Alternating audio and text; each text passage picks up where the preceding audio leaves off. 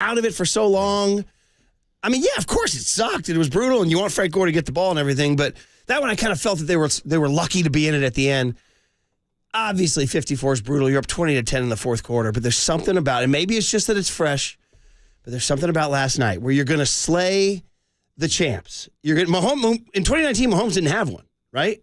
That was his first, right? That is correct. So now you got this guy who's thinking he's Brady or thinking he's Montana or whatever, and you have a second chance at him. You have a second crack at him. And you have the revenge narrative. And you have George Kittle saying, I will be back here. If my life depends, I will be back here with a revenge. And you have a better quarterback, and it's that second chance in life you never get, right? Yep. You never get that chance. And they did. And they had it for so long. Right up to the point where I'm going to start here. Okay, we can go. I know we're going to start in overtime and Kyle. And I want to start. Here's where I want to start just for the hell of it, because it's in my head right now. Third quarter, Niners 10, Chiefs 3, Jair Brown picks off Pat Mahomes. Exactly where I wanted to start the show today, Murph. Bro, that is the moment where you're going to win the blanket Super Bowl. And Kyle, this isn't the entire reason. Kyle calls 3 straight passes. Yeah. But that's where they lost their opportunity to strangle this thing. And then when the Chiefs got a 3-and-out on that, they were like, whoo, yeah, baby. We ducked that. And that's where it all started to wobble from there. But that's like things like that.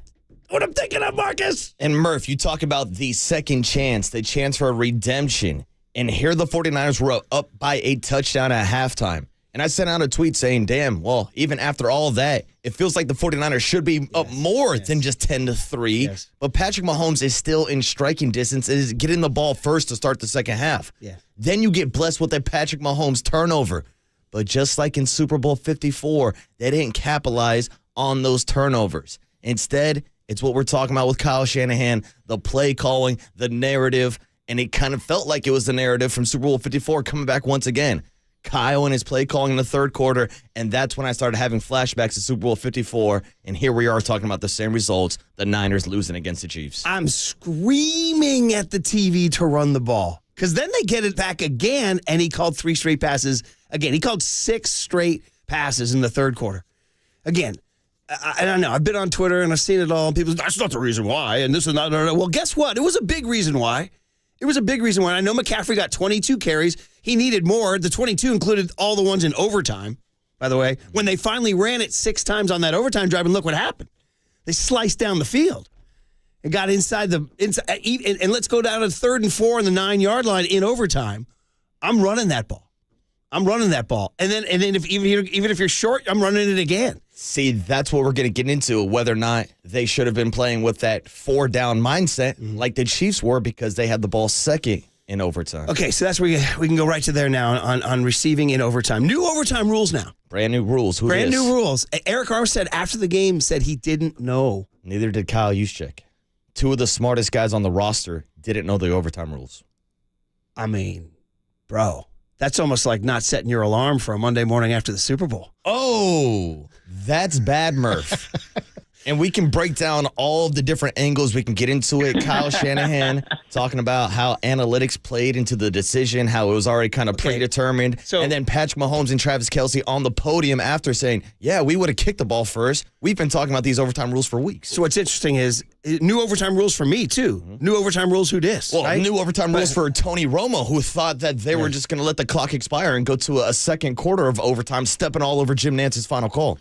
New overtime rules, who dis, meaning that I had the 16-year-olds. We had 3 16-year-olds in the living room, and they were cute, all in their jerseys. They stood up they had to stand in a certain part of the room for the entire. Anytime the Niners were on D, which was working, by the way, because Niner D played fantastic yesterday for the most part. In fact, they played fantastic the whole time. But anyway, the point is, one of the smart kids, Henry, goes, "No, this is the right move." He said, because if each team scores, you now have the 3rd possession and win the game. That made sense to me, actually. And that was Kyle Shanahan's explanation. And that is a viable argument. So another one, like, everybody's so certain. Like, I'm holding the ringer right here. Did the 49ers' decision to receive in overtime cost them the Super Bowl, right? The way it was spun to me, I get the idea that you now have a 4-down mentality. I get that, and I buy that, too. To me, it's 50-50, really, because you can craft the other argument just as strongly that yeah, okay, if we score and they score, guess what? We now have the ball and we win. Mm-hmm. So that, to me, it's not like a Bill Buckner ground ball through the legs, like brutal thing. It's kind of like your style. It's a style choice. And I can see both sides of the argument. And, of course, this is right after the 49er defense was just on the fourth quarter for the majority of the game. Exactly. So That's Kyle huge giving argument. his defense some extra rest. Yes. But there's also no guaranteed that third possession's ever going to happen. Right. Because if you don't score a touchdown, then that opens the door for Patrick Mahomes and the Chiefs to walk it off with a touchdown, just like they did last night. And, Murph, something I was thinking about, I don't know if anybody's really dissected it or even broke it down with the new rules. What's stopping the Kansas City Chiefs from scoring a touchdown on the second possession and then trying to win the game with a 2-point conversion? Even if the 49ers would have scored a touchdown, the Chiefs could have just gone balls to the wall, took destiny into their own hands, gone for 2, and ended the game right there, correct? For the first laugh track of the day in this day of mourning here, because they're not being coached by Dan Campbell. All right. So, I hear you. Listen, I'm not, again, and that one we can debate for eternity because it is new. We don't have a lot of data on this, right? Yeah.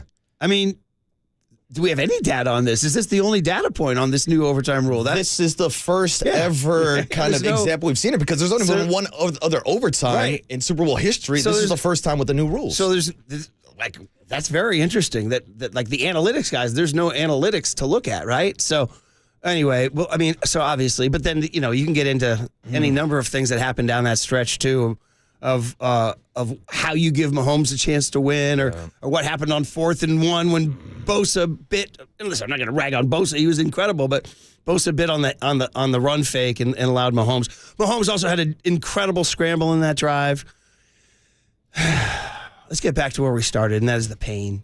I mean, before we get into all the X's and O's and just feeling everybody, for the young generation now, I heard from Walt, I heard from Grossman, they're saying, like, is this what it was like to be a Giants fan until 2010? And I think the answer is yes. I think for you guys in your Niner generation, that this is all you know, the analogy is being a San Francisco Giants baseball fan. And 1987, losing game 6 and 7 in St. Louis. 1989, getting swept by the A's. Ouch, that still hurts to say, by the way. 1993, winning 103 games, having the best team I think they've ever had with Will Clark, Barry Bonds, and Matt Williams. Kind of like this year's 3, 4, 5 guys. You know what I mean? Thank you very much. Having that 103-win team lose the NL West on the final day of the season in Dodger Stadium. 1997, winning the West with Bonds and getting knocked out by the Marlins. 1998, going to Wrigley Field and losing a one-game wild card game to Rod Beck closing it out. 2000, being the team, another great team with Ellie Burks and Jeff Kent and Barry Bonds in the middle of your lineup, and losing to the Mets when you have the home field advantage. 2002, we don't even need to say, right? Mm-hmm. So this is what I'm talking about. Like, you Niner fans of ages of 30, so what would it be, 35 and under, where you don't remember 1994? Mm-hmm. 35 and under, this is welcome to being a Giants fan before 2010. Yeah. So this is it, guys. It's part of the journey. I swear, I promise you'll get one. I told my kid last night, you'll get one. You will, and it'll be that much sweeter. It'll be that much sweeter. But I wanted that one, too. I don't care that I have 5. I wanted that one, too, last night. I wanted to beat Mahomes. I wanted to beat Let me tell you what about Kelsey now. Like, I've always been a kind of a Kelsey guy. Now I'm not a Kelsey guy anymore. I'm enough with Kelsey. And quite frankly, enough with the girlfriend. All right? Listen, she's enough great. with the damn Chiefs overall. She's great. Yeah, the Chiefs overall. I'm done with the Chiefs. Did you see that stat I sent you? No, Murph, let's not get into the stats. Josh Dubow firing shots. Andy Reid and Pat Mahomes now have more coach quarterback wins in Allegiant Stadium than any Raider head coach or quarterback. This is the darkest day in Bay Area history. I'm over-exaggerating, but what are we doing, Murph? We feel the pain. Everybody, 808 KNBR is the phone number, obviously. We're here for you. I mean, we know all we've talked about right now so far, the overtime and the third down, post-third down pick. There's about 10 million other things. And I just want to say this in the opening segment for the record. Brock Purdy was there for the moment. Brock Purdy played well enough to win. He did. Mm-hmm. I mean, listen, that was a hell of a defense. Spagnuolo's defense is legit. And they did a good job spying on him and stopping his scrambles. Yeah, something that the 49ers did not do, put a spy on Patrick Mahomes. Yeah. Well, they kept... Actually, I thought until you're talking about in overtime, maybe? Yeah, overtime. Well, I thought for the most of the game, they actually bracketed him great. I can think of snap after snap after snap where when his guys weren't open and he had nowhere to go. He got sacked a couple times, right? And then he threw balls away. I actually loved. First of all, and let's say this. I said this about Purdy. I thought he met the moment. I thought he was very, very good. Obviously, when you don't win a Super Bowl, you're gonna be that guy who was the second best quarterback on the field. But I actually thought Purdy was definitely not the problem, and I'm ready to go with this kid into the future. Okay. And number two, dude, we talked about the D-line all week. I remember guys like Mike Lombardi coming on. Those guys got to play. Those guys were terrible. After that Lions performance, I thought the D-line was tremendous yesterday. And maybe that had to do with Tooney being out and Allegretti being in, maybe, but they took advantage of it. And I thought guys like Chase Young, Randy Gregory, Eric Armstead, Nick Bosa, Javon Hargrave, all those guys flashed, and all those guys dominated the line of scrimmage for much of the game. I mean, dude, the Chiefs had very few points for most of that game, right? They're not wrong. Want to just end it on this, and then we got to go to break. I know. The Niner defense in regulation allowed one touchdown, and it was a 16-yard drive.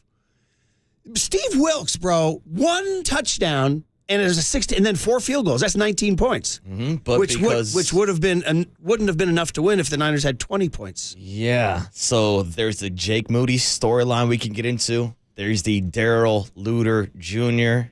incident that we can get into, and Ray McLeod trying to scoop that ball up instead of diving on it. But all those things accumulated in the 49ers losing a Super Bowl once again, Murph. Man. Well, we're here for you guys. I mean, if there's ever a day to gather around the campfire, today's the day. 808 KNBR is the number. 415-808-5627 is the Golden State Lumber and Building Materials text line. Damn, y'all, I wish I could tell you a different story, but I can't. But we can talk about it next on KNBR 104.5 and 680, the Sports Leader. American Canyon. Shout out to you for supporting KNBR, American Canyon's sports leader. Here's what's trending now. Trending now. On KNBR.com.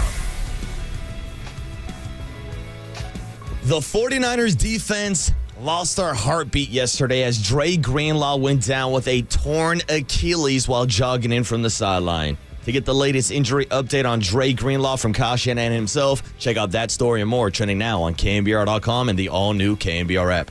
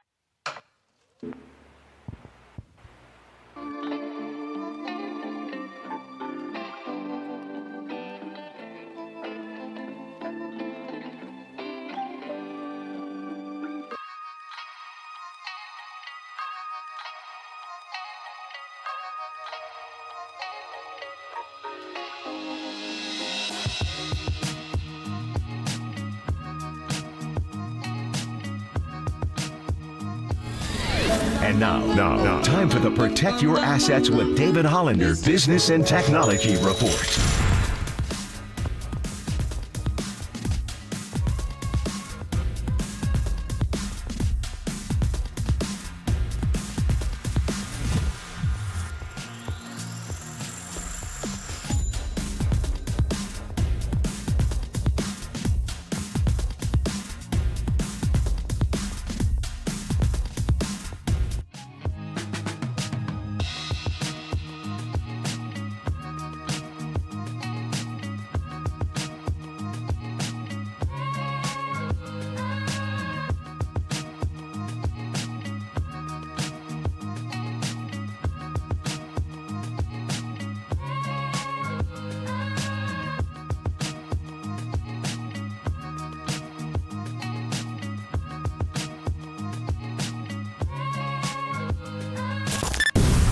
This is KNBR, and this is Murph and Marcus on KNBR 104.5 and 680, the sports leader.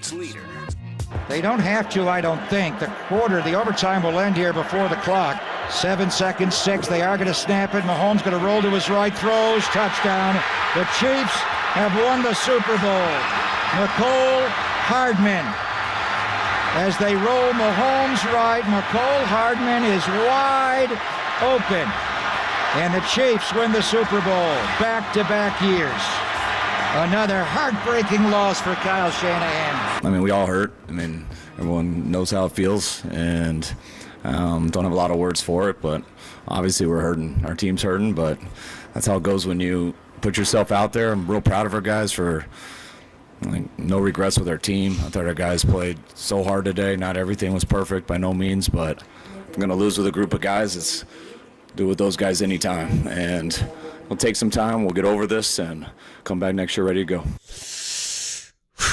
Man, just reliving that with that audio of the Greg Papa call took me right back to the living room where we had a boisterous crowd, the 3 teenagers and Coach Jim and everything, and Rory down, not even playing Fortnite, and we had Amichis and all that great stuff. And I'm just thinking back to that exact moment when they roll what they call corn dog, the short motion, this play that Andy Reid has that gets you wide open. And nobody in our room said a word. We just stood. I just sat on the edge of the couch with frickin' Eric Clapton's "Tears in Heaven" rolling through my head.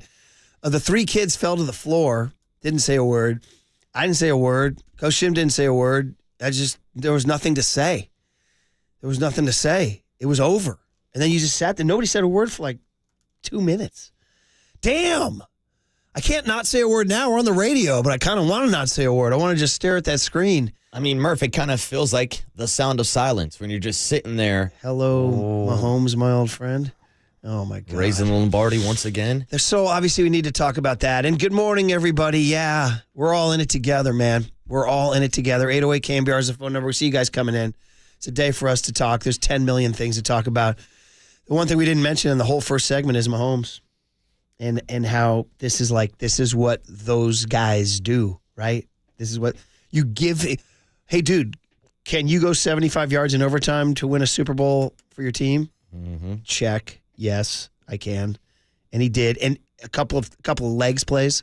Fourth and 1, and then that long scramble when he got down. I don't have the play-by-play right in front of me, but when he got down to about the 20-yard line, where he just took off and ran up the middle. You were saying no spy. No, and that's what we talked about so much last week when we were talking about the game plan of Kansas City and Andy Reid. And as great as a performance that the 49ers defensive line had yesterday in the fourth quarter and in overtime, Andy Reid was, in my opinion, just straight up out-scheming Steve Wilks for as good as the defense played, because with that pressure, what did Andy Reid do? He went into his bag of tricks with all those screen passes, and then with the game on the line, 4th and 1, he's had this RPO, read option play in his bag all season long for Patrick Mahomes. So it was Mahomes with his legs, and it was Andy Reid in the screen game, which really was the Kansas City offense in the second half of this game. Yeah, I wonder how much fatigue played a role in it then, because I really do. I saw somebody came at me and like, Wilkes needs to be fired. I'm like, no, man, Steve Wilkes I thought was fantastic in this game.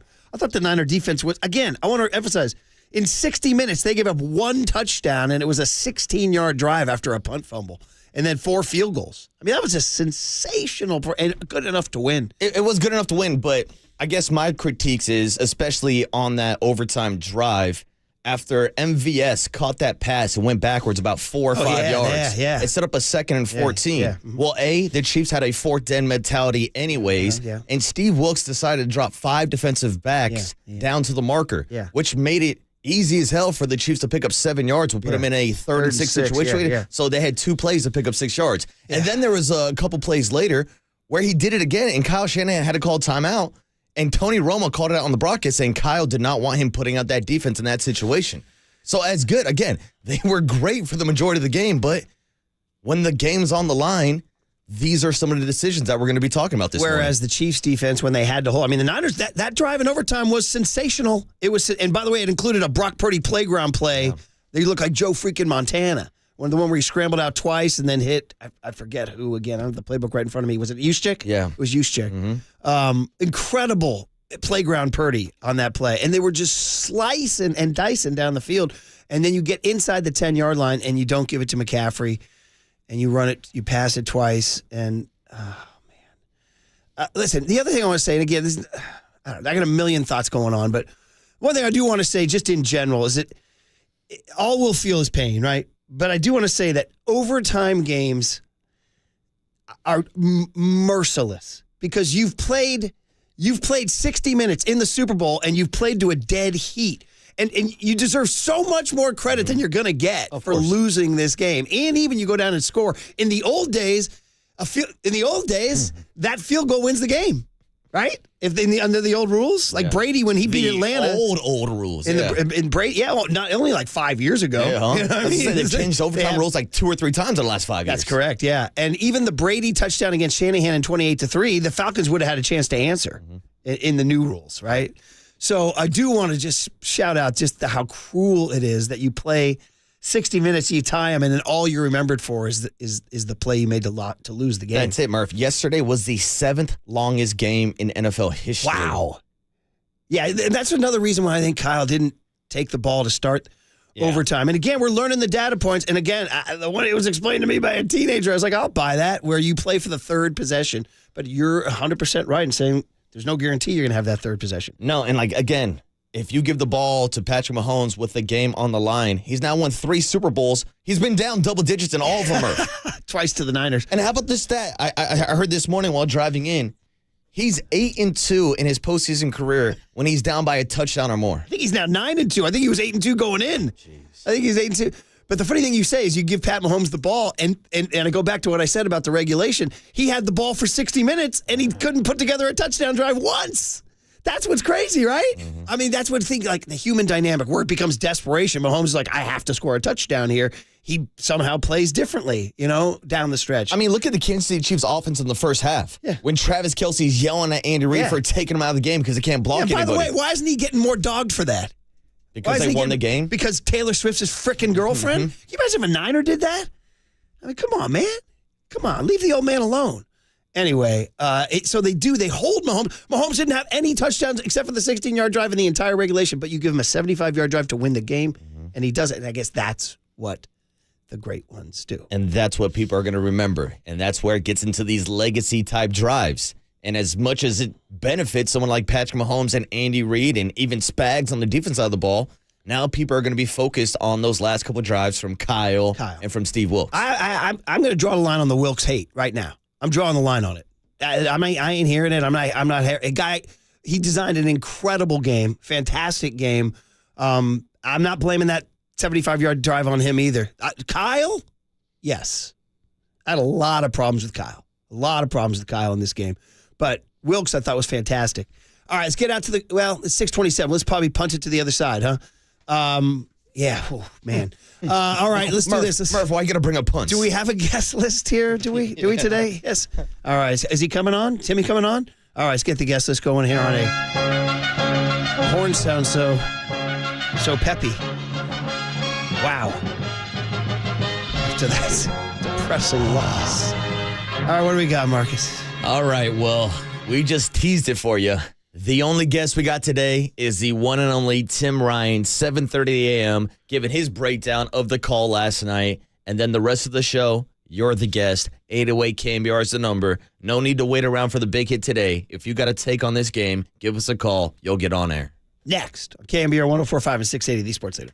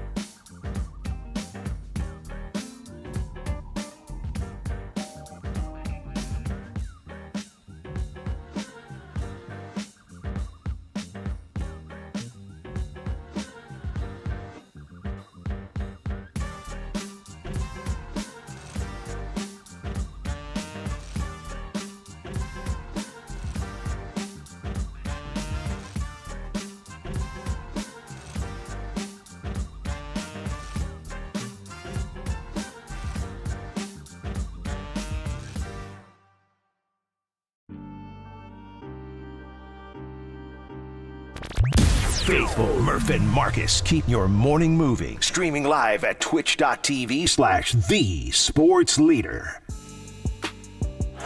First and goal. Mahomes flings it. It's there! Hartman! Jackpot! Kansas City!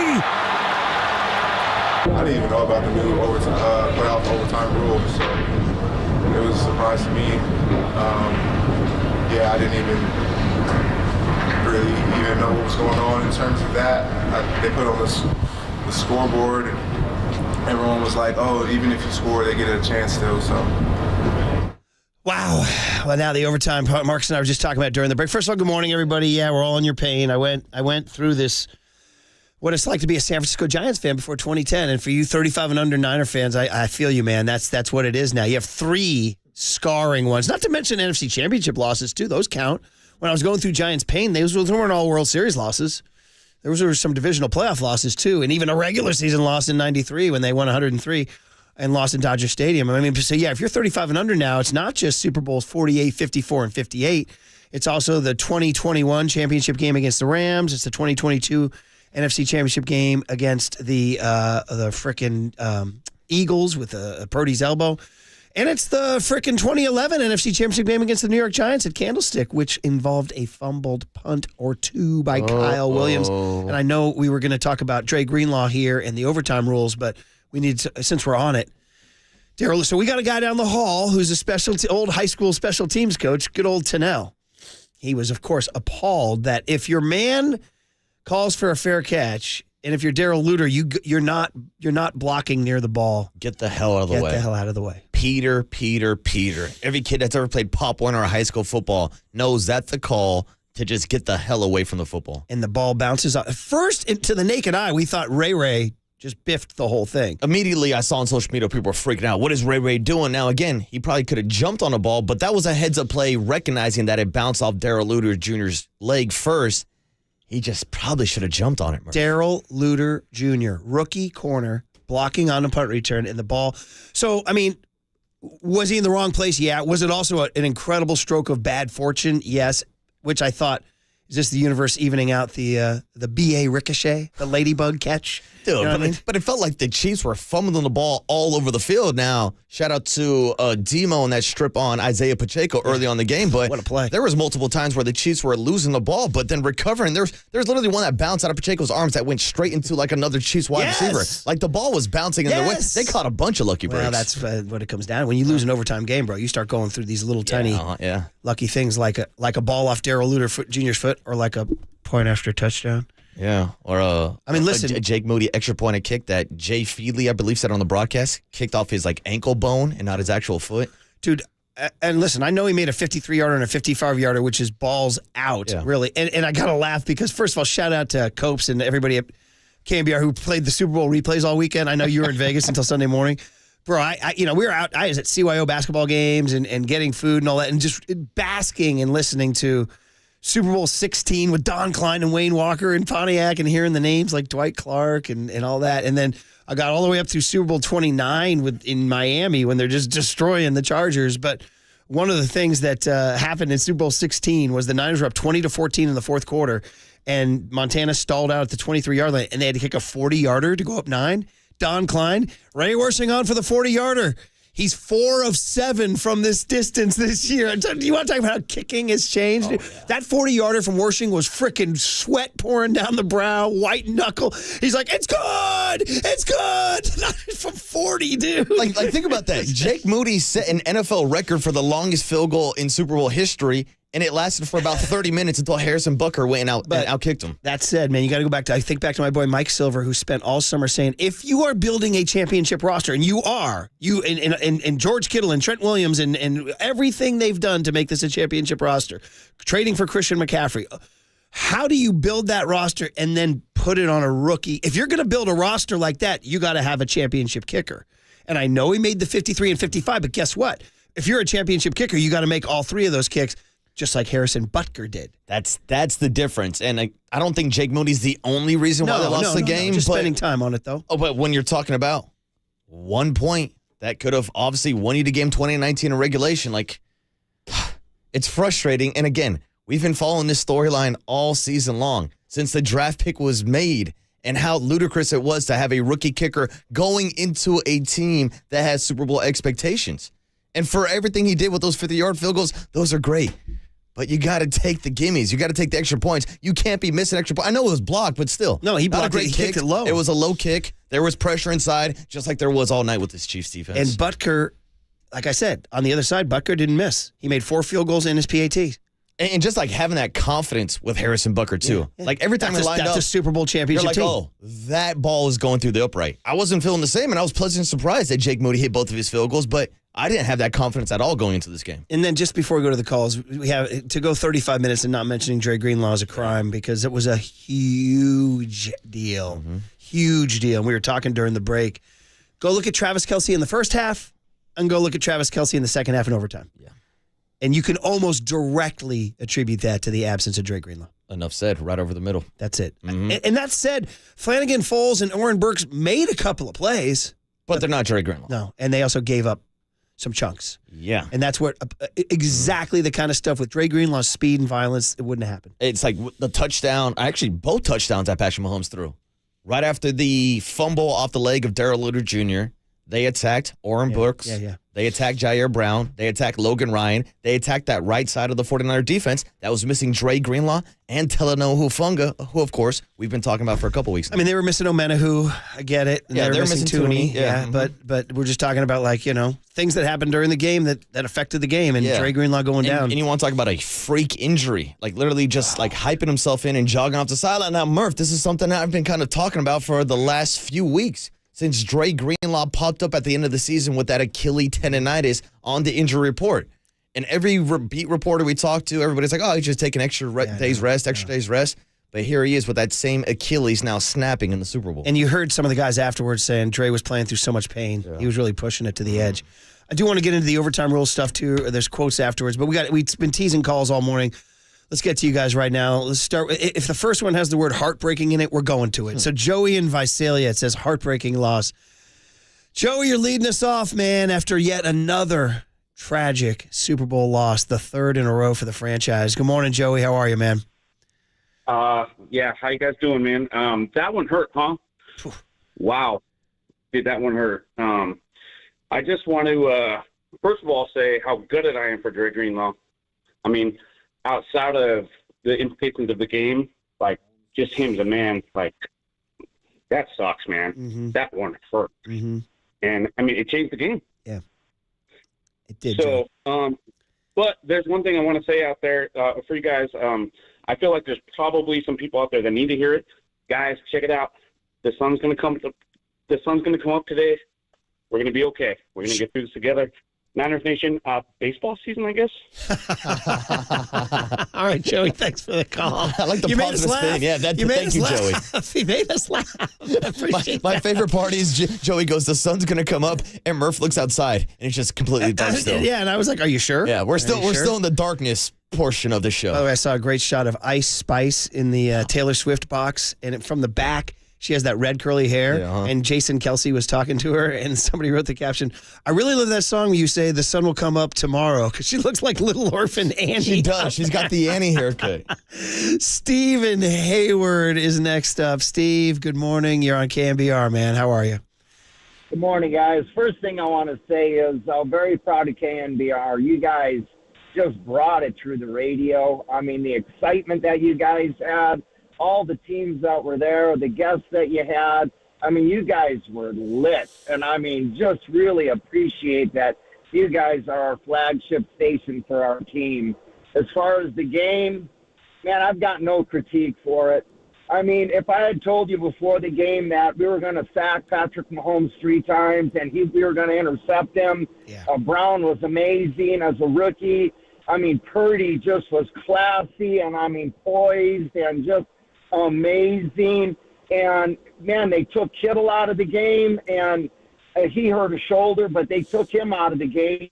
And we lost Greenlaw. I mean, that was the key. I mean, we could blame Moody. He set a record. He 55, 53-yard field goals. I mean, amazing. They all played amazing.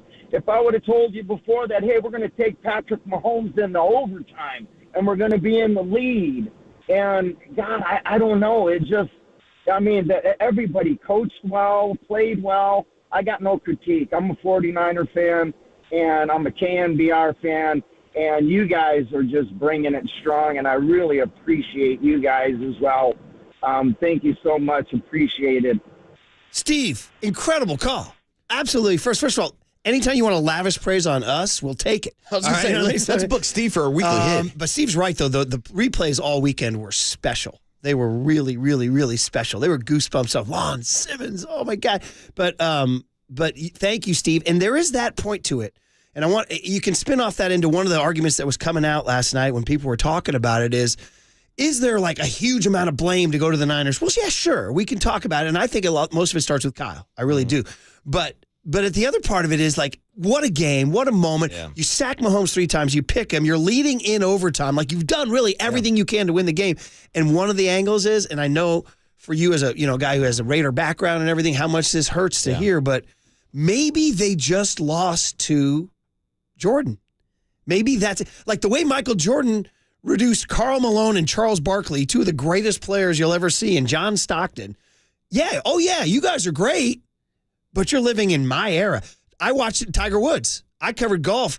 Phil Mickelson, Ernie Els, Sergio Garcia, David Duval, all these great players who at any other time in history would have won all these majors. And Tiger's like, nah, I'm taking them. Yep. And the way Jordan said to Barkley and Malone, you're not getting them. I'm getting them. And the way Mahomes has now said to Kyle twice, it's mine. And that's why last week we said that the 49ers would have to play damn near flawless football. They had to be at their best. And they had a good performance yesterday, but it wasn't a great one. And that's why we do have to give credit to Patrick Mahomes, to Andy Reid, to Spags on defense now.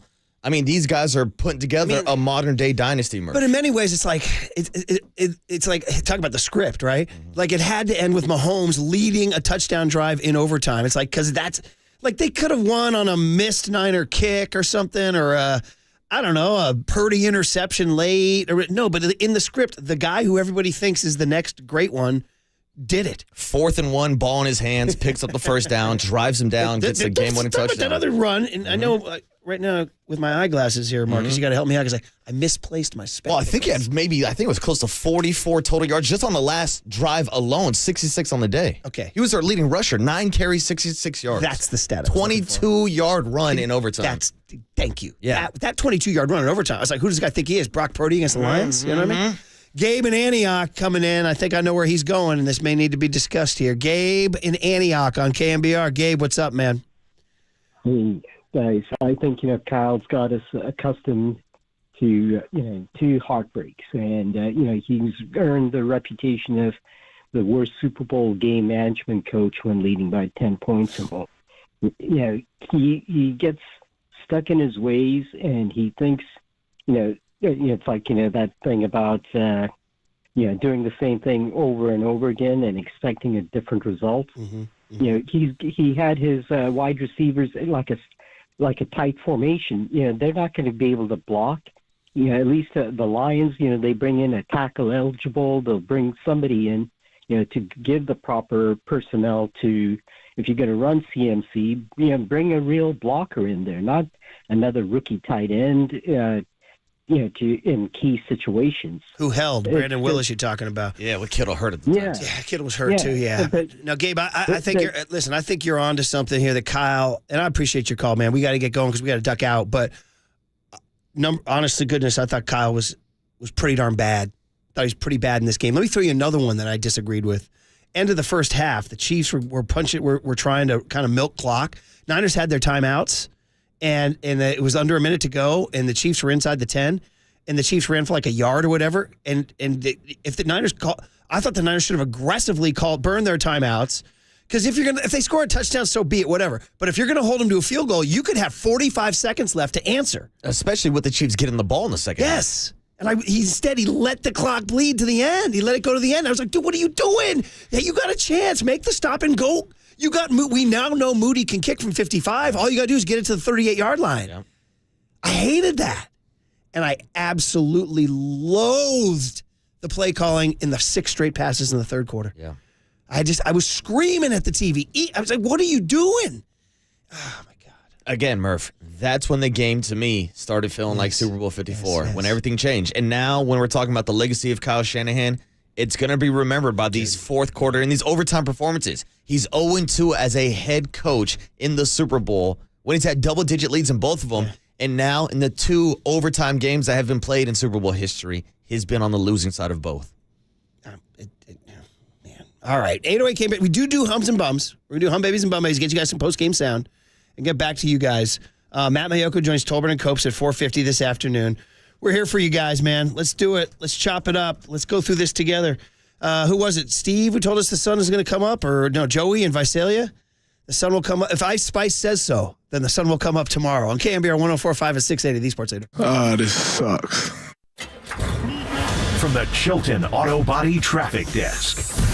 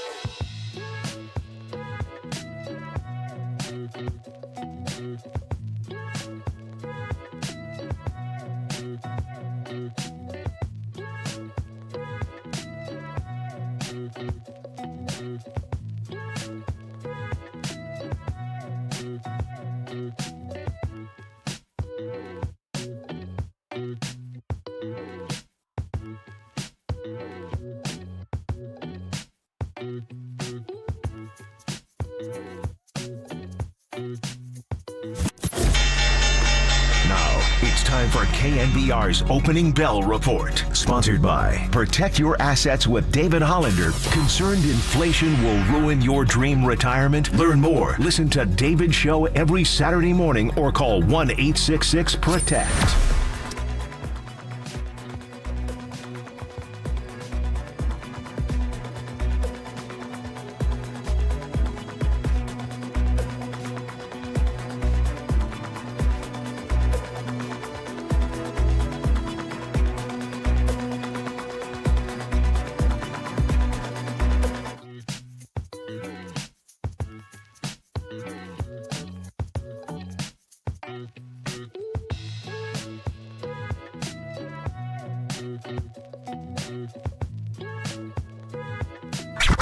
What do you want? The same as you, to remember. Time now for Total Recall. San Francisco! Adios, A look back at the highs and lows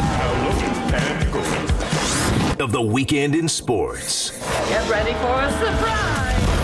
Sponsored by Amici's East Coast Pizzeria. When you want the best pizza in town, Amici's delivers.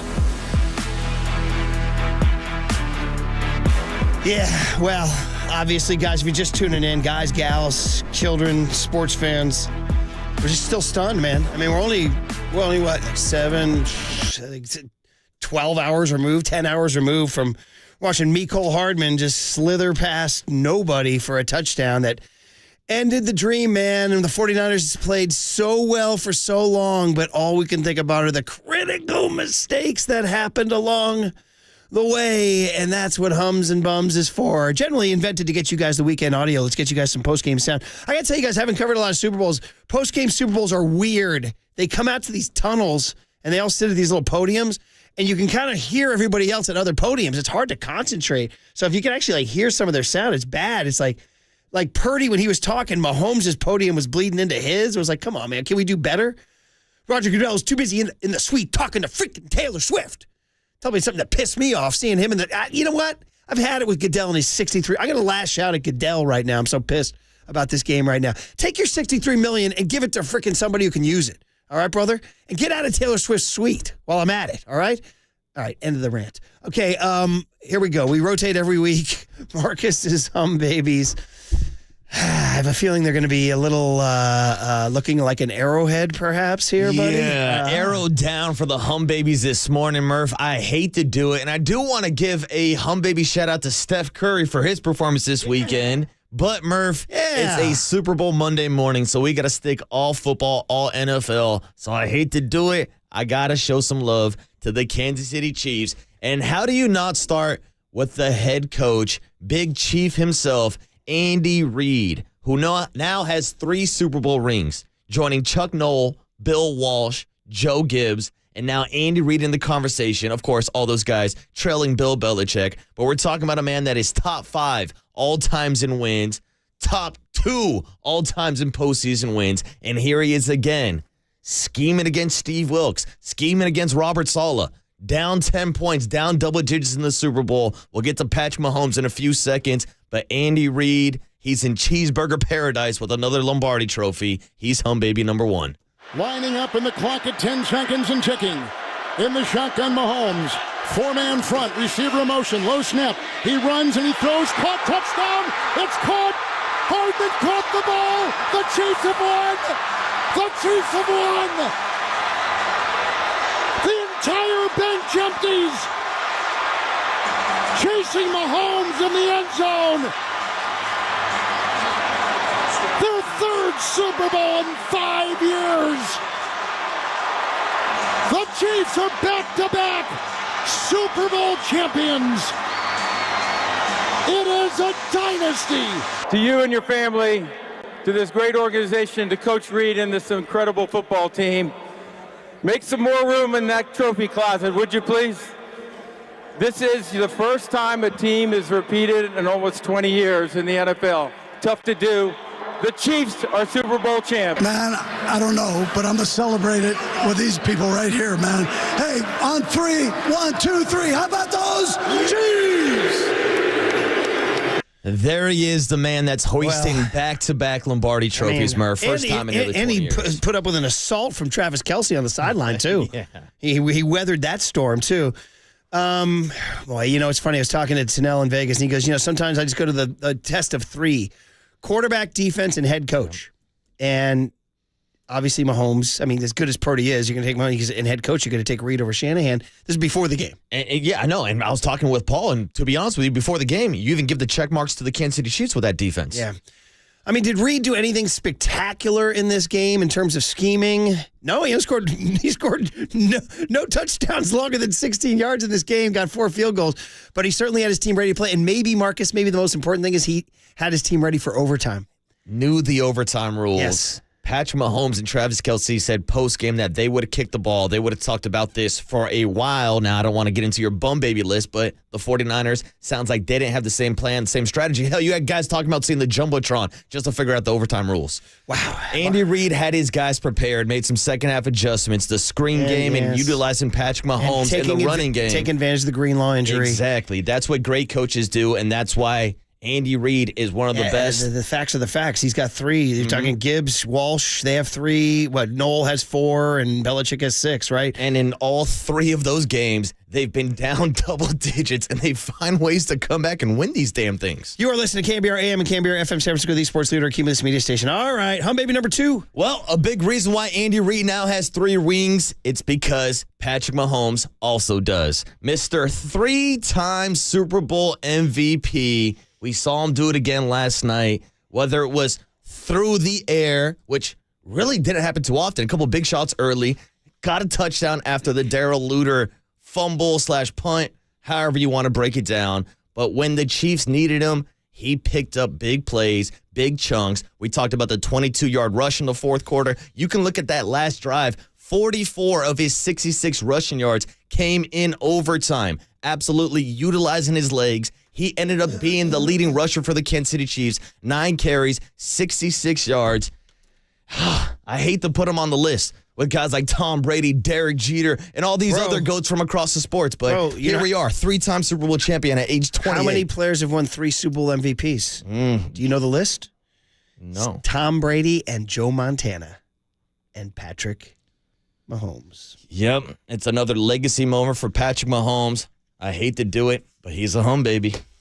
They don't have to, I don't think. The overtime will end here before the clock. 7 seconds, 6. They are going to snap it. Mahomes going to roll to his right, throws, touchdown. The Chiefs have won the Super Bowl. Nicole Hardman. He's a legend, man. He'll do that. And McCall Hardman, man, battling through adversity this year, being in that moment and making that play, that's special. So is it a dynasty now? Yeah, it's the start of one. We're not done. I know we're going to celebrate tonight, celebrate the Pride Wednesday, Kansas City, but we're not done. We got a young team. We're going to keep this thing going. Oh, how about that? Were those words chilling to you? We're not done. We're going to keep this thing going. Mahomes, Kelce calling for the 3-peat, too. Well, they do have, I'll tell you what, they got a young defense, and those corners, Trent McDuffie and L'Jarius Sneed, those kids, and Karlaftis on the D-line, he's right about that. His tight end doesn't have a whole lot of gas left in his tank, although he had enough last night to catch 9 balls, and Mahomes is 28. He's not done. Between him and the young defense, they are in the mix, right? They're in the mix next year. Oh, Murph, they got to be the Super Bowl favorites. Although I did hear this morning driving in that the 49ers are a favorite to win the Super Bowl next year. The Chiefs are underdogs once again, but Patrick Mahomes, we probably shouted this down, on the podium yesterday, he made sure to let everybody know that the Chiefs are never underdogs, and they should never be labeled as underdogs. Get that whole narrative out of here. When it was 4th down in overtime and the Niners were up 22-19, I'm like, did Vegas get it right? Niners -2. All right, let's move on. What else you got, buddy? All right, hum baby number 3. You're going to see a common theme of Kansas City Chiefs, but I'm going to the defense here, and I'm going with Spags, who now has his 4th Super Bowl ring. We broke down the matchups all last week and how much he loves the blitz. Well, he was bringing the blitz all night long and just creating matchup nightmares for this 49er offensive line. Murph, there was a season-high 9 instances yesterday where a Kansas City Chief defender was unblocked because of the blitz. Wow. Everybody's going to focus on that 3rd down play. Of course, Brock Purdy and the boys driving down to the Chiefs end zone. Yeah. And Chris Jones, of all people, who also had a team-high 6 pressures on a day, is untouched impeding the vision of Brock Purdy. Now, we can get into the X's and O's with Tim Ryan, whether or not Colton McKivitz should have gone to the outside or stayed inside to block Chris Jones. Somebody has got to block Chris Jones. But that goes back to Spags, dialing up the blitz in that situation, creating an unblocked defender, disrupted the entire play. Spags was in his bag. I think he kind of outcoached Kyle in that second half also, taking away the run and putting him in those long situations. Steve Spagnuolo, home baby number 3. Well, they got really, really good players in some key positions. And then the rest of the guys are very well coached. They play that scheme, as well as anybody. You can tell that Spags has his fingerprint all over those guys. They run to the ball, they play hard, gritty, and like you said, they got an extremely dominant defensive lineman. They got a dominant corner. They got safeties that can really tackle. They got really, really good athletic linebackers that play downhill. So, it's no shock that they're successful. How much?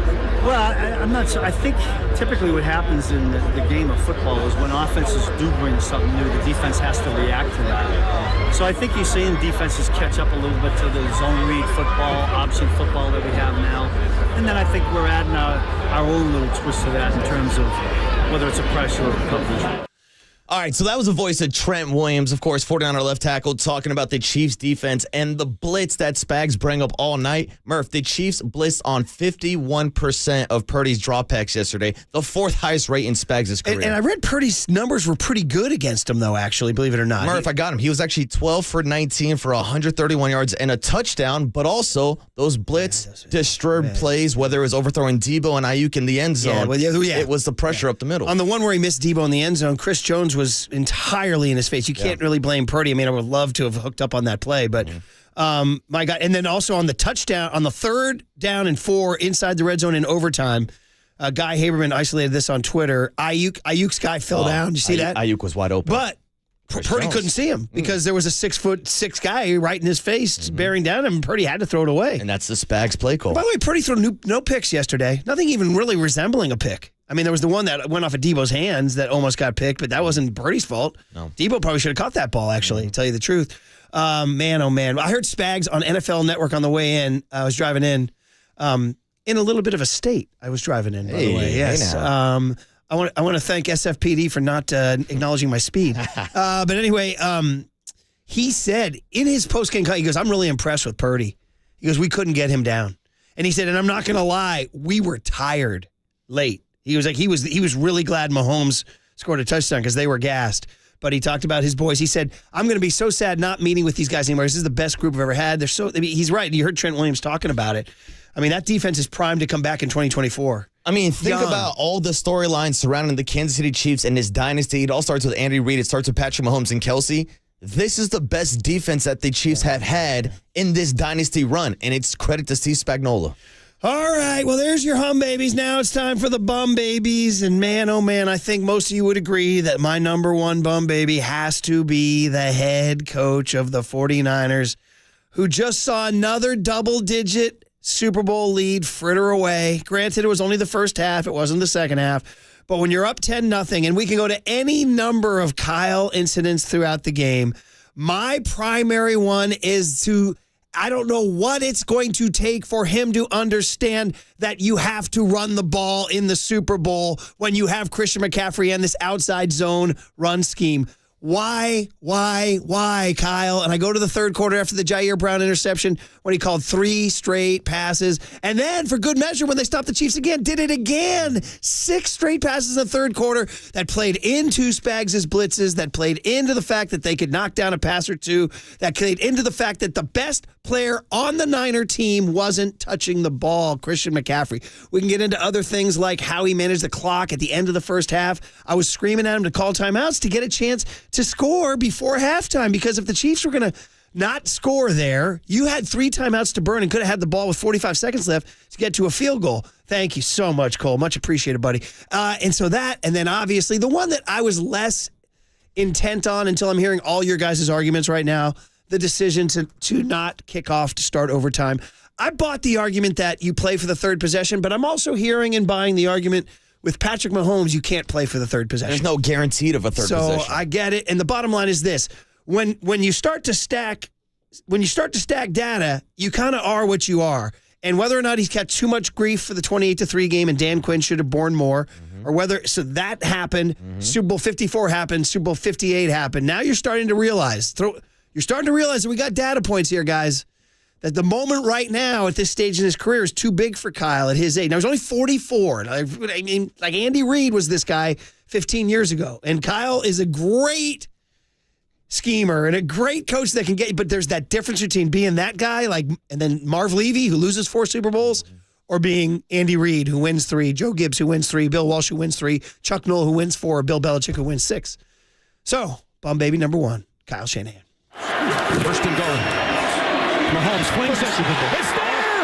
Hardman! Jackpot! Kansas City!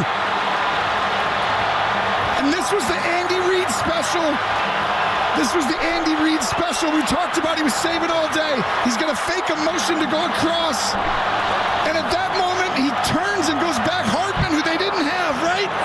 And they go get Hardman and bring him back. And the game-winning drive of Mahomes' career, he's been waiting for. He's won Super Bowls, but he's never had it in an overtime.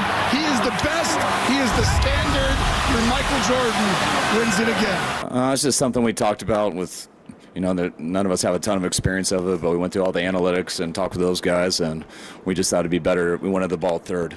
If both teams matched and scored, we wanted to be the ones who had the chance to go win, and we got that field goal, so we knew we had to hold them to at least to a field goal, and if we did, then we felt it was in our hands after that. Well, there was this argument about the overtime, and you want to go down to the cut V there, young Kyle 211V, where Shanahan talks about the run game. So McCaffrey, I saw the defense from David Lombardi, who I like a lot, but he defends Shanahan till the death, and he's like 22 carries is plenty, and he only had 16 in regulation, bro.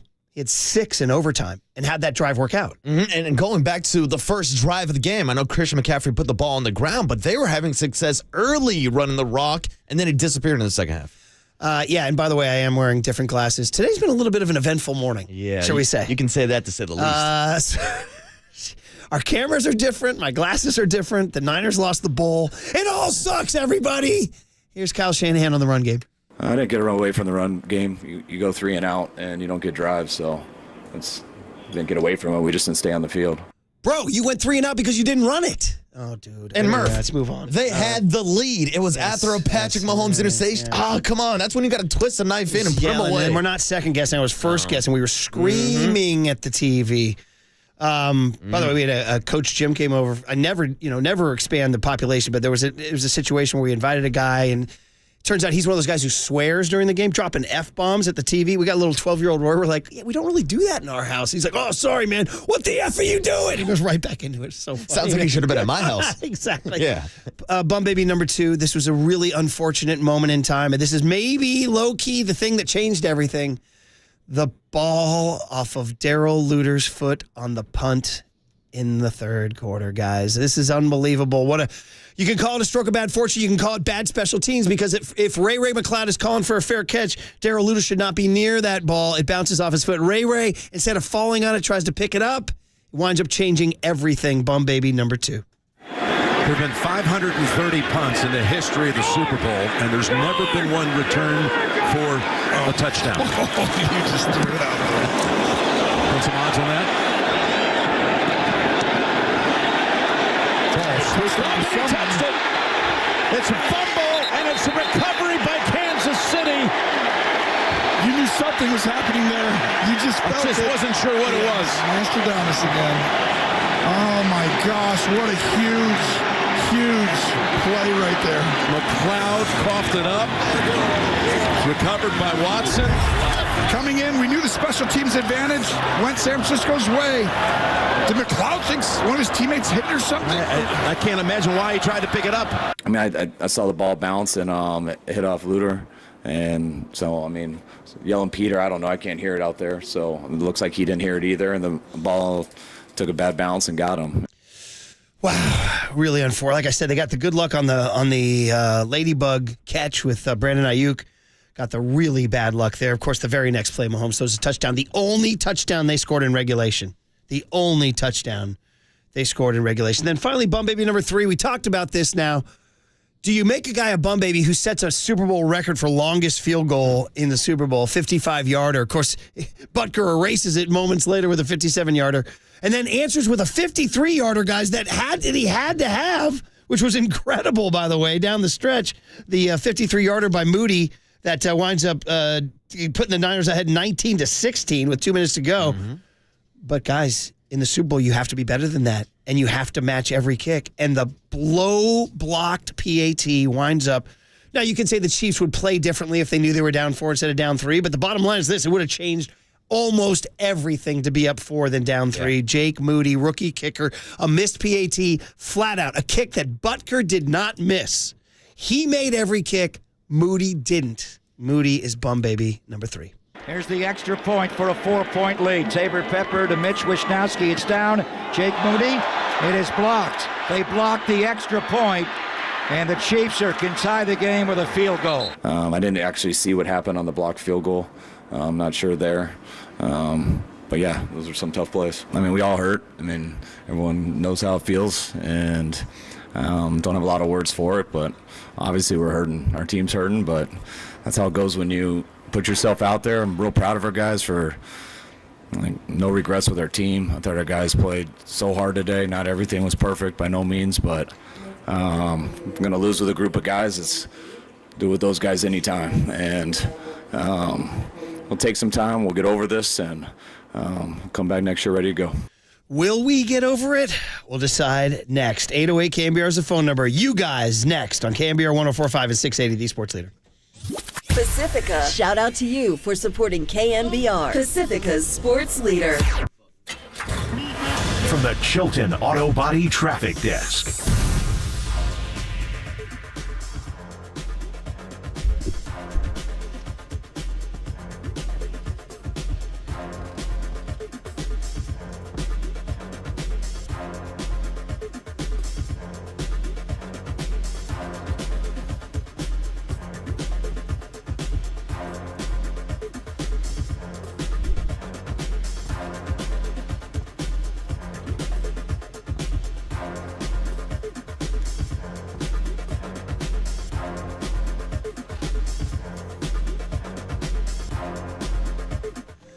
The only good news from yesterday, Amici's. We had 3 pizzas in the wings. Man, you want to talk about a hit. Those wings. We got the 50 count of wings for, dude, gone. Just a bowl of bones. A bunch of carnivores in there wolfing down that chicken. And then we went for the 3 half-baked pizzas. And then lovely and talented Candace, my bride, checked with Candace on setting the oven 5 minutes before halftime. So the time Usher's coming, taking his shirt off, we are crunching away on freshly baked.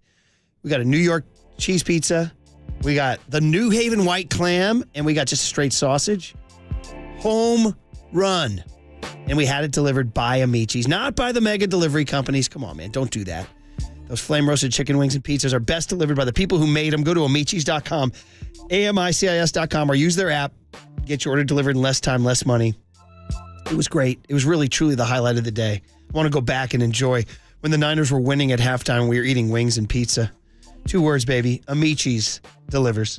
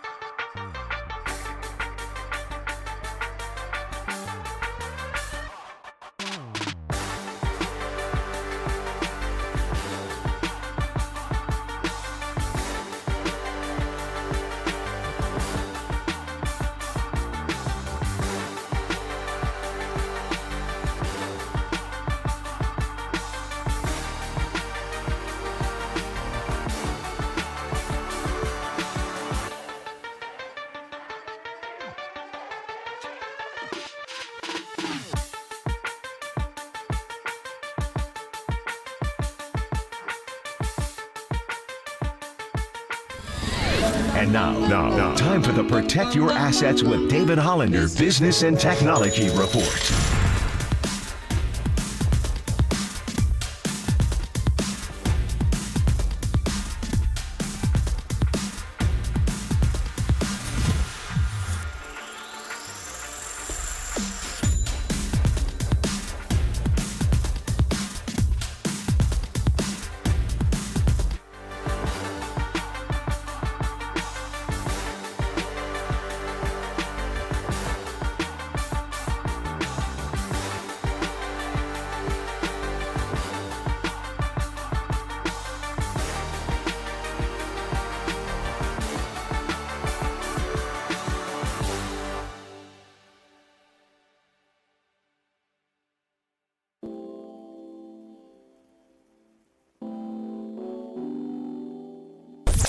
Listen to the sports leader anywhere, anytime. Download the KNBR app. Murph and Marcus continue live from the KNBR Casino Matrix Studio. Casino Matrix Progressive Jackpots are here. Where are you? Just drop in. Please play responsibly. 1-800-GAMBLER.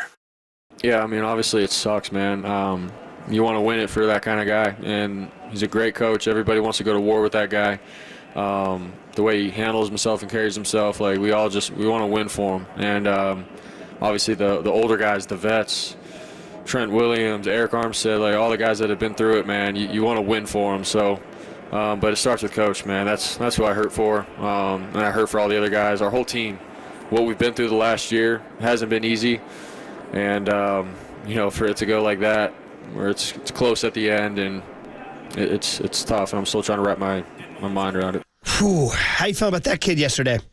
I thought he played really well. I thought that Brock had a good game. A good game. I thought he could have had a great game if he would have connected on a few more throws, but Brock Purdy is not the reason why the 49ers 23 of 38, 255, one touchdown, no picks. His rating was 89. Mahomes, 34 or 46, 333, so 80 more yards, mostly sacked 3 times. Purdy only took 1 sack. I heard Spags say on the way in, he said, we had trouble getting that guy to the ground. He goes, he said, I was even more impressed with him in person. 2 touchdowns, obviously the 16-yarder after the fumble, and then the one to Mecole Hardman. He threw the pick that Purdy didn't. Niners didn't take advantage. Mahomes, 99 passer rating. We're looking at the screen right now. And good morning, everybody. We're all in this together. And by the way, it appears Joey and Visalia is correct. The sun did come up. I guess Ice Spice and her little Orphan Annie haircut just guaranteed it, right? Yeah, shout out to Joey and Ice Spice. But Murph, going back to what we just heard on the rejoin for Brock Purdy, it does start and end with the head coach, Kyle Shanahan. And unfortunately, it ended in overtime, where the story is this morning that the 49ers didn't know the overtime rules. It's unbelievable, man. It's going to be a lot of egg on a lot of face for a long time here, man. And so we said to the phones, we're going to the phones. We'll go the deepest. We have the Juszczyk thing on the overtime. This is Kyle Juszczyk saying he thought that the Niners taking the coin flip was the right call here. You know what? I didn't even realize that the playoff rules were different in overtime, so I assumed you just want the ball because you score a touchdown and win, but I guess that's not the case. So I don't totally know the strategy there. Dude. That's a Harvard guy, by the way. Dude, I was going to say, this is the smartest guy on the team, arguably the smartest guy in the NFL, and he didn't know the rules. Yeah. Eric Armstead, a Stanford man, didn't know the rules. This is unacceptable. Oregon. Oh, yeah, my apologies. That's all right. Believe me, and if you're in the Pac-8, Oregon ain't Stanford. All right? All right, hey, let's go to Mark in London. Solomon Thomas. Exactly. Yeah. Okay, let's go the farthest out. We're going across the pond, man. We're going all the way out to London, England. We got a guy calling from London. Mark, good morning. Good morning, Murph. Good morning, Marcus. I was up late last night, fellas. Up very late. Yeah. And went to bed as the birds were singing a mournful song. And listen, man, I'm born and raised in the Bay Area. The Niners, Marcus, you don't remember this, or barely do, I guess. But I was in 5th grade, the last time we won the Super Bowl. It's just the drought. I was telling one of my friends, like, if we can ever win this 6th Lombardi, it's going to feel like the first time. Yeah. Even for someone like me who lived through at least 4 of them. And the pain, man, is real. It makes you feel alive, though. And I just want to say this. Because, you got other calls, and I appreciate you guys, what you do. I saw this documentary over the week. It's on Netflix called The Greatest Night in Pop Music. Dude! Have you heard about this? Candace and I watched that Saturday night. Yeah, that's funny. What do you got? What was your takeaway? Oh no, he dropped off. What a Did tease. you knock him off there? Oh no, What a don't worry about tease. it. Don't worry about it, guys. Hey, listen, nobody's pointing fingers. I ain't pointing fingers today. No, not today. I ain't pointing fingers today. Glad we're on air this morning, Murph. But Mark, I watched that too, The Greatest Night in Pop. It's about the We Are the World documentary, and I wondered how he was going to tie it what is into the the correlation? Niners. Mark, you got to call back because I watched it. And I'm trying to struggle other than like Patrick Mahomes is Michael Jackson because MJ comes off just looking like an absolute superstar in this thing. Andy Reid is the world. He is the children. Or Kyle, dude, Waylon Jennings walks out because Stevie Wonder decides to ad-lib some Swahili into it, bro.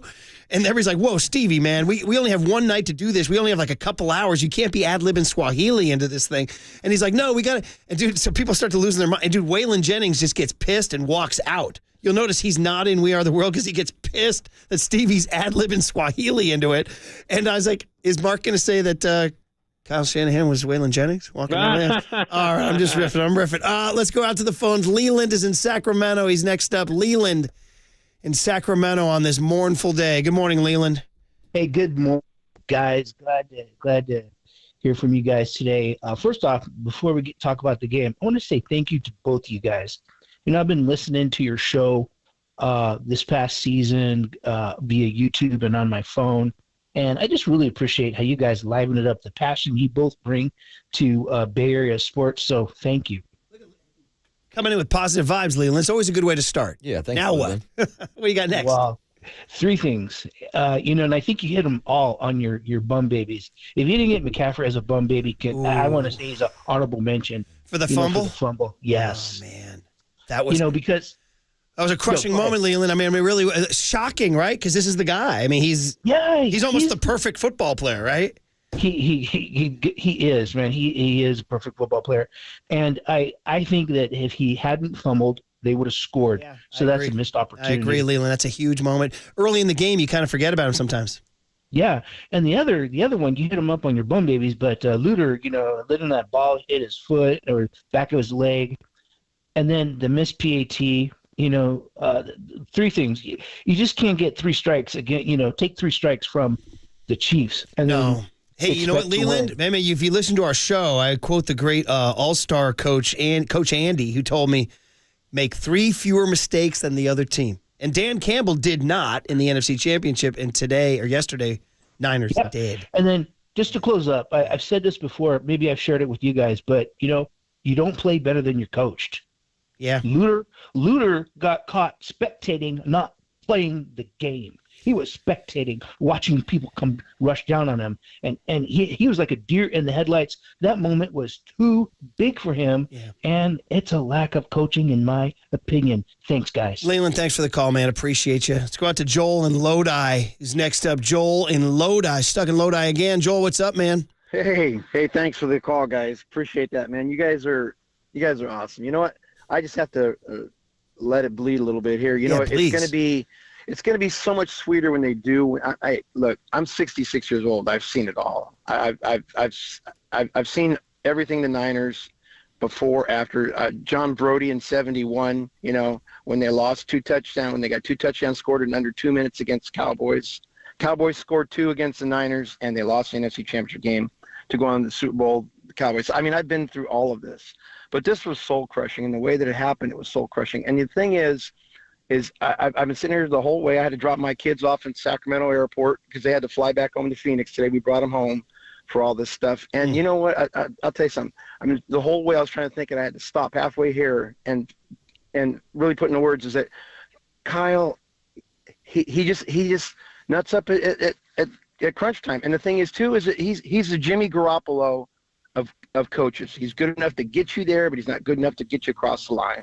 Joel, man, it's a heck of a call. It is. I appreciate the call, and it's really sweet you brought your kids up. That's really cool and all that. But a guy sent in on Twitter, he said, you know what Bill Walsh would say about Kyle Shanahan? Just good enough to lose. That's what he said. Famously said that about Steve DeBerg. Shout out San Jose State. DeBerg was the Niner quarterback when Walsh took over, and DeBerg was okay. He's pretty good, and I don't want to slander DeBerg. He's a friend of the program, but Walsh with this cutting line, he said, he's just good enough to lose. I mean, you're being the game. And right now somebody said, it's Kyle Shanahan now. Just good enough to lose a Super Bowl. Murph, and we've made these comparisons pretty much all season long, going back to last year and the career past kind of Andy Reid versus Kyle Shanahan. Now, Andy Reid won the big games and has shook that narrative.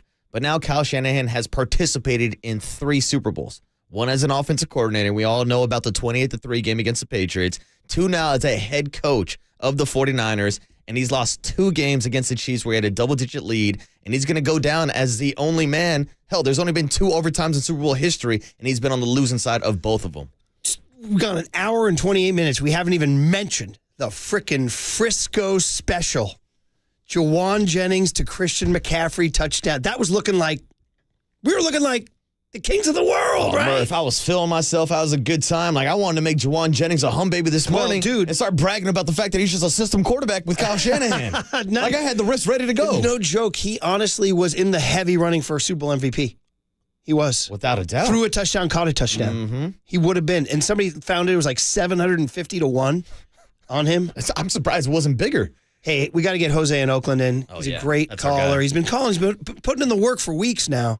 And here we are, the morning after the bowl. Jose, good morning, bro. Is it a good morning? Honestly, guys, yesterday I realized I've developed a hate rate for the Kansas City Chiefs, Seahawks, Al Davis level, okay? Because this is twice that we lost against them. We had the Kyle Williams special out there, Kyle Williams 2.0. If I remember correctly, they had pretty much the same thing where a ball kind of raised the leg, either Kyle Williams and another player, or that NFC Championship game. Okay, we had the ball, we had the Chiefs, 4-1. How do you not put two spies on Mahomes? Yeah. Okay, and then you have Kyle. I don't know what's the deal with him. He has developed this obsession with abandoning the run. When that's what he got in there. Even even the guys that were calling the game, they said, "Why are you not going back to what got you here? The wrong game." So many things that you know what. It would be easy for me to put it on any of these other guys here. Kyle Williams, Kyle Shanahan. The only thing I can say is, you know what? Mahomes, to me, honestly, I hate to say it, but this guy has reached Tom Brady level, man. Yeah. If he's there, he's going to find a way to wheel his team into a win. Yeah. And he pretty much won that game yesterday. Jose, man, great call, brother. Don't be a stranger. We're all in it together. You're right. On everything you said, you're on point. And I'm with you, buddy. Thanks for the call. I appreciate it. To the point where the visceral hatred of the Chiefs is getting into. And somebody pointed out now, history, there's nothing new under the sun. This is how the Bengals feel about Montana and the Niners.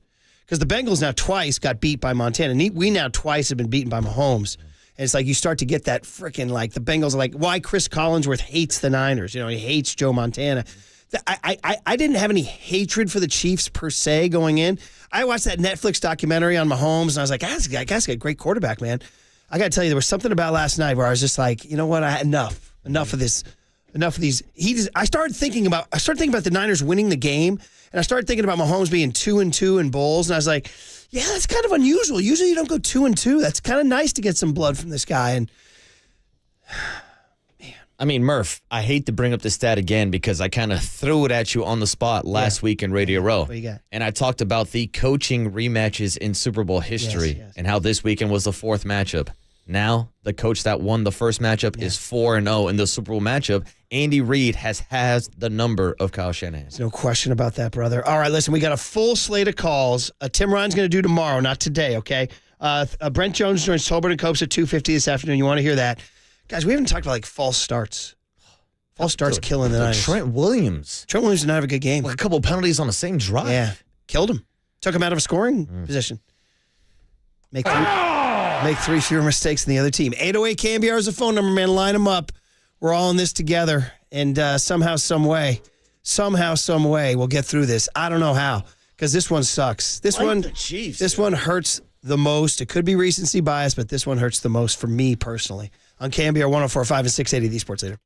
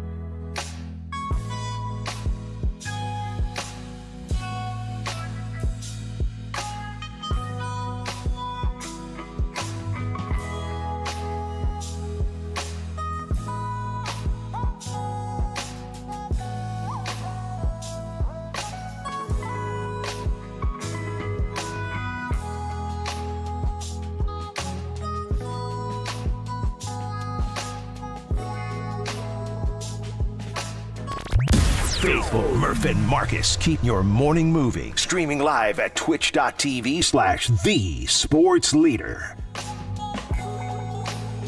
We were playing good defense most of the game, and obviously it hurts when it comes down to defense and we don't get it done. Gotta say, maybe the only thing that's getting me through this morning is plumbing into young Tony's kind of morose rejoins. Like, he's got a whole Rolodex. We went, obviously, with so far we had, last record was Pearl Jam Black, which will get you every time.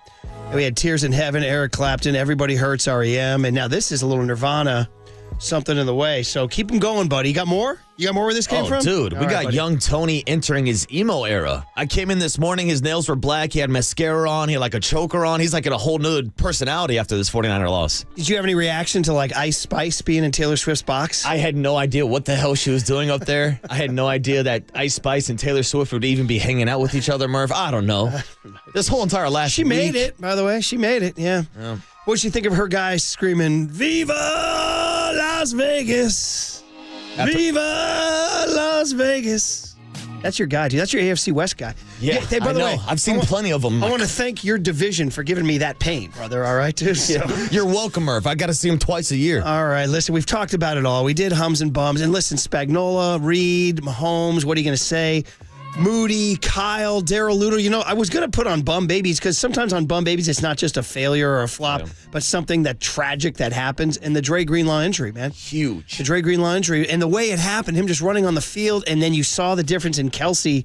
I have the stats here in front of me here because we have the halftime and the first half stats. Let me give you guys just a little. I can tell you he had one catch for 1 yard in the first half. One catch. That's it. For 1 yard in the first half. And in the second half, ready? 7 catches for 85 yards. That's entirely linked to Dre Greenlaw's absence. Plus overtime, he had another catch too. So he ended 9 catches, 93 yards on 10 targets on the day, Murph. Just glad he didn't win the freaking MVP. No, but like that's credit again to Andy Reid. Yes. Even though they're arguing before the first half, even though he's getting kind of taken out of the game by Fred Warner, he recognized Dre Greenlaw's out. They're already playing with backup safeties because Talanoa Hufunga's been out for the entire season, and that's why he gets the ball in the hands of his playmakers. Vice versa, we can talk about the total carries for Kyle Shanahan, but when you had a chance to put the Chiefs away after Patrick Mahomes turned the ball over, you got to get the ball into the hands of Christian McCaffrey. You got to run it, too. You got to. I don't care if you're running it. I don't care if you're setting up screen passes. Look how creative Andy Reid got in this screen game in the second half once he wasn't having success with his offense. Those were the second half adjustments. You got to feed your playmakers, and it's a big reason why the Chiefs came back in that second game. Half yards, Chiefs 223, Niners 117. They got him by 100 in the second half. Out to the phones. The guy waiting the longest is a man all the way out in Cheesehead Land, Wisconsin. I saw somebody late last night on Twitter saying, "I'm already taking the Packers in 24. I'm like, bro, can I just mourn for right now? Can I do that? Matt in Wisconsin, how are you, brother? Guys, good morning. Not doing well. Yeah, it's a tough one, man. Really tough. It's a tough one. It's a really tough one. This one for me was the absolute worst. Listen, this was the best shot Kyle Shanahan and the 49ers will have in the foreseeable future. Yeah. Great to talk to you, by the way. Thank you for taking my call. Yeah. But listen, this is the most talented squad he's ever had. We were the number 1 seed and against a very beatable Chiefs team. This Chiefs team went through the AFC like a sift through grass. They held us. They beat us in the 74th minute of this football game, and it's inexcusable. They held the Ravens to 10 points. The 49ers had this, you guys, and this one is a soul crusher. You look at Nick Bosa and McCaffrey after the game. They were absolutely shell-shocked. I don't know how we recover. Well, Matt, to your point, I mean, of course, human beings recover, and it'll be a long time between now and September, the first game. But I will say this, Matt, and what's a daunting thing, and I'm not trying to be the downer, I'm just spitting facts here. Super Bowl loss hangover is a real deal. That is a real deal. Look what happened to the Eagles this year. Look what happened to the Bengals after theirs. Dude, this is what happens. And it's been one of the tenets I truly do believe in, that a Super Bowl loser has a lot of trouble filling the tank for the next year. Well, Murph, think about the 2019-2020 team, going back to Super Bowl 54. Deebo Samuel was a rookie. Fred Warner and Dre Greenlaw are babies in their NFL career. So is Nick Bosa. They probably thought they'd have 4 or 5 or 6 different opportunities by now, and it took them 4 years just to get back. And to be honest, Matt, I mean, the Niners are not as young as you think. I mean, Kittle's 30, Trent Williams 35, Warner's getting late 20s now. I mean, they are not as young as the Chiefs are right now, or as the Lions are or the Packers are. Christian McCaffrey, by running back age, is approaching 30. The mileage he put on his body this year was insane. So, Matt, I'm with you, brother. It's going to be very difficult to bounce back from this one. Thank you for that call. And again, I don't want to I'm not trying to bury the 2024 season already here on February 12th. But it's going to be a major challenge. And here's the thing. Major challenge to pick yourself up off of this one. And the Super Bowl window is shrinking. Yes. Because next year, I believe, is the last year on Brock Purdy's rookie contract. Yeah. Which means here's your pretty much balls to the wall moment. I mean, it's already been Super Bowl or bust, but we know how much is going to change financially in 2 seasons. That's why right now, with this defense, with this quarterback, bringing in all the pieces they had, man, it seemed like everything was lining up. But obviously not. And they had it. There were any number of different ways they could have won that game. Any number of different ways. Mark in Brentwood is on KNBR 1045 and 680 at 808 KNBR. Mark, good morning. Murph, Marcus, good morning. Thanks for taking my call. Yeah, man. Hey, I'll tell you, you guys can correct me if I'm wrong. I might have had a beverage or two. But I felt like the turning point of the game was the final drive of the regulation. I think the Niners had the ball with 5.5 left, and they started driving. And I said, we have to play this like it's the last drive. Let your best player, which I think is Brock Purdy, or one of our best players, I want him to put it on his shoulders and not give it back to Mahomes. And at the 2-minute warning, I thought, if we settle for a field goal, they're going to get the ball back with plenty of time. And so, it's very hard to predict what would have happened, but I would have liked them to have played a little bit more aggressive and actually tried to bleed that clock down and not give Mahomes. So I'm looking. I'm with you, buddy. It would have taken artful things. So here's the deal: they were doing great, and they had a 1st and 10 on the Chiefs 40 with 3:27 to go. They ran it to McCaffrey for 5. 2nd and 5 on the 35, and they threw a pass to Kittle. Now he stayed in bounds, I believe. We got to the 2-minute warning, and then on 3rd and 5 from the 35, they threw it again incomplete. I'd have run it. I really would have. And then they wound up kicking the field goal. So I would have run it on 2nd and 3rd down to continue to force. First of all, you're gaining, okay? And second of all, to force the Chiefs to burn some timeouts or get that clock lower. Because, Mahomes got the ball with 1:53 left. Yeah.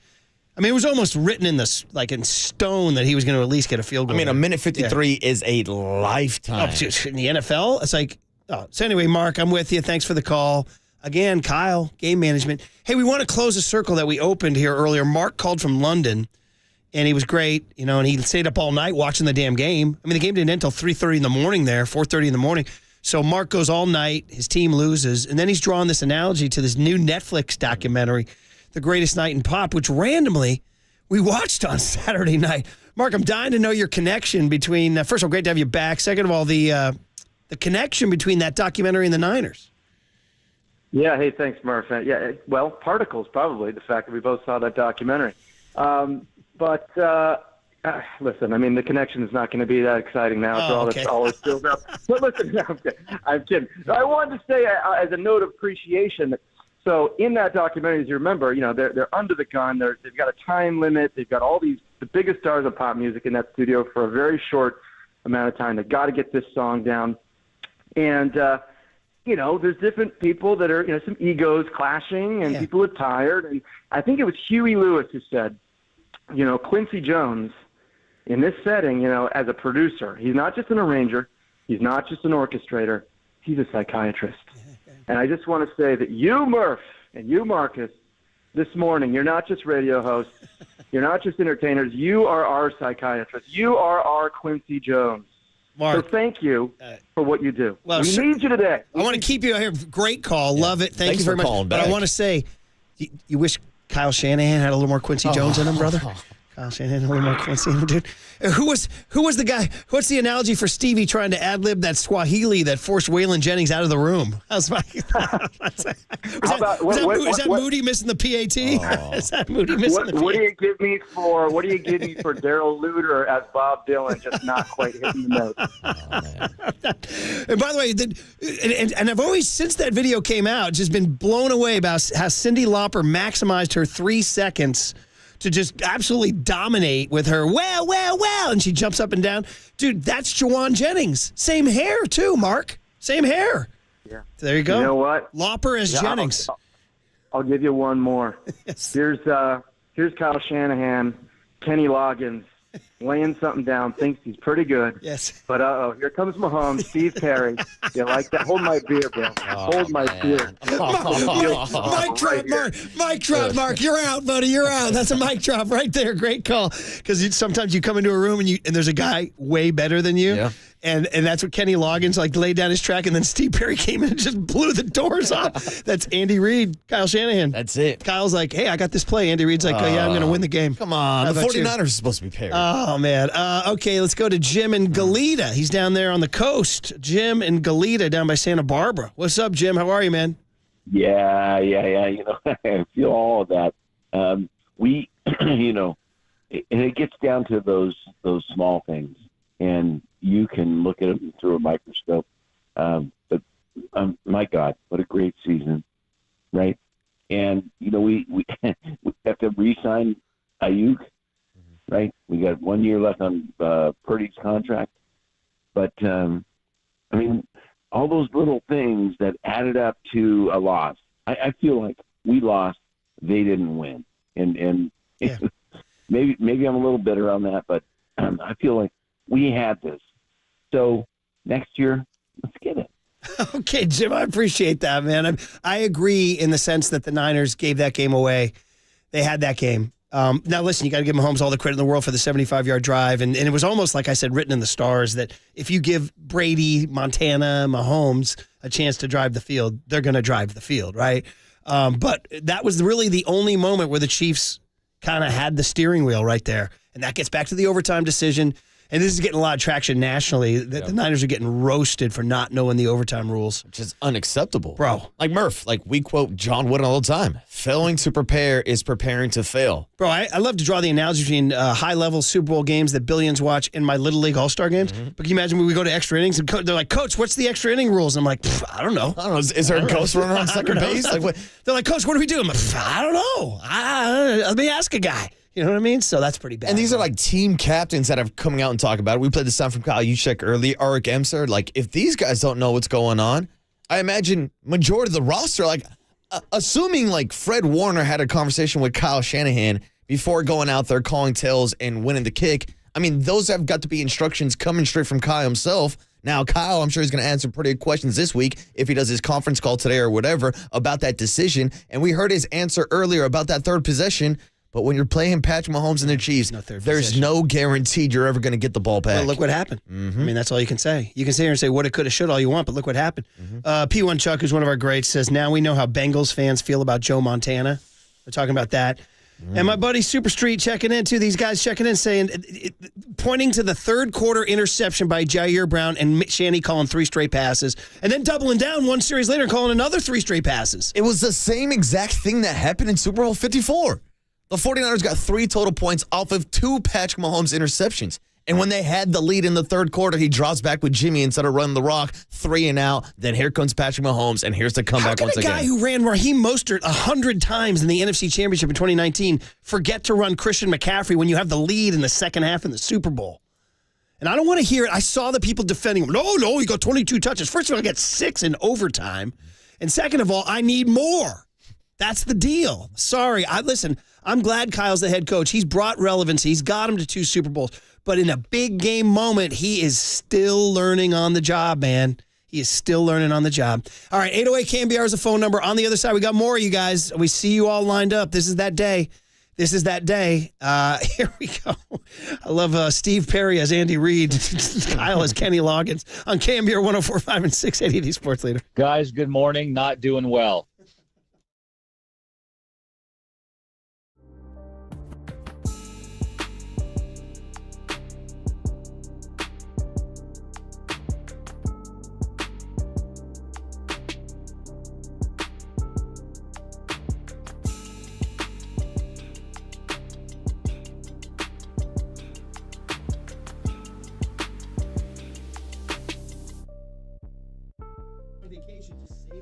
All right, what's up, everybody? Happy, not really happy, Monday morning.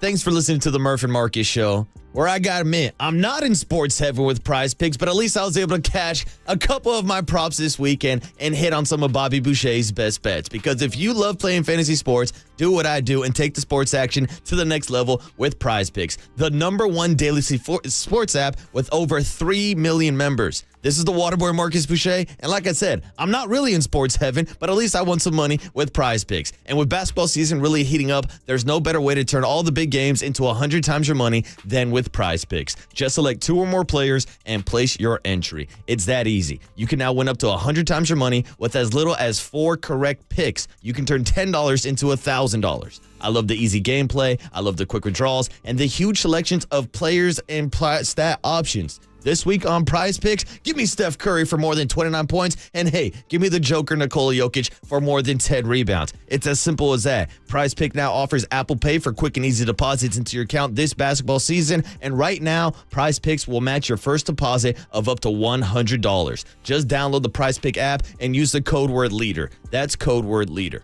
Prize Pick. Pick more, pick less. It's that easy.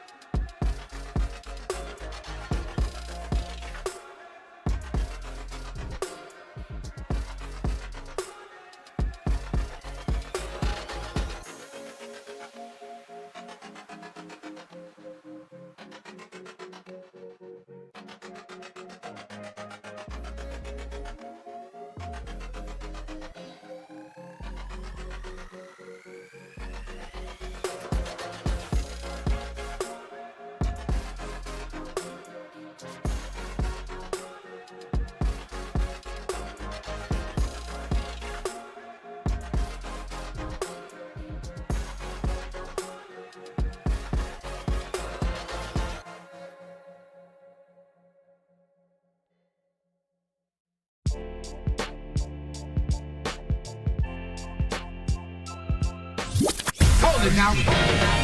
This is The Big Hit. Sponsored by Benjamin Moore Paints. Experience the Benjamin Moore retail difference at their independently owned authorized retailers today or at benjaminmoore.com. On KNBR 104.5 FM and 680 AM, the sports leader. Well, this is going to be 29 yards. This to send the game. No way it ends like this, does it? To overtime. Butker's kick is good. Just want you to feel it for a second. I think everybody's felt it. He's too good. He ain't missing that one. His 4th field goal of the game. 27-yard field goal from Moody. Right hash mark. Tabor Pepper to Wisnowski. Man, it's good. He pulled that back, but got it inside the left upright. Jake Moody's made 3 field goals in this game and some big ones. 55-yarder early in the game, a 53-yarder late. Did have an extra point blocked, which was partly responsible for the overtime being required, but he makes this one from 27. 7 seconds, 6. They are going to snap it. Mahomes going to roll to his right, throws, touchdown. The Chiefs have won the Super Bowl. Mecole Hardman. As they roll Mahomes right, Mecole Hardman is wide open. And the Chiefs win the Super Bowl back-to-back years. Another heartbreaking loss for Kyle Shanahan. Well, there it is, guys. If you just get guys, gals, kids, sports fans, if you're just getting in your car, we're as wrecked as you are. You don't even know how wrecked I am getting to work today, by the way. And just want to personally shout out Waterboy for saving my ass today, all right, brother? So, way to go, kid. Murph, damn near saving the station this morning. He did. By the way, let me fix your camera because I'm the digital guy here, too. Oh, my goodness. So, my camera is off. My bad. There you go. Sorry, guys. Awful. For me, worse than Super Bowl 48, worse than Super Bowl 54. Just for me personally, I know it's recency bias. 48 was such a weird game. The blackout, I felt like they were kind of out of it and then lucky to be in it. 54, obviously. Yeah, I'm not diminishing the pain on 54. It was brutal. 20-10 fourth quarter lead. But I feel like this was the one. Second chance, revenge. Get Mahomes. You have a better quarterback. You have a roster that Inigo Montoya, Princess Bride. My name is Inigo Montoya. You killed my father. Prepare to die. That chance to get your revenge and to have it the entire game and then let it slip away and to have it lose in overtime, only the second overtime Super Bowl of all time. Tragedy everywhere. Kyle Shanahan just blunders everywhere and abandoning the run in the third quarter, not calling timeouts at the end of the first half to try to come back and answer before halftime. That's what I would have done. And then, obviously, people are talking about the kickoff decision in overtime. It's funny. I'll just come clean. If you just get in your car now, and then you can tell me how you feel about it, Marcus. But I was told by a 16-year-old kid, Henry, shout out Henry, he's the smartest kid in the room.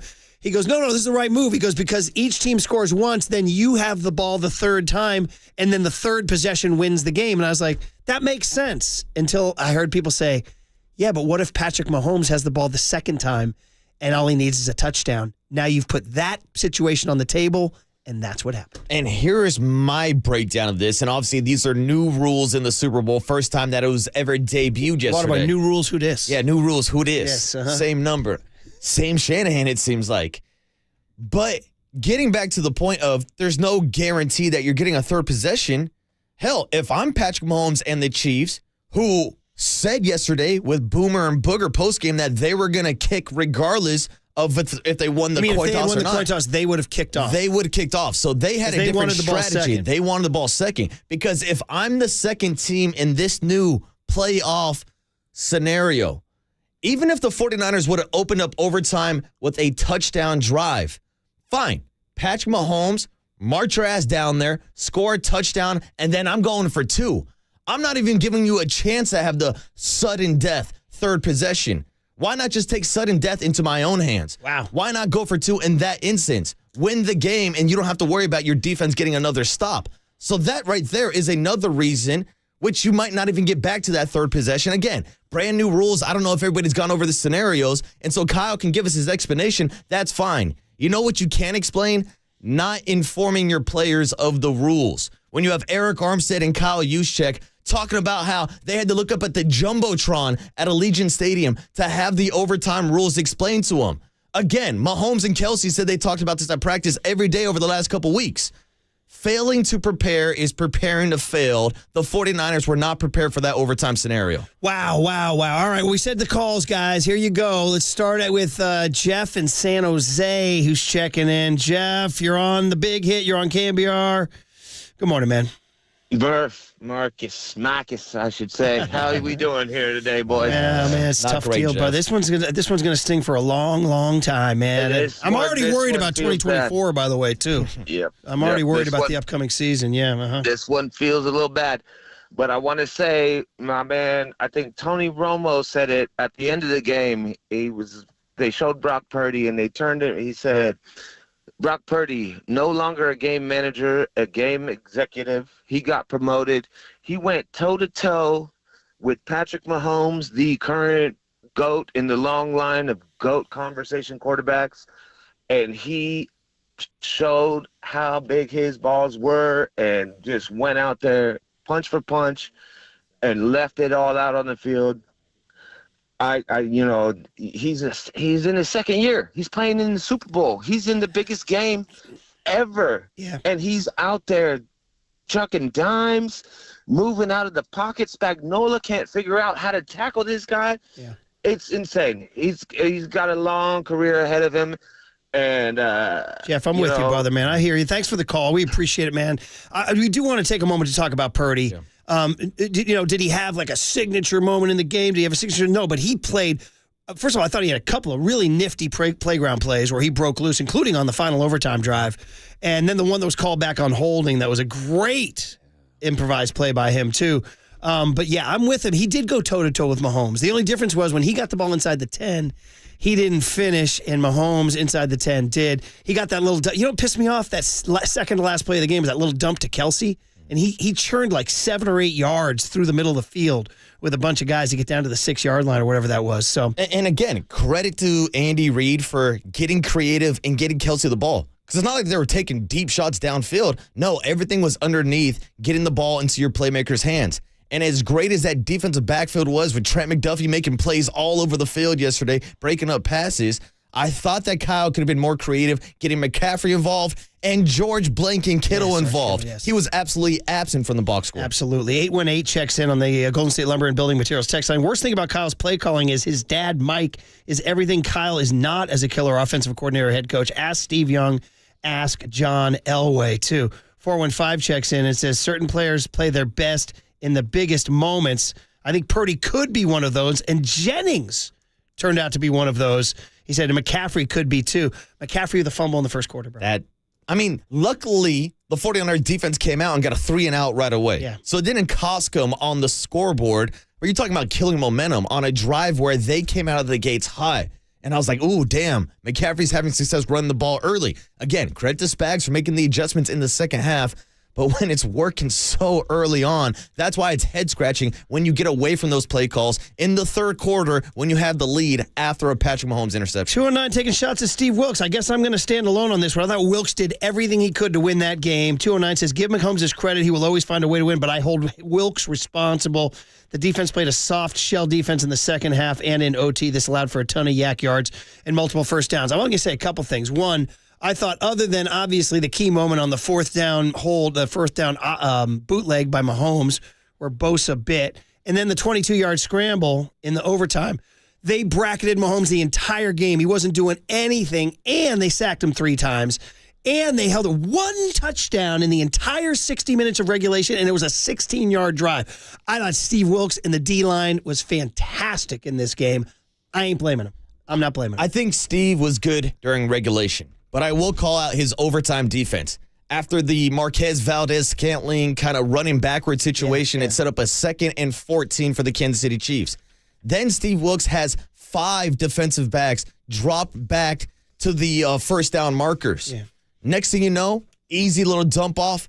It goes from being 2nd and 14 to, I believe, 3rd and 6. Yeah. And this is with Patrick Mahomes having the 4-down mentality anyways. Yeah. And then there was a few plays later where Kyle Shanahan had to call a timeout because Wilks lined up in that same formation with 5 guys back at the sticks.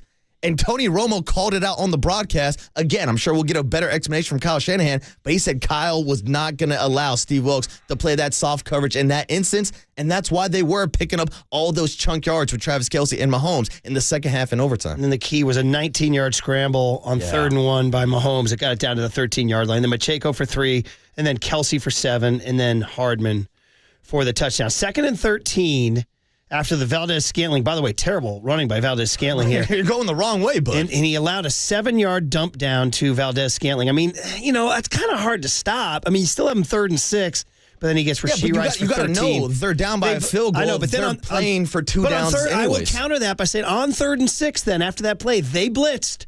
They brought it. And Warner was an inch away from Mahomes, and Mahomes threw an elite sidearm pass to a crossing Rashee Rice for 13. So Mahomes Wilks was not playing soft then. He brought it on 3rd and 6, and they were an inch away, and Mahomes was able to sling it around Warner right to Rice on the crossing thing. The things Purdy couldn't do when they blitzed, when Chris Jones came in too tall. So they didn't play soft shell in the 3rd and 6. But in the 2nd and 14 situation, I would have preferred the blitz on that play because then that makes you get the ball out quicker. Again, Mahomes said it anyways, but there's a big difference if you can get them in a 3rd and 8 situation, 3rd and 9. But because they give up those 7 yards so easily, yes, Mahomes is able to make the plays. That's what Mahomes does. That's why he beat the blitz for 13. He beat the blitz for 13, meaning if you blitzed on 2nd and 3rd, he might have beat the blitz for 13 on that too. That's Mahomes being elite, man.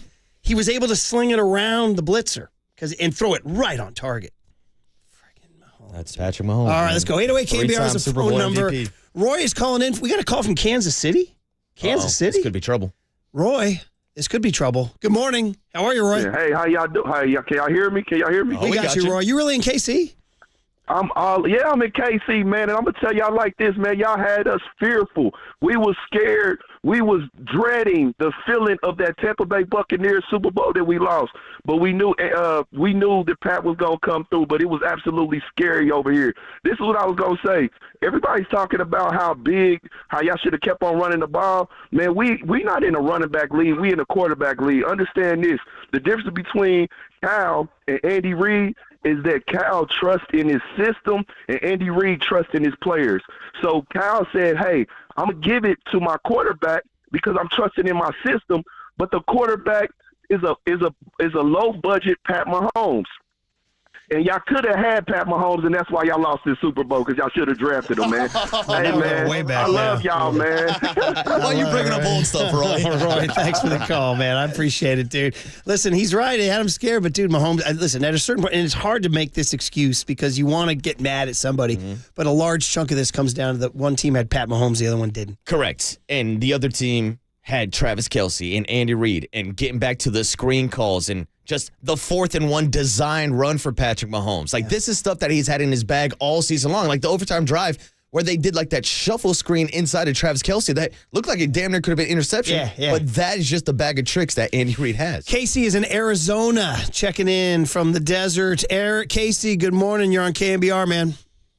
Good morning, guys. Hey, thank you for being the light at the end of the tunnel this morning. It's hey, man, devastating. As I used to hear that line, Casey, hey, man, there's a light at the end of the tunnel. Too bad it's an oncoming train. Oh, it's a semi. It's an 18-wheeler. Yeah. Oh, man. Hey, guys. Just wanted, you guys had nailed it this morning about Kyle Shanahan. Calls. I think he should have taken the timeout before that last play at the overtime, it kind of gave his defense a rest. Yeah. After that, I'm with you. Run the ball. And then the last point I want to make is, I don't know if you guys saw the post-game interviews with Purdy. He's like, we really didn't know what they were going to run. 2 shell top, zone, and they played man this whole time. So, like Marcus said, the preparation was horrendous from what it sounds like. Wow. And that's not how you win championship games. Casey, thanks for the call, man. I appreciate you, man. Spags is Spags, dude. There's a reason why he's got 4 now. Yeah. And there's a reason why Andy Reid, coming off a bye week, entered his game was 30-7. All that said, because you give them that time to prep, they're going to hit you with stuff that you haven't seen on film. But all that said, this is the stat I just keep breaking out. I'm obsessed with this stat that in the entire game, the Chiefs scored 1 touchdown. Yeah. And it was on the punt. I mean, the Niner defense, and Reid did not dazzle them. I mean, they really, dude, Mahomes, let's go at halftime. I know you can't, the game's only 1 half. But at halftime, dude, you had Mahomes bottled up. And I thought the D-line, one of the things that really struck me was the D-line had heard it for 2 weeks, and they were pissed. Like, they played, that's the best the D-line has looked maybe all year. Oh, they dominated the trenches. Yeah. And, of course, Joe Tooney not playing for the Kansas City Chiefs, but whether it was Eric Armstead, whether it was Chase Young, whether it was Nick Bosa, they were controlling the line of scrimmage. But, Murph, I'll ask you, how confident were you during the Usher halftime show with the 49ers having a 10-3 lead? No, I hated the score. I wanted to be ahead by way more. It felt like they were dominating the game, and it was still a one-possession game. You know what? You're hitting on something there, buddy, that we haven't really talked about. The dread I felt in the first half of all the missed opportunities. Yes. I was like, I've seen enough sports in my life to know it's kind of like baseball. Runners on 2nd and 3rd, nobody out, you don't score. Yeah. Runners at next inning, runner on 3rd, nobody out, you don't score. You're like, this is not going well. Dude, I did have that feeling of dread. I sent out a tweet at halftime saying, I love everything about this game except for the freaking score. Yes, and that was the thing. Even as great as the 49ers defense played in that first half, with them getting a field goal and them getting the 2-for-1 special, getting the ball in the second half, Patrick Mahomes was still just one big play away from tying up the ball game. And then the third quarter starts with him throwing an interception. Yes. So I'm like, okay, maybe they are breaking First the bad interception in juju. 3 years that he's thrown in postseason, too. Jair Brown. Yeah. The kid was going to be a hero. Oh, man. Jake is in Iowa, the home of Brock Purdy's college. Calling in from Iowa, Jake. Good morning. How are you? Boys, we just can't have nice things. Except for 4 Warriors championships, but yeah. I mean, the Niners yeah. still got 5. Just nothing recently. You can't have anything nice. I mean, Jimmy was good enough to win it. Brock was good enough to win it. The thing that they haven't been good enough, this defense cannot close the game. And I know you're giving them a lot of credit, but Pacheco doesn't fumble that ball in the first half. Kansas City got a touchdown. The Niners, like in '94, they stacked the defense. What they need to do is go to Bill Belichick and sell him as a defensive coordinator for the 49ers to protect his legacy from Patrick Mahomes. That's the move they need to make. Dude, Belichick D coordinator in 24. Oh, my God. They have to. Hey, they have you got to to make a call. They have to You got to bring make a somebody call. in this building. Hey, they man. have to, because it's the only thing that can shake it up. Let's set him up with a space out in Santa Cruz. He's a maritime guy. We'll get him a boat. Just tell me he has to come in a couple days a week and do some Zoom. And do just, Belichick 24. I'm with you, Jake. Yes. These guys in Kansas City are going to catch you. Yeah. This is how you stop them. Yeah. There we go, Jake. That's what you know. That's the first positive sign in 24. We're hiring Belichick as the D coordinator. Okay, Jake, thanks for the call. I don't think he's taking the gig. No, I don't think so either, which also means you're moving on from Steve Wilkes, which is a conversation I know people are talking about on social media. I don't know. I guess I'm the guy defending Wilkes today. Yeah, again, I don't think it was that egregious. Like, I don't think Steve Wilkes would be losing his job, but I had some problems with some of his play calls in the second half and overtime. Ben is in San Anselmo on KNBR 104.5 and 680. Ben, good morning. You got a silver lining, it says? Really? Yeah, we're all in this together. I literally last night, first thing I told my daughters we're driving home is, tomorrow morning KNBR, it's just going to tell you that, everybody's in this together. And you talked Tony Salvador with the magic of radio, and we're talking global phenomenon right now where somebody's calling it from London, talking about how down they are. But I think the fact that we're all connected on this, it just, tells you that symbol of community that this team did. Damn, that goes back to the We Are the World documentary, man. You know what I mean? Absolutely. So we're Huey Lewis. We're Cyndi Lauper. We're Steve Perry. We're Quincy Jones. We're Lionel Richie. All right, Ben. Hey, I appreciate that. And shout out to your daughters for watching the game. And shout out to Ben, and shout out to all the 49er faithful who showed up in Las Vegas. Because, Murph, in a week where we were surrounded by celebrities and pro athletes, probably the coolest thing to me was interacting with fans who I saw at the Strip, who I saw at nightclubs, who I saw all over Las Vegas. I mean, 49er faithful were out there repping. Yes, and they getting were. back to Yes, a common theme that we've been hitting now, with me being a 30-year-old, with guys like Copes who are 33, 34, for the 35 and under generation. Yeah. It's without a doubt the hungriest fan base in the Bay Area right now. These kids want to see a 49er Super Bowl, and unfortunately, they fell short once again. So I made the analogy. I heard from Walter last night and from Grossman saying, will we ever get there? I said, you will, and it'll be that much sweeter. And I'm going to make the analogy to being a Giants fan before 2010. And, dude, you want a litany? I'll give you a freaking litany. Let's go to, if you're anywhere between the ages of 50 and 65, 1987, losing games 6 and 7 at St. Louis when you're up 3-2. 1989, swept by the A's. It still hurts to say that. 1993, when you have Will Clark, Barry Bonds, and Matt Williams in the heart of your order. Marcus, like I said, at 6 a.m., a lot like the 2024 Giants.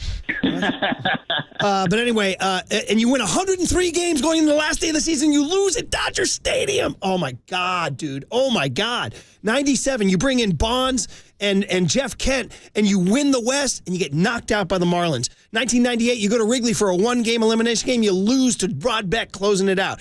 2000, you win the West. You open the park. You're hosting the Mets. You're going to beat the Mets. And JT Snow, it's the homer off Benitez. And you lose to the Mets. 2002. Do I even need to say 2002? Still too soon, right? Still too soon. All the way up until 2010. So that's what I'm talking about. Hold the faith, hold the rope, and then you'll be crying with Tim Lincecum in 2010. It's like you'll be crying with Brock Purdy maybe 2024. 6, because next year it's going to be tough. Well, Murph, that's the thing. The Super Bowl window's shrinking now with Brock Purdy's upcoming contract. So who's going to be on the roster in 2026? That's why I really thought this was the chance. Who's been waiting the longest out here? Let's go to Lance in Eureka, way up the coast now, up in Eureka. What's up, Lance? How are you? Good morning. Good. Thank you for taking my call. Hey, I'm a little frustrated. I'm waiting to jump a plane from Vegas back home, but just disappointed that we had a minute 30 left in the first half and didn't take timeouts. Yeah. We knew we could hold them to a field goal. Yes. And Lance. get the ball back. It's all about possession. You know, we had a chance to possess the ball again. Yes. And then the third quarter, just hand it Christian. He's got us there all year. Just hand it to him. And you're bleeding, and you're bleeding the kind of clock that's going to matter down the stretch. The only thing that what we had to do was keep Patrick Mahomes off the field, and we failed here and there. And also, but the caveat was I got to meet Jerry Rice free of charge. Nice. He introduced the team. That was awesome. Did you go to the game, Lance, or were you just in the casino?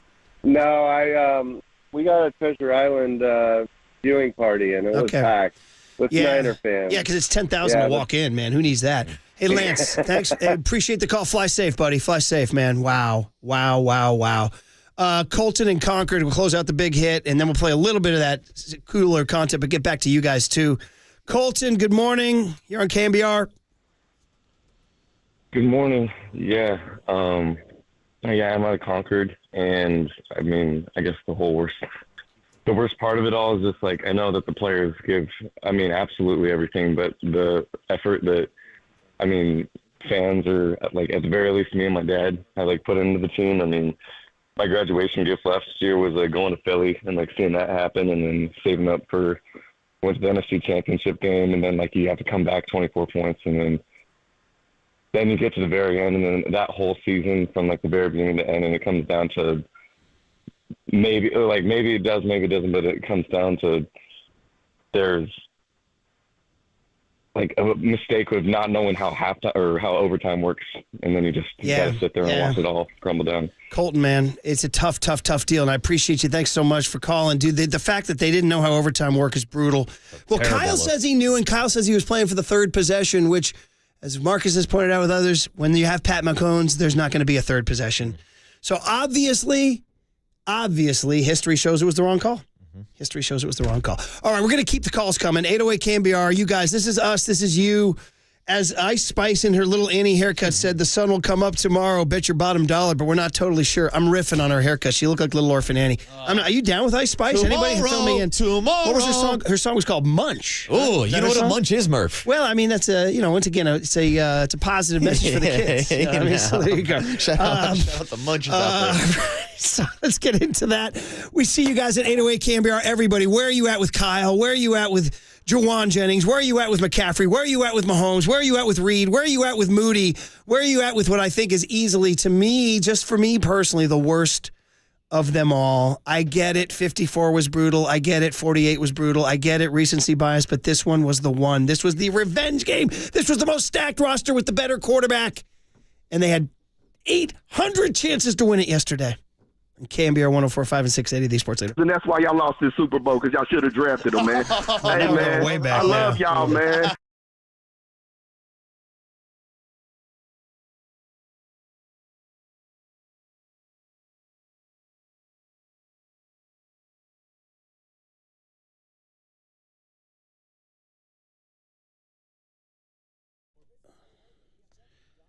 All right, one thing we can do is earn money on our checking account. All right, Provident Credit Union, earning you money on your checking account. Provident Credit Union's dividend earning super reward checking account. You can earn a competitive 1.26% annual percentage yield on your account balance. Yep, that's 1.26% on a checking account.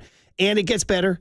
Provident's super reward checking comes with no monthly or annual fees and free access to ATMs nationwide. So why not start earning on your checking account today? Visit providentcu.org or stop by any of their 21 Bay Area branches. That rate is effective January 1st, 2024. 1.26% APY on balances up to $25,000. 0.08% APY on balances beyond the first $25,000 and 0% APY when requirements are not met. No minimum balance required. Federally insured by the NCUA. Rate may change at any time. Other terms and conditions apply.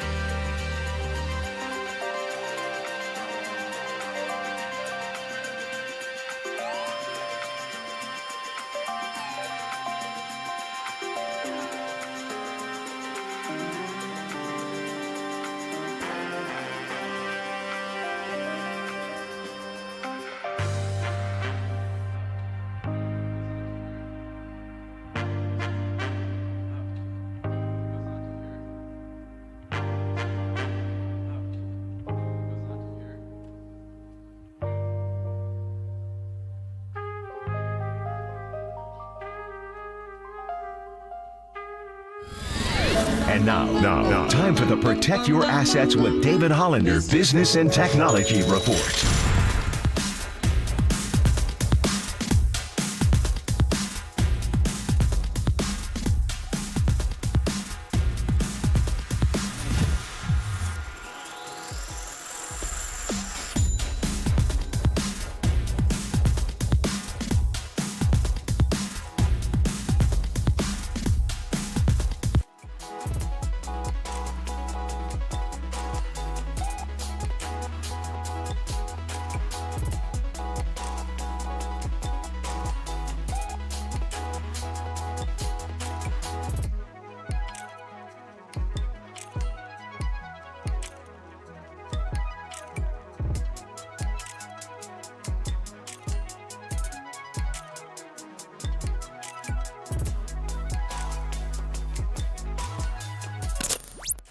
And Marcus keep rolling on the sports leader and streaming live on YouTube at KNBR 1045.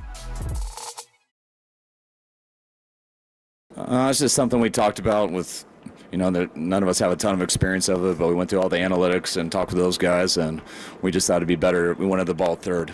If both teams matched and scored, we wanted to be the ones who had the chance to go win, and we got that field goal, so we knew we had to hold them to at least to a field goal, and if we did, then we felt it was in our hands after that. Wow. I love Johnny Cash doing Trent Reznor. Dude, well done, kid. Well done. We were doing Young Tony's morose rejoins today. We've hit them all from REM Everybody Hurts to Eric Clapton Tears in Heaven to Nirvana Something in the Way. Now, dude, this is, it's one of the great covers of all time, by the way. Johnny Cash not in the We Are the World documentary. Anyway, that's another topic. Wow. We're going to your phone calls here, guys. I've been thinking about everything, and you just heard him talk about overtime, taking the ball because he wanted to match scores and then have it third. Okay, I get it.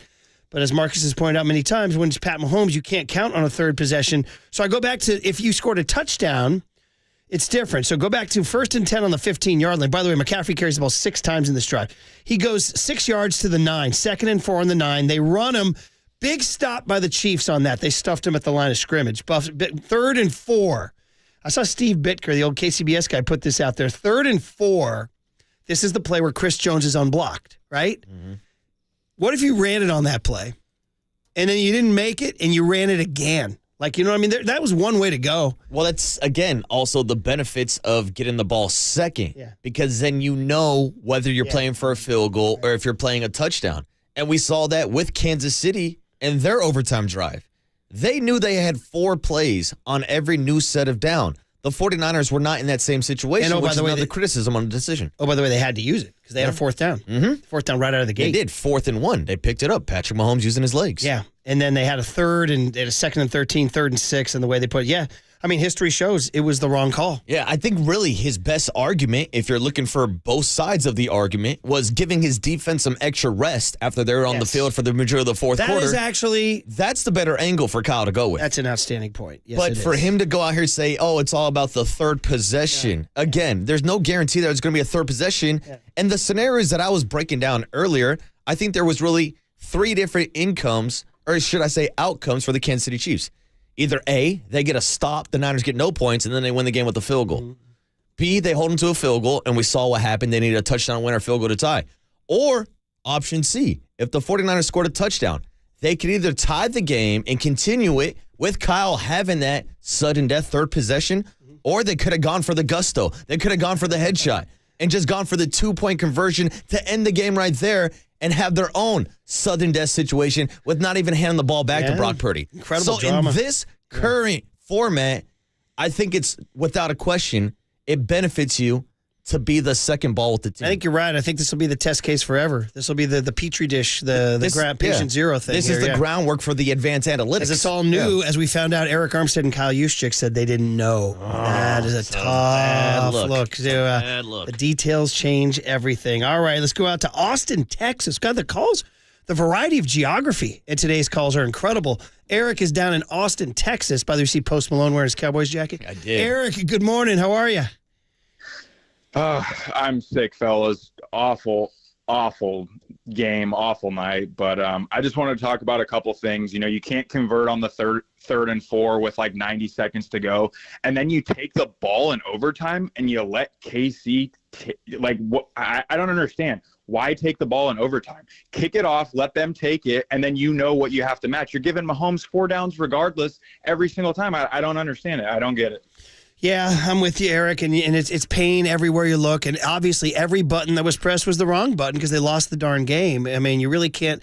I mean, you can say that sometimes when you lose a game, it's like, the ump blew a call or whatever. There's, a ball bounced off a guy's helmet or something. No, this was a case where... Or the refs didn't call any holding calls in the second half of that game yesterday. There's that true, too. Eric, thanks for the call. I mean, listen, crying about holding is... Exactly. I don't want to be that guy. But it was kind of evident. I was yelling at the TV on some plays, you know what I mean? I saw Bosa get put in like a belly-to-back suplex. I mean, that was crazy. And Vinovich early on called some flags for the Niners. Mm-hmm. That little horse collar on Purdy, which maybe was only a jersey, not a shoulder pad. Yeah, well, Murph, if we want to get into the Swift fix conspiracy theory, the 49ers, the Chiefs didn't have a penalty called against them the entire second half. Jesus, I'm just saying. I'm just throwing it out there. Let's go out to Mike in San Jose. Mike in San Jose is next up at 808 KNBR. Mike, good morning.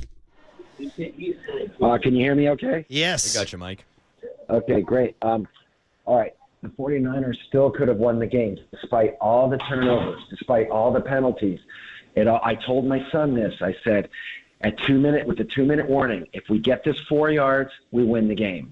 And I'm looking at it now like we should have gone for it on 3rd and 4th to get those 4 yards. Then we run down the clock, kick the field goal, game over. Mahomes doesn't even touch the ball. Are you talking about regulation?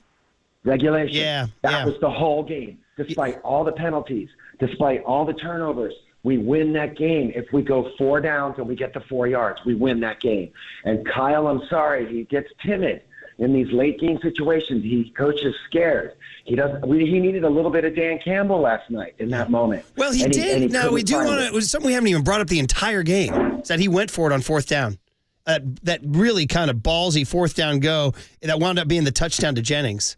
We do got to give him a lot of credit for that. Now that was because they're down 6. They're down 13-10. They have the ball 4th and 3 on the Kansas City 15, 12 minutes to go in the game.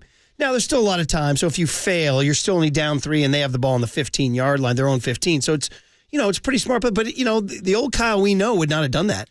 So anyway, I hear you, though, Mike. At the end of regulation, If you do get a little more, I hated the second down pass to Kittle. I would have run it for sure. Well, go ahead. I think Yes. that's Thanks, something Mike. Appreciate it. that you should point out too. Like in that situation, the 49ers were down 13-10. So Kyle kind of has the urgency when playing from behind.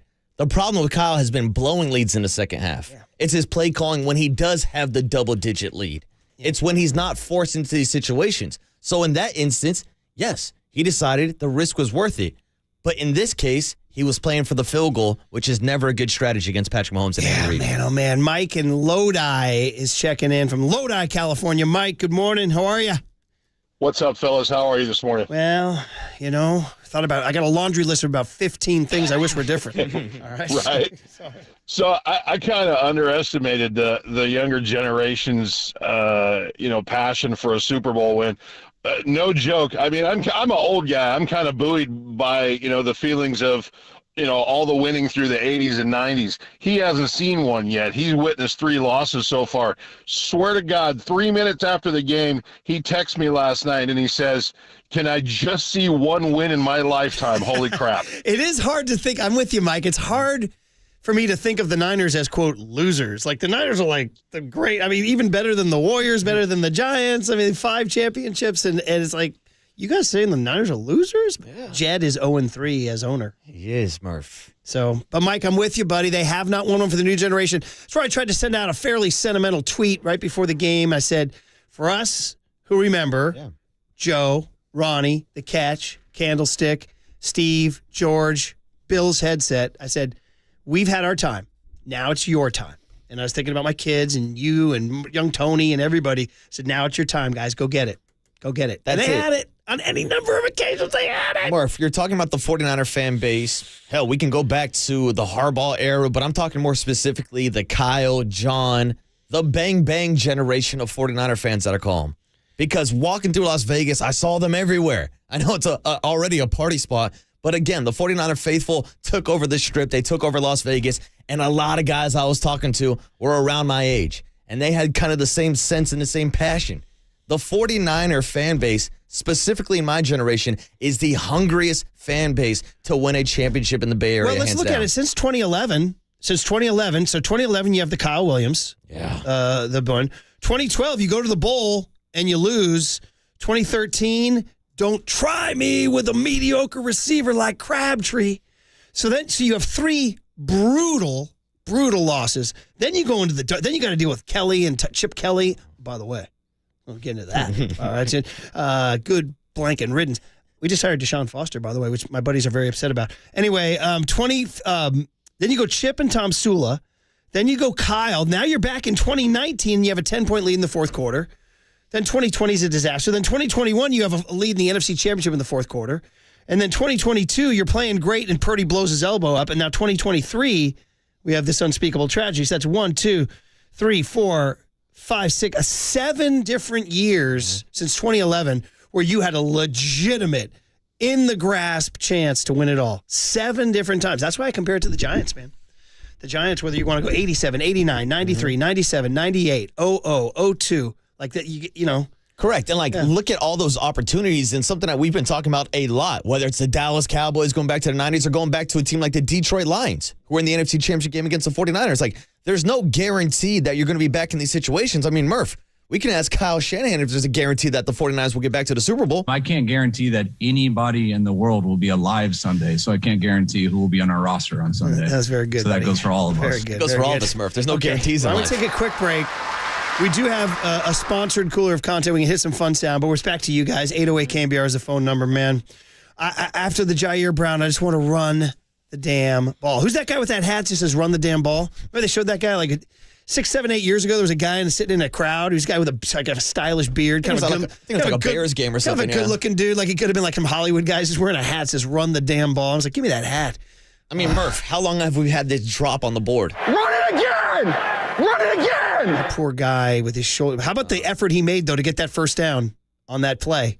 Man, oh, man. I would have liked to see him get more involved, though, if I'm being honest. He said he had the, quote, upper body injury for his hockey guys. Shout it out. Going into the game, he was talking about his lower body injury. Damn. Kittle was banged up, too. He was a tough SOB taking those calls. He just stood there at the interview thing, probably was in more pain than I've ever been in my entire life. Oh, and then we talk about the Spags, blitzes, him sending 6 men. A lot of times he was having to stay in as an extra pocket protector. I mean, that's why Purdy only got sacked one, despite the blitz coming all night. Yeah, incredible. All right, quick cooler content, some fun stuff in the game. Whether it was Usher or the Nickelodeon broadcast or all that stuff. And then more calls after. Yeah, calls all day. Calls all blanket day. On KNBR 104.5 and 680, the Sports Leader. Well, I'm the best corner in the game. When you try me with a sorry receiver like Crabtree, that's the result you're going to get.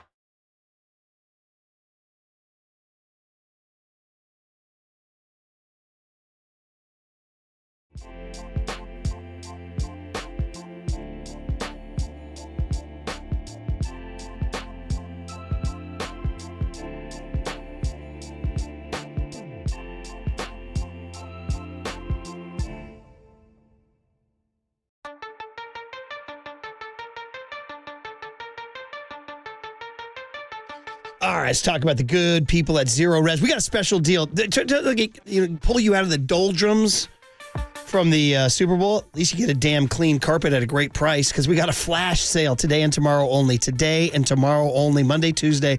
$43 per area of tile cleaned. Promo code MIXMATCH. Do not miss out. Big savings for your tile cleaning today and tomorrow only. Today only, just $43 per area of tile cleaned with the promo code MIXMATCH. So it's a Zero Res flash sale. It is today and tomorrow only. Want to jump on this? Call my friends at Zero Res right now, 877-321-0739. Go online at zeroresbayarea.com. Say you want the KNBR flash sale to get $43 per tile cleaned with the promo code MIXMATCH. Today and tomorrow only. Zero Res. Spell it backwards or forwards. It's the right way.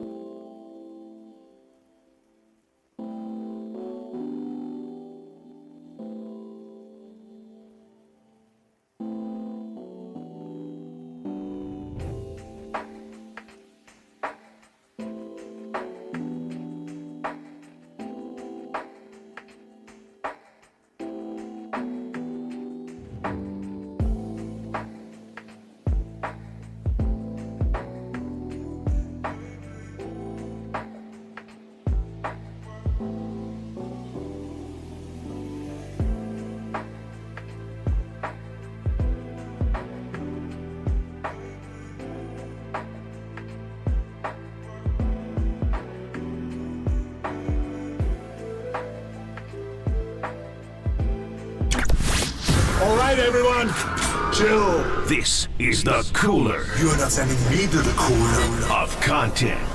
Sponsored by Mancini Sleep World. Sleep better, live better. Visit sleepworld.com. And by Marin Health. Marin Health Medical Center and Marin Health Medical Network World-Class Care. Closer than you think. On the Sports Leader. All right, we always do a cooler content, the good sponsored content here. There's some stuff we got to get to. Just take our mind off the pain. Some fun stuff. Did anybody watch the Nickelodeon broadcast? Anybody? Well, Murph, you know me. I'm a 2-TV guy at home. So I had the main CBS broadcast with Romo and Nance on the big screen. And then I actually had the Nickelodeon broadcast on the side just in case there was any good cooler of content stuff we wanted to By the way, how'd you feel about Romo and Nance? I love Jim Nance. Yeah. That goes without saying. I was not a fan of the Tony Romo broadcast, specifically the final damn play of the game where Tony's like, oh, the clock's going to run out. We're going to go to the second quarter of overtime. And he's just stepping all over Jim Nance's final call. Yeah. That's why I was kind of sitting there like shocked, like jaw-dropped. I'm like, wait, was that the game? Like, is it over? Like, what's going on? I was not a fan of Tony's performance yesterday. It was definitely, but I actually thought I agree with that part, but I thought for most of the game, I thought he was pretty good. I liked how he called out Kyle for not calling timeouts at the end of the half. I also liked how he called out Kyle for not running it. He was preaching to choir, baby, so I liked that very much. But anyway, Nickelodeon's always fun. Mm-hmm. So it was Noah Eagle, SpongeBob, and Squidward. And Nate Burleson, I believe, in the booth also, yeah. Christian McCaffrey fumbled on the first drive of the game. Nickelodeon weren't letting him off the hook. Who's got it? You have to firmly grasp it. Firmly grasp it. George Karlaftis jumped on it, and the Chiefs have the ball. Dude, was that Squidward or SpongeBob calling him out? I actually think that's Patrick. Oh, Patrick. Uh-huh. You have to firmly grasp it. Here it is. Young Tone. Who's got it? You have to firmly grasp it. Firmly grasp it. Yeah, that's Patrick. Patrick the Starfish, Murph. Damn. You gotta have, we talk about the 5 points of a football and how you gotta hold it high in sight. Yeah. Well, there's 5 points on a starfish, right? That's hilarious, dude. Oh my God. Now, do you know about the song "Sweet Victory" that SpongeBob swings? Oh, this goes back to my heyday of watching SpongeBob and the legendary Super Bowl SpongeBob show that they had, where of course SpongeBob performed "Sweet Victory" during halftime. And now this has been something that's been on the internet for a few years of my generation petitioning to have SpongeBob actually perform at the Super Bowl. So here it is, Nickelodeon's SpongeBob Sweet Victory halftime show.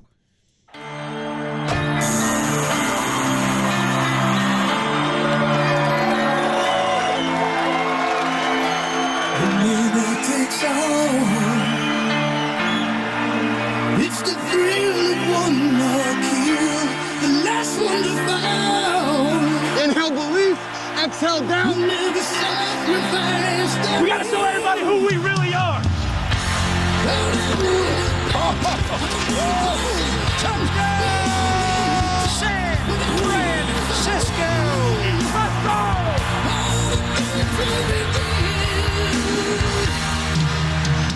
Let's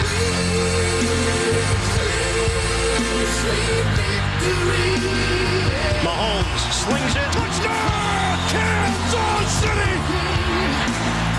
All right, pretty good. Marcus has shown me the video with it, too. Yeah, you got to see the visuals, because obviously it's not the SpongeBob voice. Straight biting Survivor. That's like right out of Survivor's playbook in the 80s, the power ballad there. Very good. Sweet Victory, Nickelodeon. And then we got to pay homage just quickly to Usher.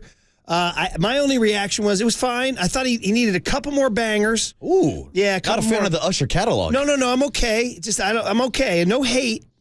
Be clear here. Mm-hmm. Great dance moves, and obviously when Lil Jon showed up and started saying and then Luda showed up. That was obviously the highlight. That was the highlight to me. As were the roller skates, by the way. Yeah, dude, the roller skating was great. But you're right. There was people calling out. Not really calling out, but people were wondering where Justin Bieber was, because he's made some big songs with Bieber. The Somebody to Love. I didn't get DJ's Got Me Falling in Love again either, man. Singing it all week. All week in Vegas. Singing it all week long. I did say when he took off his shirt, I said this will be the Super Bowl halftime show that leads the league in babies made. Ooh. I definitely thought there was some baby making music going on there. That's Usher's kind of music. He was getting hot and sweaty. Early the first 6-7 minutes was like, bro, are we supposed to go to the boudoir at this point? Murph, they had to put up a disclaimer before the show started saying, "Hey, careful now." But then here they turn down. I always like this with a positive message for the kids. Turn down for what? Right here. Here we go. Peace up, A-Town.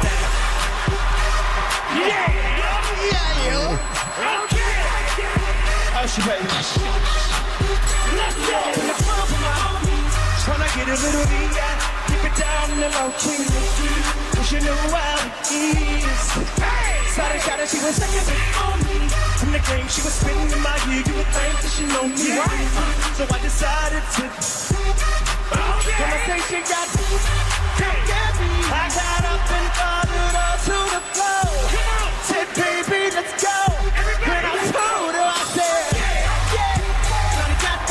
There it is. Yeah. Gotta be one of the most iconic club anthems of the 21st century for sure. Murph, this took me back to my high school dance here's days. my question, because I left you Friday. I flew home. You stayed. Yeah. did that song appear at a club at any point in the next 36 hours? Murph, I want to make love in this club. Shout out to Usher. All right, so anyway, there's your cooler content. Let's get back to the calls on the other side. It was a nice break from Kyle Shanahan, McCaffrey fumbling, Darrell Luter's foot, taking the ball first in overtime, not running the ball after the Jair Brown interception, all the things that drove us crazy. Yeah. Let's get back to him next on KNBR 104.5 and 680, the Sports Leader. Okay. You have to firmly grasp it. From the Chilton Auto Body Traffic Desk.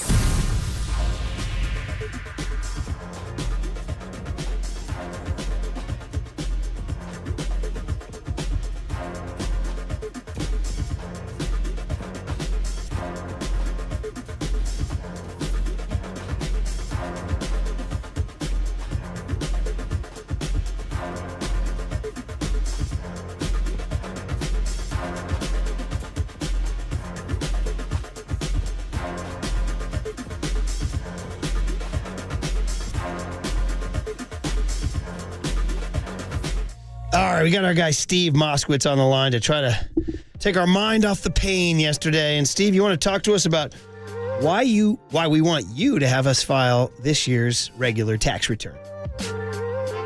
For a lot of reasons. And one of the reasons is everybody has a computer.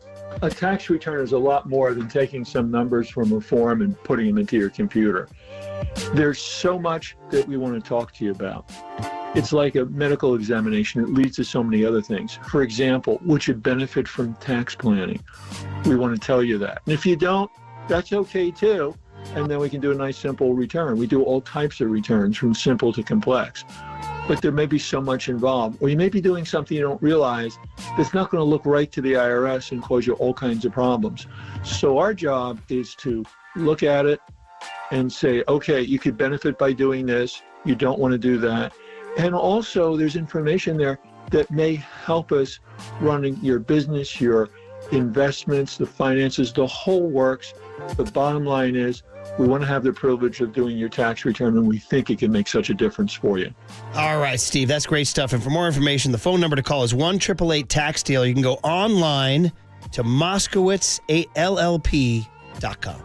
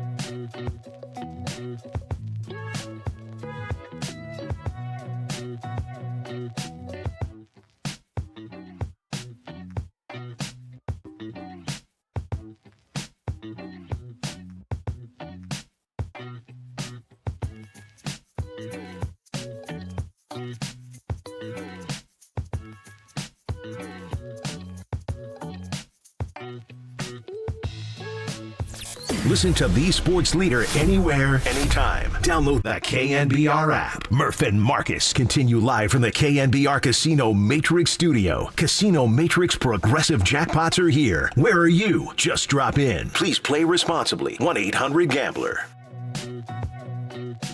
And then speaking of overtime, they won the toss, took the ball, which gave you guys the advantage. Yeah, we were going to kick if we got it. So, I mean, they let us know what we're going to do so we can go for it on that fourth down. Now, we talk about those situations all the time.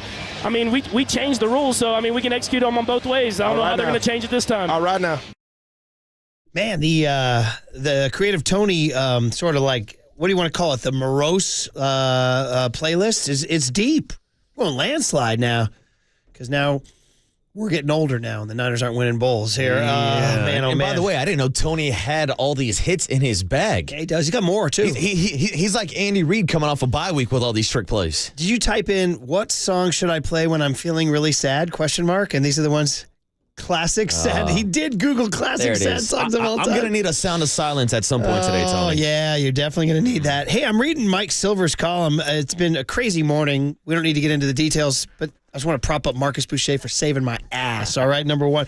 Number two, I didn't have a chance to read Mike Silver till today, and he defends Kyle Shanahan. He defends him. He says, don't blame Shanahan. He has three arguments. Number one, he says the guy has built you into a monster who's in the mix every single year. Okay, so you got to go big picture, macro. You guys are in the mix every single year. And then micro, he says he went for it on 4th and 3, which had cojones, and he had the cojones to call the Frisco, what I'm calling the Frisco special, because that was right out of the Philly special, right? The Jawan Jennings to Christian McCaffrey touchdown. He did not address the throwing the ball 6 straight times in the third quarter after the Jair Brown interception, or failing to call timeouts at the end of the first half, or even the management of the clock at the end of the fourth quarter to try to bleed even more, which I put on Kyle. I'm sorry, it is on Kyle. There is a quote from Kyle here that you haven't seen yet, but it's from the Chronicle. So Mike hung out with the family, Peggy Shanahan and Kyle's wife, Peggy's mom, Kyle's wife, Mandy, their 3 kids, and he came out, he had tears in his eyes. But here's the quote. Mike Shanahan, says, you keep fighting. That's effing life. I don't care what job you've got. When things happen, you got to fight through it. He says, you want to get to the mountaintop? What? You're going to feel sorry for yourself? So there's a signature quote. And look, I get what Mike is saying. I don't think either of us has questioned Kyle Shanahan as a play designer, as a play caller. Now, some of these kind of key situations, yes, those could be questions. Kyle Shanahan is one of the best offensive minds in football, is what I'm trying to say. But that doesn't excuse him for criticism when he routinely loses these big games. Whether it's up being double digits in both of them, whether he's the only guy to participate in both overtimes in Super Bowl history, and he's lost both of them. So, yes, we can give him credit for going for it on that 4th down early in the game, which we broke down earlier. They were behind 13-10. So it made Kyle coach with some urgency. But look at the end of regulation when they were playing for the go-ahead field goal, not playing for that go-ahead touchdown. Right before the 2-minute warning, they get a chunk run with Christian McCaffrey, sets up 2nd and 5. And they throw the ball before the 2-minute warning, incomplete pass, which forces them into a 3rd and 5 situation. They got to pass again. Yeah. If Kyle Shanahan really wanted to show off the cojones and go full balls to the wall, that's when you line up, you look Trent Williams in the eye, you look Kyle Juszczyk and George Kittle in the eye, Jawan Jennings on the outside, and say, boys, It's been no block, no rock the entire season. We got 5 yards, and we can maybe put this game away. We're going to run it on 2 plays regardless. Get into that 4th down mindset right there. But no, he went a little conservative and settled for a field goal, and it came back to bite him in the ass. I can't disagree with anything you said there, but George Kittle told us himself. 3 words, baby. Run it again! There it is, man. Run it again! That's what you have. And you're also bleeding clock from Mahomes, too. So, yeah, man, oh, man. All right. Hey, you are listening to KNBR AM and KNBR FM San Francisco, the sports leader. Hey, Cumulus Media Station, we've been taking calls all morning long. We continue to. We go up to Rohnert Park, where Waterboy used to do nearby the Katati Crawl, where he used to do here. And I used to be at the Press Democrat. Dan, good morning. Dan from Rohnert Park. Murph, Marcus, what's happening, fellas? What's going on, bro? Hey, I just want to say my take is the best team that played Sunday was the Las Vegas odds makers and the Hollywood script writers. Yeah. I mean, that was an entertaining game down to the OT. Like you couldn't. And here's my thing is how can the script writers write that muff punt return and a blocked extra point and still make it to the OT? And they got all the numbers right. 47.5. They got it ended up 3 points. It's an amazing entertainment thing. Let's not. I don't want to get into all the conspiracy, but this is an entertainment thing. The Super Bowl is a Hollywood. It's for the masses, and it was very good. I had a great time. It didn't end well, but I think the people who get the MVP here is the odds makers and the script writers. Dan P. coming with the "Are you not entertained?" take. I like it, Dan. Thanks for the call. Hey, it's a good perspective. It's a different perspective. Ultimately, of course, it's just a silly game that means nothing. But as David Lombardi sent out a tweet, he said, "You're nervous because this means something to you." And it gets, Peter Hartlaub wrote about this in the Chronicle. It's about family. It's about all the moms and dads and grandmas and grandpas and aunts and uncles and sisters and brothers and daughters and sons that you go through together. Because basically life is one morass of meaninglessness that ends in cold, cruel death. All right? That's basically what. So what do we have along the way? We got the 49ers. That's what we got. We got the 49ers along the way. And so you bond with your mom and dad, and you wear your dad's gold satin jacket and your grandpa's gold satin jacket, and you find some sort of meaning in a meaningless journey. And that's why it means so much. But is it ultimately meaningless? Of course. Yes. Health means the most. Happiness means the most. But it's good to care. It's fun to care.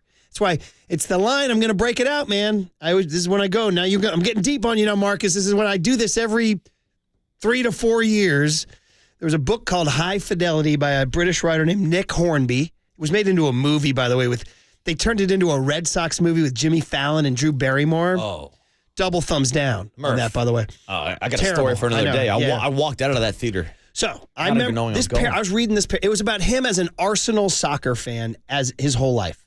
And he's a reasonable guy. He's an intellectual guy. He's a writer. But he experienced the most crushing lows and the most exhilarating highs as a soccer fan. And the intellectual crowd that's around him kind of is like, dude, why are you – you're an intellectual. You're an author. You're a thinker. Why do you care about this soccer team? And he wrote this paragraph, dude. It hit me like a bolt. And I've memorized it, and we'll see if I can remember it this morning on given my circumstances. He says, "So please forgive us, those of us who count a sporting moment as our greatest ever. We do not lack imagination, nor have we led sad or barren lives. It is just that real life is paler, duller, and contains less potential for unexpected delirium." That's it. That's why we're sports fans. That's why we're sports fans. I mean, think about it, Murph. It's what we do for a living. It's why people are calling into our show at 6 a.m. It's why the phone lines have been packed all day because of those stories. And someone who was raised here in the Bay Area, obviously growing up a Raider fan, but my aunt was a cheerleader. Yeah. She has 3 Super Bowl rings for the 49ers. I'd go over to my grandma's house and see photos of Jerry Rice and my aunt and all the 49ers Super Bowl rosters. So, I know how invested they are. I have friends who are season ticket holders. I work at the 49er flagship radio station, and it connects everybody on multiple levels across all platforms. It's the beauty of sports, man. It connects us. Yeah, it does. And that's why the pain, like, why we care. That's why, again, like, we've had a bunch of people on the Golden State Lumber and Building Material text line just thank us for having this group therapy session. Like, no, we're all in this together, man. We all wanted to be on Market Street on Thursday. Yeah, it's funny. Candace said she got into it, and then at the end, she's like, "See, this is why I'm not a fan, because it hurts too much." I was like, "Yeah, well, that's the hurt is you have to go through the pain to get to." There I am in 2010. Standing in the second deck of outside of an dude in the ninth inning, when the ninth inning was about to start, I'm not gonna lie to you, man. I was getting so emotional. I was thinking about everything, right? And I turned around and looked at the parking lot because we were in the second deck top. It was in the freaking. Have you ever been to Arlington Ballpark, Texas? It's in a freaking amusement park parking lot, and I could see this freaking like lousy roller coaster in a parking lot, and I was like, why am I standing in the middle of an Arlington, Texas parking lot near a lousy roller coaster feeling everything I'm about to feel? And I was like, because this is what we do, right? We care. And you think about everything, your friends, your family, the loved ones that are lost. And, dude, the tears were flowing down my face. I mean, dude, I recorded it in the stupid recorder that Gary Radish made so much fun of, but I recorded the last out. I mean, it was like, and then I'll never going down Market Street and seeing those signs for dad, for mom, for grandma, it's like, this is why we do it. Yeah. That's why when it comes, guys, it's going to be so sweet. It's going to come. It's going to be so sweet. It's one of my favorite 50 Cent lines, Murph. The sun wouldn't feel so good if it wasn't for rain. And love doesn't feel good if it's not for pain. There you go, baby. How about joy and rain, sunshine and pain? How's that? Got it. Joe in Seattle is the great poet 50 Cent. Joe in Seattle is on KNBR. He's calling from Seattle, the belly of the beast. Good morning, Joe. How are you, man?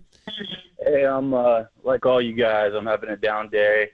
I just wanted to make 2 points with you guys. You guys are killing it today. You guys have brought up everything. First point, I've got a 16-year-old boy here. Football player, grown up in the Seattle area among Seahawks fans. Last night, looking over, seeing his head in his hands, full tears, was so hard to see. He wants one so bad. I tried to tell him it's been 30 years for us, so really hard to see for the kid. He had to go to school today and endure the pain. So that's the first point. Well, I'm glad he cares. I have a 16-year-old too, and we had 3 in the house yesterday. And they all were wearing jerseys. We had 2 McCaffreys and a Kittle, and they all sunk to the floor. They just went, dude, Joe, I'm telling you, bro, if you were rolling tape on our living room, the moment Mecole Hardman caught that ball, it was dead silent in our living room for, I want to say, 2 to 3 minutes, dude. Nobody said a word. And the 3 boys all sunk to the ground in the back of the living room. I couldn't even see him because I was sitting on the couch staring at the TV. My buddy Coach Jim was there. He's a lifelong San Franciscan. Nobody said a word. It was just, we didn't say a word. Forever. Sitting here at this household, we had the jerseys lined out on the couches, and just nobody talked for a solid 5 minutes. So the second thing I just want to bring up is, Shanahan, you guys have hit all the points today. Definition of insanity, doing the same thing over and over, getting the same result. At what point do we say, hey, is there another option out there? Is that just crazy talk? Well, I mean, that's definitely the extreme take, Joe, because the guy's got you in the mix every single year. The Niners and the Chiefs are the 2 teams that have won the most games in the last 3 years. So, I mean, it's out there. Well, thanks for the call, Joe, and props to your son. He'll get there, and then he'll be like me in an Arlington parking lot, having tears streaming down his face for no reason. So, Joe, thanks for the call, man. Appreciate it. No, you don't move on from Shanahan. No. You do not move on from Shanahan. Because who's next? What are the better options? There aren't options. Unless our caller earlier talked about bringing in Bill Belichick, but that's not going to happen. You don't move on from Shanahan at all. You realize, though, that he is, and we've brought this up before, he's in his Andy Reid in Philly stage. Mm-hmm. And he's only 4. I mean, it's like, wait, you mean I have to wait till he's 60 until he wins one, dude? But he is in that Andy Reid in Philly stage. I mean, guys lose him. Dude, John Madden, rest in peace, the great John Madden. Go look at his resume until 1976, bro. Big loss after big loss after big loss after big loss after big loss. And Al stuck with him. And then you guys got it. Then you're carrying the big man off at the Rose Bowl in January of 1977 with the short sleeves and him holding the football high, right? Yeah. But he lost, 5 straight conference championships? Was that it? Something like that? If I don't have the numbers right in front of me. Mm-hmm. Dude, they lost every big game. And you just keep chopping wood. It's what Mike Shanahan said to Mike Silver. He says, this is effing life. What do? You feel sorry for yourself, or you just keep climbing the mountain? Like, again, what if there's a situation, if we read into the future, the tea leaves, do you want to be Eagles fans looking at the success of Andy Reid elsewhere? Like, if you did, for whatever reason, move on from Kyle Shanahan. Ripping him off for the Minnesota Vikings. And the next thing you know, he's winning Super Bowls for the Cleveland Browns or something. It's like, no, that was your guy. You got to stick with him. No. Tony in Santa Clara, down in the home of Levi's. Tony, good morning. You're on KNBR. Hey, how's it going, guys? What's up, Tony? Hey, I'm doing all right. Well, I'm feeling pain, man, but I'm 41, and I was lucky enough to witness, the 94 season as a 12-year-old, and then I kind of was an elementary school age when Montana won those championships. So my childhood was really great, and now as an adult, man, I've been wanting to win this one. So it sucks, but for me, I think for me, my crying point, where my jaw hit the floor, my heart just dropped, and I knew we lost the game was when I got PTSD of Kyle Williams on that punt fumble. Yeah. That right there, I was like, we just lost the game. Yes. The game is lost, and I had to pull away from 30 people in my house, and everybody's like, where is he? Where was Tony? I literally went upstairs and just started crying, man, because I knew we lost the game. But Tony, I want to pause you right there because maybe the most impressive thing in the entire game was the drive right after that. Because they go ahead 13-10, and the Niners then take it the distance that ends with the Jennings touchdown and the fourth down go.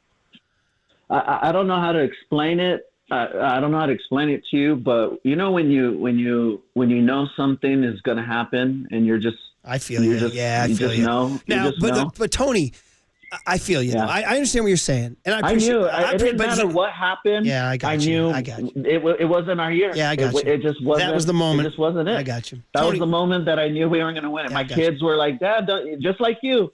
Everybody. But I knew it. All right, hey, Tony. That's a really good call. We got to go move on, but I want to say thanks for the call and two things on that. One, I feel what he's saying. It felt like this ain't going to happen, right? However, they drive back. They go for it on fourth down. Jennings catches the touchdown, and and then you want to put the cherry on top of that? The freaking PAT. Yeah. You want to talk about? I mean, dude, that was gigantic. That was gigantic. I mean, that makes it a 2-possession game. That was gigantic. So if you're Tony saying he knew the game was over when the punt incident happened, I feel him. But what an answer by the Niners. That was an incredible answer. Look at some of the plays in there. He hit Ayuk for 20. McCaffrey ran for 8. He threw on a 4th and 3 the pass to Kittle. Other plays from that drive included McCaffrey with a 5-yard run. On 3rd and 5, he hit Juwan for 17.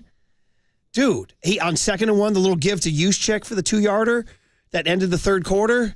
I mean, dude, that was an incredible answer by the Niners and by Kyle and by Brock and everybody. And then the extra point. Yeah. And I'm sure you, just like me, and I'm sure 99% of the audience listen right now, all sat there and thought, damn, this is going to come back to bite the 49ers in the ass. Yes. And they come back from the... Also, guys, I ain't going to lie, when McCaffrey fumbled in the first quarter, I was like, bro, are you kidding me? This is what's going to happen? Mm-hmm. But yet they stop him on a 3-and-out. Dude, the defense was dominant in the first quarter, second quarter, first half. Phenomenal performance. Dude, the Dre Green. We don't talk enough about the Greenlaw injury. The Greenlaw injury. I understand injuries happen, and they didn't have Omenahu, and they didn't have Tooney, but we didn't have Hufanga, and the Dre Greenlaw. It's like there's certain guys you lose. That's a guy you can't lose. Yeah. You know Again, like I'm looking forward. I guess not really looking forward to watching the All-22 film, but you can see Patrick Mahomes targeting Oren Burks on that first touchdown, targeting Logan Ryan on that last touchdown. Yeah. Again, that's the side of the field where there's usually Dre Greenlaw, there's usually Talanoa Hufanga. Injuries are part of the game, but Patrick Mahomes and Andy Reid and Travis Kelce made sure to exploit it in the second half. Not all injuries are created equal. That was a devastating injury. That was a devastating injury. A freak injury, too, of him just like jumping up and hyping himself on the island. I guess he'd been playing with a bum Achilles for a long time. Murph, I kept bringing it up, dude. Yeah. Last couple weeks of the season, he popped up with Achilles tendonitis. And I kept asking people, like, oh, no, he's just getting a couple extra days of rest. So, by the way, he's out for the year. That's the same Achilles. Did you hear Kittle get a Rodgers thing in there? I heard the Kill it with a Rogers Kill it with drive-by. a Rogers riff. Oh, my God, dude. Diego's calling in from Nashville. God, I love if we put a pinpoint of all the different geographic calls we've had today, from London to Nashville to Texas to Wisconsin. Diego, good morning, Seattle. Diego, good morning. How are you, man? Good. I'm good. It sucks. I'm just old enough to remember the second Cincinnati Super Bowl and the Denver Super Bowl, and of course the San Diego. What are you gonna do? What do? You gotta put your pants back on the same way the next morning, and we go on, we move on. But I tell you, the turning point. Am I the only one in the country that seen? So I think it was right there before, as the Chiefs were driving, second quarter. Pacheco runs. It looked like he fumbled. They show the replay. Yeah, it was a forward pass.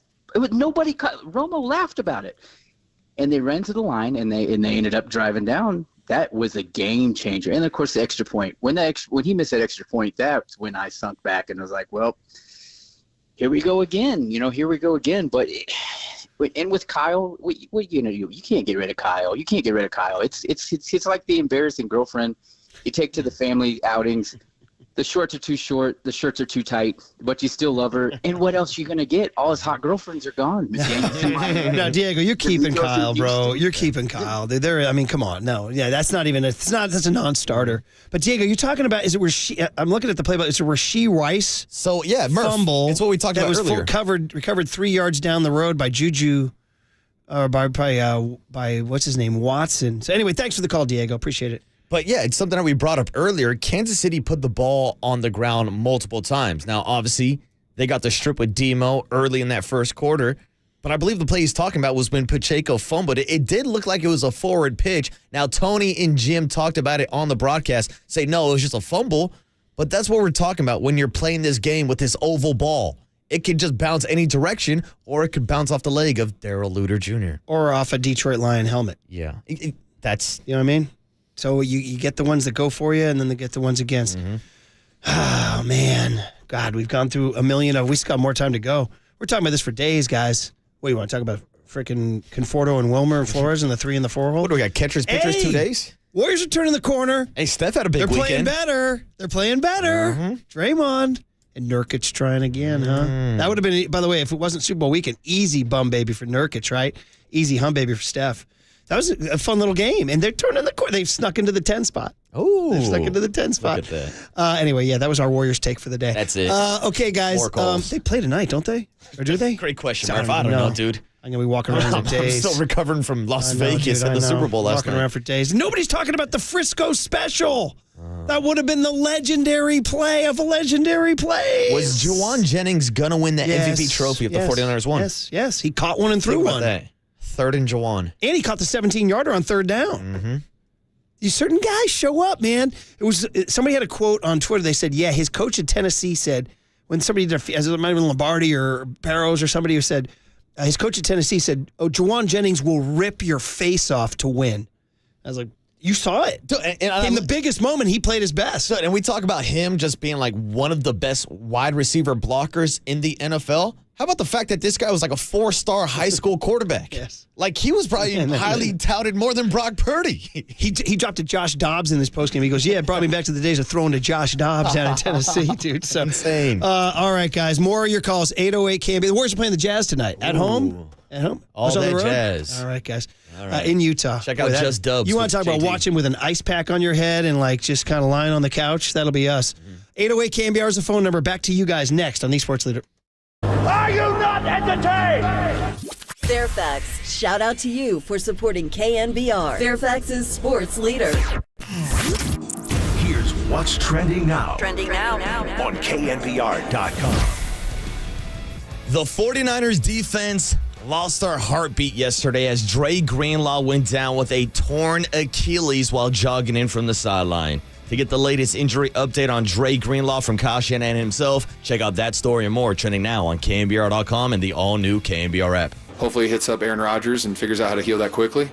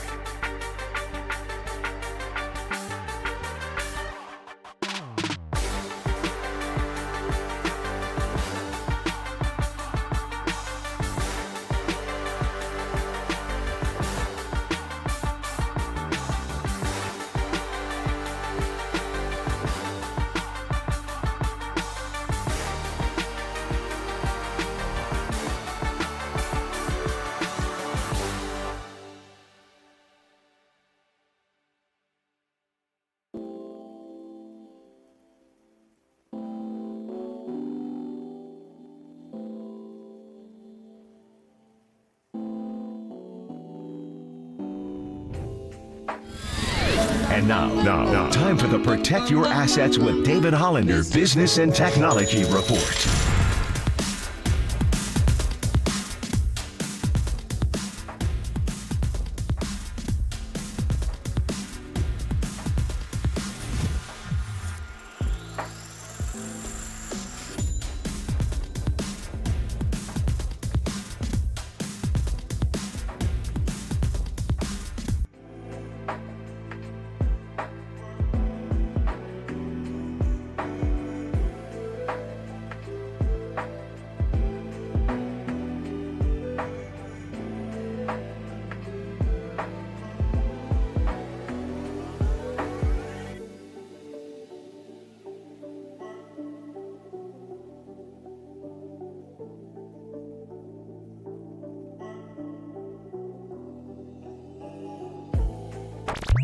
Faithful Murph and Marcus keep your morning moving. Streaming live at twitch.tv/thesportsleader.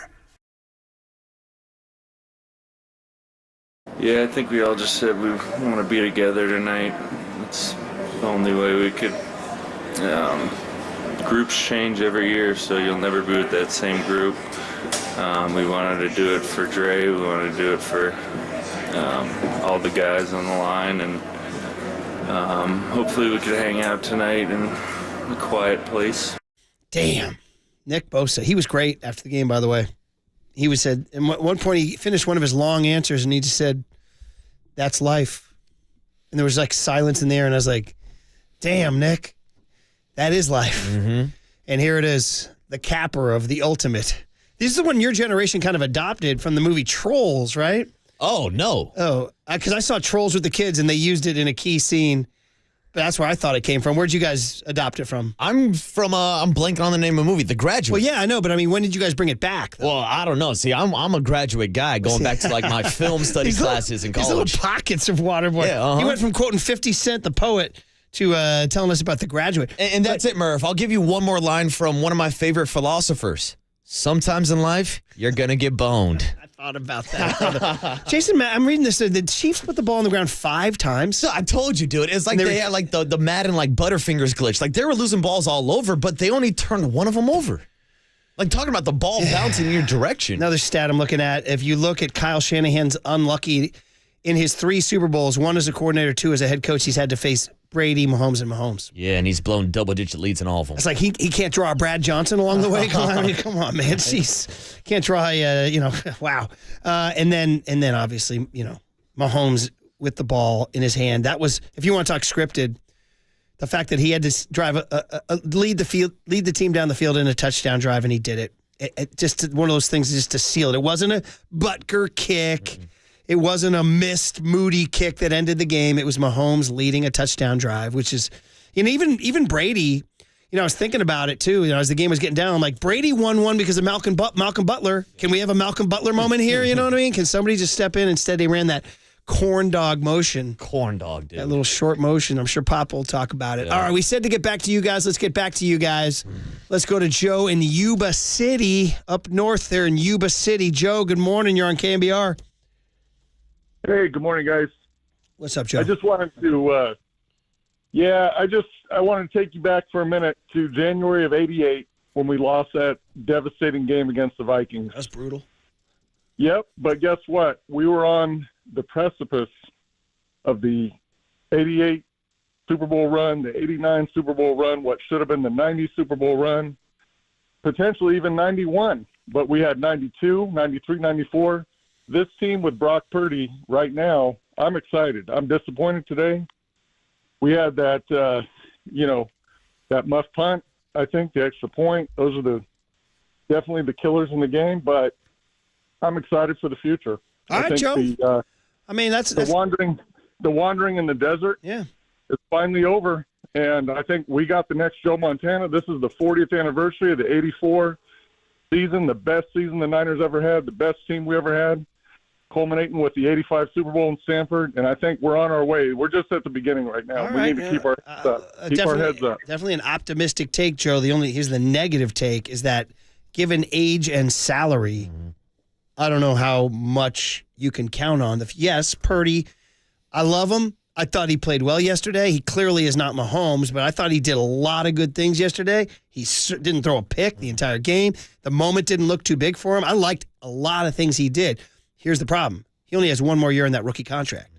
And then all the guys that you paid, Javon Hargrave and George Kittle and Brandon Ayuk and Deebo Samuel, Nick Bosa, now you're going to have to start, like the way the Chiefs traded Tyreek Hill. That's what you're facing. I mean, that's why we're talking about this Super Bowl window. Yes. And that's why, big picture, it is frustrating that Kyle has now been to the Super Bowl twice and is 0-2. Now, what's encouraging is Brock Purdy, in a year and a half playing in the NFL at 24 years old, has already put himself in the MVP conversation. And now he's taking the next step after making the NFC Championship game and obviously getting hurt last year. Now he's taking it to the next level by making it to the Super Bowl. So he's trending in the right direction. But that's the smaller picture with Brock Purdy, a guy that we talked about elevating the Kyle Shanahan system, which was a big reason why we were so confident about the 49ers actually getting revenge, because how much better the offense was this year versus Super Bowl 54. But here we were, circling those same trends, that same kind of conservative play calling by Kyle Shanahan and him not sticking with the run after getting that turnover from Patrick Mahomes, man. I hate to do it, Murph, but I was sitting there on my couch thinking, damn, this is starting to feel like Super Bowl 54 again with some of this play calling. And next thing you know, the Chiefs are coming back. I was viscerally pissed after the Jair Brown pick when he threw it 3 straight times, and then again 3 straight times after that. 6 times, 2 3-and-outs. I was right then and there. You could have strangled the game. You have, if not Mahomes, the best player in the building is Christian McCaffrey. And he's just chipping away. 5 a pop. I know he only got 3.9 a pop. It didn't matter, dude. He was continuing to, and when they ran the outside zone, it was effective as hell, and he was going to break one, man. I mean, I can't guarantee it, but I had a good feeling. Rocky in Vallejo is on KNBR. Rocky, good morning. How are you, man? Yeah, good morning, man. Man, I've been watching the Niners, man, since '84 football year, the calendar year, the Super Bowl Dolphins. So yeah. I have a greater appreciation for Ronnie Lott, Jerry Rice, Joe Montana, Roger Craig.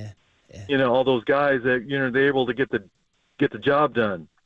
And, our guys, Deebo, Ayuk, Kittle was probably hurt because his toe, even McCaffrey with the fumble. I know Roger Craig fumbled back in the day too. But our guys, these guys, they want the gold jacket. They got to step up, and they kind of left a lot of plays on the field. And another thing I wanted to talk about, if you look at Andy Reid, man, he surrounds himself with a lot of offensive coaching talent. Mm-hmm. Matt Nagy is a former coach. Before that, they had the guy from the Commandos, Eric Bieniemy. Yeah. Mm-hmm. Yeah, Bieniemy. So he surrounds himself with a lot of advisors. I call it advisors. Shanahan is over here trying to do it himself. He really should hire his dad, but that's going to be kind of awkward. His dad's probably get the credit, so he probably can't do that. So I'm thinking he needs to hire Gary Kubiak, Sr., not the kid, but the father. Someone like that to kind of advise him, to get a little help, because if you really think about it, he made a lot of mistakes here on third down. That 3rd and 4, everyone knew the Chiefs were going to blitz. And that play, Jennings, it took a little time. Obviously, the offensive line messed up, no doubt about it. But Jennings is open. But that play took a little time to develop. So he had no outlet. You could have easily, all you need is 4 yards. You don't need to score the touchdown right away. So there was no outlet there. And, so he's putting a lot of pressure on himself. And he needs to get an advisor, someone to help him. Yeah. Andy Reid has help. Yeah. Don't be so arrogant, man. Yeah. All right, Rocky. I appreciate the call, man. And listen, I think Mike advises him a lot. Yeah. I think it does. I agree with that. And also, just to kind of counter Rocky's points, the problem is all of his coach and all of his help is getting plucked away by other NFL teams. Yeah. Mike McDaniels is with the Dolphins. Bobby Slowick's with the Texans. So, they had these guys in the building, but now they're being pulled away for different opportunities. Dino is in Pacheco. Dino, good morning. Hey, good morning, Mars. Good to talk to you, man. What's up, dude? But I wish we had a better, happier moods about this. But I just want to say that Brock Purdy played his heart out, man. Considering how they brought the cavalry on him all day long, and in the first half he was fantastic, but the second half it was just Spagnuolo played it perfect. He brought everybody on obvious passing downs and put pressure on Brock so much and in crucial situations, and that's what I'm just disappointed in. It kind of came true because we didn't do. I mean, when we had to, and in crunch time, when we gave Mahomes too much time, we didn't bring the cavalry. Spags dialed up a couple of key blitzes, not just the one down on the 3rd and 4 in overtime that left Chris Jones unblocked. There was another one that was, I think, right before the field goal that tied the game or put him ahead by 3.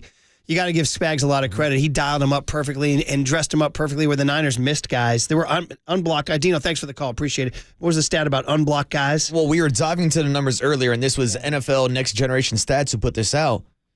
Spags had the Chiefs defense blitzing yesterday on 51.2% of Brock Purdy's dropbacks. And Brock actually had pretty good numbers against the blitz, but they caused him to throw a few incompletions.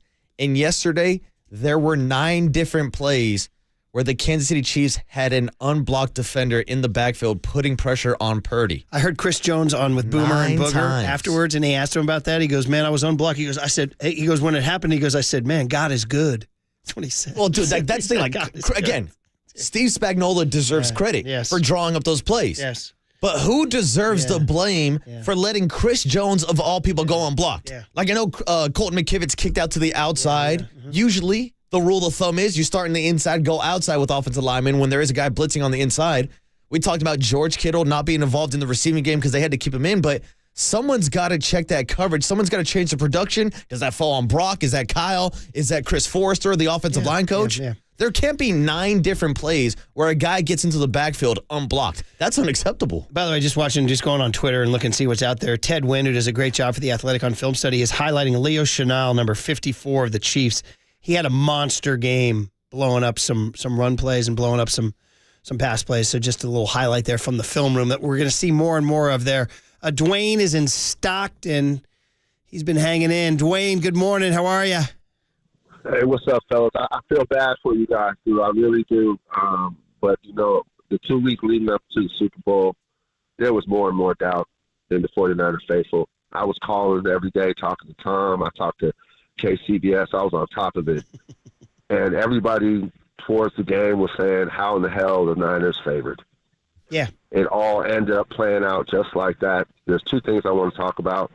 One of them was, it's Shanahan's problem. He cannot go a whole game in a big game and just stick with Christian and stick with the run. He comes out in the second half with those 6 straight passes that basically amounts to -2 yards. And right there, shit. Right. Oh, sorry. It's all right, Dwayne. We got to dump that there. So that's okay, man. That's okay. We all feel that way, man. We were all frustrated with this play calling. To the point where we were cussing. Yes. Yeah. I told you we had a cusser at the house yesterday. It was pretty funny because usually, we acknowledge the fact that the kids listen to the music. They hear it all. But we're like, just keep it out of the house. And then my buddy, Coach Jim, came over. He was a great Niner fan. He was just immediately dropping F-bombs all over the place. He's like, oh, is that okay? I'm like, well, no, but hey, it's the Super Bowl. You know what I mean? Yeah, Jim should have been hanging out with me and my buddies, Murph. It was really funny. Wow. I'm reading this story by Nick Wagner about the title window.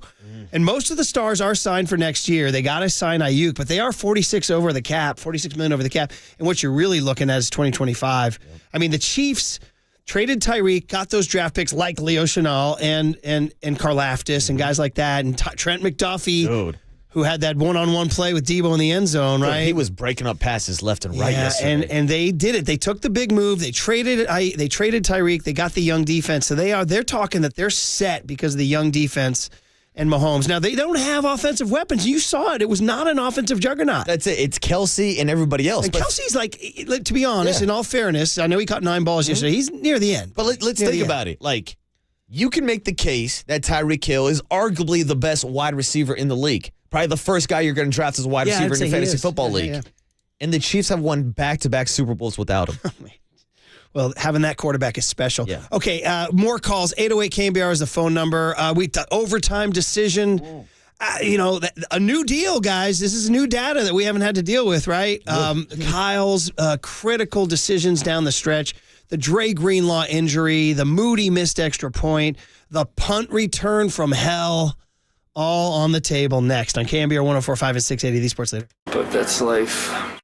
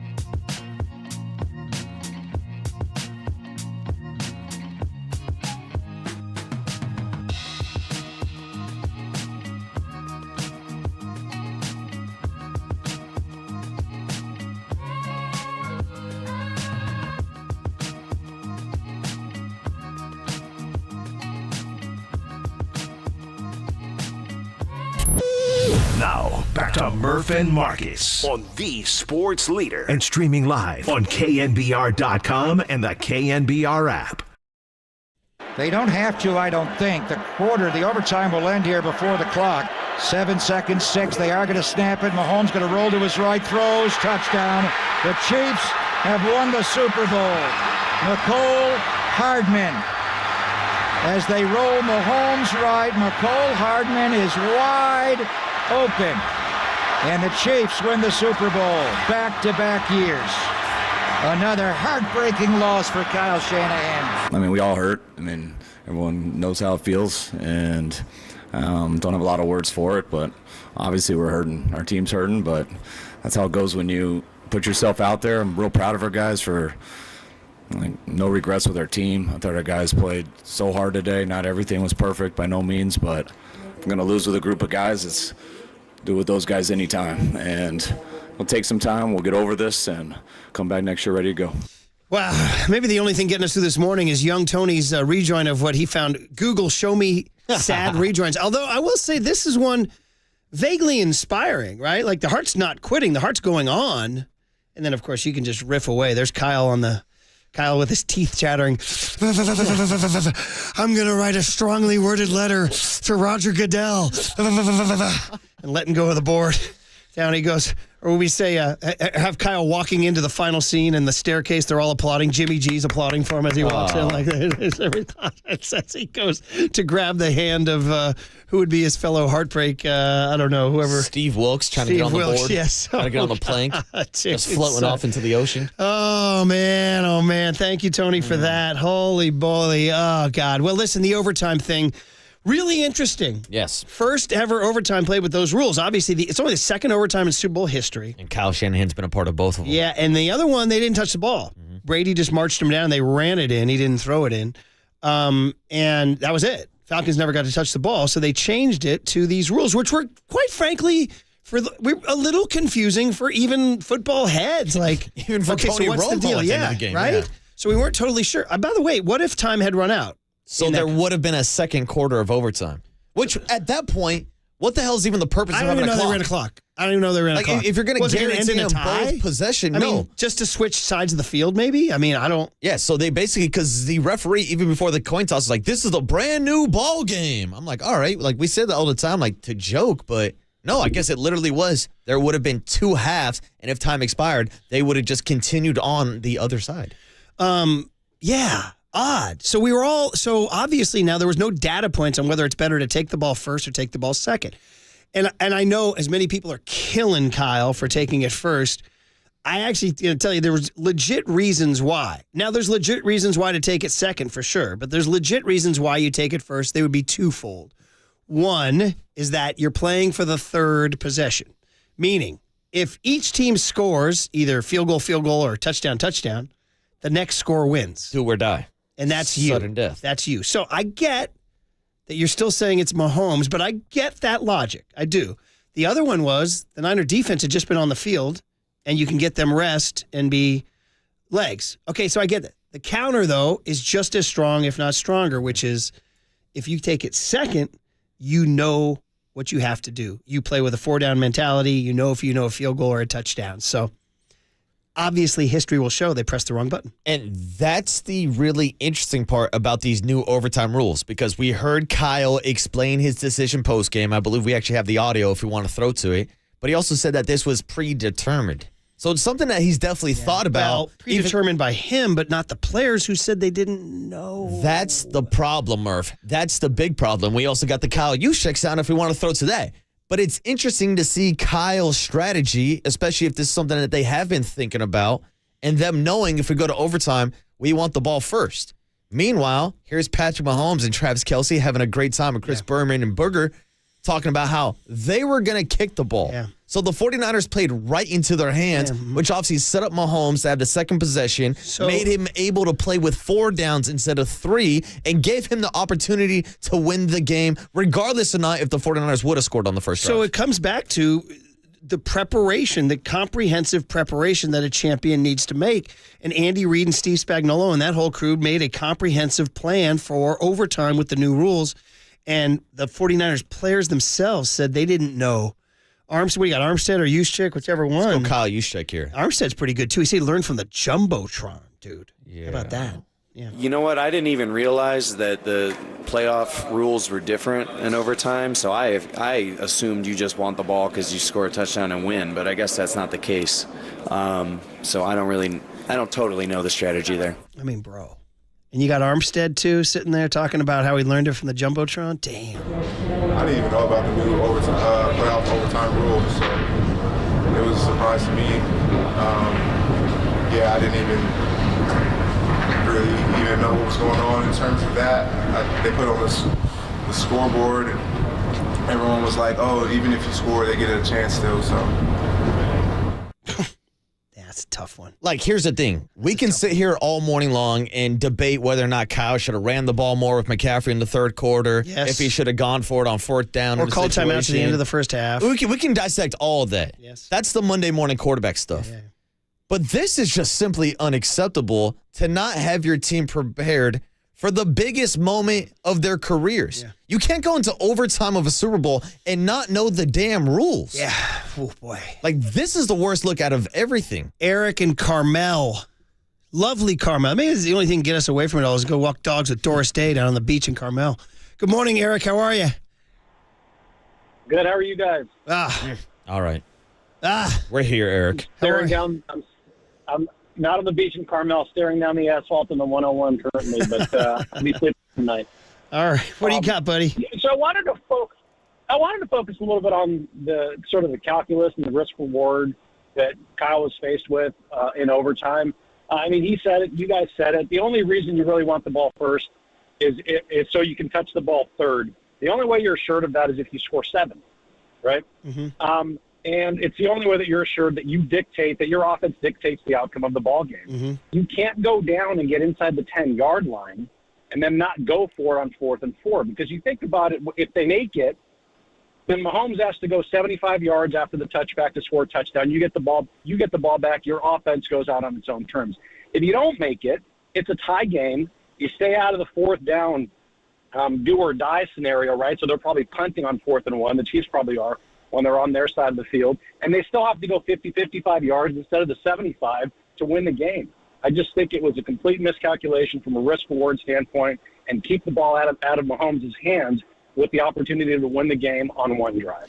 Well, I mean, Eric, you're making some very, very valid points, and this is something that we're learning now with these new overtime rules. Yeah. These data points are being gathered, and in real time, Kyle pressed the wrong button, and you're right, Eric. Thanks for the call. Appreciate it. Well, that's why I'm looking for more of a breakdown of the Kansas City strategy. Because if they won the toss, they were going to kick. Yeah. So they were actually welcoming the decision by Kyle Shanahan and Fred Warner. Now, I wonder why that is. Whether or not they had confidence that the Chiefs' defense could get a stop against the 49er offense, or if something that I was talking about earlier, which I haven't heard too many people address in the last 24 hours, if there was a scenario where Kyle Shanahan, Brock Purdy, Christian McCaffrey go down and score 7, they get a touchdown. That would, in theory, guarantee them at least that third possession. But what if Patrick Mahomes, Andy Reid, and Travis Kelce decided we're going to go down, score a touchdown, and then go for 2 right here?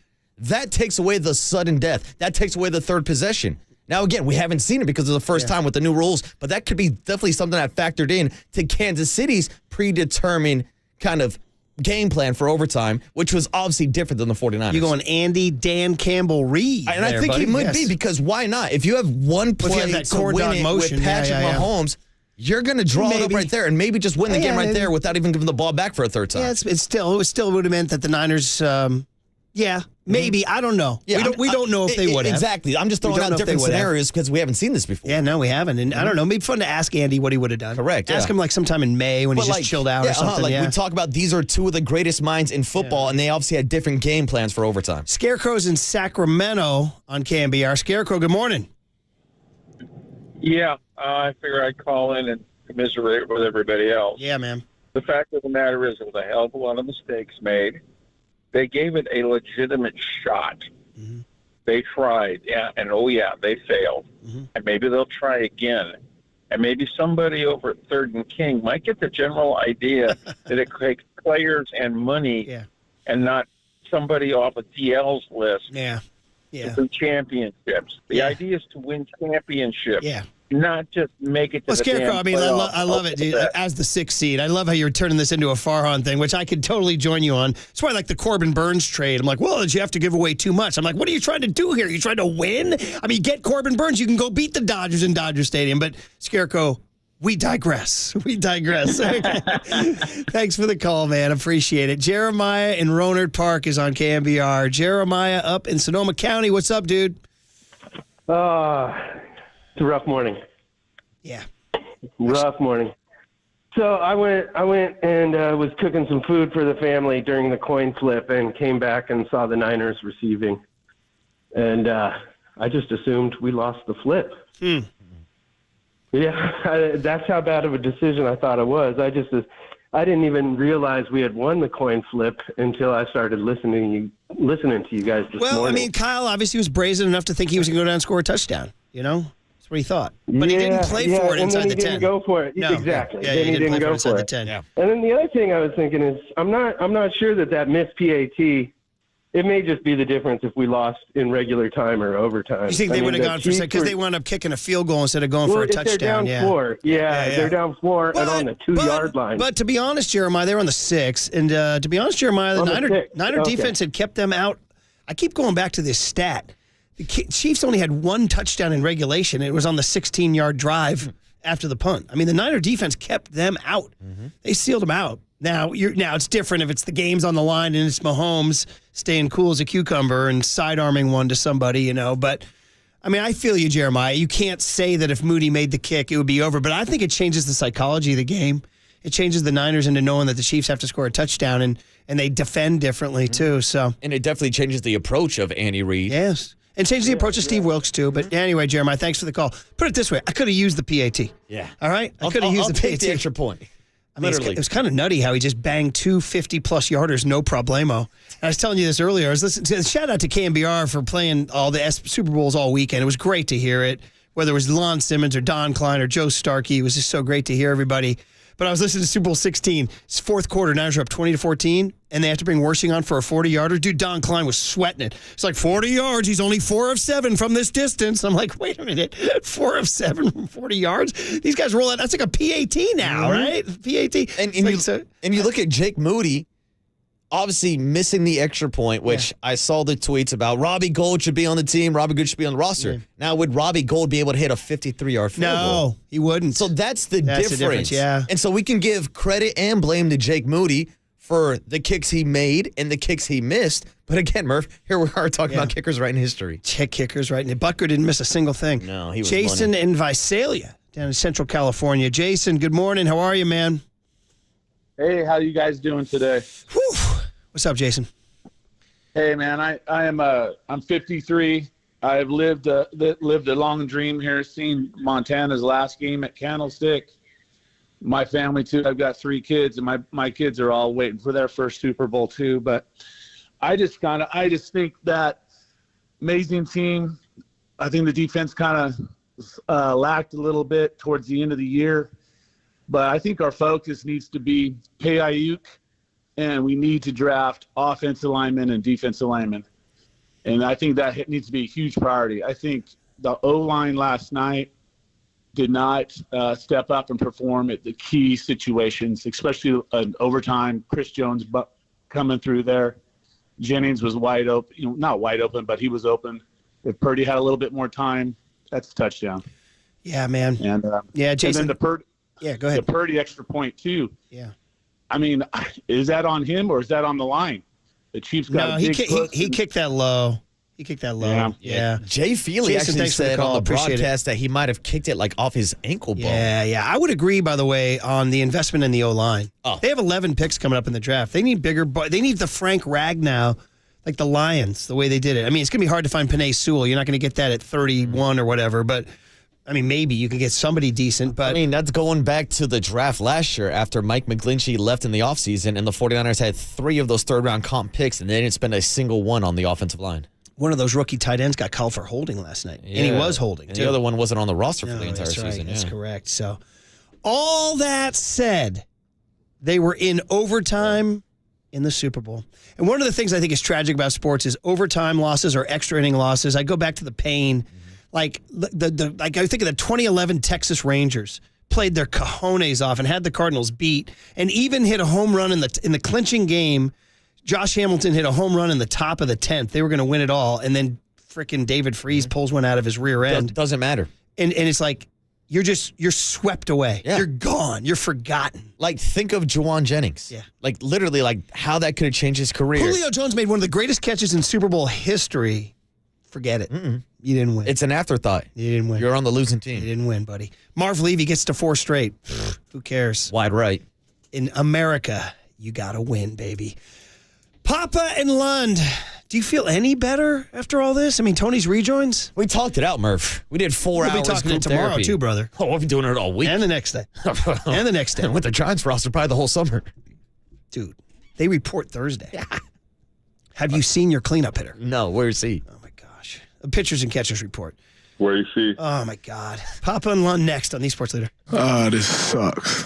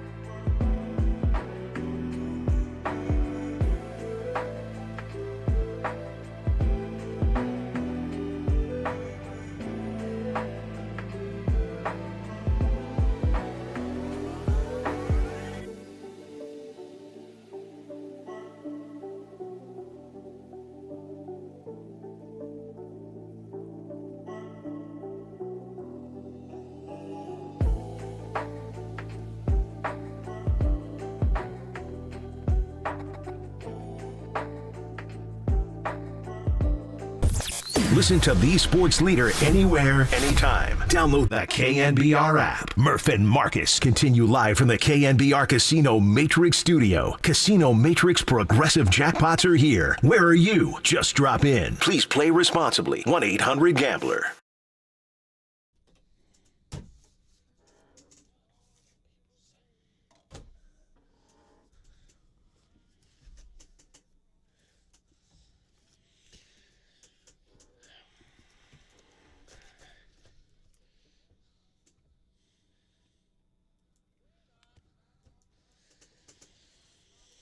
Well, there it is. The last rejoin of the day. Hey, so that means they're going to be back on top? Back on top in June? That's life. By the way, Murph. quick, non-painful, agonizing take. How about the Sinatra Open by CBS Sports? The My Way with all the families going for the tears. I might have had it. I might have had a little lump. That was Ayuk's parents crying and all that, and Sinatra with the orchestra. That was pretty good, man. That was pretty good. It was a great way to start the game. Now, unfortunately for the 49ers, it did not go their way.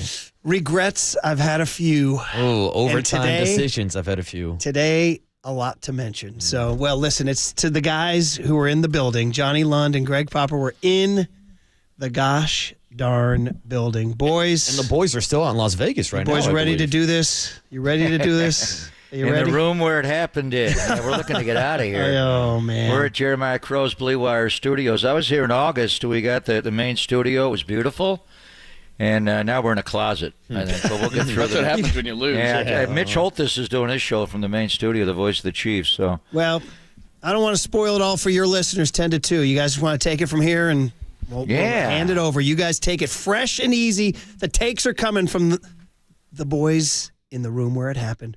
Marcus, glad to be with you, buddy. And by the way, thank you. Yeah, I got you, Murph. Young Tone, thank you. And California. No, it wasn't California. It was cold today, right? Shout out my guy, Cole. Also, a special shout out to Lamont for a little lean today. And when it's time for a change, you are listening. When it's time for a change, think Speedy Oil Change and Auto Service, your oil change student and brake experts. You are listening to KNBR AM and KNBR FM San Francisco, the sports leader, a Cumulus media station. Guys, good morning. Not doing well. It's a rough morning. Brock Purdy played his heart out, man. But that's life. That's the end of the game.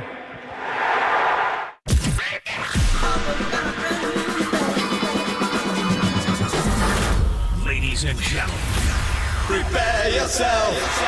prepare yourselves I love it when you call me Big Pop. for Greg Papa Sleepy Floyd is Superman. San Francisco. and John Lund. It's 10 o'clock. Let's hit it. This is Papa and Lund That's right. We're getting it going. on KNBR 104.5 and 680. 680.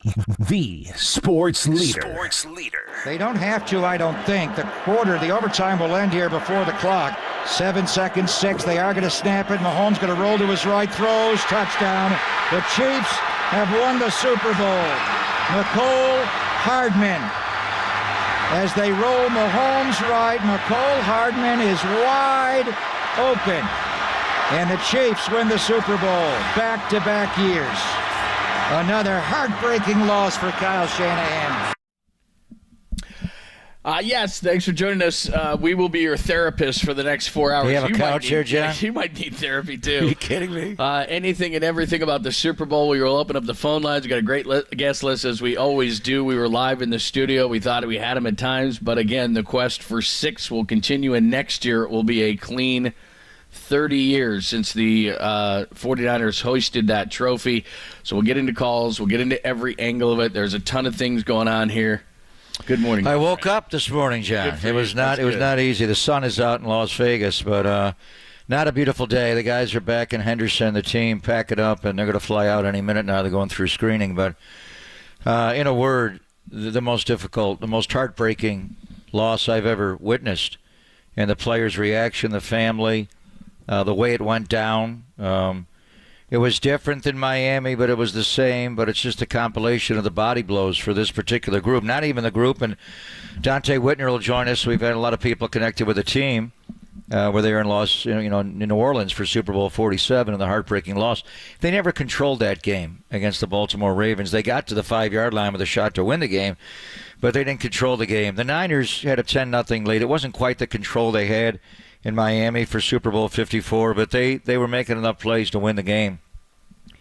And then he just appears again. It's Patrick Mahomes. They run the corn dog play that they ran last year against Philadelphia twice. Kadarius Toney once, Sky Moore another time, and they did it with McCole Hardman with the motion towards the bunch, and they got Charvarius Ward pinned there. There was just so many plays, but we'll get through it. There's a lot of blame game in something like this. I'd like to think the Chiefs won the Super Bowl, and the 49ers did not lose it, but there were plays to be made that were not made, but that's sports, and they're a great team. But just the overall mood of the aftermath, and well, David Lombardi was right in the middle of it, and David will join us coming up. I just have never seen a group of men so disappointed in the outcome of a game. It was different than Miami. Miami, we all rolled to the American Airlines Arena for the after party, and it was a rager. This one, nobody, and a lot of guys did go to Omnia where they had the post-game party. I couldn't get on a bus because I was talking to Mitch Holthus so long. I wanted to go there, but I just couldn't find his seat. And the player, I was in no mood to have anybody move over to let me sit next to him. It was a funeral march. They were so down. And then I got on the bus to Henderson. Man, that's a good 45-minute ride, and nobody said a word the entire way. And there wasn't any coaches on there. I sat next to John Feliciano working on his elbow, and literally the entire ride, nobody said a word. And the entire time when we got there, people left, and the families are all there. A lot of kids running around this morning. You wake up, and they're checking out, and no one's in the mood to talk. It is numb. So it's going to take a long time for them to decompress. They will have an exit day tomorrow and meet the media. But is it worse than Miami? No, it's just the same. It's the compilation of the body blows from the Miami loss in Super Bowl 54, the loss in L.A. when you had a 10-point lead going to the fourth quarter against the Rams, lose that game, have them win the Super Bowl against a Cincinnati team you beat in overtime earlier that year. You thought you should have won that one. Philadelphia and the Brock injury was different. The Dre Greenlaw injury, and I think he could come back in 6 months. It's not a full year injury. We thought 9 months. Talking to Dr. McAdams today, he thinks he can come back from 6 months. We'll get into it over the next 4 hours about the soft field and the practice field at UNLV may have contributed to that injury, and also Debo's hamstring injury, John. But the boogeyman did it again, and it was just the way it ended on the corn dog route and the whole overtime and the end of regulation and the whole thing. There were so many great moments. Jake Moody bombing a 55-yard field goal to 53-yard field goal, but then the low trajectory on the one that was blocked. And, Christian McCaffrey with his fumble. Christian, after the game, you couldn't make eye contact with anybody. It was the weirdest scene. It was like people died.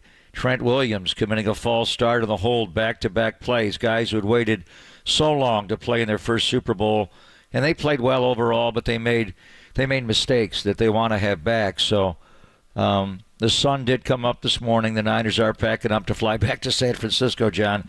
But right now, they are like the walking dead. I mean, and we'll see. They've come back from these previous losses to have great years. But there's only so much pain you can endure. And it's the compilation of the body blows here, not physically, but mentally on your heart and your soul. Last night's loss just felt different than Miami, L.A., Philadelphia. It was just, is this going to happen again to the same guy? Yeah, there's a whole mental thing to it. And I know as I sat there, and I'm not a player or anything like that, but it was Miami all over again, because I'm looking at the field in a game I thought they should have won. There's a Niners end zone. There's a Chiefs end zone. It's all full of confetti. There's people doing all the families are down there doing snow angels. And I posted this. It's like the field looked the same. The field felt the same. We were in Miami till about 4:30 in the morning Eastern, so about 1:30 here. We were on till about midnight last night. But it was just being a therapist and punching the, and everybody had their different things. I know people were drinking and they were blaming Kyle. So we'll get into all those things. But since you started down this road, it was one of the first things that I thought of is after Seattle. So Seattle wins the first Super Bowl against Denver. They come back against New England. And when Russ throws that interception, it tore everything apart. And this is different in the fact that there's no one really to blame. They made a ton of mistakes, like you said. And I agree with you. Kansas City won. You can't give Patrick Mahomes that thing. We had it with Montana. We have it with Steph Curry. Like, there's certain guys you just don't give it to them. But we'll get into that. There's a lot to discuss here. But I'm afraid of the mental scars that are built up, because what starts to happen is that you start looking, and rather than going into a game like Kansas City does and think to themselves, we're going to win this game, we'll find a way, we always do. You start thinking as an athlete, we're going to find a way to lose, and I'm not sure if we can win. And that's what happened to Buffalo, and it happened to Andy Reid in Philadelphia, and it's starting to happen to the Niners, where there was this team that never lost Super Bowls, and they went into Super Bowls thinking we're never going to lose, and now they're thinking to themselves, how are we going to get beat? And you can only do that so many times. And then we're fresh off it, like you just said. So maybe this is irrelevant. They galvanize and they use all this, and then they go back and they win the next one. But we know this. It is so. I mean, look, it was 5 years between them. Before that Super Bowl 7, it was 7 years between that one. A lot of things changed. Bosa was despondent because he said he was going to go over to the party just because this was the last time they were going to hang out. You don't know who's going to be back and who's not going to be. It's a totally different year. So, look, the mental scars start to build up, and you're not sure if you can get past them. Yeah, and certainly last night or even today is not a time to make any decisions. Sure. And you just have to get through the trauma. It's like losing a member of the family that's dear to you. It's going to take a while to process this, and this is a loss you'll never get over. They could win the next 5 Super Bowls, and you're always going to think of that night in Vegas and the night in Miami and all the losses. So it is painful. But they did win 2 playoff games where they had to come from behind against Green Bay, and then the dramatic come from behind effort against Detroit. So I think it's in them to win a game like last night. That's why I always keep an eye on Kansas City. I'm obsessed with them because of what they can do with that coaching staff, that quarterback, that tight end. Chris Jones played a great game, and I thought that was someone the Niners could exploit. You should block him. And well, there were some snaps where he quits on plays, Yeah, but I'm just saying there were snaps last night. He looked like Mean Joe Green, where he just completely on that cock nose just dominated. And I think the big game was the 3rd and 4 where he got pressure on Brock when Jawan Jennings had a similar move. Jennings had a touchdown, and that it was similar to what they ran in the corn dog play, the in and the out. They just didn't block him. And then Kyle didn't have faith to go forward on 4th down. There was a thought there. So there was just so many big plays. Obviously, you would have liked to have taken the clock all the way down at the end of regulation, kicked the field goal with no time on the clock, but Spags wasn't going to allow you to do that. That was another 3rd down. Yeah, there's just so many plays you go through over and over in a game. I mean, if you get one of those plays to flip, you could win the game. But really, it's a compilation of many plays, many decisions that were made, both for them and for the Niners and their staff and Steve Wilkes. I thought the 3rd and 6 to Rashee Rice on the crossing route when he brought everybody. He brought Tashawn Gibson. He brought Oren Burks. He brought Fred. He asked Demo to guard. That's a tough route in the crossing route to guard Rashee Rice. That's what he does. He runs crossing routes. And then the injury to Dre Greenlaw. And we'll get into it. I think I was at the UNLV field on Saturday for a walkthrough. It's like walking on a gymnastics mat. You're just bouncing. It's not quite like a trampoline, but it's way too soft. And this is what we talked about, where the injuries would show up later in the week. And did that soft field at UNLV contribute to Dre Greenlaw just doing calf raises to come on the field, throws his right leg out, his left leg back, and he tears his Achilles tendon? I don't know if anybody could definitively say it did or didn't. It's just conjecture. And he had a previous injury, too, on that. So. He had an existing Achilles tendonitis, kind of like Durant playing with a calf injury in the NBA Finals in Toronto. But that field may have contributed to it. And then him leaving the game, I mean, they picked on Oren Burks every chance they had. Yep. Fred Warner did a great job man-matching Kelsey a lot, especially late in regulation where they went for the win of the back shoulder, the same route they ran against Kyle Hamilton in Baltimore the other way. They ran it to the left, but they kept motioning Travis Kelsey towards Burks' side. And to see, is Fred going to hop? Is he going to flip it? Is he going to follow him? Once they saw it was Burks and it was his own principle, he just got the outside leverage over and over and over again. So is it as simple to say, if they're not in a hard field at UNLV and they're practicing at the Raider facility and Dre does not tear his Achilles tendon and he matches up against Kelsey in those one-on-ones that were so critical to the Niners win the Super Bowl, you don't know. But there's no doubt they have a good coaching staff. They saw Burks. I would have liked to have seen the Niners play Demetrius Flanagan Fowles more. He's a converted safety from college. He covers better. Burks is more of a take-on. But what they did was they went to a multi-tight end formation where it was Kelsey out there with Gray, sometimes with Blake Bell, went to 3 tight, so you get a match up with your big personnel. But even when you got the nickel, I would have liked to have seen them play Demetrius Flanagan Fowles in retrospect, John. This is where the loss of Aziz Alshire, you would have loved to have had him available last night to jump in for Dre Greenlaw, but you can't pay him all, and now he's in obviously playing in Tennessee. So just a tough night, a tough game. All right, let's open it up. The 49ers, as you know, lose the Super Bowl 25-22, whatever angle you want to start getting into. Late last night, obviously, we were doing the postgame. A lot of people had questions about Kyle. We'll discuss, obviously, the overtime rules. We will discuss lots of mistakes for the 49ers. You can say what you want, just far too many mistakes to give Patrick Mahomes. And the bottom line is we loved it when Joe Montana was doing it. We love it when Steph Curry does it. But those special players, you can't give them too many chances, and that's what the 49ers did. So let's get into the conversation. Golden State Lumber and Building Materials text line is wide open, 415-808-KNBR, 415-808-5627. That's the same number you can use to call the show. We're on YouTube and Twitch as well, so you can get the conversation going there. Papa Lund on the day after, only here on the Sports Leader. San Carlos, shout out to you for supporting KNBR, San Carlos's Sports Leader.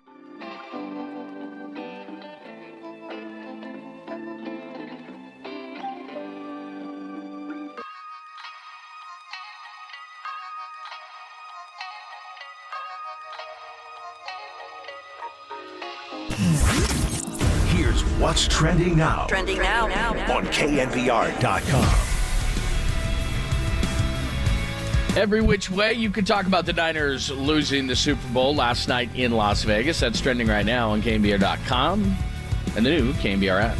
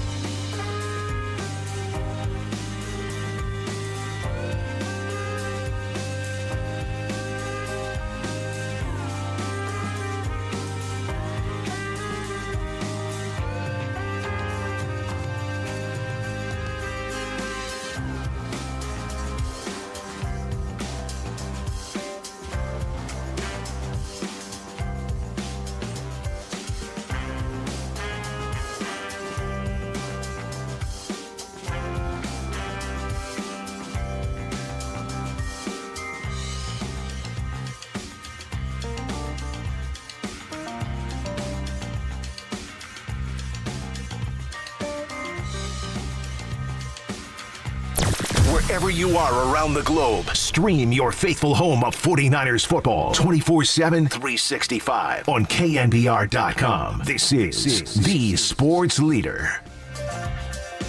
It's just something we talked about with, that none of us have a ton of experience of it, but we went through all the analytics and talked to those guys, and we just thought it'd be better. We wanted the ball third. If both teams matched and scored, we wanted to be the ones who had the chance to go win, and we got that field goal, so we knew we had to hold them to at least to a field goal, and if we did, then we felt it was in our hands after that.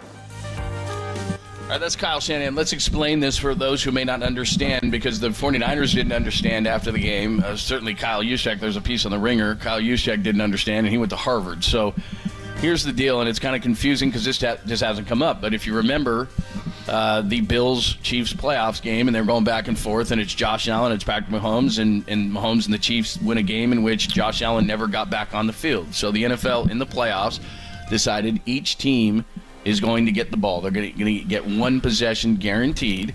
And so the 49ers get the ball first and win the toss, and we can get into that whole conversation, which, look, during the regular season you defer. In the overtime in the regular season, because if you score a touchdown, you win. If you score a field goal, the other team gets a possession. But if you get a touchdown, you can win the game. So during overtime in the regular season, you absolutely take the ball. But in this scenario, it's up for debate, because what happens is, especially when you have Patrick Mahomes on the other side, it's almost like the bottom of the ninth in baseball. You're guaranteed you want to go last, probably. College football does it the same way, so then you know what you have to get. The 49ers take the ball. Could have got that touchdown. Like you said, Chris Jones comes through unblocked. Jennings was there.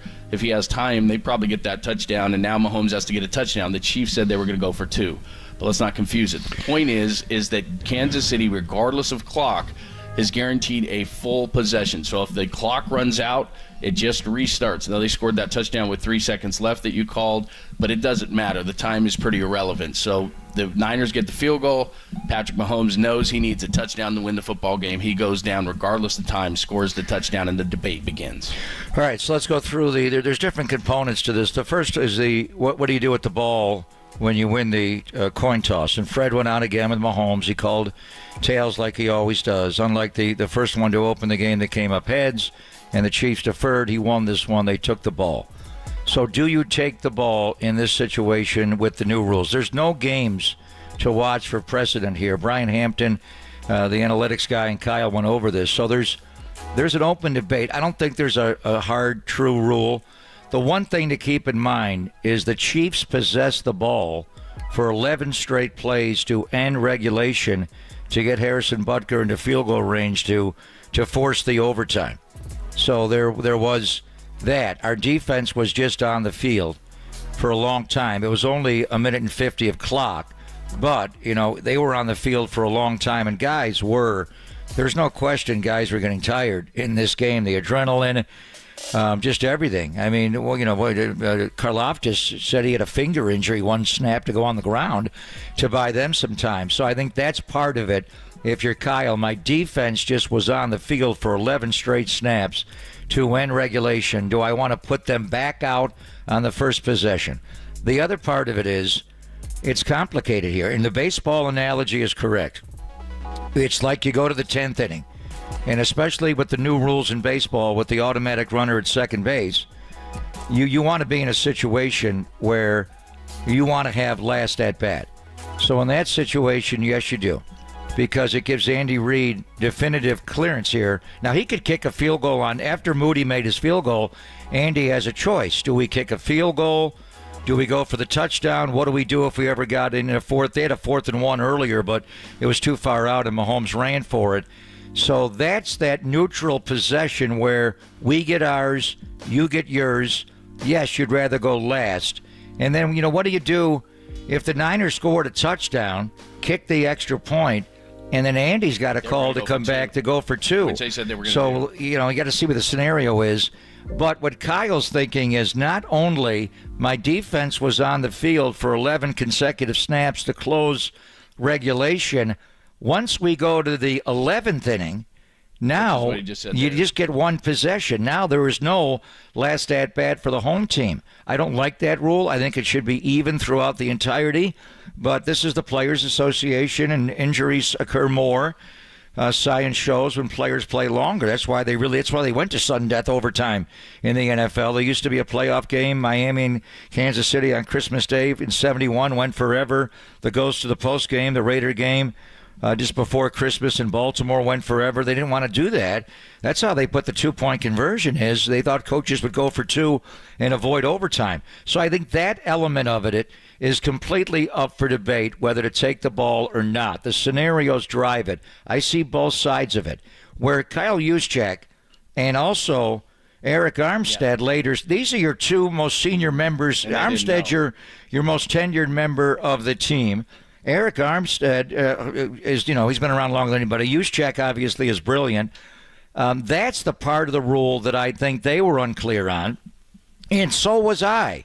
I did Tony Bruno's radio show, and I gave the whole scenario about Jake Moody making the game-winning field goal, and their producer jumped in, and he was explaining the overtime rule, and he led me to believe that at the end of 15 minutes of the overtime, it would start anew in the second overtime. Like he had 15 minutes to decide the first overtime. Right. So at one point I'm like, I was confused. And believe me, I follow the rules more than anybody. The new rules came in. It was the Buffalo Chiefs game at Arrowhead when the Chiefs in 13 seconds tied the game with a field goal, and then they got the overtime ball, and Josh Allen never got the ball. So I know that game well. The rules came out at that time, and I was unclear on. So why do we have any time in the if you're playing in a non-Super Bowl setting and it's outdoors, you're playing a playoff game in Baltimore or something, or the one in Arrowhead, the wind can be a factor where you want the wind. You get to change ends and go the other way. But time doesn't matter. But it would. Why do you have it in? It's for the outdoor playoff game where the wind would cause a change of direction from the first overtime to the second overtime. That's why they have it.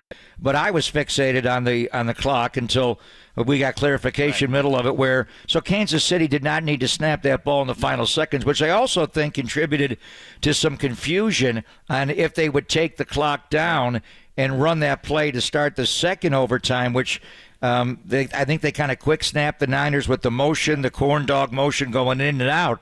So I think it's all up for debate. There's no hard and true rule on whether you take the ball in the overtime in a playoff game or not. In that thought process, with knowing that it's Mahomes, though, here's where I talked to a lot of people. In fact, Kurt Warner was in, the Westwood One guys were next to us. I asked Kurt Warner about it afterwards. I asked our good friend 5-2 about it. I was trying to ask everybody's opinion to try to get as much as I could.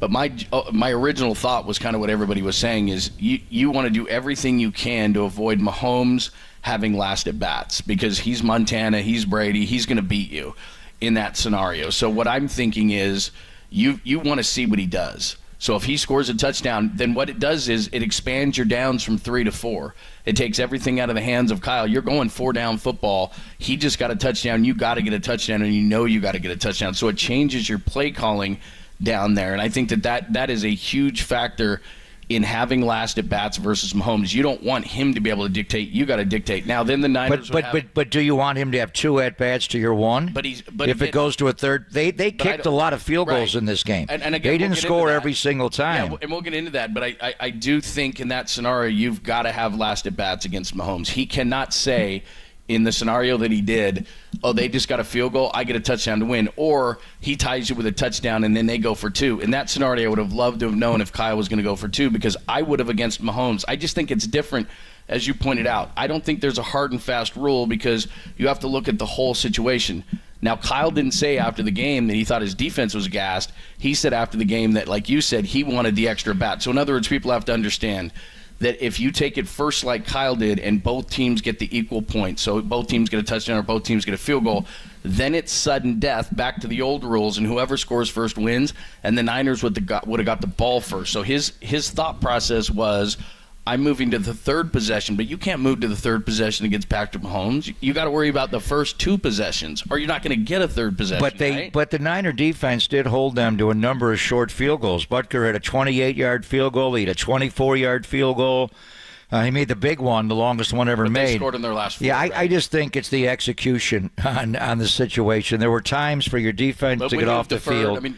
I mean, it's easy to look back and say that now, but wouldn't you have deferred on that? I think there's open for debate. Now, when he said because of the third possession. That's something you think of weeks, at the beginning of the playoff series and go through it again with Brian Hampton, who runs the analytics with Kyle. You go through all the scenarios. The problem is there was no data from previous game. This is the first game that's ever had this in the history of the NFL. So I think there was you just kind of have to fly with it. But I think going into it, they thought take the ball because they do want the third possession. If they held Kansas City to a field goal on their first possession, and the Niners could have won the game with a field goal. But I do think he didn't say it, but in my mind, a big factor was the fact that Chiefs possessed the ball so long. Now, what if Kansas City goes right down the field and scores a touchdown? And I don't know if they would have gone for two. Probably not in that situation. Then you get 4 downs instead of 3. And right. I still think you're in a better position. Well, but, the Niners did not score, at the end, and they were blocking a lot of passes. I think Kyle's getting crucified for this decision. To me, it's not a hard and fast decision whether or not to take the ball. It is open to debate because there could be a third possession in overtime. You want that third possession for sudden death. And I also just think the factor, my defense needs a rest here. They've been on the field for 11 straight snaps. They did hold in the low red zone there. So your thought process is we just held these guys and held them to a field goal. We go down and get a field goal, then hold them the other way to a field goal, then we beat them. Or if we get a takeaway, there were moments there where Mahomes was confused in the game, but in the end, the boogeyman surfaced and just wiggled out. So I think, yes, because the coaching points are easy to criticize, you can dissect them. I think in the ultimate analysis, it's the way the Chiefs formation the Niners, and I'd like to see the Niners do more. Kyle's so creative in the run game. I'd like to see more combination routes where you just pop people open the way they're able to get people open based on formation. McCole Hardman, running that corn dog route. You think he one-on-one, can he beat Charvarius Ward? No. But on that type of route, Ward gets picked inside by Travis Kelce. He's a Super Bowl hero. And by the way, he had no idea. He didn't know the rules either. He didn't know he caught the Super Bowl winning catch in that moment. So, and then, you look at it, Deebo Samuel needs help to be able to get open against man coverage. He's gotten better running routes. But Trent McDuffie just completely took him out of the game. He just could not beat man coverage. They played man. That's why Juwan Jennings, going into the game, I thought Juwan Jennings was a sleeper big pick, and I knew they were going to run that double pass, which I did not like watching it in practice at all. In the game, it was really scary, and in my mind, watching it in practice, I thought Nick Bolton's going to intercept that and run it back the whole way. There was a block to get him off his track. He almost did it. But with, Juwan had a lot of matchups in the slot against McDuffie. I thought McDuffie's so good, is he going to be able to uncover? Jennings had a great game. When you look at it, though, you got a formation Deebo Samuel more, and not just in the run game. He's not going to be able to beat man coverage the way Ayuk and Juwan Jennings can, or even Chris Conley can. So you've got to be able to formation him, whether you stack him or bunch him or give him, the cheat code, the cheater release like they give Tyreek to make it easy for him. Ultimately, Kansas City got you into a quick throw game, and you just can't stop their guys because of the way they formation you, and you got Mahomes. I asked Mitch Holthus after the game, why didn't you jump into that to start the game? They said they don't want to do it the whole game. They want to turn to it at halftime and then go to it. But once they got the matchup with Burks, John, and they just let Mahomes decide the game at the line of scrimmage, he's just so difficult to deal with. All right, phone lines are wide open. They are filling up fast, so here's what we'll do. We got David Lombardi at 10:50. We got an open segment coming up next. So we'll go straight to the phones. Give us your thoughts. Text line is wide open, 415-885-627, 415-808-KNBR. Whether you want to talk about the end of the game, the injuries, tons of mistakes by the 49ers. Patrick Mahomes is just one of those guys, a ton of angles to get to today. And as we talked about at the beginning, this is a gut punch, man. Can they come back from it? We'll get into all of it next, only here on the Sports Leader.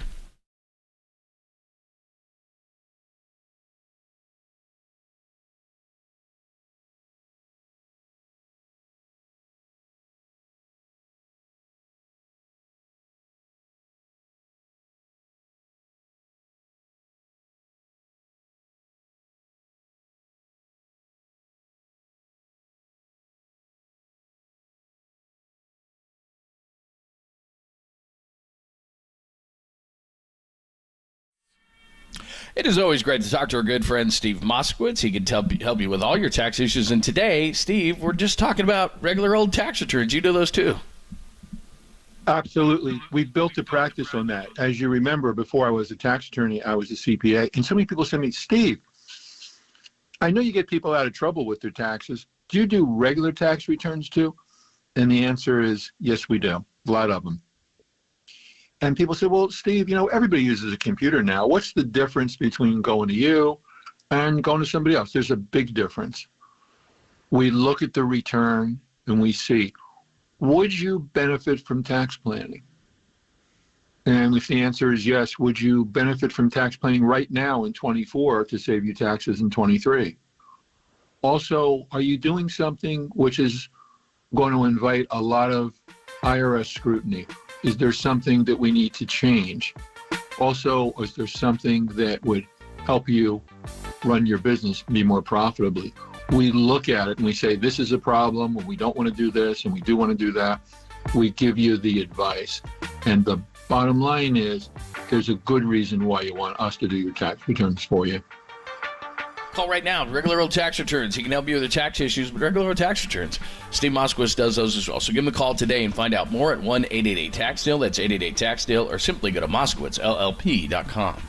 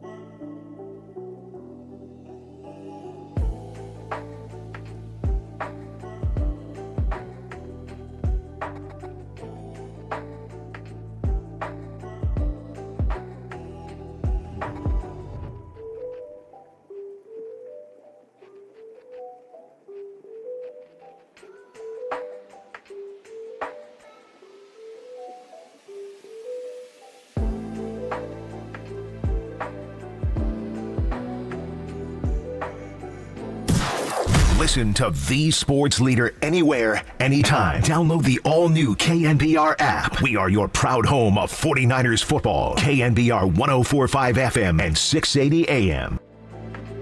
I feel like it was hard for anybody to say much after this one. We've been so close so many times that there's only so many more opportunities that we have. We have an amazing core of players that are going to be back, and we have to be better. All right, that's Nick Bosa. What do you want to talk about? Mistakes, third down conversions. We were discussing it off the air that are a big deal. The end, we explained it to you in terms of what Kyle's thinking was. Maybe they could have deferred, probably should have deferred. Patrick Mahomes just is great. You can go into that angle. And then we started the show talking about the mental scars that this may leave, and will the 49ers be back? It is going to be difficult. So let's get out to the lines because you want to feel better too. 415-808-KNBR, 415-808-5627. Kareem leads us off in Vallejo. Hi, Kareem. Welcome. Man, thanks, fellas. I appreciate y'all taking the call. So, yeah, I'm going to just touch on a few things. First and foremost, Pop, you had said something before the break about the Warriors situation, and I kind of compare that, to that 73-9 team, which was up 3-1 in that finals, and, LeBron and Kyrie found a way to win that finals. And, yeah, the Warriors went on to win another championship after beating Boston, but I think they will never forget about, being that team that should have won that finals. And I feel like the Niners last night, it was kind of similar. You outplayed that team. You were the better team on the field, and it was just certain plays that, didn't go your way. KC capitalized on our turnovers, and we didn't capitalize on theirs. I mean, you got to go back to that punt where it hit that guy's foot. Like, that happens once out of 100 times. Yeah, and here's the thing, I just wish Ray or Cloud would have just fell on that ball, because trying to pick it up, you're not going to advance it nowhere. You got guys converging on you. If you fall on that ball, you save the possession. And even if the Niners don't get down the field and score, at least they eat up 2 or 3 minutes on that drive, and that changed the whole time of possession in the game. So just a gut-wrenching loss. The screener asks, what loss hurts more? I believe this loss last night hurts more than the one in 2020, man. Thanks for the time, fellas. Thank you, Kareem. Appreciate it, man. Yeah, and Darrell Luter was just in the wrong place at the wrong time. And I think Ray erred twice. He's got to yell, Peter is the call, some teams have fire, whatever it is, get away from it. And if Luter hears that, he just run to the sideline. He wasn't, but it was kind of right in the moment. Right, though. He's right. He tried to pick it up. Well, the second part is where he's got to pick the ball up. So I think he's got to scream, Peter, so Luter knows to get out of the way. He was engaged in a block. I don't think Luter had any idea, and we didn't even know till later that it hit his foot. As far as the 73-9 Warriors, they got Durant after that and won 2 more championships. So what would it be like? Go out and get Patrick Mahomes to be the quarterback? The difference is that the Warriors had won championships, then they lost. Right. Once you can win, this is the problem. The Niners haven't won yet. This is the problem that's starting to occur, is that, like you said, it's not just Super Bowls. It's okay, you lose the Super Bowl, then you have the injury year, okay. But then it's, the interception gets dropped, Brock gets hurt, now this one hurts so bad. They don't know how to win it yet. If you win it first, if they had won that first one in 19, then you can do it. And now you're to the point where people are talking Bills, and can Kyle win a game, and can you? And I don't know if it's in the players' heads, but it certainly seems like it might be. Well, yeah, I mean, his point about the Warriors, I mean, they came back and won 2 more championships, and it's just the Chiefs clearly have a dynasty. If the Warriors had a dynasty, they did the same thing. The Warriors won 3 championships in 5 years, could have been 4, but they wouldn't have gotten Durant, and they came back and won a 4th one with a whole different group. So this is just different because the Warriors had won the championship the year before. The 73-9 would have been to make it a historic, the exclamation point of the greatest regular season of all time. They're just completely different. But this one is the worst. Even though they controlled the Super Bowl 54 more than this game, you were 10 minutes away with 7:13 to play to winning the Super Bowl. You had a 10-point lead in this game like you did that game, but much earlier in the game. And then all of a sudden, it's 10-3, it's 10-6, you muff a punt. Nobody guards Marquez Valdez-Scantling. Again, the creativity of Andy on the route tree to have him go outside, go back inside, get behind Burks. There was not enough depth on Burks's drop. They picked on Oren Burks in this game over and over and over again. So this loss, although from as far as a competitive standpoint, they didn't have control of the game like they did in Miami. Even the game in New Orleans, Super Bowl 47, Harbaugh's team, they were down 28-6. The light go out. You come back. Yeah, you got to the 5-yard line with 4 shots to win the Super Bowl. but you just didn't. You felt like you were scrambling uphill all game. The Miami game is the one you had control of. The Ram game, they had control of that game. The Philadelphia game, you didn't. Obviously, then Brock got hurt. But for some reason, last night's loss just feels because you've endured the other ones. If this was a standalone game, to lose in overtime and a walk-off is hard. That is really hard. How many situations in football has that ever happened in? Well, in baseball, that's why Eck came up with it. The walk-off, you walk off, and the way they literally walked off, as you see the Chiefs celebrate, you just see Kyle turn, and they just walked off the field, and to go through all that red and gold confetti that would have been worse. So to lose that way is jarring, but I think it's the complete. You can hear it in Nick Bosa's voice. George on the sideline in Super Bowl 54. I will be back with an MF in vengeance. And there was a resolve to come back and do it again.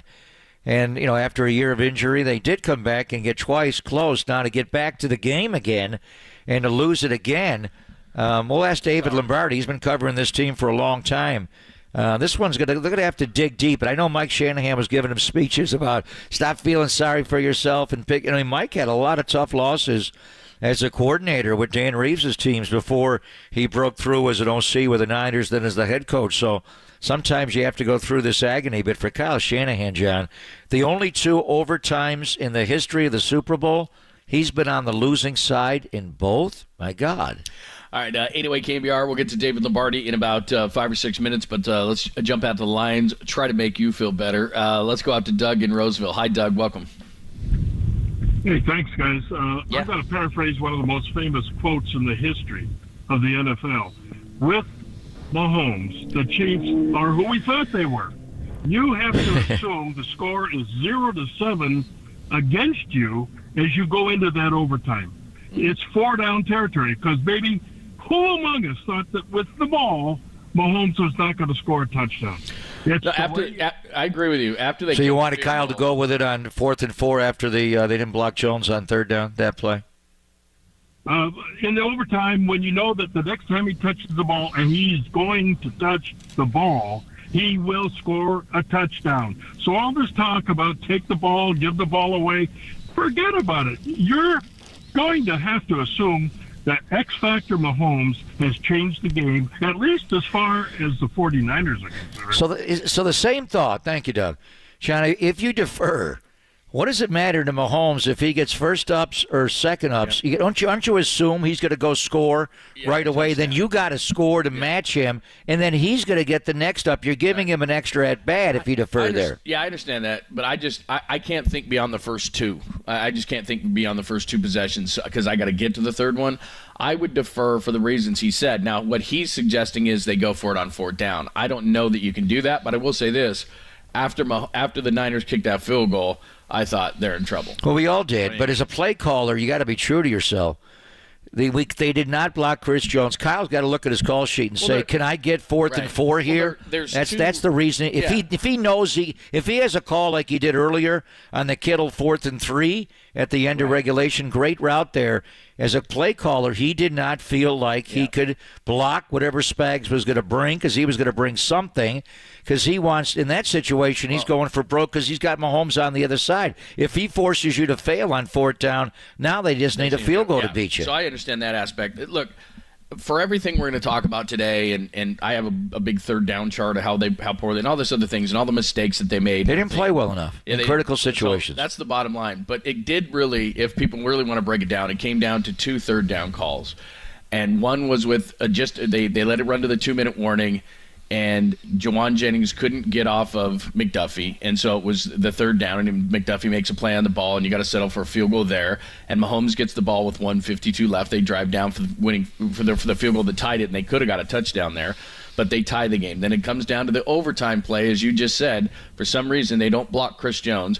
Jennings is open. That's a touchdown if he has another split second. So you have 2 3rd downs. If you get the first one in regulation, you run it down all the way because Kansas City only had 2 timeouts left, and you're either kicking a field goal to win it or you're scoring a touchdown to win it, and Mahomes probably doesn't have enough time.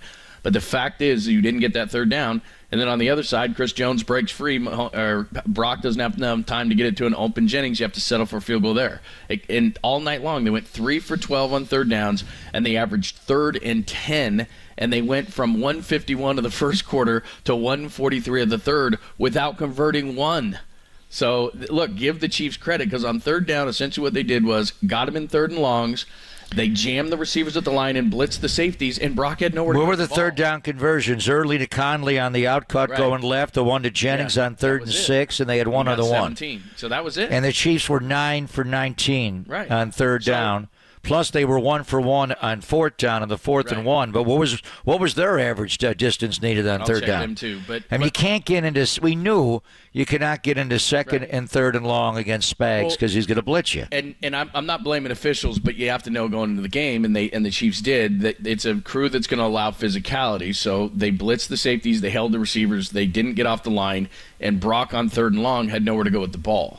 And that was a major problem. But on those 2 plays that could have won you potentially, well, certainly the one where McDuffie knocked it away, the minute 52, or just under 2 minutes, if you get that conversion, they use their 2 timeouts, you run it down, and Jake Moody kicks a short field goal, and you win the Super Bowl. It's a lot easier to bring pressure when you have press man corners like L'Jarius Sneed and Trent McDuffie.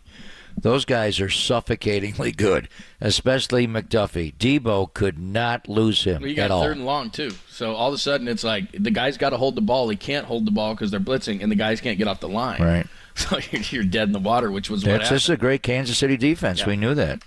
All right, we'll get to David Lombardi coming up next. If you're on the line or on the text, I promise you we'll keep getting to those because you got to get it out, man. You got to get it out on a day. This is not helping, I have to say. The problem is Kansas City's not going away.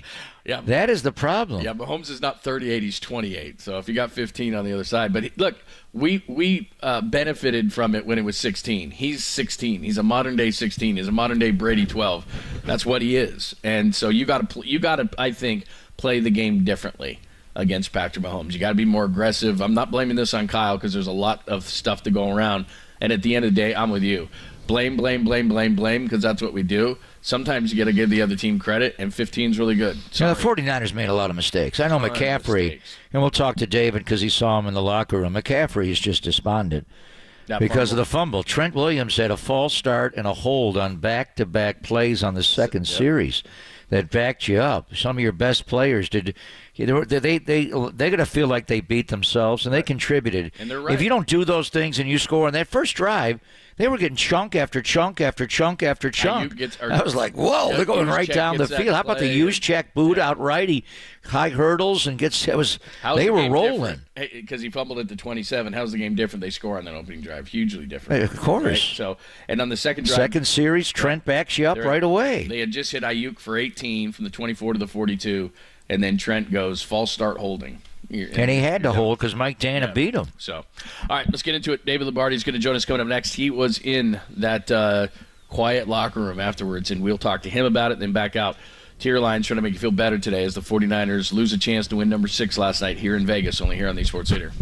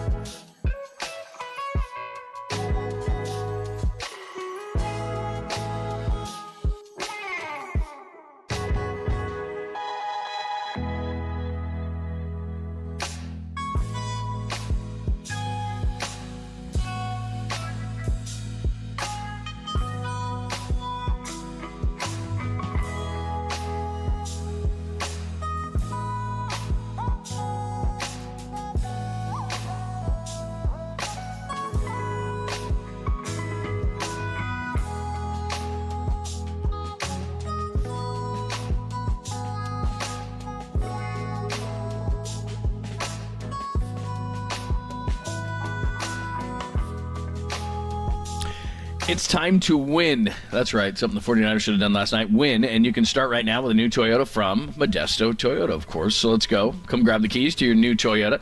Now you can count on Modesto Toyota. I've been telling you this for years for savings. And you come in, you check out the new models and deals. Or do what I did. Go to ModestoToyota.com, see all the incoming vehicles, then pick the one you want. Ooh, it's got all the bells and whistles I need. Then you get a great price and special lease deals, and you save big time on gas like I did. I've got the RAV4 Hybrid, and it saves me a ton on gas. Or if you just want to say heck with gas altogether, check out the new electric BZ4X at a low price or an incredible lease deal. The BZ4X is nice.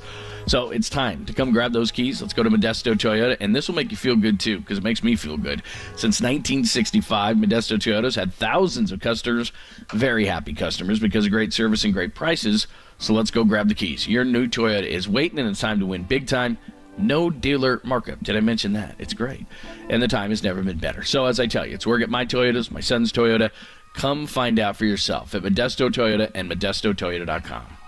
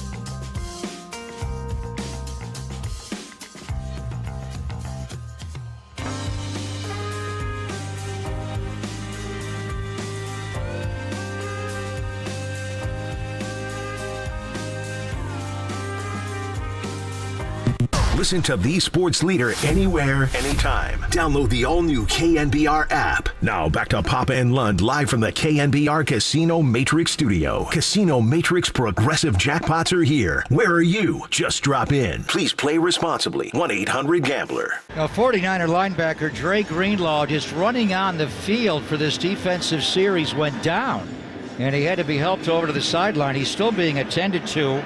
No, I hope it's not his Achilles. I hope it's not his left Achilles. The left one, we just got a good shot of it from CBS's crew. With all their cameras, Tim, he just put his left foot back, and it did look like an Achilles kind of injury for Dre Greenlaw. Maybe it was a cramp or a hamstring, but it's lower. I don't think so. By the way that looked. Well, that's the injury he's had, the Achilles tendonitis. There you go. There's your call, and it certainly was, and confirmed after the game by Kyle Shanahan, the Achilles for Dre Greenlaw. One of the many unfortunate things, a lot of mistakes, a lot of injuries, the CMC fumble, the Ray fumble, all sorts of stuff trying to make up for the ball hitting Luter's ankle, the injury to Dre Greenlaw. George Kittle had to leave the game. Debo was on a knee during one of the key plays. He was banged up, so a lot of guys getting hurt, a lot of mistakes. A lot of things to talk about, and Kansas City has number 15. So let's talk about it with David Lombardi as the 49ers lose the Super Bowl 25-22 at Lombardi himself. Absolutely tremendous stuff. And David, if there was a good thing that came out of the Super Bowl yesterday, it was great hanging out with you a lot during it. But, man, another gut punch for the 49ers. Absolutely. But, hey, if you want a good thing right now, and I think people might be starved for them, some people might not want to hear good things, but I think Brock Purdy showed again that he is completely legit. I mean, he went toe-to-toe with Patrick Mahomes for 15 rounds yesterday, and he would have done the same exact thing as Mahomes, which is lead a touchdown drive in overtime, had the 49ers not blown the protection on the right side against Chris Jones, because Brandon Ayuk was wide open on that third down. And for Purdy to do what he did against one of the great defensive coordinators I think that we've ever seen in Steve Spagnuolo yesterday, who was unleashing a ton of effective pressure against him, shutting down the run on first down. For Purdy to do what he did and go toe-to-toe with Mahomes and basically be one blown protection away from maybe winning this game, or one muff punt away from winning this game, that's, to me, that's impressive. He's 24 years old. And that means that the 49ers are set up here moving forward. They're already Super Bowl favorites for next year. I don't know if people want to hear that right now, but I think we were Super Bowl favorites. Story last night. No, he was great, and the couple of throws he'd like to have back. He had some balls batted down. The one we rolled to his right when he had Debo, but he got Chris Jones had pressure in his face on that. When I walked out with Brock, and he's just stately. He handled the whole pressure of the Super Bowl. Just the way he handles everything unflappably. But I saw you after the game, and you had left the 49er locker room, and you wrote about it. The Dre Greenlaw injury on top of everything else, David, and you've seen a lot of heartbreak around this franchise, and then going back on the bus after the game to Henderson, no one spoke, and it was about an hour ride. I've never been around a team that took a loss so hard. And you've seen the other losses as well, that this team specifically in Miami and L.A. and Philly, and then last night. I mean, it was a different vibe in that locker room last night, wasn't it? Well, every subsequent scar is more painful. And just think about it, 2 Super Bowl losses and 2 NFC Championship game losses. If we want to put some of this in perspective, the 49ers in the 70s, they lost those 2 straight to Dallas in the playoffs. Those are famously gut-wrenching. That led to 1981, where they finally beat the Cowboys. They lost twice in a row to the Cowboys in the 92 and 93 seasons. That led to the 94 win over Dallas. So it's part of this franchise's history to go through these gut-wrenching stretches, but they ultimately have been able to come out on top. But here you got twice that. Here you have a Super Bowl loss in 54, Super Bowl 54, 2 NFC title game losses, and this latest Super Bowl loss. So it's really 4 things in 5 years. I would say that's probably unprecedented in 49ers history. In the 70s, though, they lost twice to the Cowboys, and then they were out of the playoffs. They actually lost 3 straight years, David. They lost to them in 71 and 72.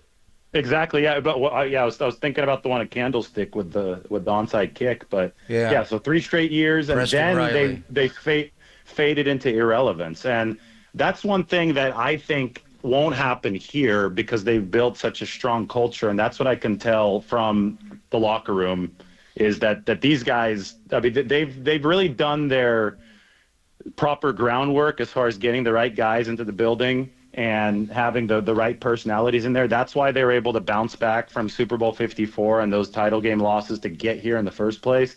And that's going to be why I think they're going to be back, because they have that they have it sustainably built culturally in the locker room. Now, does that mean they're going to be able to kick the door down and win it next year or the year after that? there's no guarantee, right? And that's what's agonizing about sports, and that's what's really tough about this particular situation, because you've just had your heart ripped out, and now you have to start all over again. But that's also what makes it that much more satisfying when you can win it. So it was a painful feeling for that team in the locker room yesterday. But the only choice they have is to pick themselves up and keep on working. And I think it's a lesson about life as well. It's not just football. It's a lesson about life. So I think that's why people gravitate toward this kind of stuff and these types of stories. David Lombardi, good enough to join us at Lombardi himself. He and the entire crew with The Athletic do a tremendous job covering the 49ers, so make sure you check out all their stuff in the aftermath of the 25-22 loss. I think something that's being not talked about enough, especially by fans, they were 3 of 12 on third down, and the average to go was 9.8 yards. And the 2 third downs, I think the big one, the one you're talking about where Chris Jones was unblocked, and they could have had a touchdown there in the first drive in overtime. And the one that not enough people are talking about, at the 2-minute warning, they've got an opportunity there, the 3rd and 5, and McDuffie has great coverage on Juwan Jennings. If they get that one, they can go all the way down and win the game conceivably. But what was happening was they were getting in those 3rd and longs, and then those 2 tight corners were coming up, jamming the receivers. They couldn't get off the line. They're blitzing the safeties, and Brock has no time. So you're constantly in 3rd and long this entire game. They went from the 151 mark of the first quarter to the 143 mark of the third quarter without getting a third down conversion. You just can't beat Patrick Mahomes like that. Yeah, and there's a lot of complaints. Oh, they should have run more in the third quarter. Well, the way the Chiefs were playing defense, they were selling out against. That's why you have to give Steve Spagnuolo so much credit in this game, because he was able to cut off the early down run, but simultaneously have his coverage is disguised and mixed up off on the back end to where the 49ers didn't have easy answers throwing the ball on those early downs. So, like you said, you saw a lot of and-long situations for the 49ers over the course of this game. But I thought, that's, again, in the larger picture, a testament to Brock Purdy's play yesterday, that I thought, ultimately was able to figure things out and deliver for the offense. If that Chris Jones play hadn't happened there at the end, that's not Brock Purdy's fault. They scored a touchdown in overtime, despite the slog, despite the grind that this game was. And we knew this coming in. We knew that this Chiefs team had the best defense that the Chiefs, during their dynastic run now, had fielded. We knew that this was a top 5 defense. I think the numbers said 6 or 7, and they played that way. And we did know that there were vulnerabilities against the run, but you can mask a vulnerability against the run by gambling against the run if you can hold up on the back end and pass defense. And that's what Spagnuolo was able to do in this game yesterday, and it's probably the biggest reason that the Kansas City Chiefs won. I want to get your thoughts on the overtime rule. And last night was the first game in the history of the NFL with this new overtime rule. So the 49ers win the coin toss. Tails never fails, except for the first one of the game. But they get they elect to take the ball. And there's a lot of conjecture here because a touchdown to open that first drive does not win the game like it would in regulation. So Kansas City's getting the ball back one way or the other. A defensive score, interestingly, ends the game. But what do the numbers show in that situation? There are several factors that I think contribute to making a call like this. Like the 49ers defense was on the field for 11 snaps to end the regulation. And then Kyle want to put his defense back out to start overtime. I know Kyle talked about the analytics and Brian Hampton, and he was looking at not just the 2 series, but that 3rd series, if the Niners had it, would revert to sudden death. But everybody's got an opinion on this. You're so good with the analytics. When you get into an overtime, and all things being equal in a playoff situation, should you defer or should you take the football? I think you need to determine it based on the flow of the game, and we were watching the same game yesterday. The defense was absolutely exhausted and injured at the end of regulation.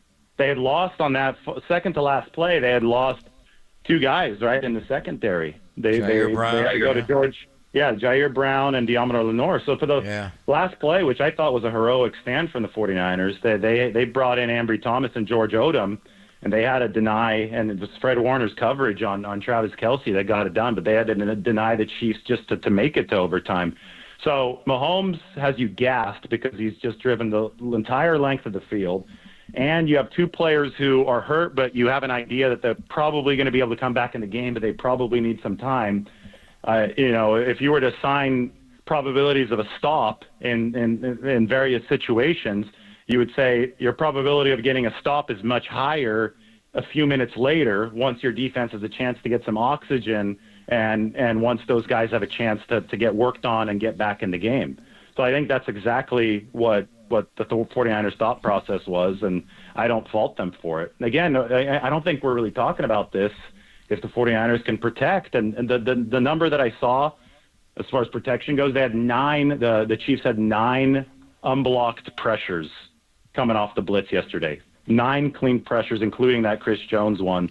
Why didn't they block Chris Jones on that play? It looked like McKivitz. Was there pressure coming somewhere else? Were they blocked down? Nobody blocked Chris Jones at all.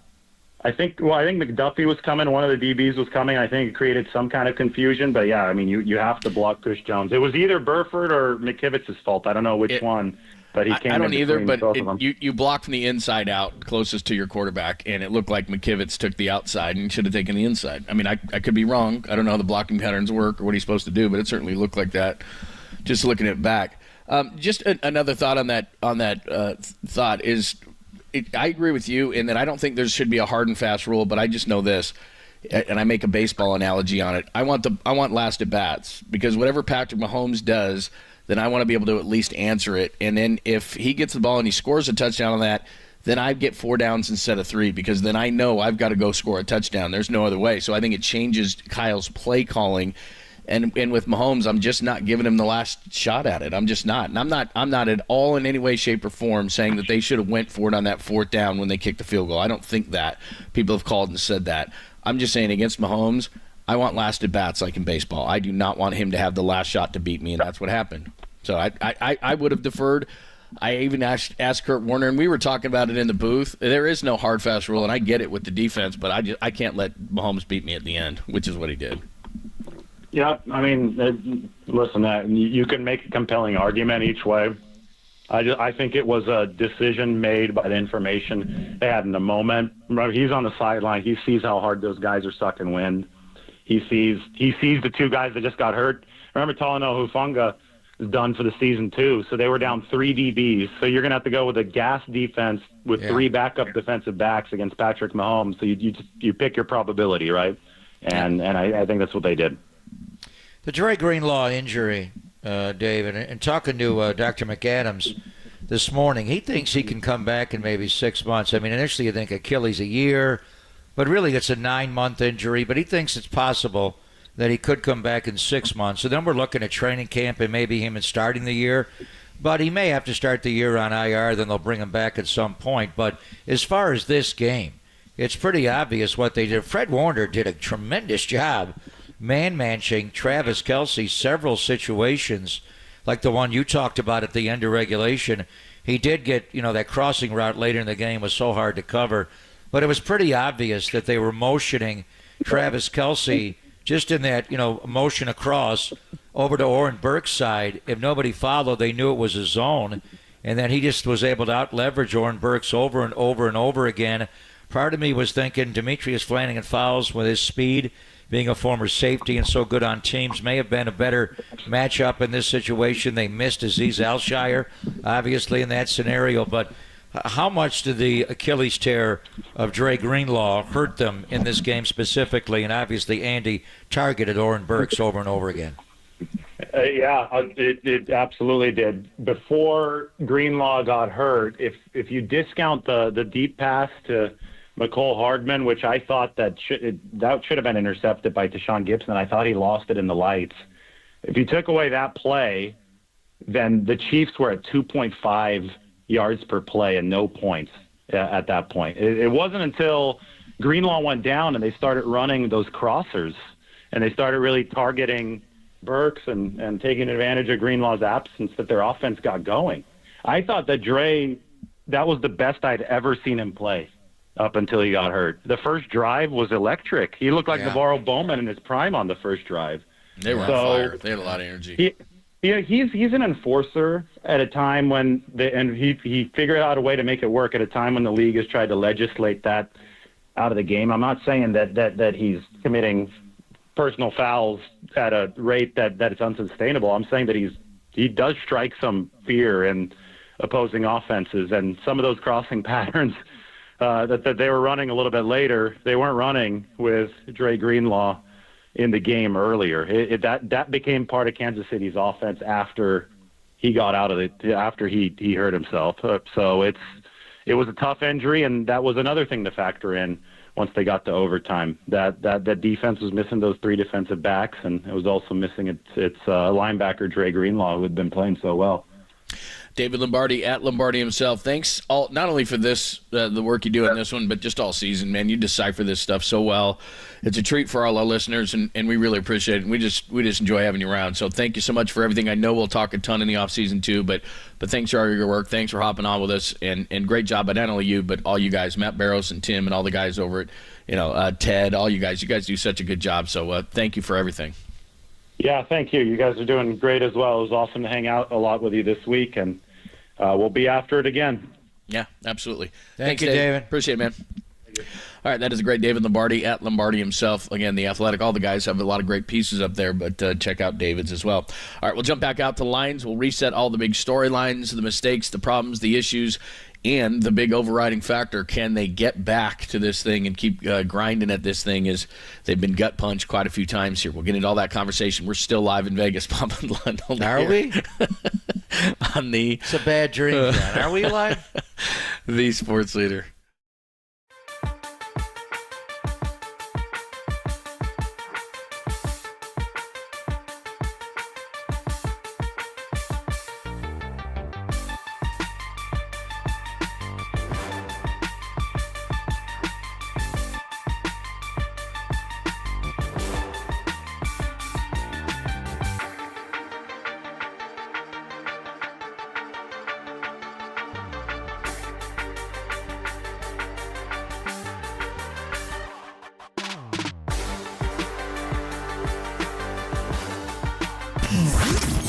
Here's what's trending now. Trending now. On KNBR.com. Patrick Mahomes does it to the 49ers again, denying them their 6th Lombardi trophy. That story and more trending right now on KNBR.com and the new KNBR app.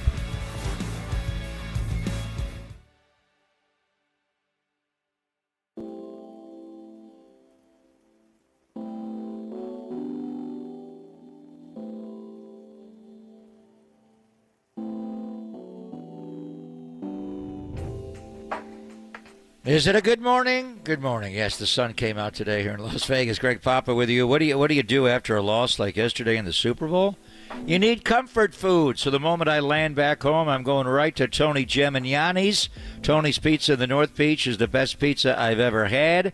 And I can take my word for it. Of the world, it has been ranked number 1 in the world, and it's the go-to spot for many around the Bay for Neapolitan, New York-style, Detroit, Sicilian, and Grandma-style pizzas. They also make fresh pastas, and their spicy bucatini can help you get over the devastating loss from yesterday. Tony's got other locations like Capo's, where he makes delicious tavern-style cracker thin and deep dish pizzas. One of his specialties is his Chicago Italian beef sandwiches. 49er fans, it could be worse. It could be the Bears. Those beefs are gigantic, and they are delectable. Also save room for dessert. We need as much comfort food as possible to get over this. Cannoli or tiramisu. And tomorrow morning, the sun will come up again. Wake up and take an early morning stroll to the North Beach and try his homemade sourdough bread, pastries, and New York bagels. It'll make you feel better at his Bakery Toscano Brothers. And when you go see the Warriors play or the Giants or the 49ers, go to one of Tony's Slice House fast casual restaurants serving up delicious slices, whether you're going to Chase Center, Oracle Park, or back to Levi's next August. It was a hard one yesterday, but Tony's Pizza will help you get over the loss.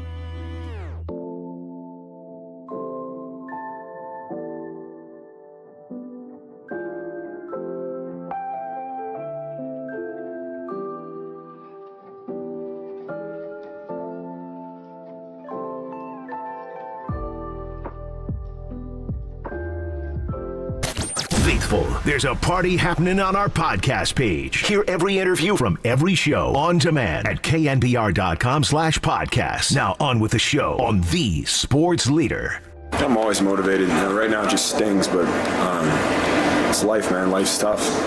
And, bad things happen, and it's all about how you respond. But right now it sucks. There's Christian McCaffrey being honest, 25-22. A lot of different things we can discuss in this whole thing. We just talked to David Lombardi about the decision by Kyle to take the ball in overtime. You want to do that. The third downs, you want to give Patrick Mahomes his flowers for being Patrick Mahomes. He's the new Brady, the new Montana. We are used to these kind of things, but we're used to them in our favor. Steph Curry, those guys who make those plays. CMC had the big fumble. Ray had the fumble. Trent Williams had the penalties, all those different things. An extra point was blocked, which we haven't gotten into because would that have changed things? 17-13, then they have to go for the fourth down. So we can get into that conversation, anything, and we haven't even brought up Brock at all. I don't know how people are feeling. Last night, when everybody was a little bit inebriated and buzzed, all the phone lines were Kyle. So whatever you want to do to get into the conversations, we're still live in Las Vegas as we are trying to get out of here desperately. Boy, I tell you, by the way, the casinos, so it was probably all week long 80% Bang Bang Niner Gang, just everywhere you went from different states and all this different stuff. Great time. Last night, walking over from the stadium to the hotel, I did not see one Niner. It was Where'd all they all cheap. go? They I just don't know where they disappeared? went to their room to drink. I don't know. But, yeah, there was not a big presence. People were just like, hell with it. I'm going to my room. It was to drink and definitely a quiet. loud 49er. It was, wasn't it? Contingent. Yeah, I was just wondering if Kansas City, they didn't have to use the silent count. No, I don't think Did so. they yesterday? But their center, Creed Humphrey, he's a lefty snapper. Yeah. He had some bad snaps in the game. He did. But I don't think they ever had to go. It was about 58% Niner fans. There was a great environment on the field before the game. So Cynthia Freeland was on our show on Friday. I thought of this. She called 25-23 Chiefs. Yeah, I know. And I thought, how are they going to get to 25? It was 25-22. Yeah, I know. My God, she had the exact game. Yeah. I thought of that computer exact don't thing. lie. I mean, the simulation. Because I remember you asked her it twice, like 25, 23. Then because people have the boxes, the squares, right. and how do you get to 5? How did they get to 5? That's so weird, wasn't it? I mean, it was just wild. And then, we talked about Jake Moody making a big kick, and he made the 55-yarder was the longest field goal in the history of the Super Bowl till the butt kicker makes his 57-yarder. Then Jake comes back and makes another 50-yarder, and they were touching it back all day. The one on the extra point, he just hit it too low. Yep. And they had a bunch of hands in there. Kansas City, Dave Tobe does a good job. One thing they do is they deflect a lot of balls, not just to the line of scrimmage. And they got a lot of Brock's balls yesterday. But that one on Jake Moody on the extra point, and that just kind of killed the buzz and the math. How good was Juwan Jennings? On the double pass. He was going to be MVP at 400 to 1. And then the broken tackle against L'Jarius Sneed on the goal line. He just stepped right through him. And Sneed's a great tackling corner. Then he went right through Mike Edwards, the safety, to score. And you're thinking, damn, they overcame the muff. The quick one where they just dropped MVS, motioning him out to in, and Burks didn't sink enough. And what's going on here? Then he got the lead back, but it wasn't 17-13. It was 16-13. And the boogeyman, when you have a combination of Mahomes, Kelsey, Andy Reid, and that butt kicker, they're going to make a long field goal. I mean, once they get to the your 40-yard line, anything's in play. But Jake had a good game. He just had the one that was way too low, and Mike Dana got the block. But they had like 3 or 4 guys have their hands up, had a chance to block it. And the one thing with Brock, he did have some balls deflected. One slipped out of his hand. There was one play where he went deep to Brandon Ayuk, and he was covered up the vertical route. But the 49ers had a wheel route to Kyle Juszczyk, and we saw it in practice all week. And I thought, Juszczyk going to score a touchdown in the Super Bowl again. They're going to drop him on the wheel route. Who was covering a fullback on an out and up? They had 2 guys, not one guy run with Juszczyk. It's like he's not McCaffrey. They had 2 guys take the wheel. I'm like, whoa, how tight are they? And then Brock had to go middle, and he overthrew Ayuk, but he was gloved up. The one you want back was on the half roll, and it's an action where you think he's going to plant and throw back across the field left off that boot, but they've run it a few times, and he just keeps it rolling play side, and Deebo Samuel was open. But again, to some too late. Chris Jones hit him. He definitely pressured. But he was him open into a right bad out of the throw. gate. I think he just saw him. Yeah, I just think the way the footwork on the roll was, he wasn't able to get it out. Yeah. No, he saw it. I just don't think he could get it out. But if you wanted to have one throw back, if he hits Deebo Samuel, because Deebo could not uncover all day. He just could not get off of Trent McDuffie. Look at the breakdown of the targets for Deebo Samuel and how many he actually caught in the game. It was not good. He was targeted 11 times and caught 3. Yeah, wasn't good. Serious disconnect there. Yeah. But that time he was open, and that one was on Brock. All right, let's get out to the phone lines again. 808 KNBR 415-808-5627. Hopefully we can make you feel better today. It is difficult. You just got to go Or through vice some of versa. these things. Make us feel make better. us feel better. Tell us a joke or something like that. That would be great. A joke? Let's start out with Steve in Bend, Oregon. Steve, welcome. I think we know Steve, don't we? Hi, Steve. Hey, guys. Hey, Greg. Great call. Bad outcome. But I have 2 questions for you. I'll take them off the air. First one is, the 49ers win this game if Dre Greenlaw plays all 4 quarters. And the second one is, as far as expectation to win and the gut punch, was the 1990 NFC Championship worse than this game? Thanks again. Well, thank you, Steve. I mean, I'd like to thank Let's you. revel in our misery. David gave the numbers on the average yards, and they were suffocatingly good with Greenlaw on the field. And I mean, Dre's had some big games. Obviously, the 2 picks against Green Bay was huge. The buzz out on the out, to the sideline. He made a great play on Romeo Dobbs. He forced the 4th and 1, the love shove. So he's had some big games, but he started out this game like his hair was on fire. He made every single defensive play. When they went 3 and out to open the game, it was all Dre Greenlaw. I mean, the way he cut down Kelsey, he was everywhere, and Fred played well. He did. So when you don't, I mean, who knows? You'd like to think they're not going to pick on you with Kelsey as much as Oren Burks, but it's still Travis Kelsey. I don't know. The 90 loss is different because you were trying to do something that's never been done in the Super Bowl era, and that is win 3 Super Bowls in a row. And it was even more, traumatizing because Joe got hurt on that play when Leonard Marshall, hit him. And Jesse Sapolo brought up the part we had forgotten. Leonard Marshall went down on that play. Then he got up and he hit him from the backside. Yeah. So they already kind of got him blocked. Tells you how long the play lasted. But when Joe was rolling right and you saw Marshall coming from the backside, you were like, Doc, he's going to get. And then it's just, but from that moment on, they had already won back-to-back Super Bowls. Walsh left, Seifert came in. They had a streak where they went 37-4 from the Raider loss, that famous one where Haley went crazy. They had to bring Ronnie Lott in from the Raider locker room. He was going to fight Steve Young. The 9-3 game, right? The Raiders. It was the 88 game. Mm-hmm. The 88 game, 3 final, yeah. From that point forward, I think they maybe lost one more game, went 7-1 the rest of that year, went 17-1 the next year with a 15-1 record. Was it 17, 18-1, whatever it was. Then they started the next year, and we're going to go with the 3-peat. And then right after Joe got hurt, his career with the Niners was over. So it's hard to come up with a more debilitating loss. But that one's different because you were back-to-back Super Bowl champions. These guys, they haven't won a championship. Yeah, I think I agree with you 100%. I mean, let's just throw out the injury plague season of 20. It's 19 you lose in Miami, which this one feels very much like. 21 you lose because probably of a dropped interception. 22 Brock gets hurt.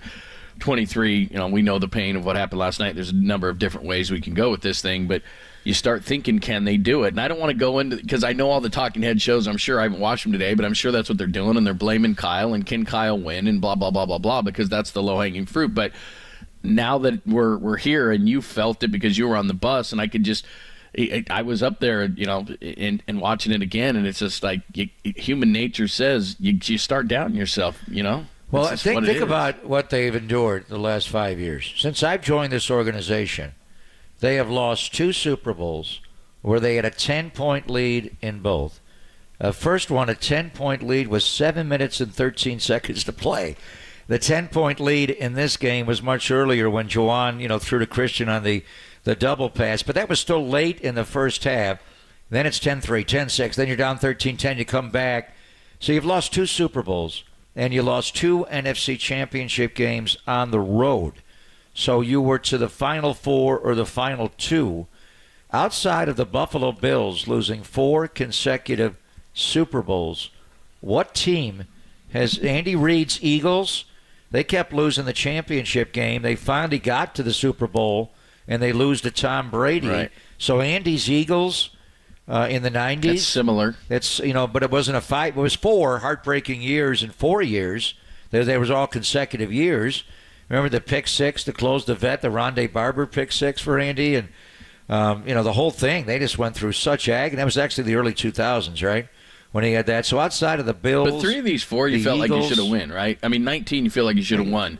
The Rams in the NFC Championship game, you thought you should have won. This one, you thought you should have won. I mean, they Brock had a got hurt. 10-point lead in 3 of those that's games. what I mean. Like these are games where if I look back at last night, it is really as simple as 1 or 2 plays. But if I widen out the lens and am honest with myself, they made too many mistakes, and you're playing against Patrick Mahomes. The McCaffrey fumble changes everything. Even the penalties on Trent Williams, the third down calls. There's a lot of things. Ray's fumble changed everything. You're up 10-6.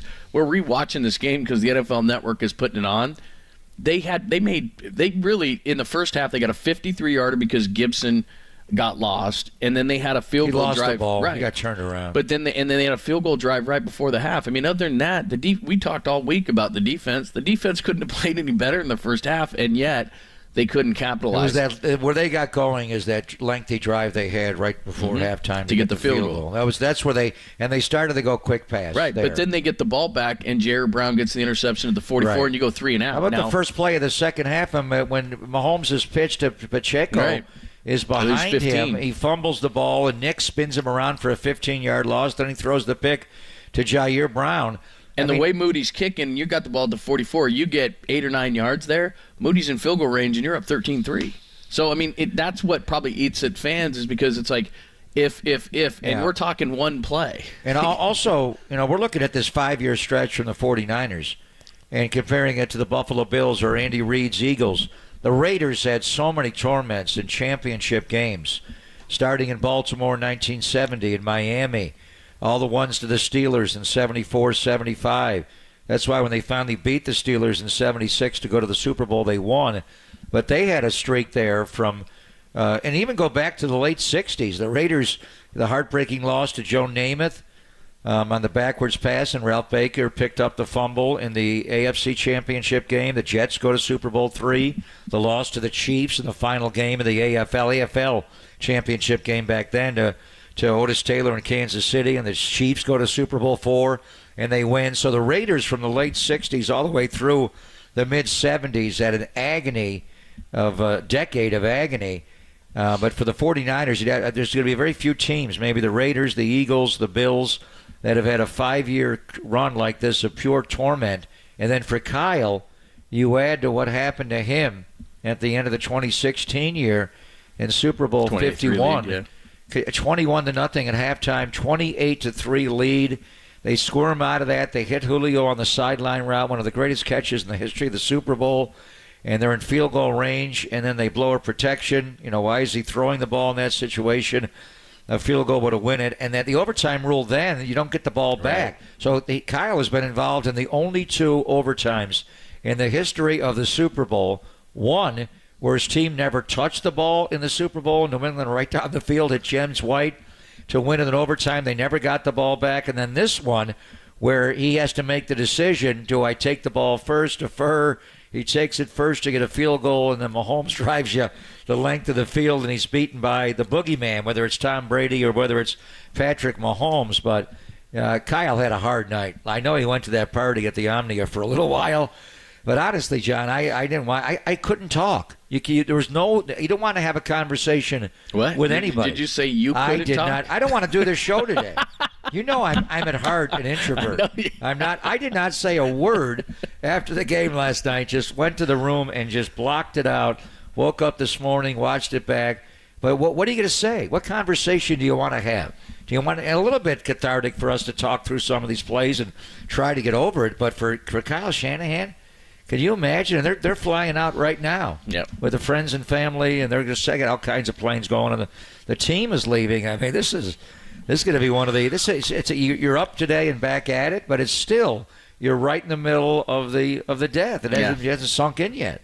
All right, we'll get back out to the lines. I promise you a lot of good. I'm looking at the board right now. A lot of good stuff. We're going to start off with a guy who says he's optimistic for the future. So maybe that'll start us off and get us feeling better.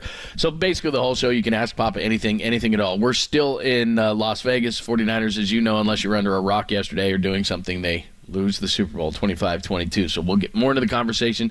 Text line is open as well. We'll get to all of it coming up next. Only here on the Sports Leader.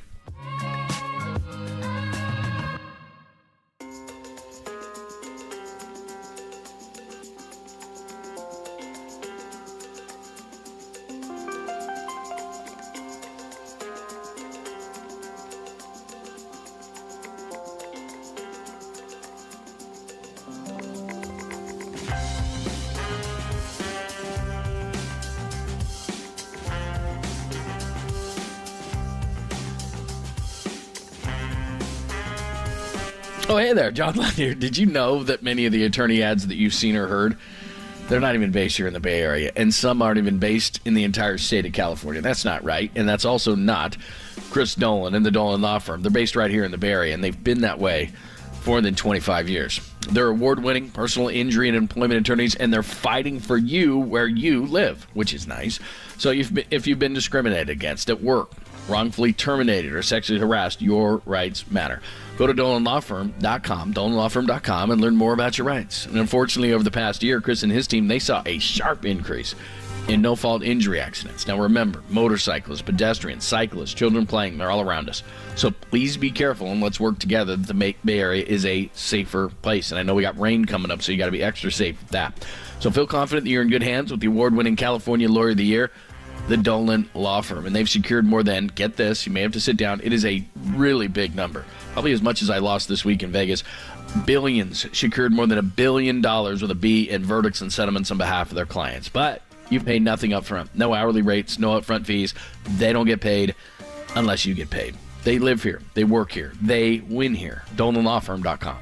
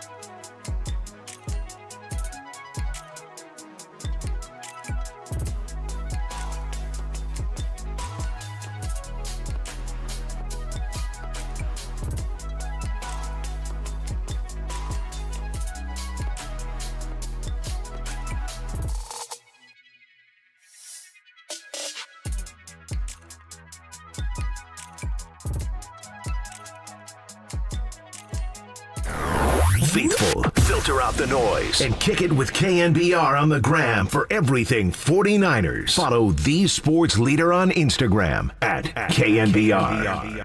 I think both teams had plenty of opportunities. Our defense was playing really well in the first half. Our offense couldn't, we sputtered a little bit. And then when you play a quarterback like Patrick Mahomes with a good offense, you got to put up touchdowns, not field goals. George Kittle hit it right on the head. A lot of mistakes by the 49ers. Red zone issues. Give the Chiefs defense credit. They had a great plan. Even Brock Purdy said after the game they expected a little more zone, a little less man. Anyway, 49ers lose at 25-22. We want to get it to you and get your thoughts on it. 808-KNBR, 415-808-5627. Pop and Lund. We are still in Vegas. And at some point, this fridge of beer next to us is probably going to start Heineken? going down. Yeah, not bad. Nice Heine there. Not bad. Nice Heine. Avi leads us off in Berkeley. Good morning, Avi. How are you? I'm doing great, guys. Well, not doing it. Yeah, great. I hear Anyway. you. Great. Yeah, we hear you. No, that's just an optimistic person. That is the first thing they say right out of their mouth. But then he thought about it for a minute. Be a realistic I get person. it, man. Be a realistic person. Yeah, I get it. Yes, you hit the nail on the head. So I was wallowing in it, as everybody is. And it hit me that, I was focusing, as John, you pointed out on that, the 3rd and 4, 3rd and 5 play with about 1:52 to go. Mm-hmm. And it hit me how this conversation would be exactly the opposite if we'd converted that play, gone down, kicked a field goal, scored a touchdown, and time ran out. Yeah, bled the clock. That's what you were trying to do. They convert that, they win the Super Bowl. Exactly I mean, what Kansas City did to Philadelphia last year. Exactly. You get that third down. They had Kansas City had 2 timeouts. They had to use one at the beginning of the quarter, so they had 2 timeouts. And they wouldn't have had enough to the 49ers as long as, he did have an extra point block, so it could happen. But you get a short field goal to win the Super Bowl and as time expires. That's what it would have been. It's as simple as that. So what I'm thinking of, we'd be having the conversation about Brock being the second coming of Joe, running, not just taking him downfield once, but taking him downfield twice in the last few minutes of the game and overcoming the great Patrick Mahomes and this Chiefs dynasty. And in Kansas City, they'd be wallowing in their own, questions about what we did wrong.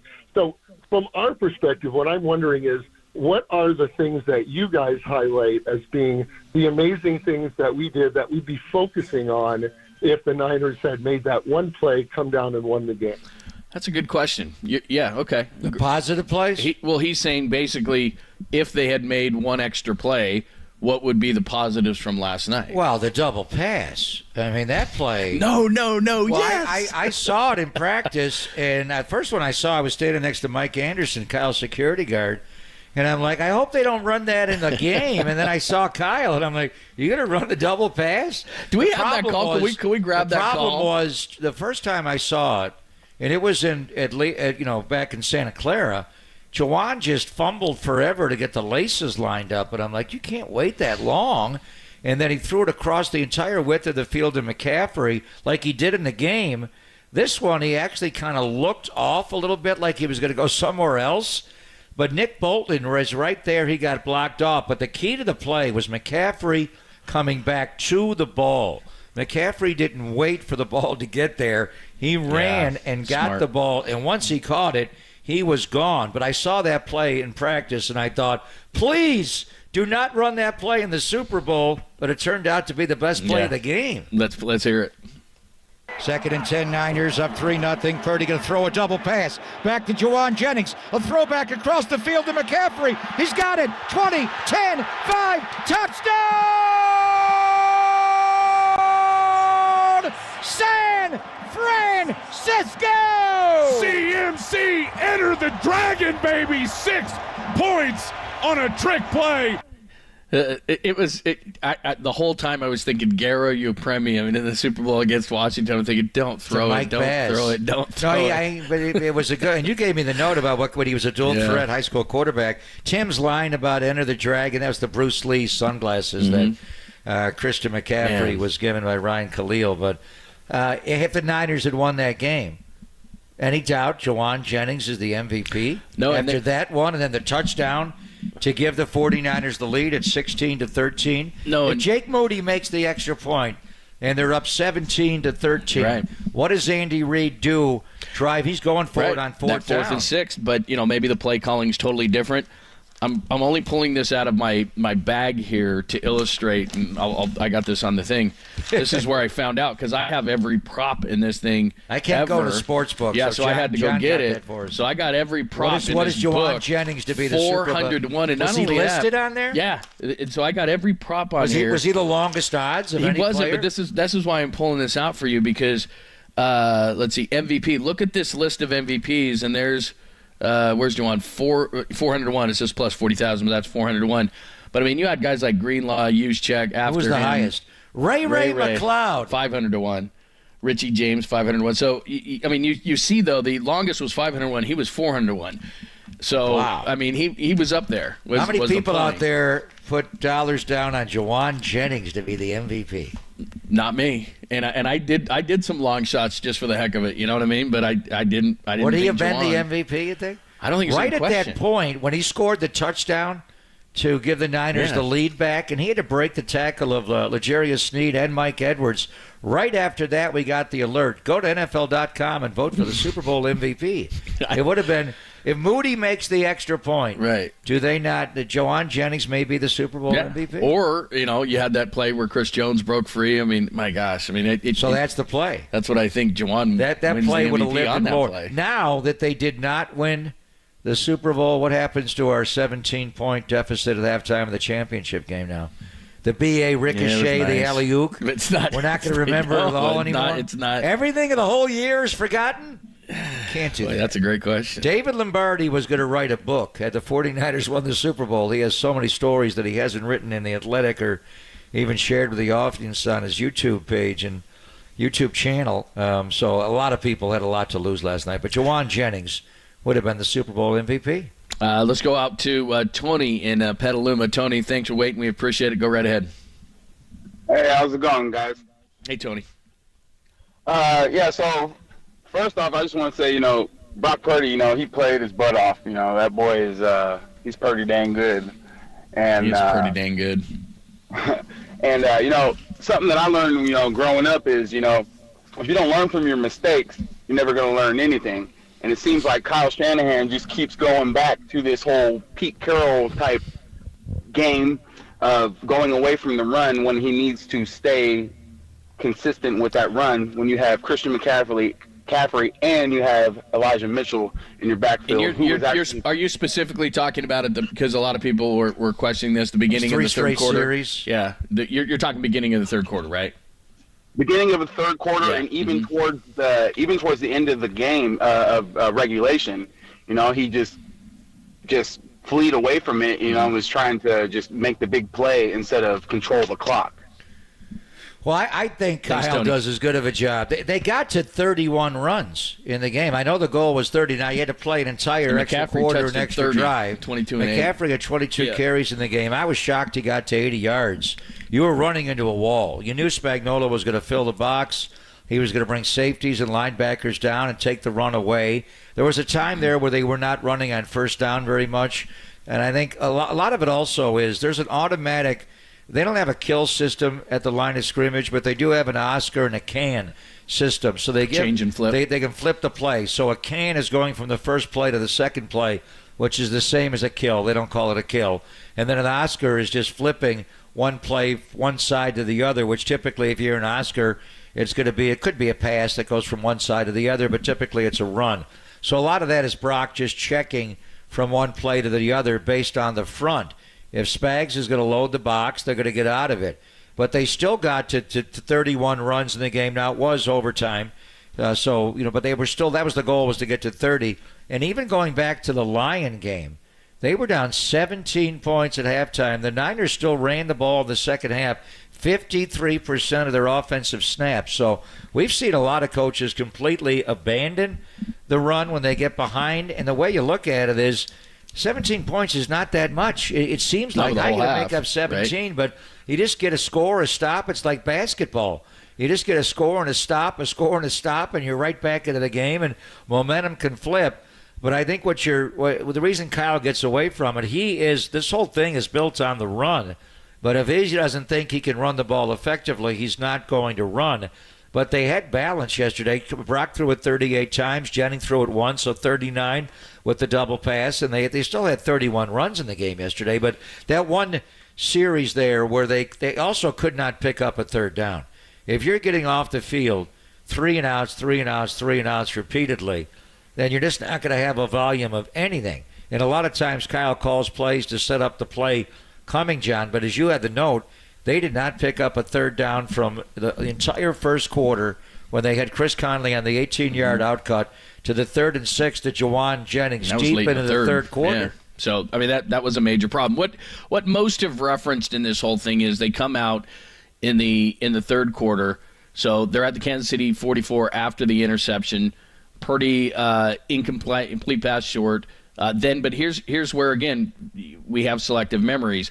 Penalties, which killed the 49ers all day. Aaron Banks' false start. So now you're in 2nd 15, incomplete pass. And now that was going to be a run play because Aaron Banks fired out on that play. Exactly, it was going to be a run play. So now you're at 2nd and 15, then you're at 3rd and 15 after complete. Then you punt. You get the ball back at your own 36. Purdy short right to Jennings. That was that 8-yard loss when he had to scramble to the right. Now you're in 2nd and 18. You want to run it 2nd and 18? You know what? They did a good job on that play. So that's what I'm saying, though. They were behind the sticks so often. On that play, it was the stretch and the boot keep off of it. A lot of times, and Chris Jones, he played a great game. I mean, I thought the Niners would attack him in the run game. But that may be his last game as a Chief. You know, he's unrestricted free agent after this year. He held out deep after holding out. He missed their first game against the Lions, but on that particular play, Brock just on the boot, the keep game, they don't block the backside end, and Chris Jones just saw it was coming, and he just fired in there, and you come off that action, and you got Chris Jones right in your face, and he checked it down quickly to Jawan, but he wound up losing a lot of yards on that play. Let's go to Ron in Fremont. Ron wants to go back to the decision to take the ball into overtime. Hi, Ron. Welcome. Hi, how you guys doing? Can you hear we're me? doing great. Yeah, we can hear you fine. Okay. Yeah, my condolences. It is a sad day, but and like you said, we did lose, so we're looking at all the negative sides. And frankly, with Belichick still on the market, I think it's time for Kyle to move on. But just too many bad calls. Too many why do you defer all the time and then you don't defer in overtime? It seems to make sense because then you don't have Patrick Mahomes with the ball to win the game. So let me get this straight, just so that we talk about this correctly. I agree with you. I would have deferred, but I'm not saying that I'm going to replace Kyle with Belichick. So you want Bill Belichick to be the coach of the Niners next year? I'm just asking. I'm just saying it's probably time for a change. Okay. They just gave him a contract extension. So thanks for the call. Appreciate it. Thank you for the call. Yeah, I think the what you're doing at the beginning of the game is completely different than what you're doing in an overtime. At the beginning of the game, you're letting them go first. You're looking to steal that extra possession to start the second half. If in fact it turns out that there's equal possessions in the first half, this is a different scenario. But I think where it's getting Kyle in a bit of trouble is he was asked why he did it, and he cited what they were looking at throughout the week in a controlled environment in the vacuum, where we want to take the ball so we get the third at bat of the game. And I do agree with that philosophy. But I think the key thing. But can you look that far ahead? Like sure, I just think when you're playing Mahomes, I think you have to look at first two to get to three. Okay, right? do you want Mahomes to go first, then and score a touchdown, and then have the 2-point conversion? Yeah. Now he's going to unleash all of his pressure on you, and you're going to have to drive the length of the field. What's the difference if he goes first or second? Because I understand the thought that he knows what he has to do. But if you're so afraid of Mahomes, do you want to give him the ball first? But why? Yeah, I do, because I think it's the philosophy of last at bats. I just think that now I know, and so now I'm not running 3 downs, I'm running 4. I'm going to change my play calling, be a little bit more aggressive. Look, I'm not saying he wins, but the logic of last at bats, so I know. Why are you giving him 2 at bats to your 1? But if let's say that if he gets the touchdown, then I probably go for 2, but I at least dictate things to win the game versus allowing Patrick Mahomes to dictate it, because we all knew in the booth when they kicked that field goal, the Niners were in trouble. Everybody knew it, because Mahomes now knows if I get a touchdown, to win the game, and then that influences the way that the game is called. I just think that it gave all the chips to Mahomes to win the game. Now, you forced them to kick a lot of short field goals in the game. What if they kick a field goal there, and now you get the third up, and it's sudden death? Now he does not get it back the other way. But you have to get there first. But to me, my thought was, and I had frankly forgotten about the injuries, the fact that your defense was on the field 11 consecutive snaps to end regulation, and David refreshed my mind. In the moment, I think I felt it like I thought that Kelsey was going to score at the end of regulation, but Fred man-matched him beautifully. But Jair Brown went down to injury late in the game. Diamador Lenore went down to injury late in the game. You had to play George Odom at safety with Deshaun Gibson. You left Logan Ryan at nickel and Charvarius Ward. Well, you brought in Ambry Thomas, who they were looking to avoid. We didn't talk about that. They didn't play Ambry Thomas at all yesterday. He came in. I thought Andy would go right at him. He did not. But when you're looking at it from just, like you're playing blackjack and you're counting cards, the other part is I just lost 2 defenders. My medical staff says give them time. My defense is gassed. Steve Wilkes is saying we're breathing heavy. We can't go back on the field on defense to start the overtime. Plus, we're not going to have Jair and Diamador Lenore available. Yeah. Those are all contributing factors to make your decision there. That's why I think in the when everybody is saying, is there analytics to this? Well, A, it's too new. But number 2, this is, again, what you and I talk about all the time in a lot of different sports. This is then a gut feel. This is not analytics. Right. This is you're playing against Patrick Mahomes. I want the ball last. Or, look, I understand. Or my defense is gassed. Right. You're also coaching your team. Yeah, all those things go into it. My team can't go back on defense right now. So, look, I think all those things go into it, and I don't think there is analytics. I think where the national media is going to get on him is they look like they didn't understand it, and Kansas City looked like they did. What I think they didn't they understood if we score a touchdown, the game's not over. Right. They knew that part. They didn't know the time element. Neither did I. Yeah, they didn't know the time frankly, I had to scramble with my headsets off and talk to people. We were talking about it in the booth.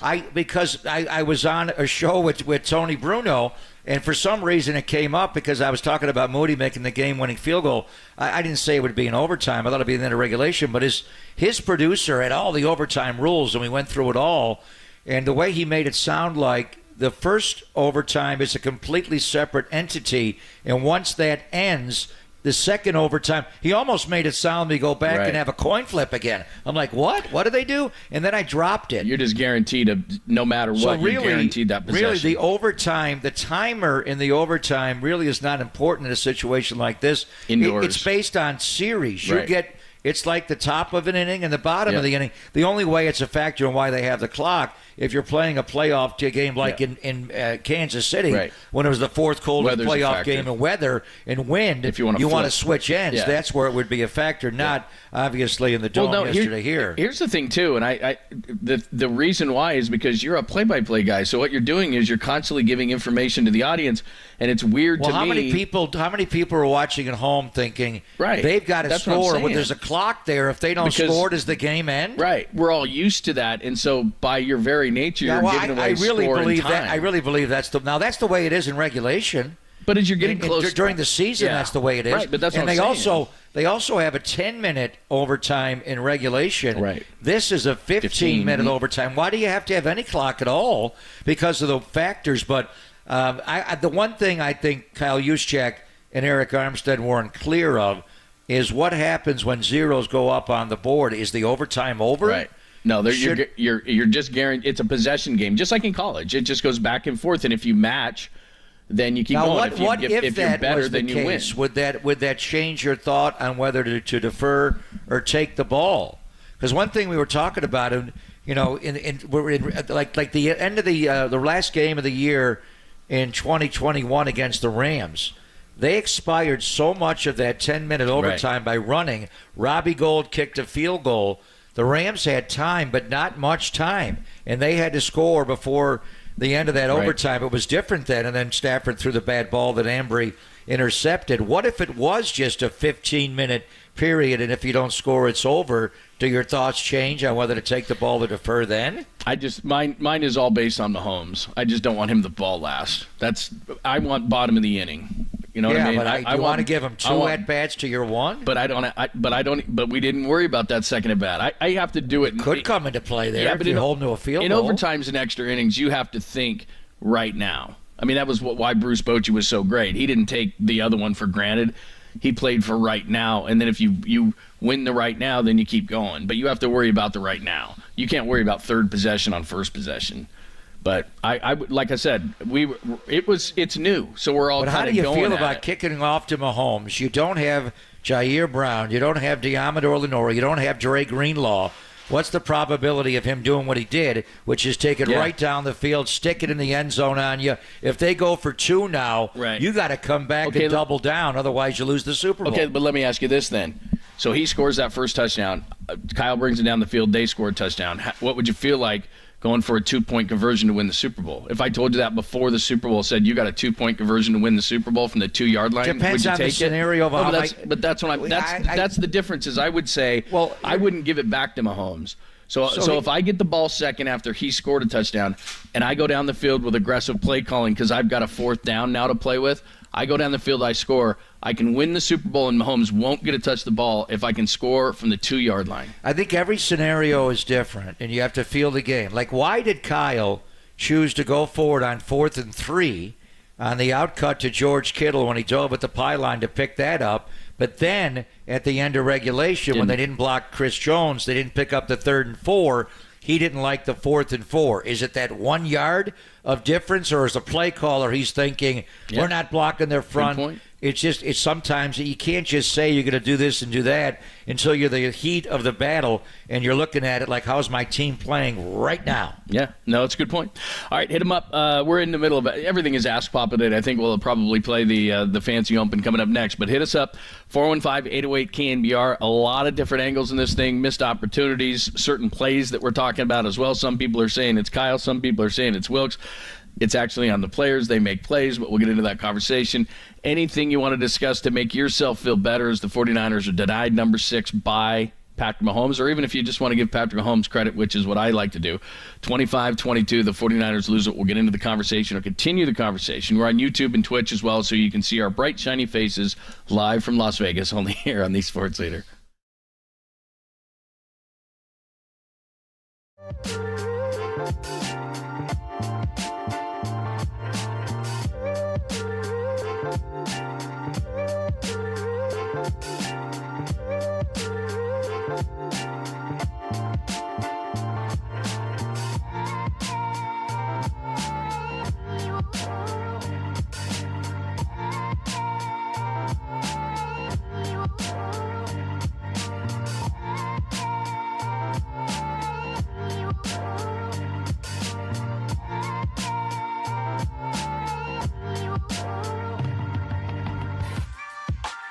And I'm Greg Papa on KNBR and still in Vegas. Can't wait to fly home tonight, and many reasons. Not a lot of sleep here in Vegas, and I got to get back to my sleep number bed.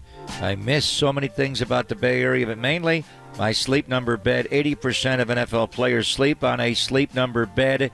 It is the number one quality sleep goal that you're looking for. It improves your lifestyle.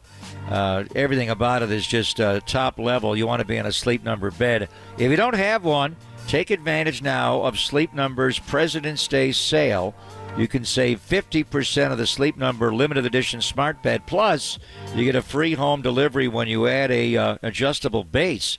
It does end a week from the day on President's Day, so the sale ends Monday, February the 12th. So take advantage right now. Only at Sleep Number stores or sleepnumber.com. Sleep Number is the official sleep and wellness partner of the National Football League.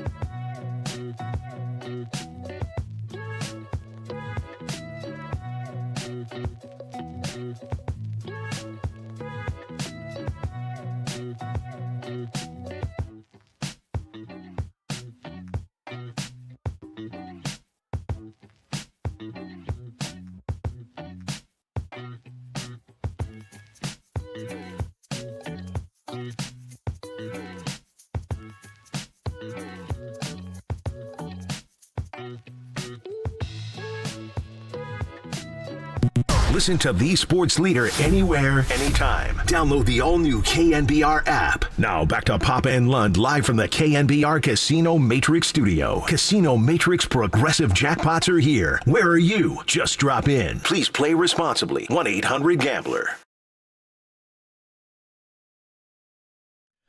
What's happening? Thanks for joining us. Papa and Lund on a Monday after the Super Bowl loss here in Las Vegas. We are still here. We want to get the hell out of here.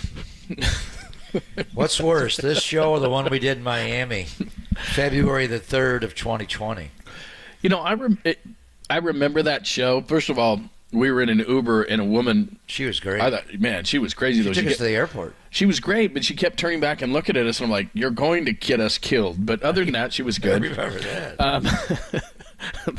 Anyway, we will be back tomorrow, but let's get out to the lines, hit a few more, ask Bob anything at all about the Super Bowl. 808 KNBR 415-808-5627. Maybe our good friend Mike from Eugene will make us feel better. Hi, Mike. What's happening, gentlemen? How are you? Good. How are you? We're down, Mike. We need you. We are down. We need you to lift our spirits. I'm depressed, man. I'm telling you. So here's what happened. So I'm listening to the game through your eyes and your voice, along with T-Rock, and I'm enthralled in the game.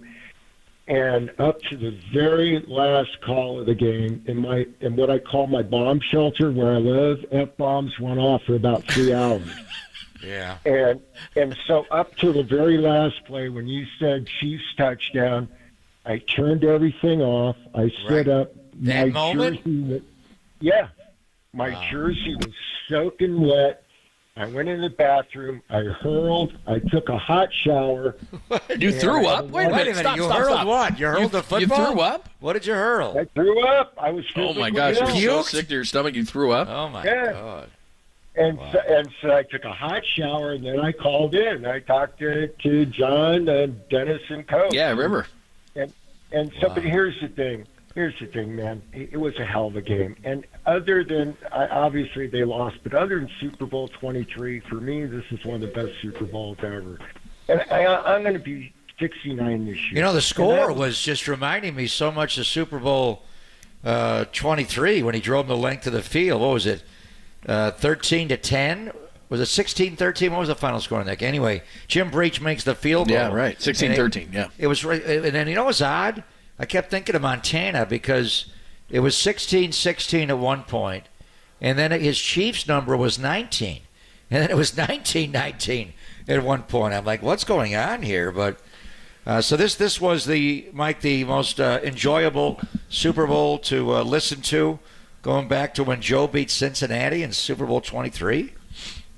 Well, and the reason is there was so much drama in it. There was so much writing on this with Brock being Mr. Irrelevant and being a game manager and all that. And you know, and Kyle falling apart, or as people put it. And, yeah, I got my issues with Kyle, but you know what? I ain't the head coach. But, you know, there's things, I mean, to get rid of him, stupid. All right, this guy got us to where we are. They need to put some pieces in place. He needs a better support group, I think, to help him back up with some of these game plans, especially for overtime, regardless if they took it first or not.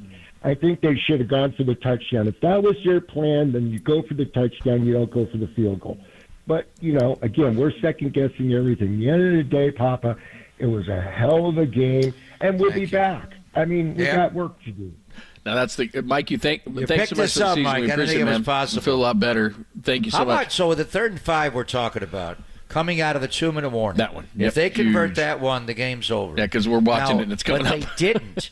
What were your thoughts on bringing Jake Moody out to try a 53-yard field goal? Wasn't feeling great. Not to win the Super Bowl, but to take a 3-point lead with 1:53 to go. Because you knew Mahomes at least was getting that, right? Well, and if he misses that kick, they take it on the 43-yard line. They gain like 20 yards. The butt kicker is going to win the Super Bowl. What was that? That was risky. And he drilled it. Both of his long field goals, the 55-yarder and the 53-yarder, he nailed. But that was, I was thinking, oh, my God, what about that call on the 4th and 5? Do you punt it down there? Do you go for it, or do you bring in Moody to kick the long field goal? He chose Moody. He misses that kick, John, Kyle's getting ripped. Yeah. Moody's killing. You're killing Moody Right. today. How about that Yeah. decision? Yeah, no, in fact, you emphasized it, too. I remember in the booth, you emphasized that if he misses that, they'll get it right here. And so I thought to myself, come on, man. And you also mentioned, and I think this is how you said it, if we have the call, the dreaded right hash. And yet he still hit it. So, I give him a ton of credit. I know there are people up and down on Moody. I was getting texts just because I've been out so unspoken and I'm getting hit up on social media. Look, he hit a 55 that at the time was the longest, beat Steve Christie. He hits a 53.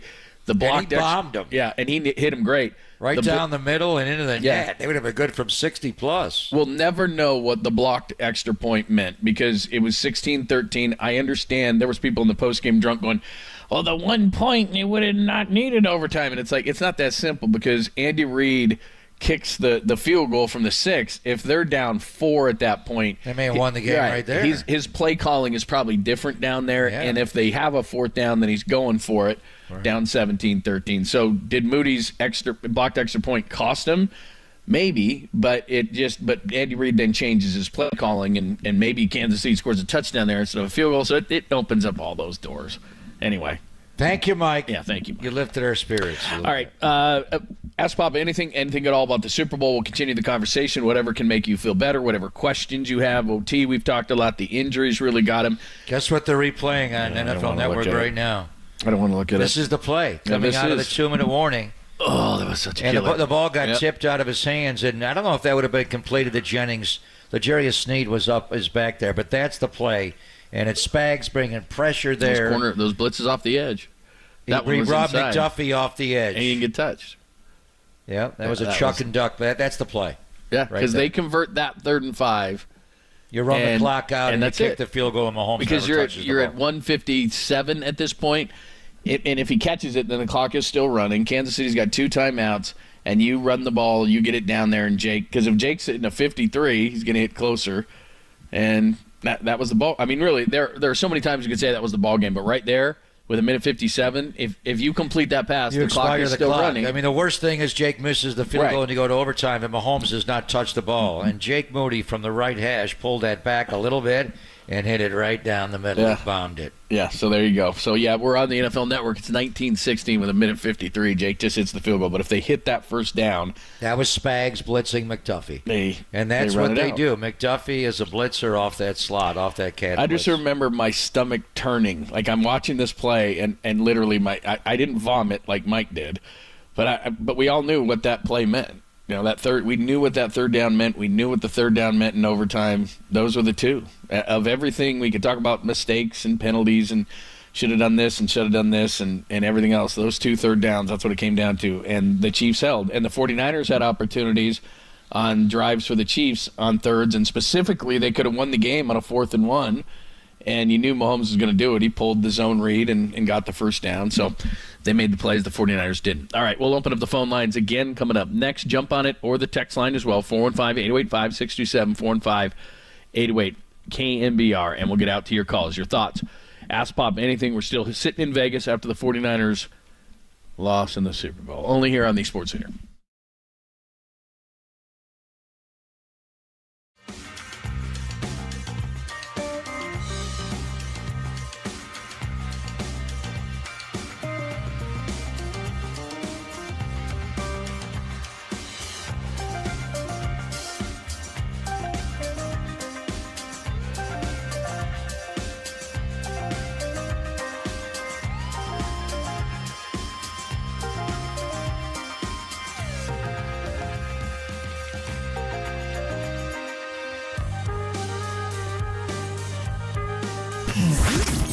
Here's what's trending now. Trending now. On KNBR.com. Did Kyle Shanahan do the right thing by taking the ball in overtime? That story and more trending right now on KNBR.com and the KNBR app.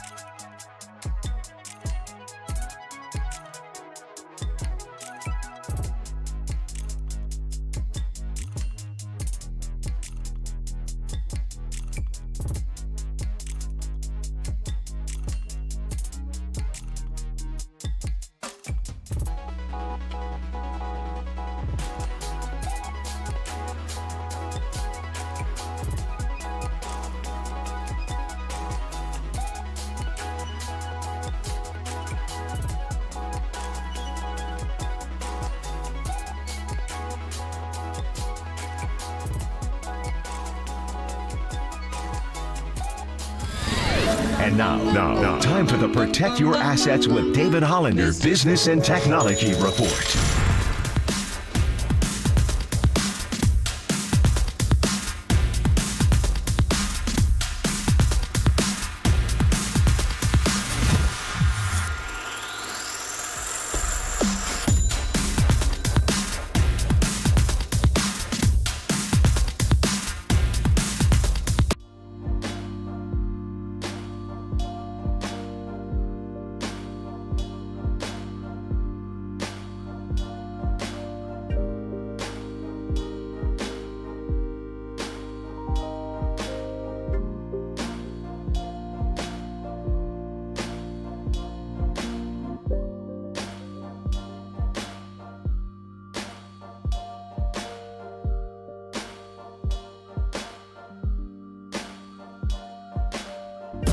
Do yourself a favor. Download the KNBR app on your smartphone. You'll be glad you did. This is KNBR 104.5 FM and 680 AM.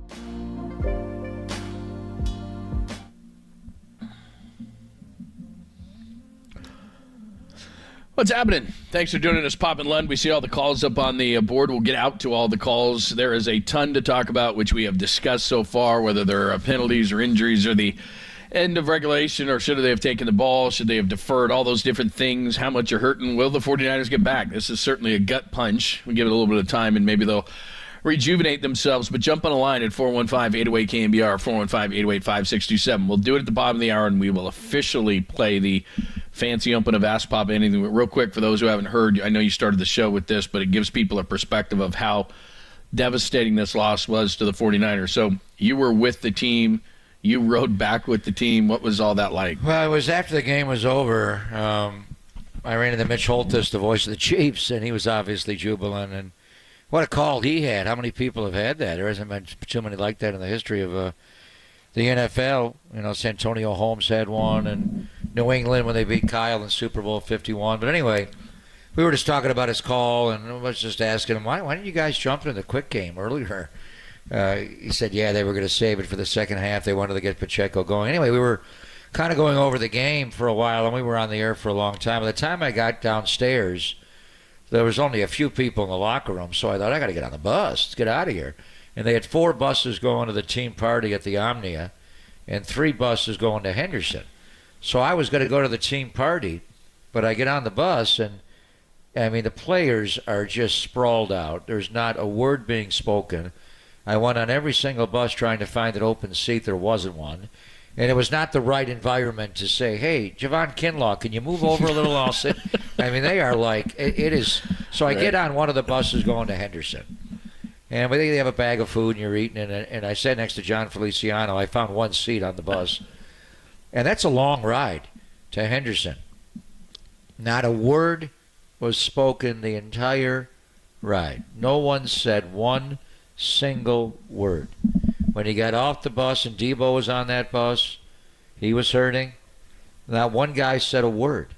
And you went in, and there's a lot of family there at the team hotel in Henderson. The kids are running around, and it's just the weirdest. It was the most difficult loss I've ever observed these guys try to deal with, and it was traumatic. I mean, they've had the loss in Miami, and we went to the party at American Airlines in Miami, and I thought, I don't want to go to this party. Mike Shanahan and Kyle were there, and I come to the party. And that turned into a rager. I was like, if they had won the Super Bowl, this would have been the greatest party. The people that did go to the party said I wasn't there very long. I think Kyle did go, but he ducked out. It was one of those nights where no words. There was no words. We had a talk on the postgame for an hour or so, and you went long. But after that, I had no words for what I watched. It was just observed. It was the roaring sounds of silence. The silence was so loud, I never experienced. Because after even any loss, 20 minutes into the bus ride, somebody will say something. Not one sound was uttered. And that was a long ride. Guys just sat there, some on their phones, some asleep. It was an amazing feeling. And waking up this morning, and the team left after I had to leave, they were packing up the gear, it was kind of the same feeling again. Even after sleeping on and waking up today, there's no words. It's just now the reality settles in. Where last night you're like, what the F just happened? And now this morning, and all the talking heads, and they're saying the Niners lost the Super Bowl. Kansas City won that game. And the Niners made one or two plays here or there or at the right time. Mistakes. Right. They had a lot of self-inflicted wounds. But in any event, I've never observed, and I've seen this team, lose in L.A. when they had a 10-point lead going to the fourth quarter, and Cooper Kupp beat K1 right away in the first play, and it's on. Tart dropped the ball. They couldn't get the 2nd and 1. They couldn't get the 3rd and 2. There were a lot of factors, and that one was hard. But this one, I don't think this game was worse. I think the Super Bowl 54 from an actual game, they controlled that whole game. They were the better team. They deserved to win the game. To have it snatched away on a wasp play in a 3rd and 15, it's like, that game. But you were young and you were frisky and you thought, we're coming back next year. I'm coming back with an MF and vengeance. Yeah. And you didn't the next year because the pandemic screwed up the world. But you came back the next 2 years and you had some heartbreaking. Philly loss was different because Brock got hurt. This one, the combination of the Dre Greenlaw injury and what he's looking at now, tearing his Achilles in the Super Bowl when he was playing so well. The whole thing with the field and UNLV, did that contribute to it? All of it. But it was just the most gut-wrenching moment that this team has had, John. And that wasn't with them. We were there, as outsiders, just reporting on it when they lost to New Orleans in Super Bowl 47. But that game, too, they got to the 5-yard line. That feels bad. They were behind the whole. It was 28-6. They got smoked They early. never controlled the game. The last night, they had a 10-0 lead, but it was earlier in the game. Mahomes could come back. So that the actual game and what slipped away, but it was the body blows. It was the compilation of not just last night, last year, the year before in L.A., 4 years ago in Miami, all of it. And then for Kyle, he goes back to the game where he was with Atlanta, Super Bowl 51 up 28-3, losing that lead. So it was almost like, how much can you endure emotionally, spiritually, and mentally? Now, you bring up a great point, because I remember, and I posted this after the game, the field looked exactly the same as it did in Miami. I sat there the whole time. The confetti was Kansas City colors. Red and gold, like your colors, too. The board said Kansas City Chiefs champions like they did in Miami. I was looking down at kids and family doing their snow angels in the confetti. Like, the whole thing felt the exact same, except for what you just said, which was, even though it was a loss, it didn't feel as bad because it felt like the start and they were going to be back. And then you go 19 lose, 20 injuries, 21 dropped interception by Tart, 22 Brock injury, 23. Like, how much are they supposed to take? How many times can you get punched in the face and say, well, get up? Look, I hope I'm 100% wrong, but this feels like, wow, I don't know that they're going to come back. Whereas 19 was like, well, this is just the start. They're fine. And I remember at the end of that broadcast, I turned to the old John Facenda NFL Films line that Steve Sables wrote. It was not a dream denied, merely a dream delayed. And at that moment, I felt that. But I said it last night. I screwed up the line because how long does it have to be delayed for? Yeah. That was the start of the rise.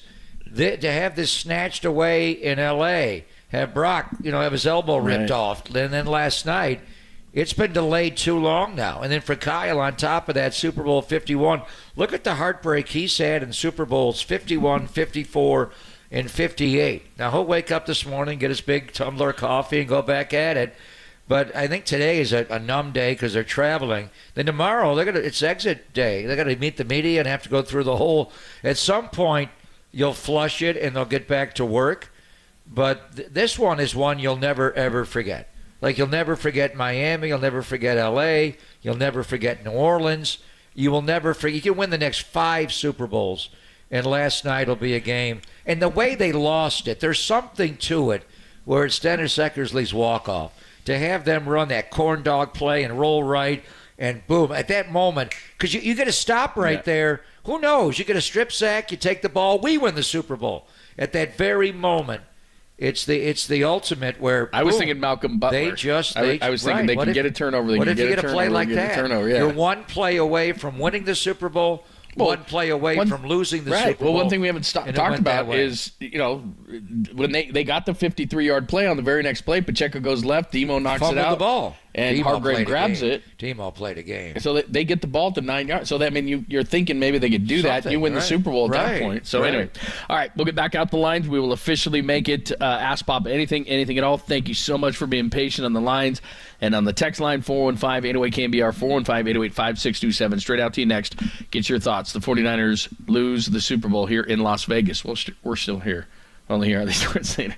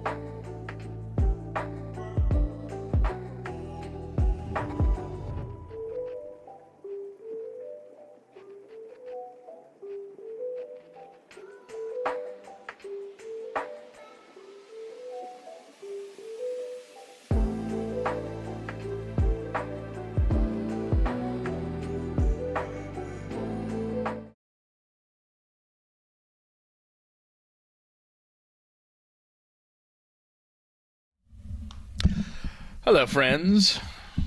He did a nice job last night. He did do a nice job. I did see.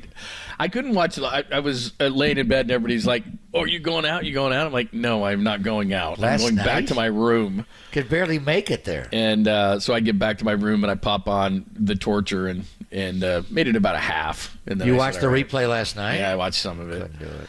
And then, so that's how it went. All right, let's get out to the lines. Ask Papa anything at all. Again, 808 KNBR, 415-808-5627. Let's start out in Yuba City. That's where John is. Hi, John. Welcome.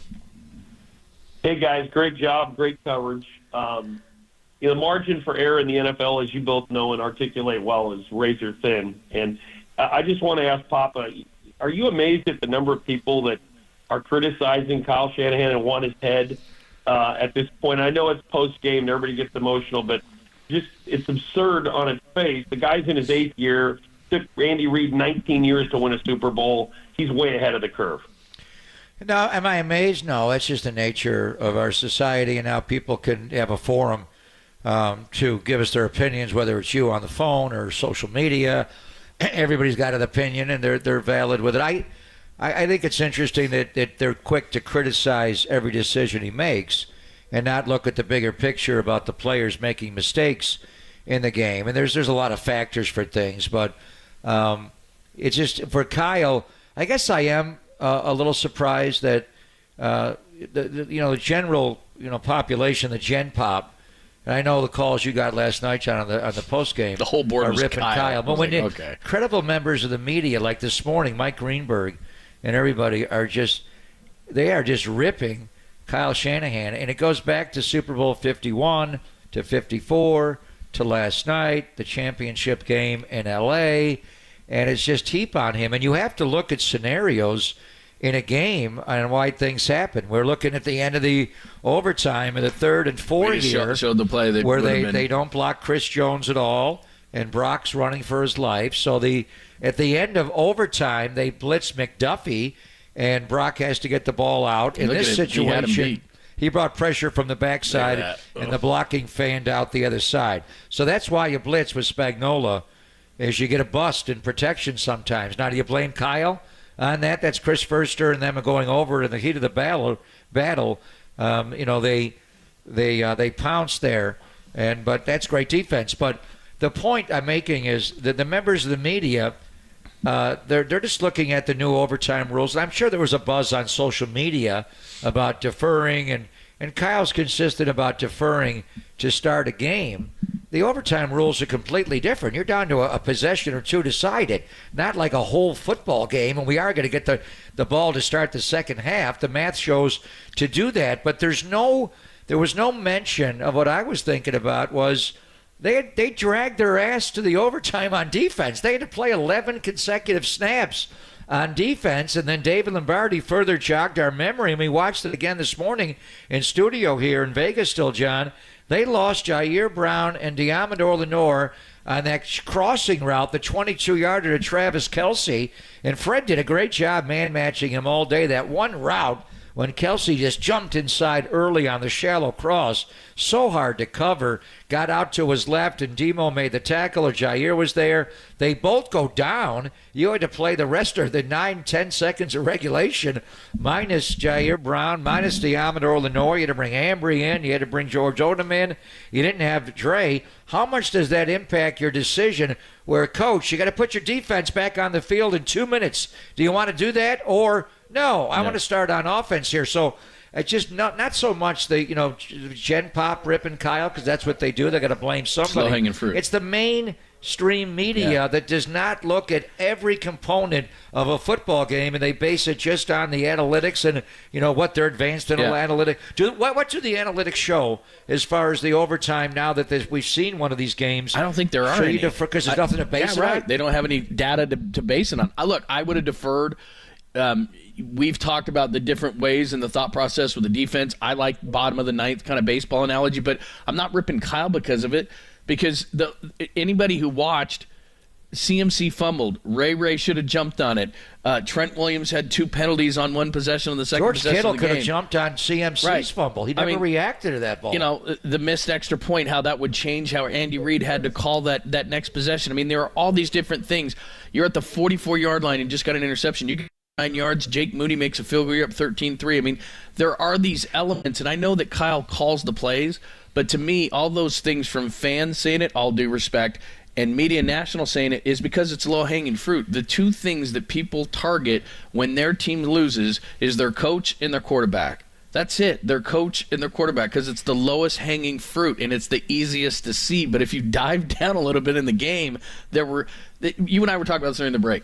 Does it hurt you more that you looked at Jet Wasp in Super Bowl 54 where you could pinpoint one play, or we could sit here and name 10? I mean, you really could in this game, that if one of 10 things, Dre Greenlaw skips onto the field and rips his Achilles, if that doesn't happen, they probably win. They get one of those 2 third downs, they probably win. If McCaffrey doesn't fumble on the first possession, they probably win. I mean, there are all these things that you could go to.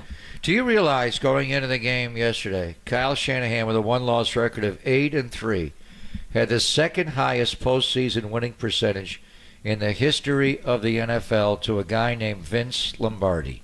So he loses. Wait, the trophy? He loses. He got the first 2 Lombardis. He didn't even win the Lombardi. So, and he also won a few NFL championships before in the 60s. By losing yesterday, he falls to 8-4. And here's the trend you got to stop.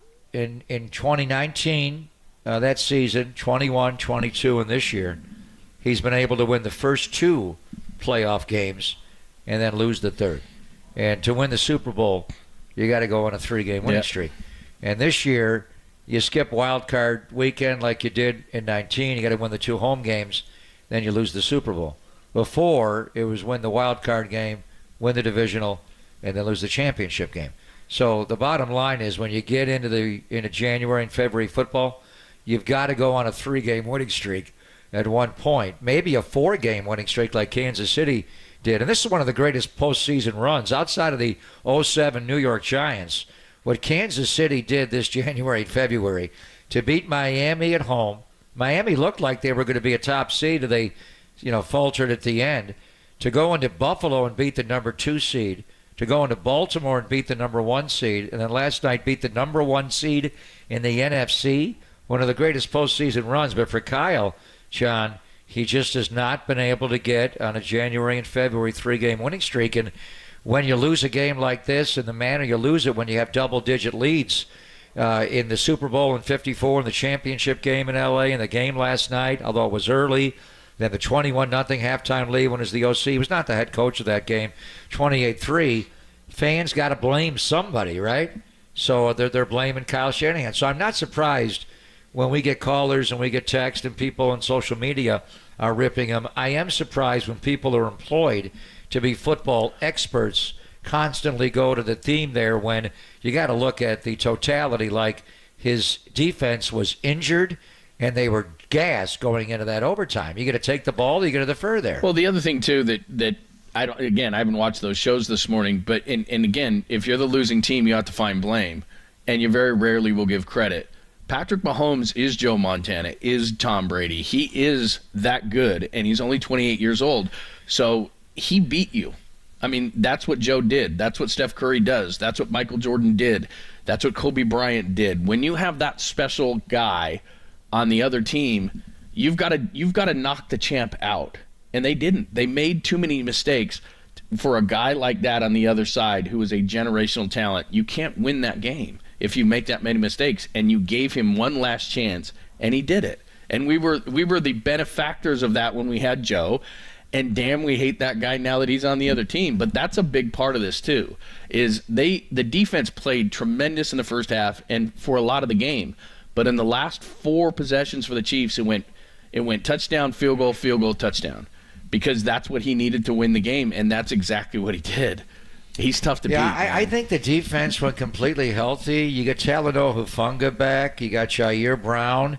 At some point, you're going to move away from Logan Ryan and Deshaun Gibson. I think the defense just was not the same without Talanoa. They're not good blitzers. They don't blitz well. They don't have K'Wan Williams from that shark blitz. He's just that they don't have anybody. Demo can blitz, but they don't send him. The bottom line is Kansas City's corners can blitz, and they cover. It's the best pair of corners in the NFL, and Cleveland's got good corners right now, but their corners, McDuffie and Snead, are complete players. They can play press man, get up on your grill, and blitz. I'm just thinking, what kind of defense do you need to deal with Mahomes? I think they have it. I think they have it in the front. We'll see what they do with Chase Young and Randy Gregory and all that, John. But proceeding forward, and then what do they do with Javon Kinlaw and the linebacking core? Obviously, you would have liked to have had Azeez Al-Shire last night when Drake goes down. If you put him in there, but you can't pay everybody. And then they're probably light one cornerback. For sure. I mean, so that's, when you're in your nickel 70% of the snaps. Charvarius Ward's a very good player, and obviously Diamador Lenore has become a really good player both inside and out. Do you need a boundary corner, move Demo inside? So you need one more corner, and then, when you go to the three linebackers, Oren Burks is a good special teams player. Bottom line is he had to play too much last night. And even going back to the championship game, he had a shoulder injury in practice. They warmed him up right before the championship game. John Lynch came out with Johnny Holland, all the performance staff. They worked him out. Adam Peters was there. They made the call to play him in the championship game. I didn't think he was going to play. They made it right before the start of the game, and he played okay. They targeted him a little bit with the Lions, but with the Chiefs going to that heavy package, all those tight ends, they made sure to go at him over and over again. So, if you're trying to deal with Mahomes and come up with Jordan rules, you need probably one extra edge rusher. You got the inside guys with obviously the Gravedigger and Armstead have both played well yesterday. You got to have a little more depth on the D-line. You got to make calls on Gregory and Chase Young. And I thought Sebastian Joseph Day has been a disappointment. I thought he played better here. So what do you need? Edge rusher, outside Nick, and one extra cornerback, whether it's a slot corner or an outside guy? Yep, that's it. All right, Al's in Concord. Hi, Al. Welcome. Thank you. Sure. Thank you. Thank you. Good to hear you guys. Papa, just one question. How do you think the fact that the 49ers trained in one field and they played in a different field, how that affect their game? Well, I just think the whole deal. So both teams stayed in an area called Lake Las Vegas, which is out in Henderson, which is not that far away. It's like 15 miles away. But with the traffic and the once you get into Lake Las Vegas, you think you're here, and then 10 minutes later you're like, where the hell's the hotel? And then once you leave Lake Las Vegas, it takes 15 minutes to get to 95. There's no highway. So it's just, why is it taking so long to go 15 miles? It takes 45 minutes. So I was with the team on Saturday for the walkthrough, and we leave the Henderson Hotel, the Hilton at Lake Las Vegas, and we're going to walkthrough. I'm like, where are we going? It was like a 45-minute ride to the walkthrough. And then so they get to the walkthrough, and the facilities there at UNLV were terrific. The players actually, the weight room was great. They dressed when they got there. But while they were getting dressed, I went out and looked at this field that they worked on. And apparently it was much better Saturday when I was there. Monday when they were there, it was heavy rain. It was not good. It was not good Wednesday and Thursday or Friday. It got a little bit better. But you could see where they had the old field turf was off to the side, and then they laid the natural grass on top with the plastic underneath it. So it's akin to walking on a gymnastics mat. It wasn't quite a trampoline. It wasn't that spongy and soft, but it was like a gymnastics mat. So I'm thinking, whoa, how do they practice on this? And the bottom line is, and they're not going to openly complain about it, but the Chiefs only had to go 1 mile from their hotel out in Lake Las Vegas to the Raider facility. So they traveled. It took like 2 minutes to get to where they had to go, where the Niners had to go 45 minutes both directions, Monday, Wednesday, Thursday, Friday, Saturday. Kept going back and forth to play the Super Bowl. Come back after you lose the game. You're back going out to that damn Lake Las Vegas. Where is this place? So anyway, I did, and people that are medical experts out there, you tell me, but talking to a lot of people around it, did Dre Greenlaw tear his Achilles tendon because he was forced to work on that gymnastics mat throughout the week of practice? He already had an existing injury with the Achilles tendonitis, and by merely running on the field to play in the Super Bowl, he was just doing like calf raises, and he was jumping out, and he stepped with his right foot, threw his left foot back. You saw the shot during the game. He tears his Achilles tendon and goes down to the heap. Now, can you sue if you're Dre Greenlaw? And who do you sue exactly if that I don't know. And then Deebo Samuel pops a hamstring in the middle of the game just running a route. People that are experts to this kind of thing, is your body a couple of, you heard Tim talking about it during the broadcast. No one's saying definitively that was the case, but no one's saying it's not. You'd have to have experts that could say what the probability is. Every athlete's the same, but I think there's reasonable assumption here that Dre Greenlaw's injury is directly or indirectly related to working on that soft field at UNLV, which now the league said was fine. If you're going to sue somebody, do you sue the league? You're not suing UNLV, but you're suing the league. And then they, likewise with the Deebo injury. So I think the bottom line is it felt like although the crowd was pro Niners, for sure, the whole setup here felt like you were playing a road game the whole week. Just the proximity. Couldn't they get a facility closer to the hotel than UNLV? It's a great facility. Why couldn't they just share the Raider facility from the start? The Raiders have 3 outdoor fields plus an indoor field if it rains. Kyle didn't want to use that because it's a turf field. But why didn't the league just set it up where the Chiefs go 10 to 12 every day? You get on your bus and leave, go do your media availability. We're going to sweep the building. So if one of your players leaves something around that's a tip on a play or anything, we'll sweep it before the 49ers get in there. Your guys, your security can inspect it. They come in at 1 o'clock, go to 3. Why couldn't they just do it that way? Just being on the bus for 45 minutes to and from each way, twice a day, and then play on the soft field? Yes, I think it was a factor in the preparation week and may have directly or indirectly led to Dre Greenlaw and Deebo Samuel's injuries. All right, give us your thoughts. There's Pop. He was, of course, on the call yesterday as we are still in Las Vegas. The 49ers lose 25-22. We'll continue to open up to Ask Papa anything at all. Walter's giving me a bunch of great stuff on the text line, which we'll get to. You can check us out on YouTube and Twitch as well. Give us your thoughts into the 1 o'clock hour as well, as we just got finished watching the whole thing in here. That was enjoyable. It's Papa and Lund live from Las Vegas, only here on the Sports Center.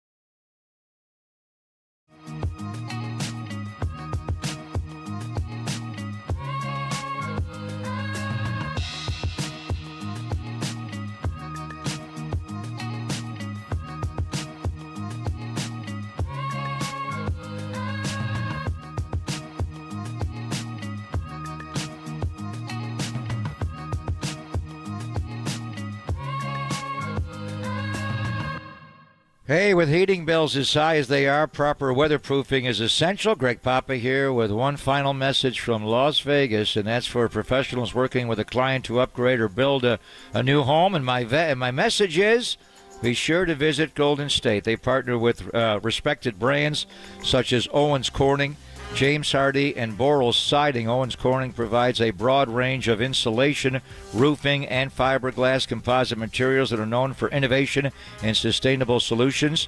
James Hardy provides a durable, lower-maintenance alternative to wood and vinyl. And Boral True Exterior Siding and Trim, they offer phenomenal performance while consisting of 70% recycled materials and environmental leaders. So talk with your client also about double or triple pane windows that offer a comfortable environment year-round while delivering lower energy bills. Golden State's respected window and door partners include the very best: Marvin, Anderson, and Milgard. So start online at goldenstatelumber.com and go from there. Building better in the Bay Area since 1954. Golden State. When you succeed, we succeed.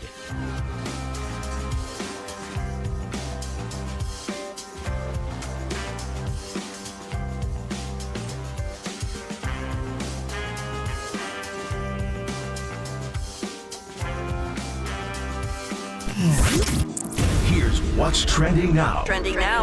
On KNBR.com. Every which way you can talk about the Niners losing the Super Bowl last night in Las Vegas. That's trending right now on KNBR.com and the new KNBR app.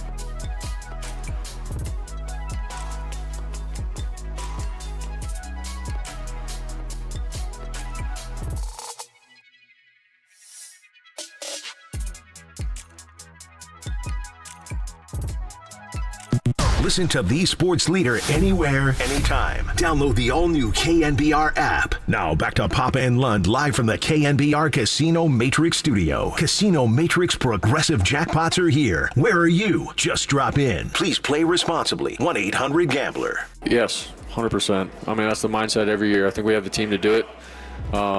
That's what's tough about all this, man, is it's a long season, and there's a lot of stuff that you go through, and but at the end of the day, we all have the mindset of being able to do it. So, thanks for joining us, Pop and Lund, into your 1 o'clock hour. Pop and Lund on KNBR, AM and FM San Francisco, the sports leader, Cumulus Media Station. We'll get back out to the phone lines, and you can ask Papa anything. Text line is wide open. Gold State Lumber and Building Materials text line at 415-808-KNBR, 415-808-5627. Just before we get out to the phone lines, before we continue to talk about the Super Bowl itself, just one positive note. Even though both of us cannot wait to leave Sin City, and we can't, this has been a really fun week. It's always great hanging out with you at Super Bowl week. We always bond, and we have a great time, and a bunch of the other guys come out. And we have a great week of radio last week with all these different guys and people we like, and this is fun. So it sucks the way things ended. I got a lot of friends that drove into town, come into town, flew into town, spent a lot of money on the Super Bowl, and we're excited. It was cool seeing fans. It was cool running into Niner fans. I can't tell you how many people, when I was just leaving that facility where you had to have a pass, and there's all these fans because the NFL experience, this was the first time I've ever seen this, where it was right next to it. So these people would wait to see players and get autographs and all these kind of things. But people stopped me, not only there, but just, and I think some of it has to do with our YouTube channel, but I mean, I ran into faithful from the 602 in Arizona and guys from Missouri and different places, and just every one of them stopped me and said how much they enjoyed the show and the coverage and the people, and where's Papa? Where's Papa? Well, you partying with Papa? Where's he at? So just, it was so cool to connect with the faithful, and they are such a great fan base, and they dominated Las Vegas this week. 80%, I think it was 80-20 in the casinos and at the game. And so, look, I understand that everybody's down today, but it was a cool week of radio. It was great being here. I can't wait to get the hell out of here. It would be totally different if they had won, and I was just thinking about how cool it would be today and to be on a float next week and all those things. But just in just retrospect for a moment, what a great fan base, what a great time. People love you and Tim. It's a really, I know people are bummed right now, and hopefully, as we just heard from Brock, they can get the gumption after a while, after this one dissipates a little bit, to get back in there and try to get back here. But that was a cool experience for everybody, and I really have a ton of respect for the faithful. Without a doubt. It's Monday, so go back a week when we just got here, and we were at opening night, and then we had the hard night of Jameson shots with the crew. And we had we need to do this more when we're home together, John. It was fun. It's fun to, get away from everybody and just have a week on the road. But Radio Row was fun, without a doubt. It was a lot of work, a lot of partying, and it's taxing. Everything but it's definitely time to go home. On the Monday, we've had the one thing is when we were in Miami together, it was a 6-hour flight to get home. We get home in less than an hour from Vegas, which is good. But we had a good week. It was enjoyable being the environment around the game. Even last night, all the 49er fans that were there. There were so many of them before I got off the field to come up to talk to you and Copes and Dennis, and they were yelling at me, and I was just going, say touchdown, and they would finish the call. It was definitely more Niner fans than Chief fans. So the whole experience, with the exception of how the game ended, and you just think of how great the party would have been had they won the Super Bowl. It's why it's so deflating in the manner in which they lost the Super Bowl. So. And you and I, you had your top 5 list of our moments at the Super Bowls over the years, and right away we had some moments that were better than any of the 5 we had in our New Orleans Super Bowl or our New York Super Bowl or the Arizona Super Bowl. We had a great week of just pure fun. But one thing about, when we left Miami, the topic was Jimmy, because he missed that one deep throw on the 3rd and 10, and then he had several passes batted down by Chris Jones, who got some last night. He got sacked by Frank Clark on a 4th down. There was no counter punch to Mahomes. It was just once we had some wasp plays last night when the ball inadvertently hit Darrell Luter, off the foot on the Peter play, and and Ray made a mistake. He should have just fell on the ball trying to scoop it up. Where are you going to go? Just secure the possession there. That was kind of like a wasp play where it just exploded. But they scored. One play to Marquez Valdez-Scantling. Burks doesn't sink enough. Clever route, and they're in the end zone. Niners came back and scored. They hit Juwan Jennings. They took the lead. They had the extra point get blocked, but Brock was able to counterpunch with Mahomes, where even the Jimmy game against the Rams, he hits George Kittle late in the 3rd quarter to give you a 10-point lead.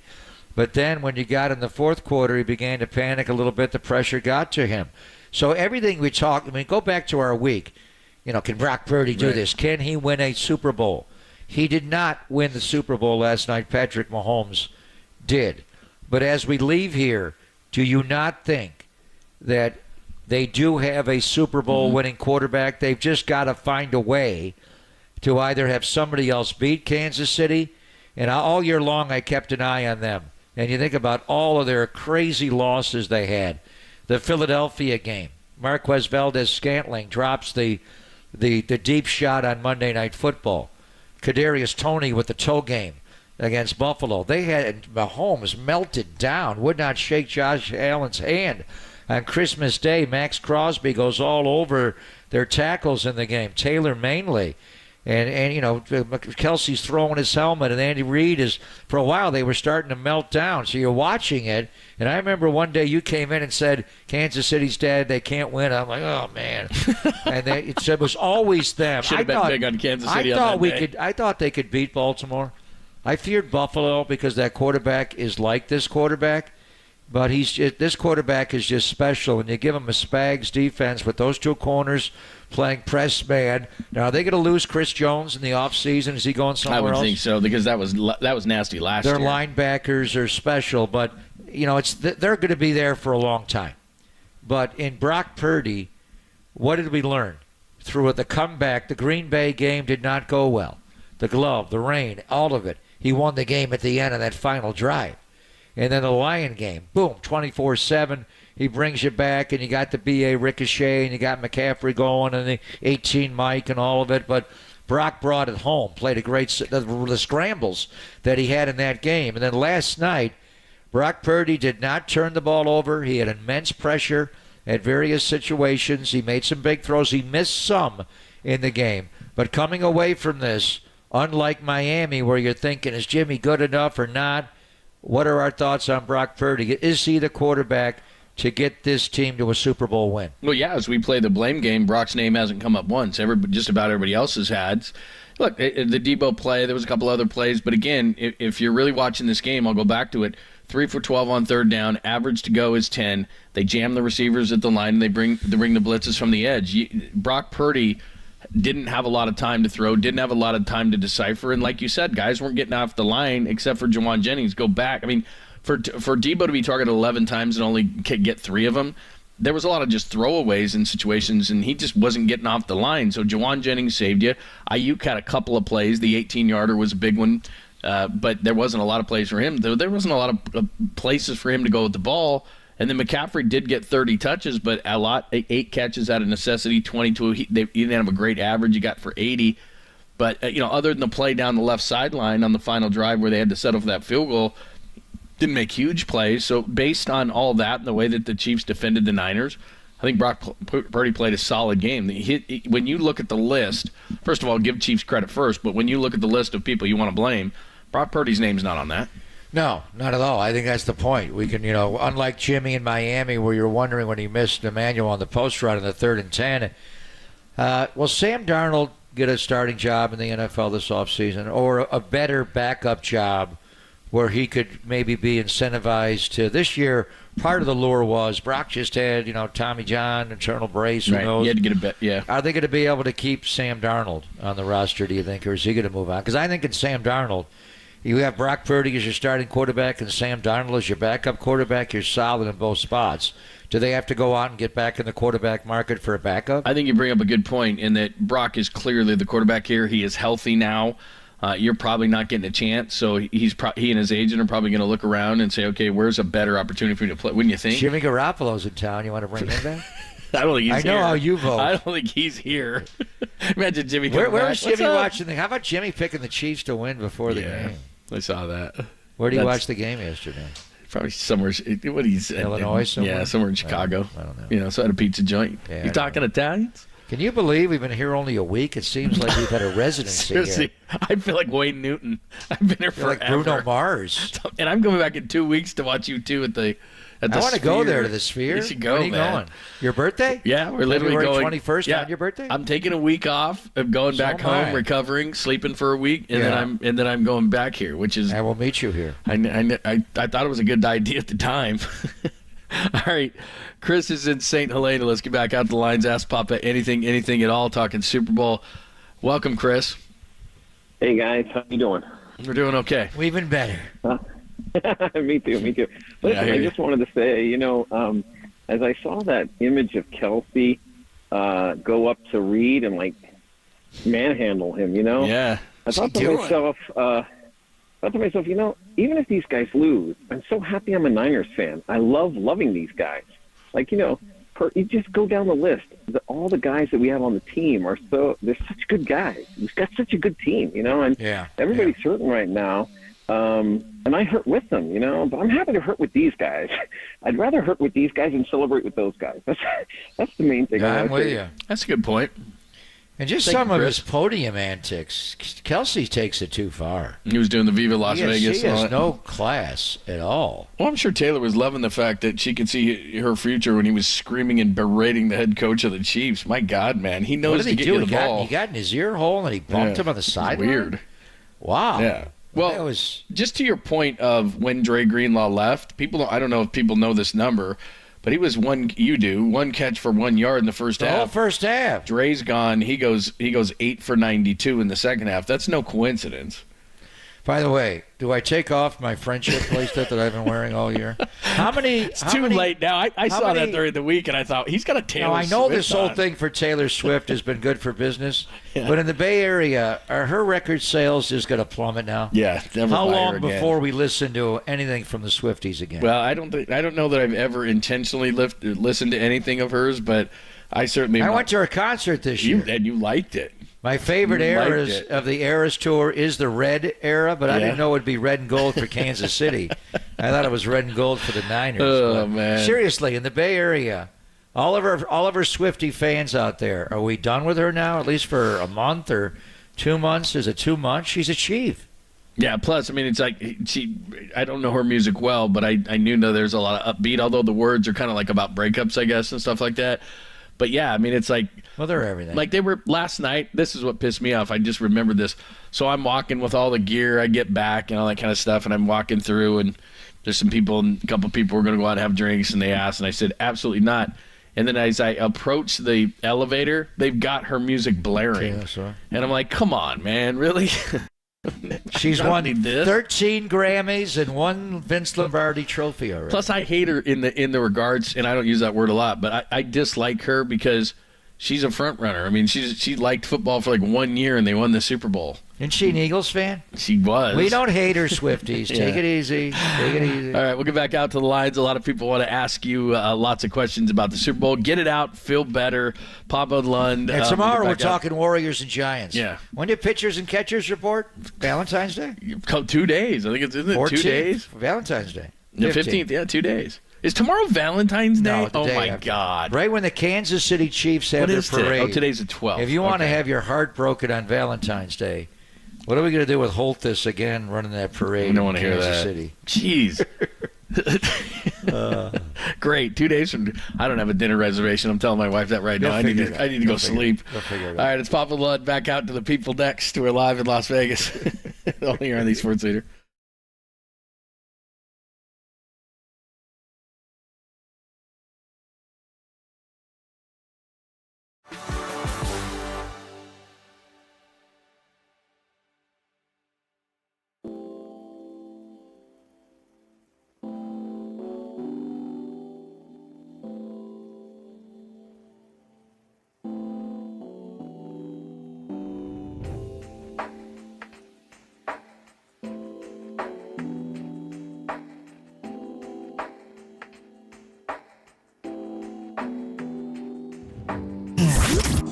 Here's what's trending now. Trending now. On KNBR.com. Patrick Mahomes does it to the 49ers again, denying them their 6th Lombardi trophy. That story and more trending right now on KNBR.com and the new KNBR app.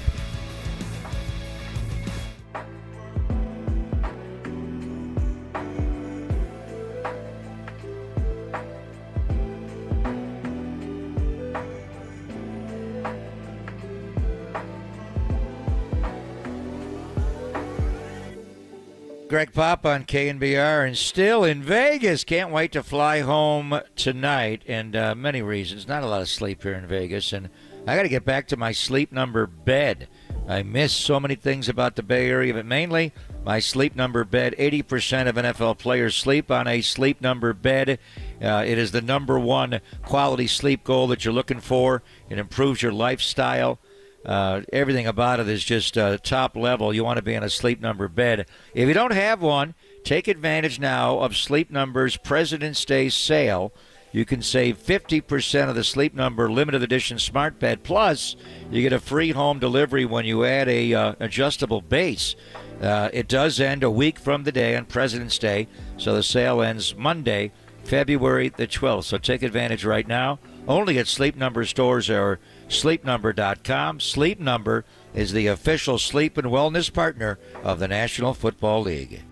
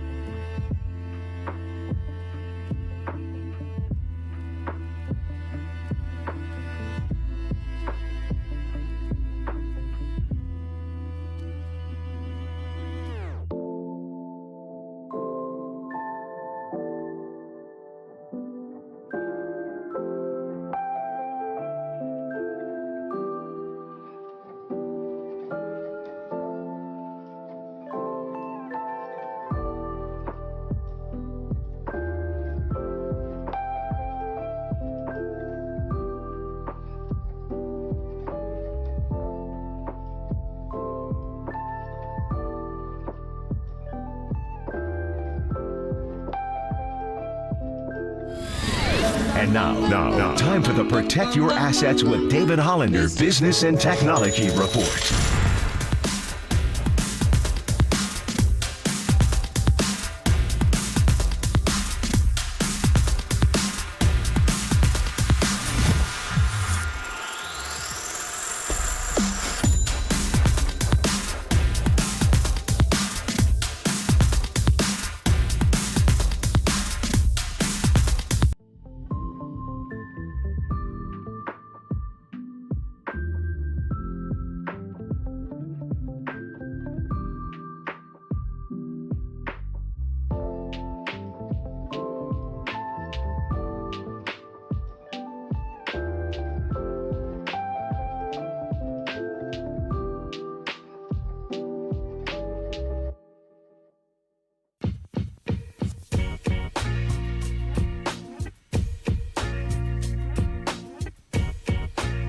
Listen to the sports leader anywhere, anytime. Download the all-new KNBR app. Now back to Papa and Lund live from the KNBR Casino Matrix studio. Casino Matrix progressive jackpots are here. Where are you? Just drop in. Please play responsibly. 1-800-GAMBLER.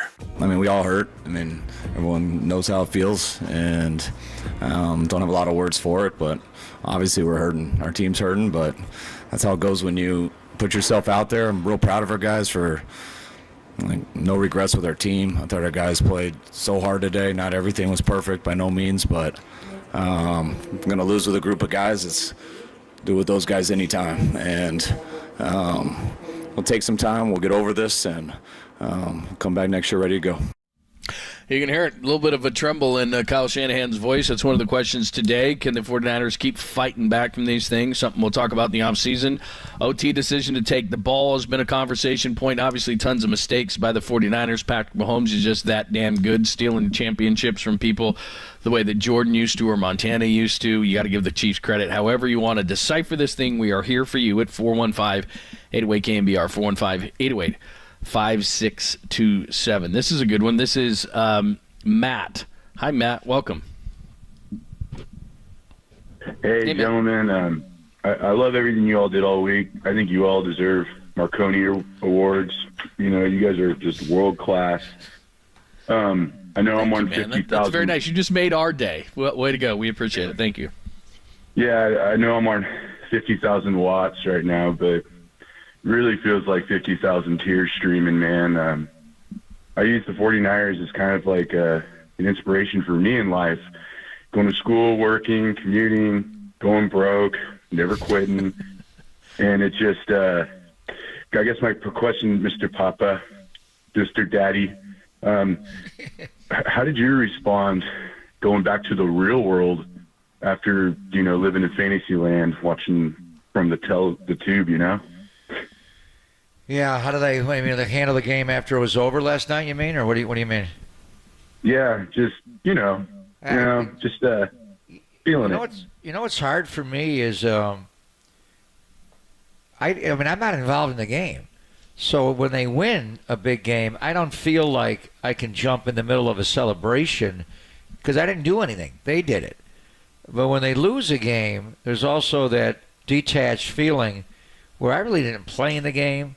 So, but you feel for the people around it. It's just a loss like last night affects so many people you know. Does it really affect my life? We'd have a parade. It'd be fun on Thursday. You get a ring. We were supposed to be in a damn float. We'll get a conference championship, ring, but it won't be the same. But it's the people you go to work with every day. And the guy that I feel the most, obviously, Jed York and the ownership and John. But Kyle, do you have any idea how hard Kyle Shanahan works to do his job? He's 20 hours a day. He's up. He gives a few hours to his family on a Friday, and then he'll recharge. Today they're flying home and get right back. They got to go to the combine in a few weeks here, and it starts up the new league NFL year, never stops. And then you got to go roll right into it. And for him to be questioned, can you imagine? What we do for a living, and we get people have reaction on social media. You can ignore it. I don't know what Kyle actually does, but the ridicule that he's getting today, that bring up every one of his losses and fourth quarters and the whole deal, and he puts so much time into it. He's so meticulous, and he grew up around his dad. He knows his dad had a lot of heartaches in big championship games as an assistant coach before he broke through. So how do I handle it? And we do a show today, and it's hard. You're dragging. You feel disappointed because it would have been, such a different. The game's been over since how many hours has it been? Like 18, 20 hours. How much difference are the last, half a day or three-quarters of a day would be? But eventually, you will move on. But they won't. They'll never forget what happened last night. The rest of their lives. They will reference what happened in Vegas, what happened in Miami. You made the reference to CMC.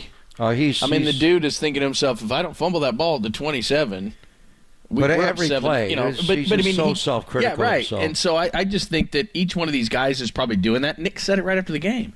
Nick said, I could have done more, I could have done this. Nick played great. They had a great plan for when Mahomes broke the pocket. It seemed like Bosa was there every single time. They had, we're reveling in what they did wrong, but they had a great plan to contain Mahomes, and he had the zone read a couple of times, and he beat him. But he didn't do that 3rd and 5 break the pocket. Armstead. They were controlled in their rush. That D line was like the 19 D line for a lot of that game. Oh, and Chase Young. Randy Gregory, Javon Hargrave. They all had Eric Armstead. They all played well. But it's just one of those moments where you're never going to get over it. But you can do the rationalization. I was talking to a lot of Niner personnel that have been here for a long time. And you go back to the loss in New Orleans, Super Bowl 47. And the thought was, you're on the 5-yard line, you got 4 shots to win the game. So say they won the game.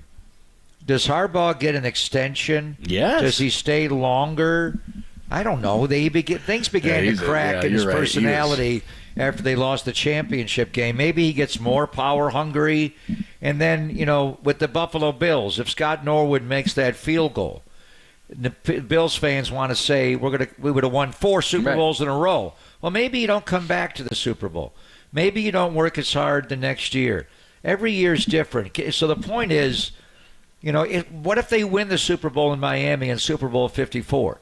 Do they have that desire to get? Now, the next year was wiped out because of the global pandemic. But isn't that what makes Mahomes special, what you just said? Because when you he keeps winning, but he keeps coming back. When you win one, there is a human nature tells you, oh, you exhale. And a lot of teams do. They exhale. And Mahomes doesn't. No. But he had his heart broken.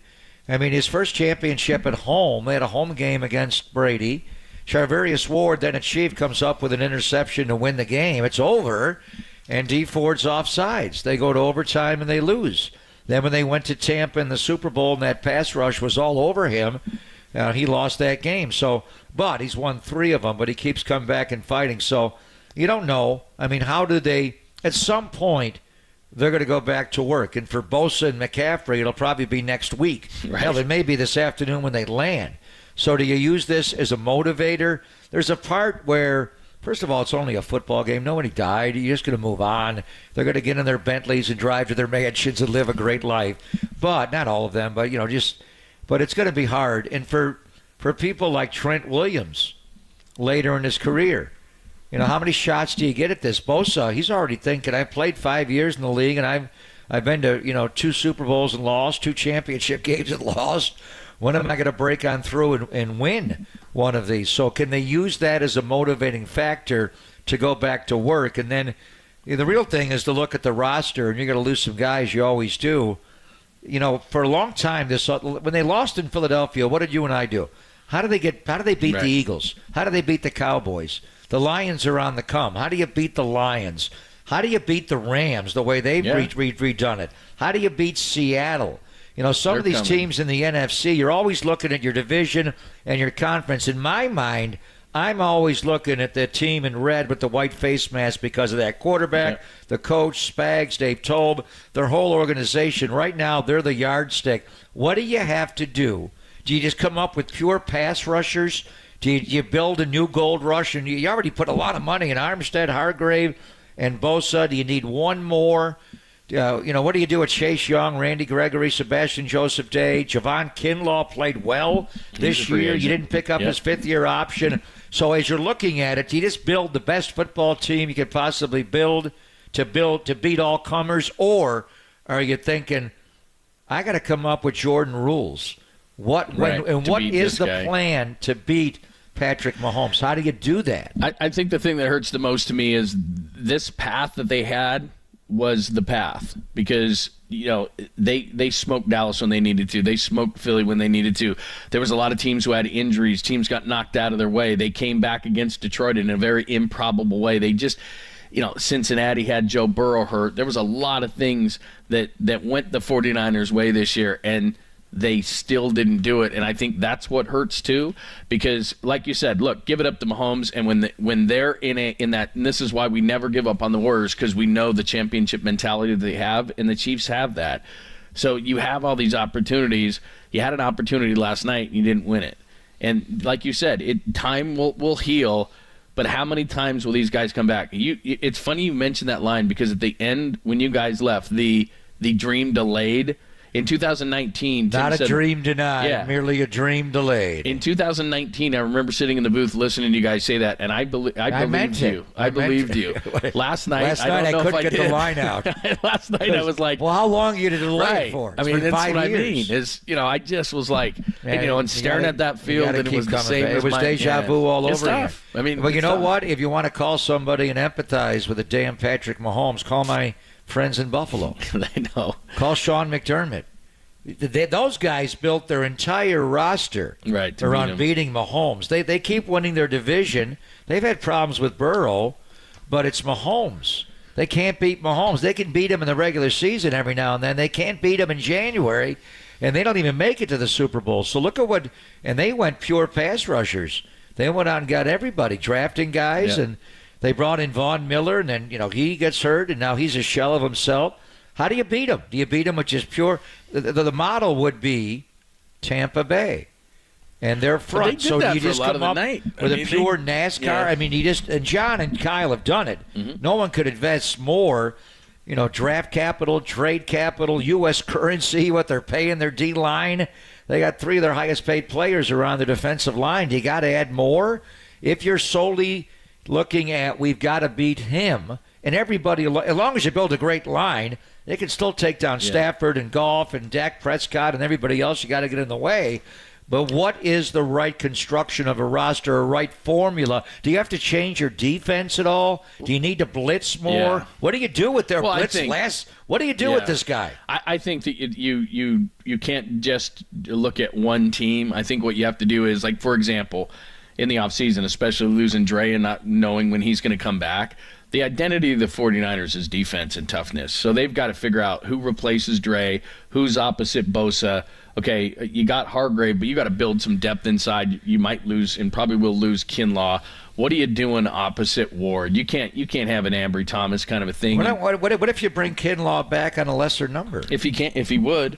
But he loves it here. You got to shore up the corner opposite Ward. We saw last night with Kansas City, they had 2 sticky corners who wouldn't let you off the line, and Ward can do that.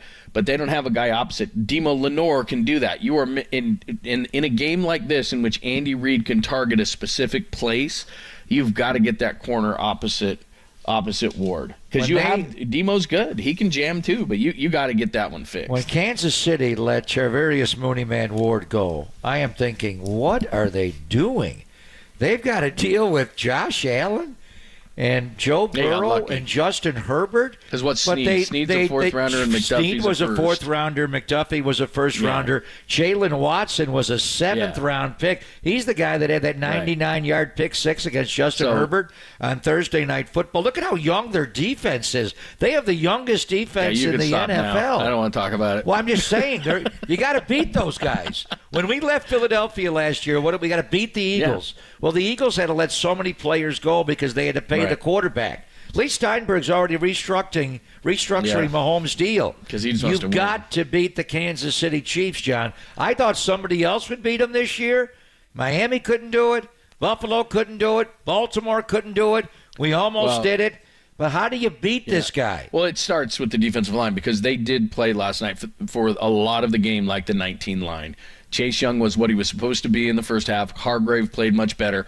Armstead was on him all day. Bosa's Bosa. They did for a lot of that time. So when he goes to the quick pass, when he just snaps and he's playing shortstop, turning a double play, hell, there are throws he makes where he doesn't even grip the laces. Right. He just gets it out so fast. What do you do with him then? When they go 5 out and it's matchup football, and some of those guys are going to win. But they stopped them. I mean, a lot of times they stopped them. You know, the McCaffrey fumble that next drive. They got it. They stopped them. They stopped them, like you said. They only had 19 points in regulation. Yeah, they stopped them in the red zone. 19 in regulation, and I said this before the game. They lost 6 times this year. 5 of the 6 under 20, and the 6 they got 20. So that pace of that game last night, where it was, that was at a Niners pace to win. Right. And they had opportunities. I don't think you have to drastically change because if you make a few more plays, or I think less mistakes last night, McCaffrey, Ray, those things, you win that game. You know what it is? Guys are always going to get hurt. But if you have Talanoa Hufanga playing the entire game last night and Dre Greenlaw playing the entire game last night, do you win the game?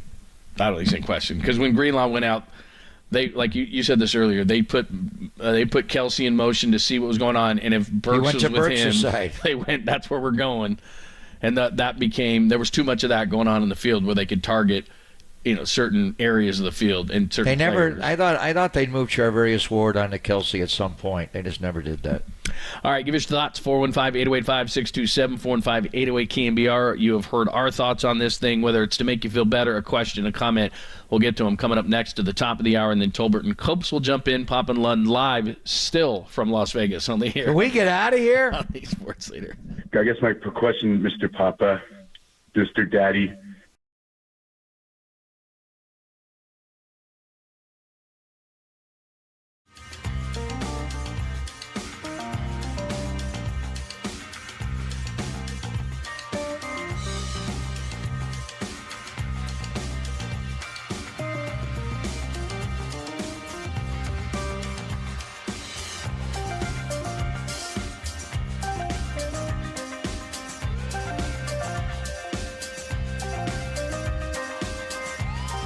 Oh, hey there, John Lund here. Did you know that many of the attorney ads that you've seen or heard, they're not even based here in the Bay Area, and some aren't even based in the entire state of California? That's not right, and that's also not Chris Dolan and the Dolan Law Firm. They're based right here in the Bay Area, and they've been that way for more than 25 years. They're award-winning personal injury and employment attorneys, and they're fighting for you where you live, which is nice.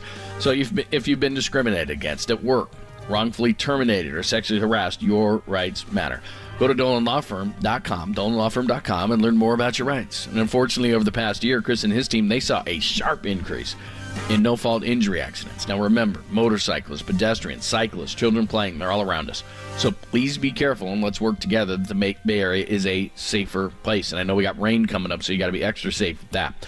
So feel confident that you're in good hands with the award-winning California Lawyer of the Year, the Dolan Law Firm. And they've secured more than, get this, you may have to sit down, it is a really big number. Probably as much as I lost this week in Vegas.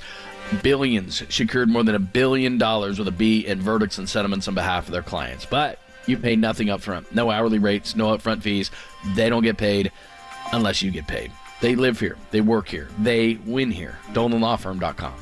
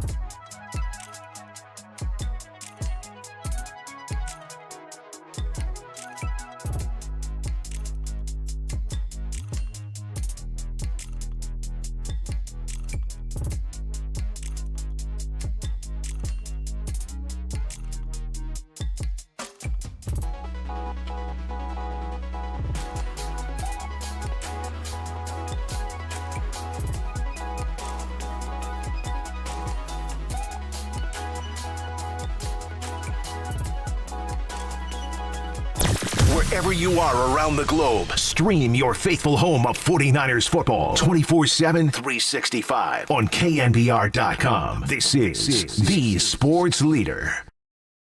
Yeah, man, I feel terrible for a guy like Trent, who's captain, leader on our team, and just kind of sucks having to look him in the eye and know that, we didn't get it done. That was Christian McCaffrey for everybody to blame or talk about, and there's numerous different plays. This is far different than Miami in that there was a jet wasp play that we talked about forever. There's a number of different plays we're going to talk about from this Super Bowl forever that could have given the 49ers a win, and one is the Offensive Player of the Year fumbling at the 27 on that opening possession. How would that change things? 415-808-5627. Let's go through the misery together. Let's go next to Jeff in Martinez. Hi, Jeff. Welcome. Hey, hello? Jeff. Yeah, go ahead, Jeff. We're here, bro. What's up?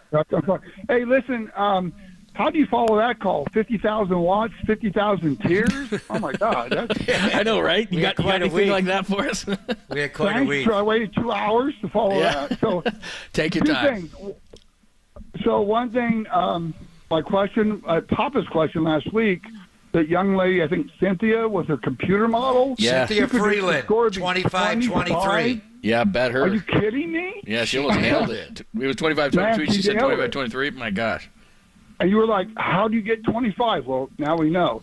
Hey, listen, my question is, in corporate America, every executive puts somebody between them and the problem. And what I'm suggesting is that maybe, Kyle, it's time to get an OC, an offensive coordinator. It takes that pressure off, making the plays, and that's my question. How do you feel about Kyle getting an OC?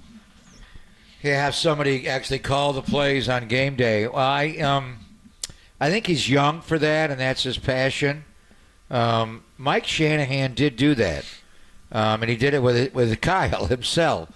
So that was the one point in Washington where Daniel Snyder hired him and paid all that money. And I thought, why is he not calling plays? But coaches do make that transition. And the reason being, you can better manage the game in totality and be involved in defense and special teams. By the way, do you see Kyle call that one timeout on defense where he go out of the Wilkes to change the coverage there? Tony Romo was saying it was a cover zero. I don't think it was going to be a cover zero. They were kind of playing a sticks defense where they were lining up. But so who would he entrust to somebody on his staff now? Well, isn't Clint Kubiak's going to the Saints, right? Yeah, you know who could do it? It'd be Chris Furster. Yeah, the offensive line coach. Chris, and he's a run game guy. I just don't see Kyle doing that. Well, that's his biggest strength. I mean, I'm not saying he's not a good overall coach, because he is. Guys love him. But that's the problem when you hire these guys who their claim to fame is calling plays. Like Mike McDonald goes to the Seahawks. Well, the reason why people love Mike McDonald from Baltimore is because he's a great play caller defensively. So then if he's not the play caller, then you lose that ability of why you hired him in the first place. Robert Saleh does not call the Jets defense. Right. Jeff Ulbrich calls the defense. Now, calling defense is a little bit easier, but it's still a gut feel on how to do it. I think at one point in Kyle's career that could happen, but right now I don't think he's going to trust anybody else to run his offense. I'm trying to think who that would be. Even if Mike McDaniel was still on the staff or Bobby Slowick. But that's something he may want to do later in his life like his dad did, but probably not for another 5 years or so. I remember Sean Payton allowing Pete Carmichael. Well, he was kicked out of the league for the bounty gate for a while. But I think Carmichael took more ownership. So the bottom line question would be, does he feel like why would he do that? So he could better manage the entire team, go into more meeting rooms on defense, go into more on special teams, run the game better. I guess the bottom line is, do people feel like he's mismanaging the game? We're getting into some of the different play calls here and there.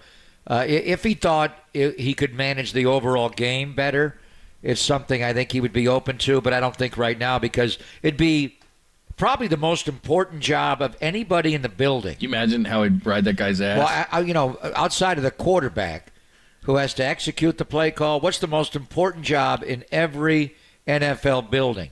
The offensive coordinator. Who is calling the plays on offense is the single biggest job. And would you want to call offensive plays for Kyle Shanahan? It'd be like calling it for Mike Shanahan. The one guy that can do that would be Kyle Shanahan, his son.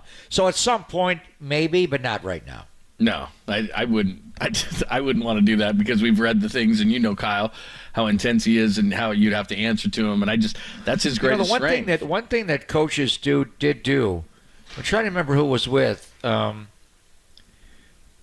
Belichick has the guy upstairs that he has. What's his name? Ernie Adams. Yeah, that's it. Ernie Adams. He's the one that actually had him with the Malcolm Butler play and picking the picker with Brandon Browner. Yep. Ernie Adams is the one guy that was in Belichick's ear that would have him run game management situation. Kyle does have Brian Hampton do that. Do you want a former NFL head coach that's, who's the best head? You wouldn't hire Belichick to help you, but that would be the guy. Belichick was always, and he had Ernie Adams. But the one thing about Belichick, and he didn't call every defensive call, whether it was Patricia or, Romeo Crennel back in the day. He would, jump in for concepts and things. But the one thing Belichick was just the entire game, what was he looking at? The scoreboard. He just kept looking at time, clock. Where are we in the game? What are we doing here?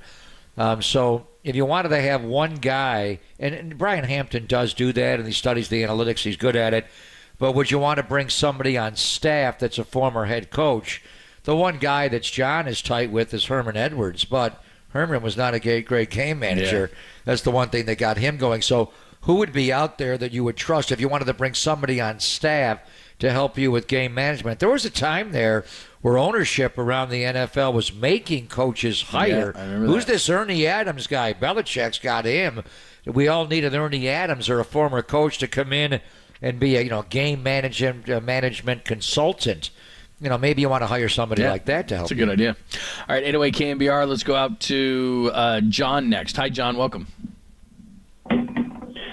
Well, first of all, the whole KNBR content this week, I mean, it was just kind of stellar. It's kind of like radio foreplay, right? Yeah, I'd call it that. Do we actually do a foreplay this week, John? No, we did a few, but I know what you're saying. We had a great week last week. It's been a lot of fun. Hopefully people have been kind of able to live vicariously through it without having to deal with the hangovers and sitting in Las Vegas today after 8 days and wanting to leave worse than I've ever wanted to leave anywhere. But anyway, I don't need to babble on anymore. Thank you, John. Go right ahead. Sometimes the build-up is better than the end, but that's my wife. Foreplay is better than play at our age. Exactly. Thank you. Yes. Well done. But this is not a downtime. I mean, this has been 5 months of every week being relevant. Like, you want to be in Carolina right now? Right. I mean, it's like, but on Shanahan, this is not to spill vitriol, but I really, because it was kind of like in your last kind of thoughts, I do think he needs kind of an associate head coach. Like, he needs a Tex Winters on his bench to go, no, don't do that. That's good call. Ron Adams to Steve Kerr, yeah. Ron Adams would go, hey, Steve, no, here's the matchup. I think Chris Furster, I think he has to have veteran coaches. The one thing, Andy's coaching staff, they're all old guys. It's Andy, Dave Tobe, and Spags is 64, Andy's 65. I mean, Kyle's got young guys around him. Furster's older. Who would that guy be, though? Who would he? The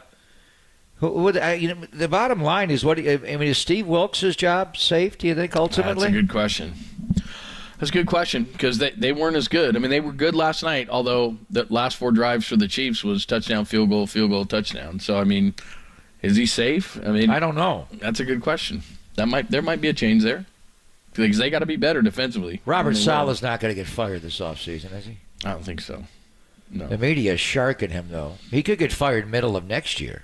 Yeah, if they don't get off to a good start, there's a consultant. Yeah. That guy's pretty good. It's weird what he's going through, but that's a good point. Thanks for the call. I appreciate it. We appreciate it. It's kind of what you were on the lines of. Look, I think when you get this close, where you are is details. All right, the devil's in the details now. We've got a lot of talent. We get close. What do we need to get this much better? And that's what they have to assess in the offseason. From a player perspective, from an organizational, from a coaching, from a what's going to get us that extra, whatever. Just get us over the goal line. Yeah. So let's go out to Jeff. Jeff is in L.A. Hi, Jeff. Welcome. Hey, guys. How are you? It's great to hear friendly voices to commiserate with 49er family on KNBR. Yeah, I agree. Good to hear your voice. Wonderful.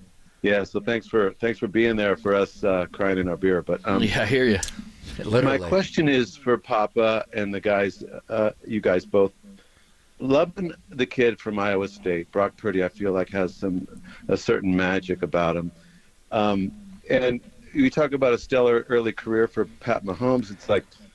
It's no doubt about it. But for this young guy out of Iowa State, I'm just loving the implications of his first 2 years. He was knocking on the door last year, starting in the Super Bowl in his second year. I mean, we saw Marino lose to Joe in his second year. Ben Roethlisberger won a Super Bowl in his second. My question is, how much improvement do you think we'll see, and where would he improve? He certainly can't get taller, but he's got such a magic about him, and that's just such an intelligence. What do you guys think? Where's he going to improve? He'll get better. He got better this year. I think his pocket presence, we talked about him last year in the pocket when he got pressure, retreating in the pocket, fleeing to his left. A lot of it was he got pressure over the right tackle, McGlinchey. And he got some with Colton McKivitz this year, but I think he learned to step up and underneath the pocket. He did. The bottom line is he didn't have an off season last year. He had surgery on March the 10th. He didn't start throwing really until Memorial Day Monday, and it was every other day. He wasn't on the field with his teammates. I think there can be some, especially with Debo. And Debo's got to learn to be, he's improved a lot as a route runner. But Debo could not uncover last night. And Trent McDuffie is a tough guy to get off of. But he had him suffocated. But I do think, and you can see the rapport with Brock and Brandon Ayuk and how he's able to throw people up. Look at the way he's fit right in. Chris Connolly's a keeper on this team. Boy, he had that guy's a hell of a a great game. special teams player. And the routes he runs, Brock just trusts him on the 18-yard out. Ball was delivered at the stem before he ran the out. The 17-yarder he had against Green Bay going the other way on that last drive, same thing. Chris Connolly's a keeper, but I think Brock last year he couldn't throw. Yeah. Just being around his teammates. The year before, it was all Trey. Remember Trey Lance and Brandon Ayuk actually went and got a place together down in Southern California, lived together. They developed a relationship. There's always that nuance. You go back to Peyton Manning with Marvin Harrison. They never had to talk. It's like, how do they do this? They just look at each other. And then you saw Carson Palmer do it with his young wide receivers. Brady did it. So I think the more you're in on the field with guys, away from when they get together OTAs, and Brock will do that, then you got to figure out, this is the last year Brock will be under this current contract. You're going to have to make some hard decisions. But the one thing about Brock being taller, it is an issue. He had a lot of passes deflected last night. No doubt. A lot of in key situations. And that's why they blitz him the way they blitz him. And he's not going to get bigger. So I think you have to get him off the spot more.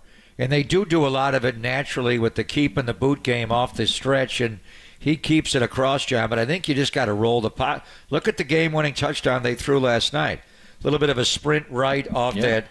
The play where they run the in and out, the corn dog play. Yeah. What do they call a corn dog? Is Andy eating corn dogs when he came up with it? That's probably what That's happened. the in and out play. Yeah.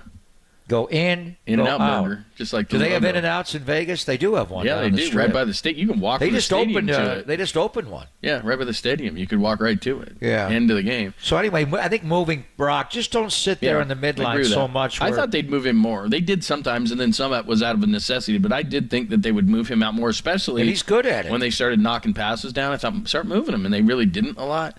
So how many balls did he get tipped right out of his hand last night? There was one that slipped out of his hand that I thought got blocked. Yeah. How many? 3 or 4 last night? Well, I mean, the one McDuffie on the blitz. Right. Well, the one on Chris Jones got a couple. Yeah, Chris Jones, that was the one. That was the killer. So, all right, we'll give you some final thoughts on this whole thing. We got a whole off season to decipher these things, what they need to do, what they can do, how they'll come back, if they'll come back, all those different things. And you'll keep it right here on the leader. We'll give you a few more thoughts. Pop will give you a few more thoughts. If you want to jump something in, you can do that. And then Tolbert and Copes will continue to put you on the couch so you can be a productive member of society. Live from Vegas, it's Pop and Lund on the Sports Leader.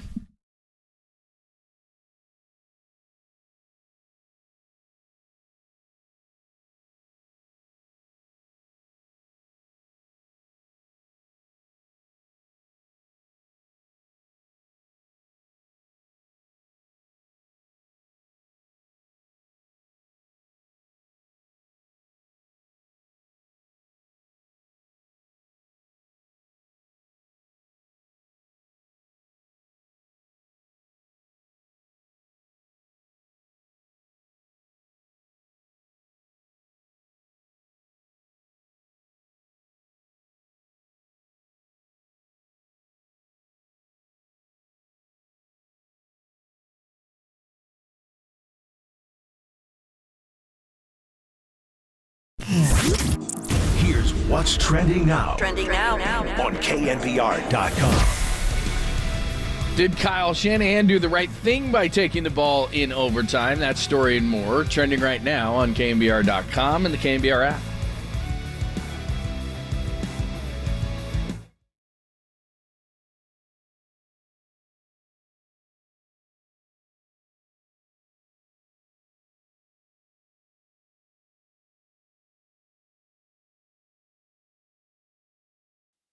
Hey, it's Greg Papa, and I got great news for you. Mortgage rates have come way down a lot in the last couple of months, and Loan Pronto is helping folks take advantage of fixed rates with a APRs in the 5s. If you got stuck with a crappy mortgage rate last year, Loan Pronto can help you switch out of it a much better payment right now, and they can do it fast with no appraisal and no cost. So lower your payments right now. If you're buying a new home, and the rates have come down as well, so Loan Pronto can and will beat anyone else's rates with no closing cost, or maybe you just need some cash to pay off all those credit cards from the holidays. Loan Pronto can get you hooked up with an express equity line at a great rate and keep your main mortgage intact. You can get $50,000, $80,000, $100,000 out of your home's equity in about 5 days and use the money to get credit card debt relief for 2024. So don't wait for rates to go back up. Seize the moment and snag a great offer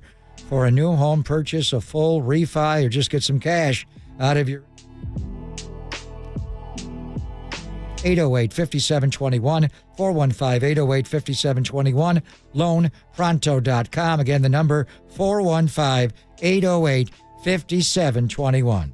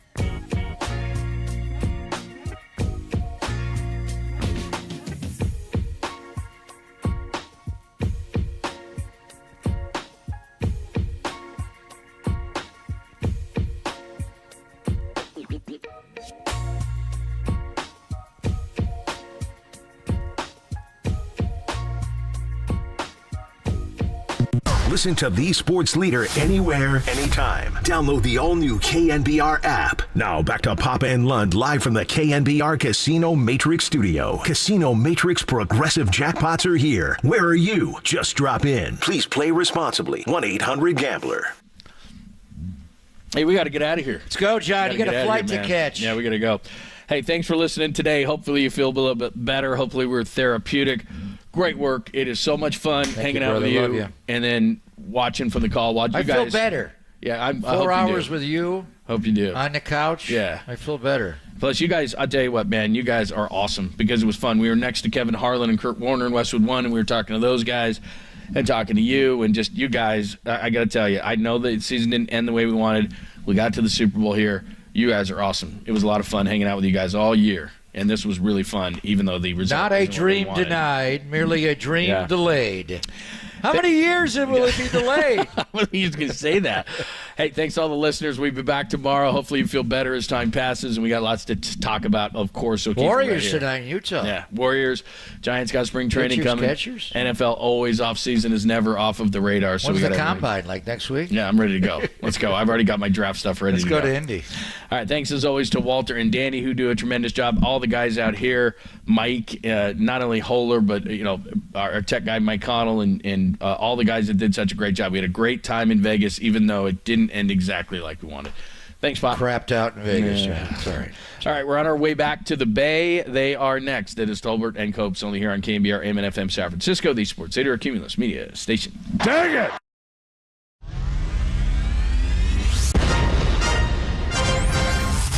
The NBA brought him to the Bay. Tolbert is really feeling it. While his co-host was born and raised here. Adam, that is great co-host work right there. That is amazing. You're lucky to have Adam, Tommy. Oh, absolutely. It's time for Tolbert and Copes. Let's get it on! Tom Tolbert. Yeah, thank you. Now if I could ever get some beer. And Adam Copeland. Adam Copeland has arrived! On KNBR 104.5 and 680, the Sports Leader.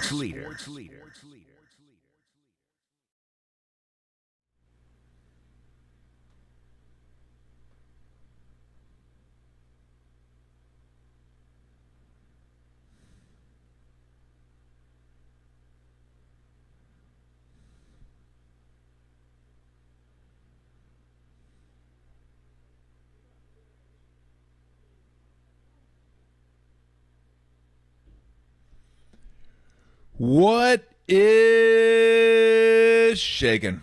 Adam Copeland, Tom Tolbert with you. We're going to work on the Copeland part. He's in Vegas. Delayed flight, dead phone, all that stuff. So he'll have to save his rage and disappointment for tomorrow. Matt Mayoko, Brent Jones is going to join me, and then we'll take a lot of phone calls today. That was a mule kick right to the nads. I mean, that one hurt, and I'm not even a diehard Niner fan. My daughter's actually the biggest sports fan probably in the family, and she has a hard time watching games live because it just stresses her out. So she does the old Billy Bean. While she doesn't go to Treasure Island, she'll watch it on her phone, and then she watches the game. Like, she watched every Warrior game after the fact. And I told her, I go, you got to suck this one up and gut it out. She was a mess for like 4 hours. Absolute wreck. And I'm assuming that's how most Niner fans were yesterday. Just a wreck. Just a ball of stress. Because it was like stressing me out. And I don't get stressed out watching games. And it was a rough watch. Because it was just played in a phone booth. No separation whatsoever. Even when you had the ball and you're up 10, you think, God, can we just get one more score? Can they get one more score? Can they just get up 13? 17 to be nice, but 13. Just get up. Man, they couldn't do it. They just couldn't do it. And then you have it. You don't have it. You have it. You don't have it. You don't have it. You have it. Oh, the joys of being a sports fan, huh? The absolute joys of being a sports fan. Because my daughter was a wreck last night after the game. A wreck. And I had to tell her, I go, sports fans get a little taste of what athletes go through. Maybe more. I'm not sure. I mean, the worst I ever felt after the game was Oklahoma Final Four. And I was just, we were crying in the locker room, and just as the last time we're going to play with one another, and that was the end of the season. And it wrecked me until, like probably 2-3 days later. But it's something I still think about that. They think about that. All those athletes that lost that game will think about that 30 years from now. Even if they get one, they'll think about that one. And for a few of them, they're going to think about this one and the last one. It's just you get so close to the pinnacle, and you're denied. And I never got to taste that. I have to live vicariously through Steve for those experiences. Like 9 of them that he has. Share the wealth, brother, please. But that was I can only imagine the rough ride you guys were going through last night. Because it just, and then overtime. I mean, Kelsey getting down to the 10 where they have a chance to actually win the game in regulation. I'm like, you got to be kidding me. There's no way they're going to win the game in regulation, are they? No way. And then, well, they didn't. But, I don't really have a lot. I know everybody wants a blame. And everyone wants to know who do we point the finger at? We lost. Who do we point the finger at? Well, let's recognize this. You lost again to one of the greatest quarterbacks of all time. Great coach. Maybe he'll go down. Like I said, I don't do the greatest of all time thing. He's already among the handful of greatest quarterbacks of all time. And he just... how many times have we said that this postseason? Yeah, but this... Oh, but Mahomes. Baltimore might be a better team. Might be a better, more complete team. But Mahomes. Buffalo's at home. This is their time. The time to finally get it done. But Mahomes. Niners, more complete. Better team. Look at all the stars. Look at all the... But Mahomes. It just... That's what they do. That's what those quarterbacks do. And it just doesn't make you feel any better. But it's just... Sometimes guys are that good. And they figure out a way to get it done. Ask Utah when they played Jordan. It happens. Many teams that played the Yankees and Jeter. That's why they're some of the all-time greatest. Like, you just look and they're able to do stuff in situations consistently that other people aren't able to do. So, I mean, we'll get into it. We'll get into it. I mean, I did have a problem with a few things. And I don't think any one of them necessarily cost them the game. But I would ask Kyle. If we have Kyle on, I'll ask him about it. Third quarter. Where'd McCaffrey go? And I know penalties. God, the false start penalties in this game. Golly. Hold your water. They have like 4 of them. And they're just brutal. Just rough. And McCaffrey disappeared, I thought. They went like 2 straight first downs, passing the ball. And then they ran on third, and they got like 1 yard. So I thought they forgot about the run game there. When they had a chance, they got that stop from the Chiefs, and it's like, okay, see if they can punch one in here. You know, that's when that third quarter, when the Chiefs were still trying to get in gear, trying to get going, that's when you had your chance. That's when you had your chance to, like, go up those, 2 touchdowns where you're feeling pretty good about yourself, and, like, now you can really get after them. Because the defensive line was the best it's been in a long time last night. They were really good. They got after Mahomes. They stopped the running game. I mean, they were fantastic until the end. And I don't like the. Well, they were really good until they had to be. But you have to be the whole game, don't you? I mean, if you're not the whole game, you're not even in the game at the end, so it doesn't matter at the end. So, I mean, again, give Mahomes and Andy Reid a lot of credit. They ran some really nice plays. The screen to Kelsey down near the goal line was a fantastic play. They ran a few of those that were just really, really good. McCole Hardman, I mean, when's the last time he caught a ball or a ball of consequence? So that third quarter to me was like the chance to just lean on him a little bit. Lean on him and give the ball to McCaffrey. But, I mean, I'm not going to question the play calling too much. I mean, this guy's he's considered one of the best in the game, if not the best play caller in the game, maybe second to Andy Reid. So, yeah, they don't design plays not to work. They design them for a specific reason. But I thought about that. I would have loved to have seen, and this is who Kyle is, and you got to accept it. But I'd love to see him call a timeout with like close to a minute left in the first half. I would have loved to have seen him try to get the ball back. I would have loved to see, like, let's be aggressive here. Let's see if we can get this ball back and get a field goal of our own. And he's conservative at the end of the first half. Green Bay, they settled for the long field goal instead of like, hey, we got 45 seconds. Let's go ahead and see if we can get after it. Look, I know it's raining. I know Purdy's not throwing the ball that well. but that's where you got to trust them and just say, let's go. Let's get after it. So that's one thing I would just like to see, a little more aggressiveness. And then this is just me, but there's no way I'm taking the ball first in overtime. Not a chance. I don't care that the defense was just on the field. They got rest at the end of the game for about a minute or so. Then there was the break between the end of the game and regulation and overtime. I'm sorry. And they could have very easily gone 3 and out if it wasn't for the holding penalty, and they would have been right back on the field anyway. I have to know what I need to do. That is such a huge advantage.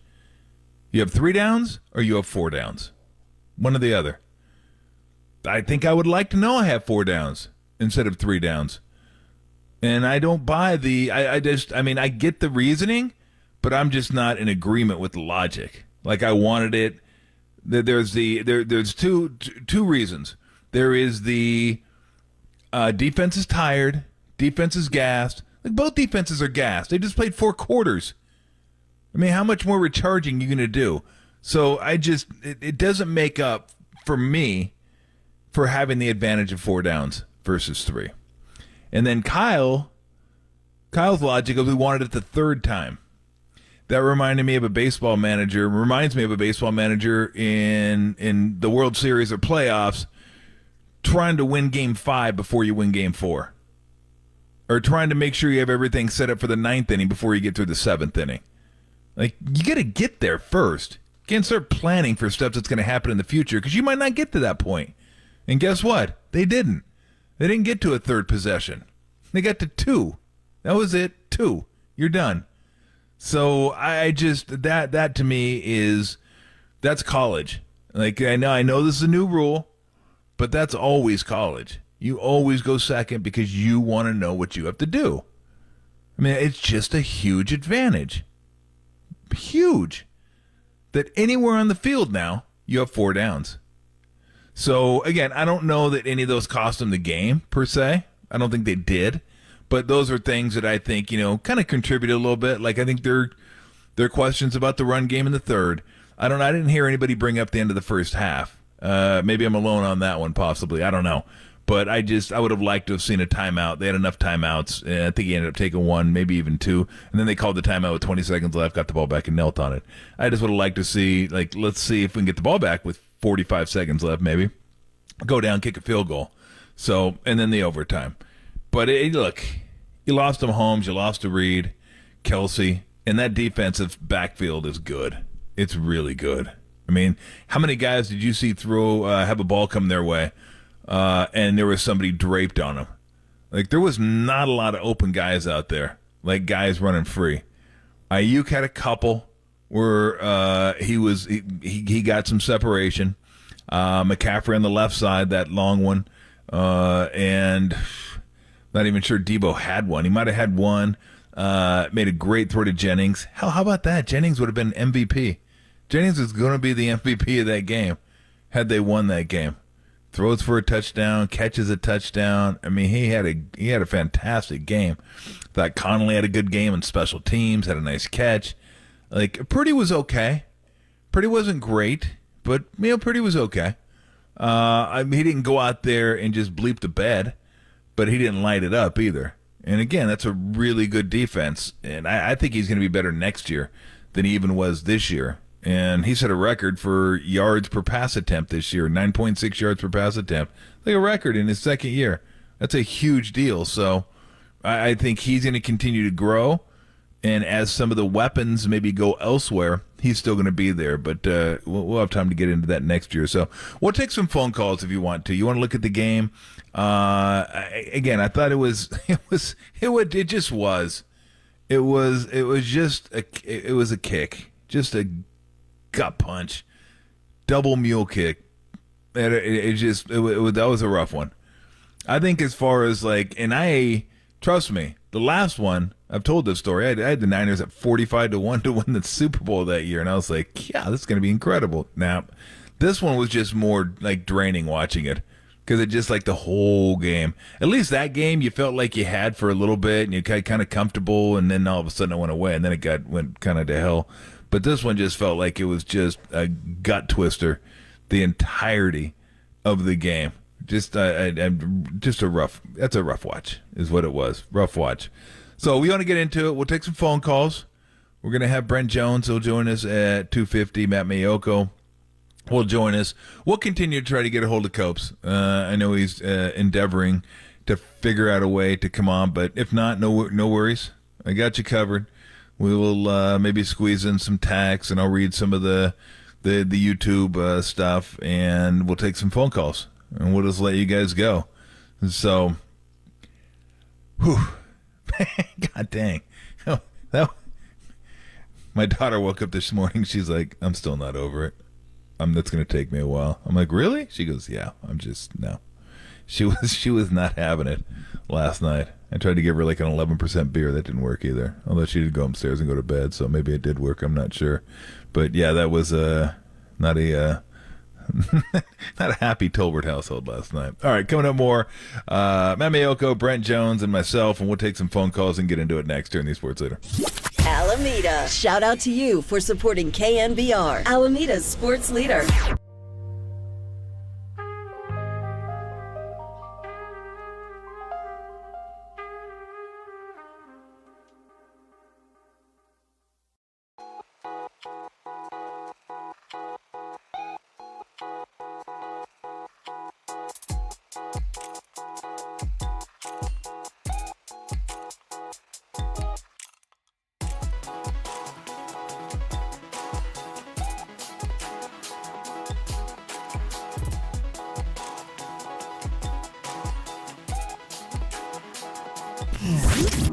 Here's what's trending now. Trending now.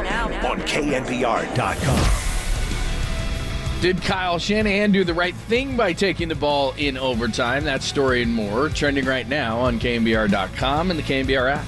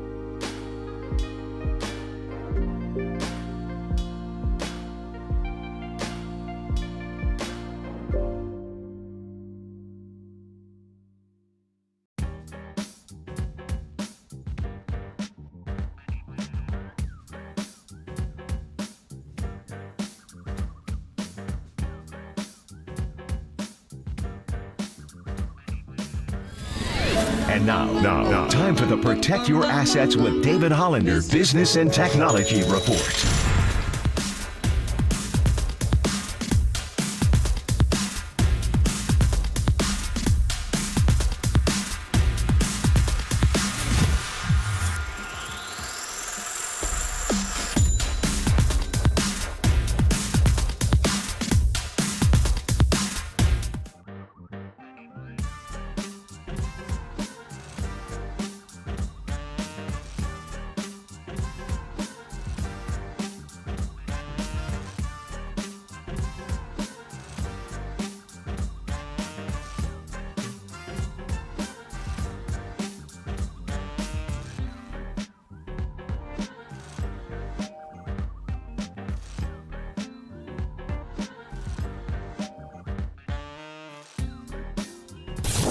Follow KNBR on Facebook. Now back to Tom Tolbert and Adam Copeland. Tolbert and Copes on KNBR 104.5 and 680. The Sports Leader.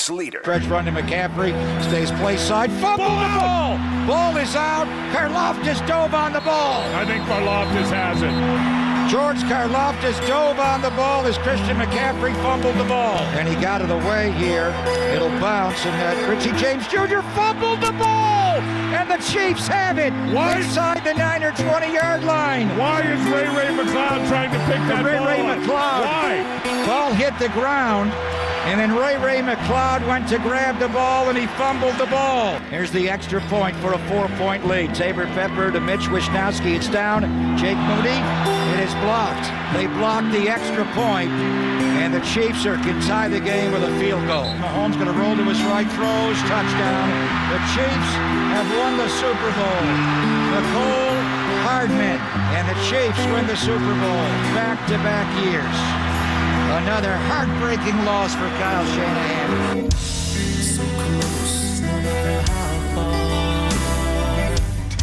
Tim trying to make everybody feel better. I'm not sure that's doing it. I'm not sure that's the optimal song for that. Yeah, that was, again, I didn't include Moody in that because I can't ding a guy for making 2 50-yard field goals. Yeah, should you make the extra point? Yes, you should. Should he have got the ball up? Yes, he should. But I mean, you make a 55 and 53-yard field goal, then that was pretty impressive. It did again. Mahomes, damn Mahomes is what it was. Somebody on the YouTube chat said, "Is this worse than Game 7 against the Cavaliers when Kyrie hit that shot from the right wing 3-pointer?" The one where LeBron had that block on Iguodala, which was one of the greatest blocks I've ever seen. And maybe in terms of the block itself and when it happened, maybe the greatest. It is incredible play. But the Warriors had one by that point. So, yeah, this one I would think is more painful because the Niners don't have one. Now, in the moment, it's not any less painful for the Warriors when you lose. Anytime you lose a game like that, you feel it, man. It sticks. I guarantee. You ask them all today, that'll still stick with them. That'll still stick with them. As many as they have, that'll stick with them. I guarantee you. But they had one. Niners don't have one. So I'm sure it's even more painful. Could you start wondering how long is this window open? The team's going to be different next year? Doesn't matter if you have core guys back. It's still going to be a different team next year. You go back to 19, much different team this year. And next year, they're going to have to start figuring stuff out in terms of salaries. I don't know if they'll do it next year or wait to the following year with some of them. But it's always a different team. It's a different journey. So, and we know the history of teams that lose Super Bowls. They were not very good trying to get back to the Super Bowls. So we'll see how it ends up going. But I thought a big big sequence in the game, too, was when they got the pick from Mahomes and did nothing with it. Just zero. I mean, that was a time where you kind of, okay, momentum time. Let's get it going. And just, they got nothing. Got nothing out of it. And that one hurt. That one hurt. I mean, the McCaffrey fumble hurt, too, because you felt like that was opening drive. Here we go. They're going to get some points right out of the gate. And they fumbled, but it kind of was nullified by the Pacheco fumble, too. I'm like, okay, you cancel both those out. And the one for the Chiefs. I mean, the Pacheco one was probably worse since it's inside the 10-yard line, and then the punt. I mean, just dumb luck. I didn't even know the kid's name. Was it Luter? I guess Luter. Might have been a junior. I mean, what are you gonna do? You can't have eyes in the back of your head. And I did the same thing that Greg and Tim did. I'm like, what are you doing? Trying to pick that ball up. That was actually a really smart play. He saw it. He saw it immediately and tried to cover it. I wish he would have fell on it instead of trying to pick it up. But, I mean, look, the ball's bouncing around. It's at your feet. We could all say, like, oh, we should have done this, should have done that. No, it's not that easy. All right, it's not in a vacuum. He's not out there by himself. There's other people trying to hit him, other people trying to recover the ball. He's just trying to do the best he can. But he saw it. I give him credit for seeing it because a lot of us didn't see it. We're like, what do you do? Oh, got it. But that was just such a massive turning point in that game. And then they immediately cashed it in for the touchdown. But to me, that's just bad luck. Sometimes bad luck happens. You're just like, crap. What are you going to do? You're trying to block. You're yelling Peter, whatever the hell they yell nowadays. And the ball hits you in the back of the leg. It's like, really? You serious? Yeah, we are serious. So that one hurt. We can go over 1,000 different things because every time a team loses, and I did the same thing. Whenever we lost a game, that was like, why didn't I do this? Why didn't I do that? Why didn't we do this? Why didn't I pass that one? Why didn't I shoot that one? Why did I double that? Why didn't I double that? Why didn't I box this guy out? Why did I go to that guy?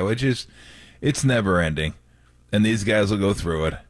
On the way home, in the hotel at night, it just you think about all these plays. Why did it go this way? Why didn't I do this? Why didn't he do this? Why didn't we call this play? Why don't we do that? I mean, Kyle will be doing that too. That's just the nature of it, man. That is the absolute nature of it, and it stinks. It just stinks having to deal with it.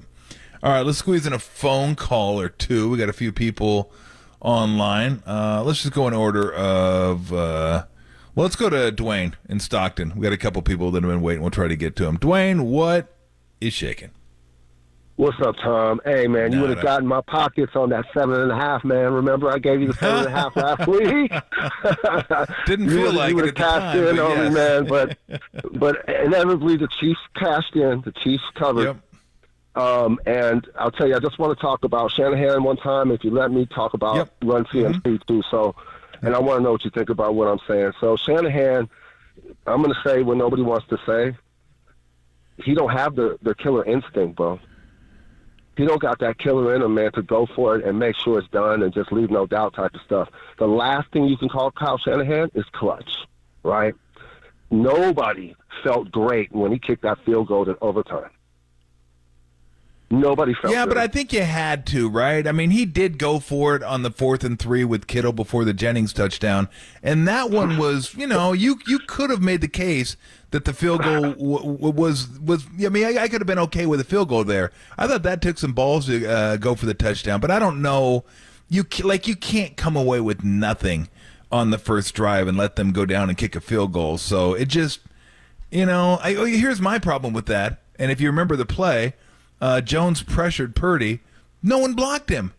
It's Chris Jones. That's the best guy they have on their defensive line, and your tackle swings out wide, and your guard goes left. It's like, what are we doing? And he's free. Freed up. There can't be a scheme where Chris Jones goes, nobody's guarding me. This is sweet. No, but that takes me to my other point, though, Tom. I'm telling you, my guys that I work with that day, over at Living Spaces in Manteca off of Union, we came up with something before the game. We just didn't feel good. All the way to 2 weeks coming up, it just seemed more and more like you just could not trust to bet Purdy over Mahomes, right? Yeah. So why didn't Shanahan do something drastic? Like, we came up with this, and this is before the game, I promise you. We were saying, get the ball to Christian. Give it to your best guy. Run the Wildcat. Hell, take it back to Stanford and let that dude return some punts.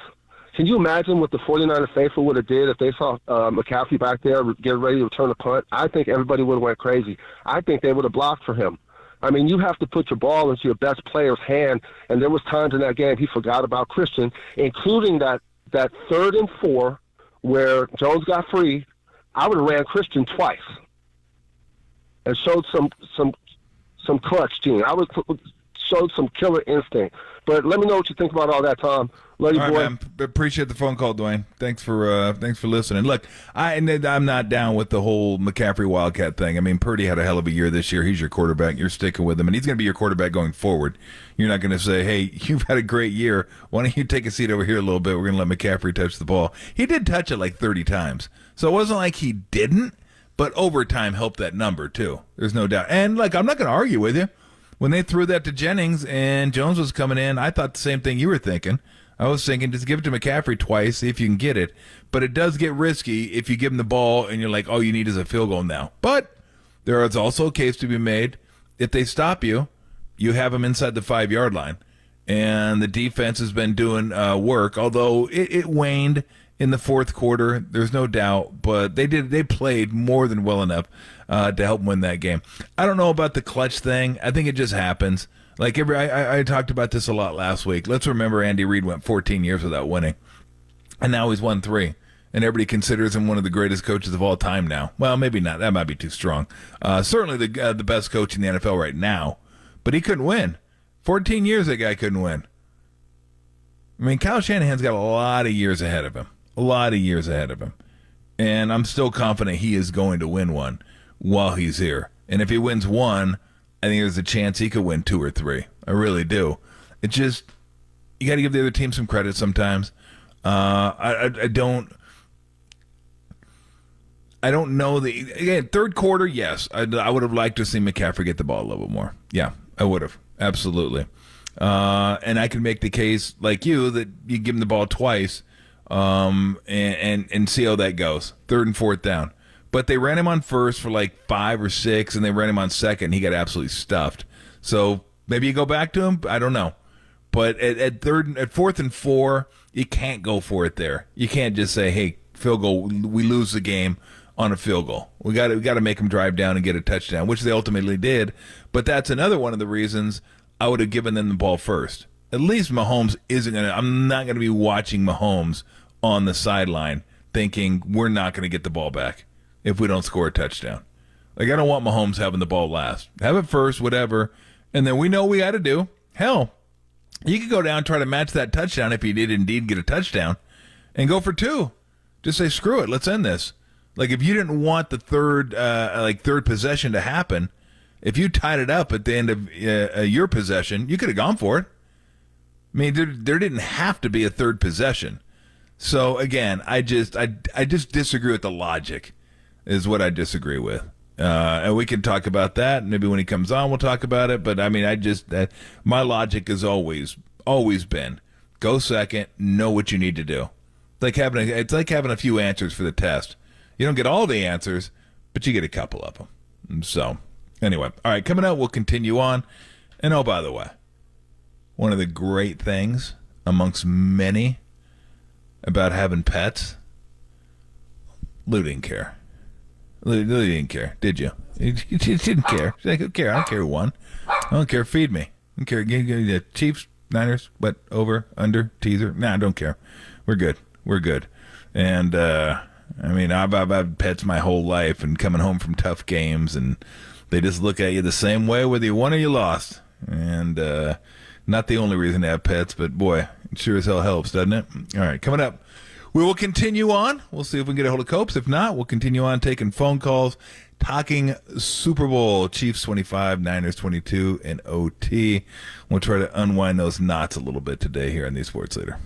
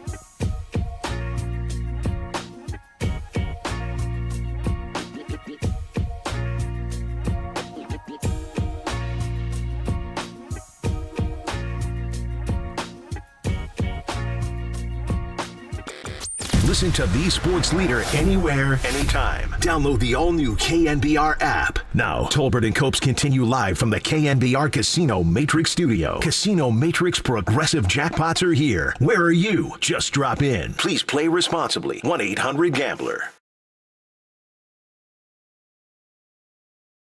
It's just something we talked about with, that none of us have a ton of experience of it, but we went through all the analytics and talked with those guys, and we just thought it'd be better. We wanted the ball third. If both teams matched and scored, we wanted to be the ones who had the chance to go win, and we got that field goal, so we knew we had to hold them to at least to a field goal, and if we did, then we felt it was in our hands after that. Well, it was head coach Kyle Shanahan talking about why they decided to take the ball first. And again, I get it. I just don't agree with it. I don't agree. You're jumping steps. You're going to the third possession when you got to get through the first two first. And there doesn't have to be a third possession. I don't know if you guys read what the Chiefs said, but the Chiefs said they were going to take the ball second, and then if they scored, they're going to go for two. They discussed it. I think it was Chris Jones that was talking about. They talked about it in camp or something. Now, I don't know if that's true. Maybe they did. Maybe they were that far ahead. But it seems weird to talk about, the overtime in the playoffs and the rules. But maybe they're that far ahead. I mean, the coaches do that. Like, okay, if we're going to make the playoffs, I just want you guys to be prepared for this. The Niners didn't know what the rules were. And Kyle Juszczyk said as much, if you got that, Tim. You know what? I didn't even realize that the playoff rules were different in overtime, so I assumed you just want the ball because you score a touchdown and win, but I guess that's not the case. So I don't totally know the strategy there. Something you guys have talked about? No, we haven't talked about it, no. Well, there you go. And look, if it's regular season, yeah, you take it first. You score a touchdown, game's over. If you kick a field goal, now they have a chance to come back at you. But it's totally different than regular season. Because regular season, you absolutely want the ball first because you can end the game. You can't end the game in the postseason. You can't end it. Doesn't matter what you do. They're going to have a crack at it. But again, the logic to me,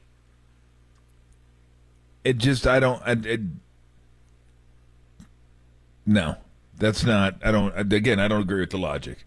I get it. And people will say, it's 50-50 one way or the other. Maybe it is, maybe it isn't. I don't know. Probably never know. All I do know is I want to know exactly what I have to do. That's what I want to know. And I'm not worried about third possession. I'm worried about the first two possessions. That's it. So, interesting to me, though, that Kansas City said they would have chosen the ball second and then gone for two. Because I think that might be the way to go. Because, yeah, you don't want to give them the ball the third possession, because then third possession, all they need is a field goal, they win. It's like, the old sudden death overtime rules. But you can control it. You have it. Like, hey, let's go for two. Get it, we win. It's in our hands. I mean, that's what I would do. I'd just say hell with it, especially after playing that much football. A lot of football, a lot to ask of your defense. But they decided to go in a different direction. And I wonder how much they talked. Like, if they didn't talk about it, did they come up with this on the fly? Like, as soon as they went to overtime, they had people, discussing, okay, what should we do? What do the numbers say?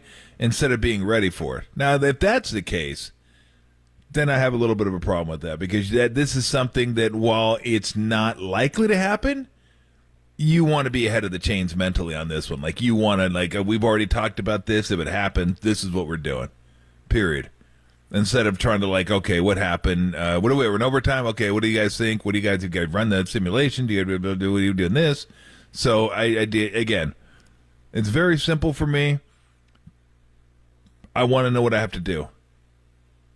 It's like college, except it's a full field. College, you get it at the 25, and both teams get it. But it's not sudden death. You just keep going until a little tedious, actually. Actually, you don't keep going. You go 3 times, then go for 2s. Let's end the game on 2s. We got a 2. We won. Fantastic. Nifty job. Oh, brother. So yeah, that I just don't.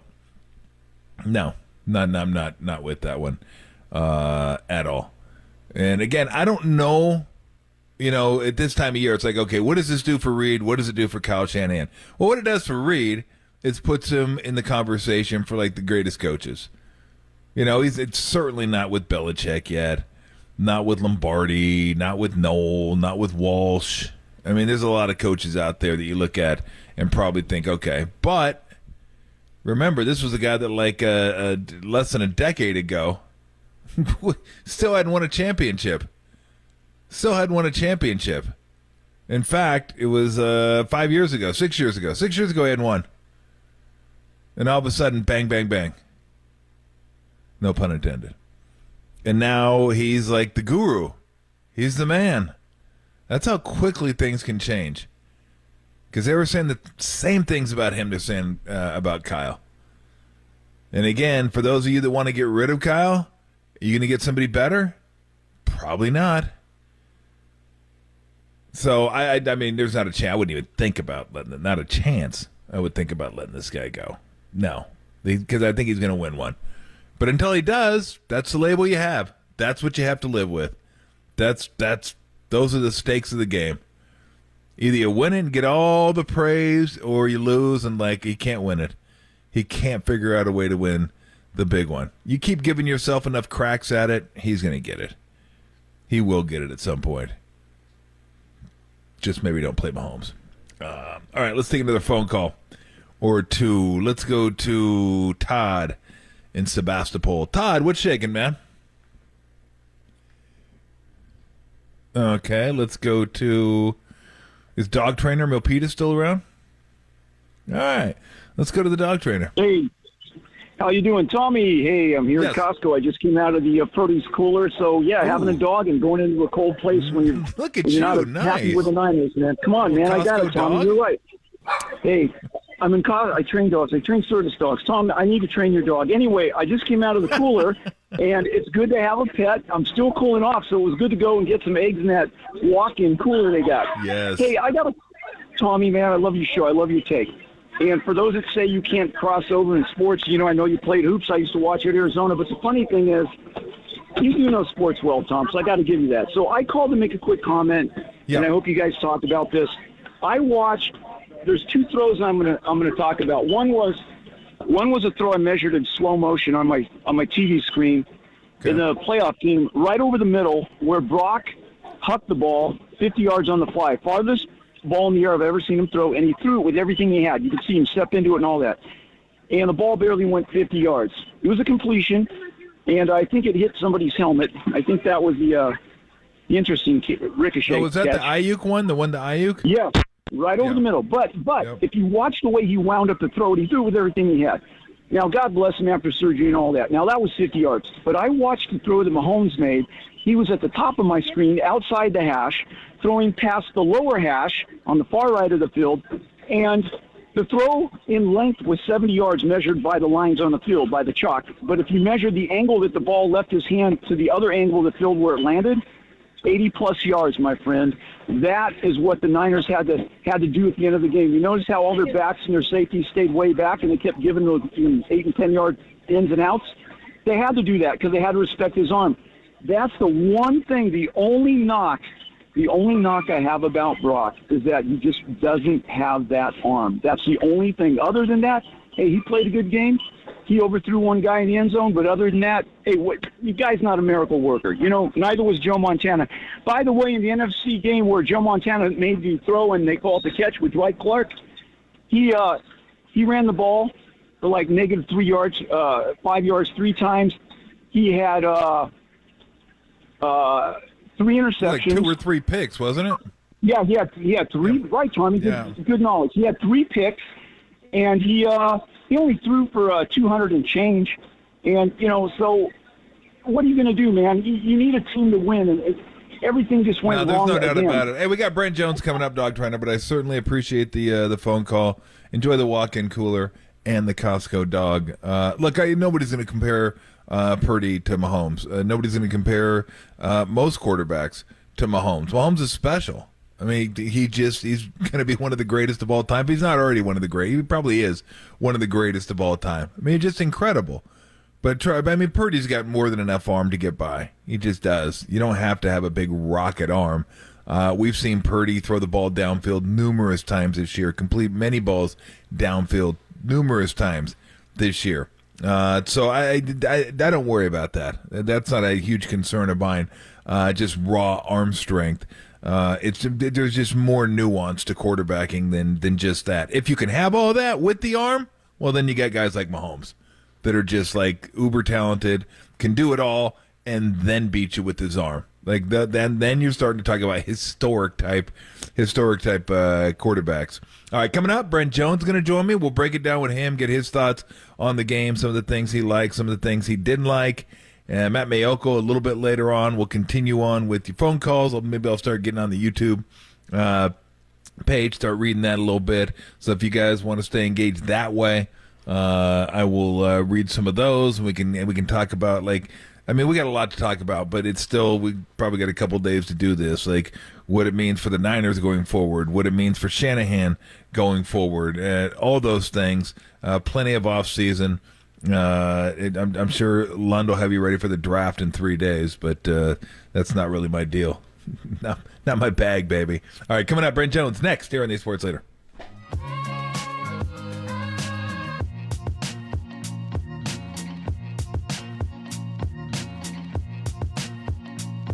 Patrick Mahomes does it to the 49ers again, denying them their 6th Lombardi trophy. That story and more trending right now on KNBR.com and the new KNBR app.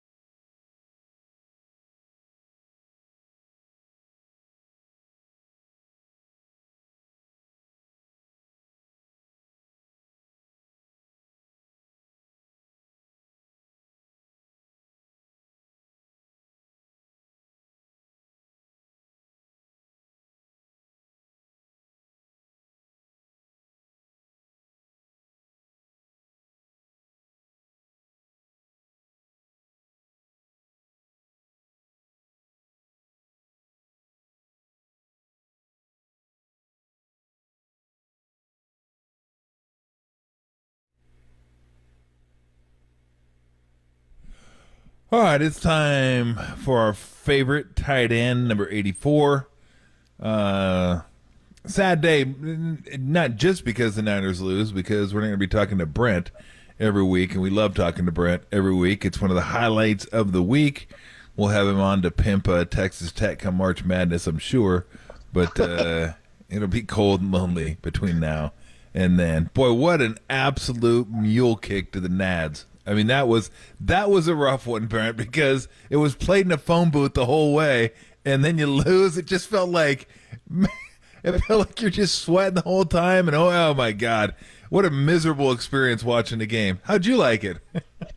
You know what? It was fairly miserable over here as well. I had the whole family, the grandkids were going crazy. Kind of their first game, their first Super Bowl that they kind of knew what was going on. And so, it was so close. And, of course, we were winning right until the end, and then it ended, and poor little guys are like, 49ers lost. Yeah, buddy, it was tough. And, it's funny because during the game, more than most games, there were so many nuanced plays, situations, strategies, and I've been analyzing all day, reading all day, and so many people have their different variable theories on what went wrong.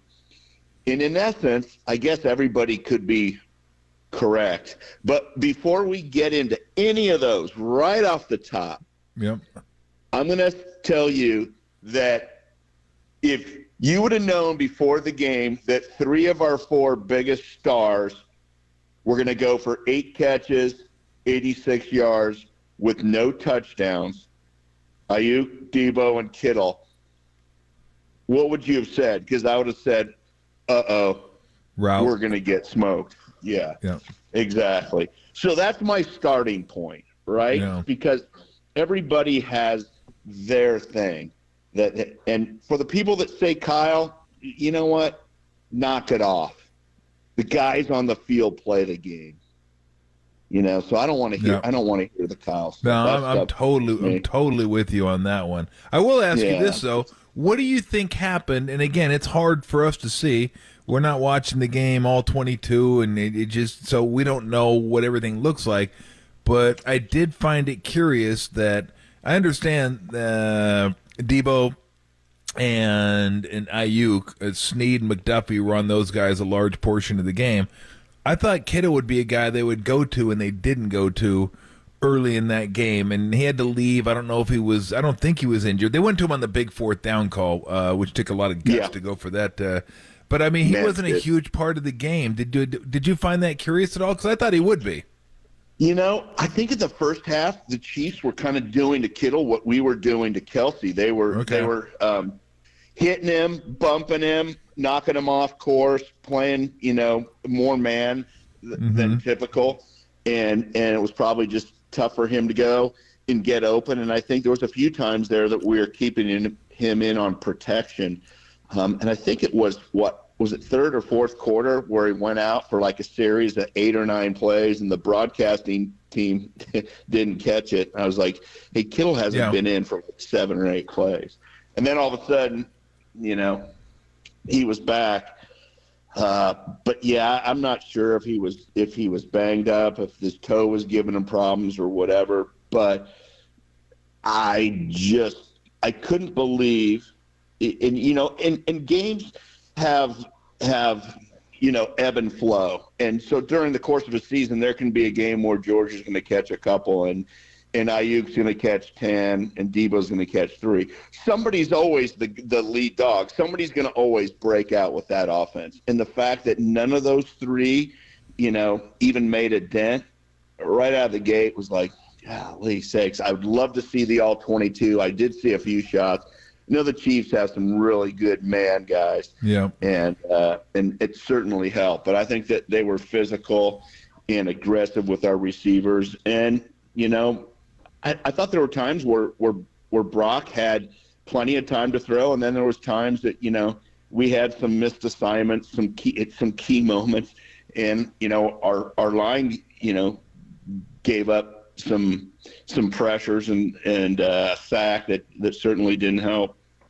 Well, let me ask you this, because I wanted to get to three things I wanted to get your thoughts on, because they're the three things that if I question any coaching whatsoever, those would be the three things I question. And I'm with you. Me and you are the same. When it's the players that play, the coaches have an impact, but it's most of the guys. And if you think you can do better than this guy, you're mistaken. You're not going to do better than this guy, and he's going to get one at some point. So let me ask you about the missed assignments, because the one that I just sometimes I'm like, what are we doing out here? Like, what on the third down before they kick the field goal in overtime? I forget who it was. I don't know if it was McKivitz, Brunskill. I don't know who it was, but it's a right tackle went out wide, and then the guard went inside, and Chris Jones went straight to the quarterback, and I'm thinking, look, I don't know much, but I know that guy is the best guy in their defensive line, and that guy I'm probably going to put a body on. Like, I'm going to make sure that a body gets put on that guy right there. And he just, unabated, just straight shot to the quarterback. How does something like that happen where it's like you just let their best guy go? Because that can't possibly been in the scheme. I mean, I know sometimes you let a guy go because the play calls for it. You're going right, guys coming from the left, quarterback already knows guys coming, but you're never going to let a tackle go right between the guard and the tackle and just go, yeah, that was part of the play. I mean, what the hell happened there? How does that happen? Because that completely blew up the whole play. So, you know what, Tom, I went back and looked at it, and our right guard, Burford, was supposed to slide right. Okay. McKivitz was kind of giving a hand and then sliding out. I think the tight end was hitting and releasing. And so it was supposed to be a slide right, and he slid left, and we ended up triple teaming the guy over the center, which it just didn't hit. It was no bueno across the board. And all we really needed to do, I don't even know if we needed to block him. We just needed to get in his way. Even if if I would have stood there and he would have steamrolled me, that still would have given us enough time to throw it to Jennings, who was open, or Ayuk, who was as open as you can be. His DB fell down. He made a hell of a move, but pretending he was going to the fade and cut back in across his face, and he was wide open as you can be. And you just need, 0.5 of a second to see him and release the ball, but that wasn't the case. And so, a crucial assignment mistake in a big situation like that gets amplified. There were so many other things. So that's question one. And by the way, I should I don't know why it can happen. Especially in overtime in the Super Bowl. No, but I should throw this in. I knew it was McKivitz. I don't know why I threw Brunskill in there. He doesn't even play here anymore. No, McKivitz was the right tackle. It was it was the guard. It was the guard. Yeah, exactly. Yeah, but everybody wanted to blame McKivitz because he was lined up over him, and it looked like he forgot to block him. Yeah, it was so egregious that and he had him. Like if he would have had like a second more. On that pivot route, man, he had Jennings. Like, he was going to be wide open for maybe a touchdown, but at least a first down. And it was just like, yeah.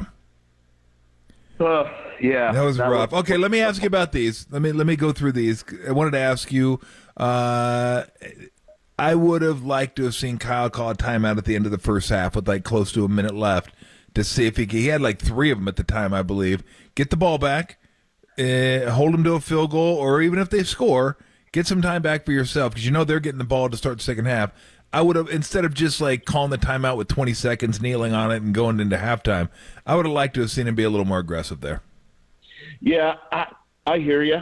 I think that his view was they were going to take a lead into halftime, and that was probably good. And I'm always going to default to being more aggressive like you, and so I was thinking the same thing. But it didn't happen, and that's a minute thing. It would have been nice to have. Sure, it wasn't nice to have, but it wasn't.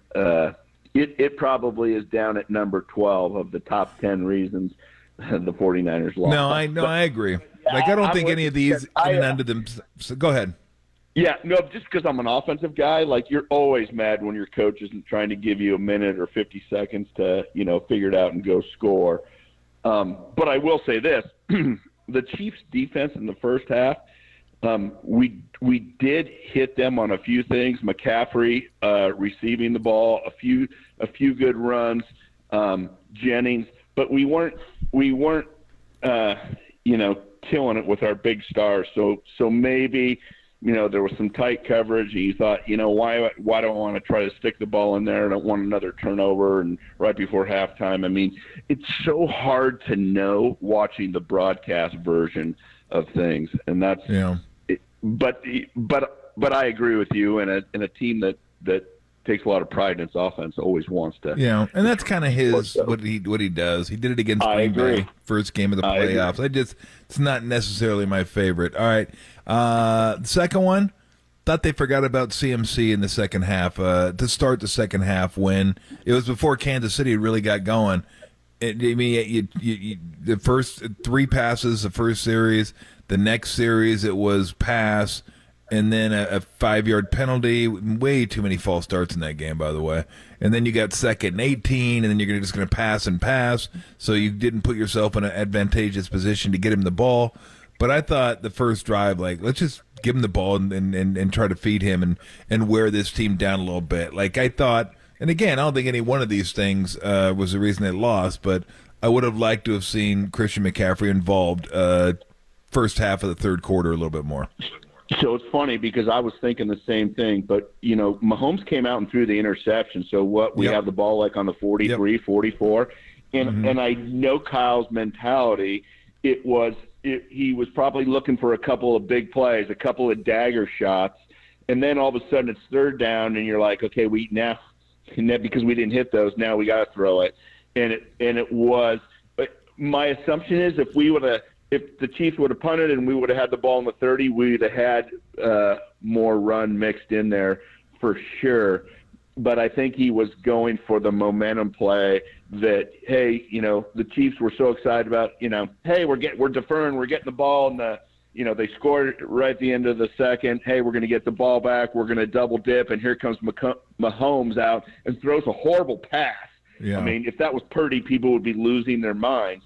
But Mahomes throws that, so we get the ball, and he was really going for the momentum play to try to put the dagger in the Chiefs and put real doubt in their minds. And I get it.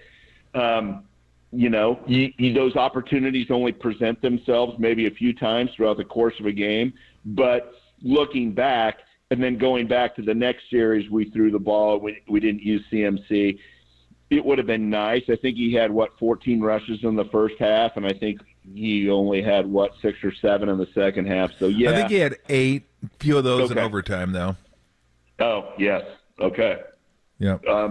But, yeah, I agree. We never really went back to pounding him like we were in the first quarter. By the way, that first drive, I was just electrified and was on the edge of my sofa and just so fired up. And when he fumbled, I was bummed. And he's not a fumbler, but did that take away some momentum? Yeah. Then the second drive, we come back and Trent Williams, has 2 big penalties. And like you said, we had some, false starts.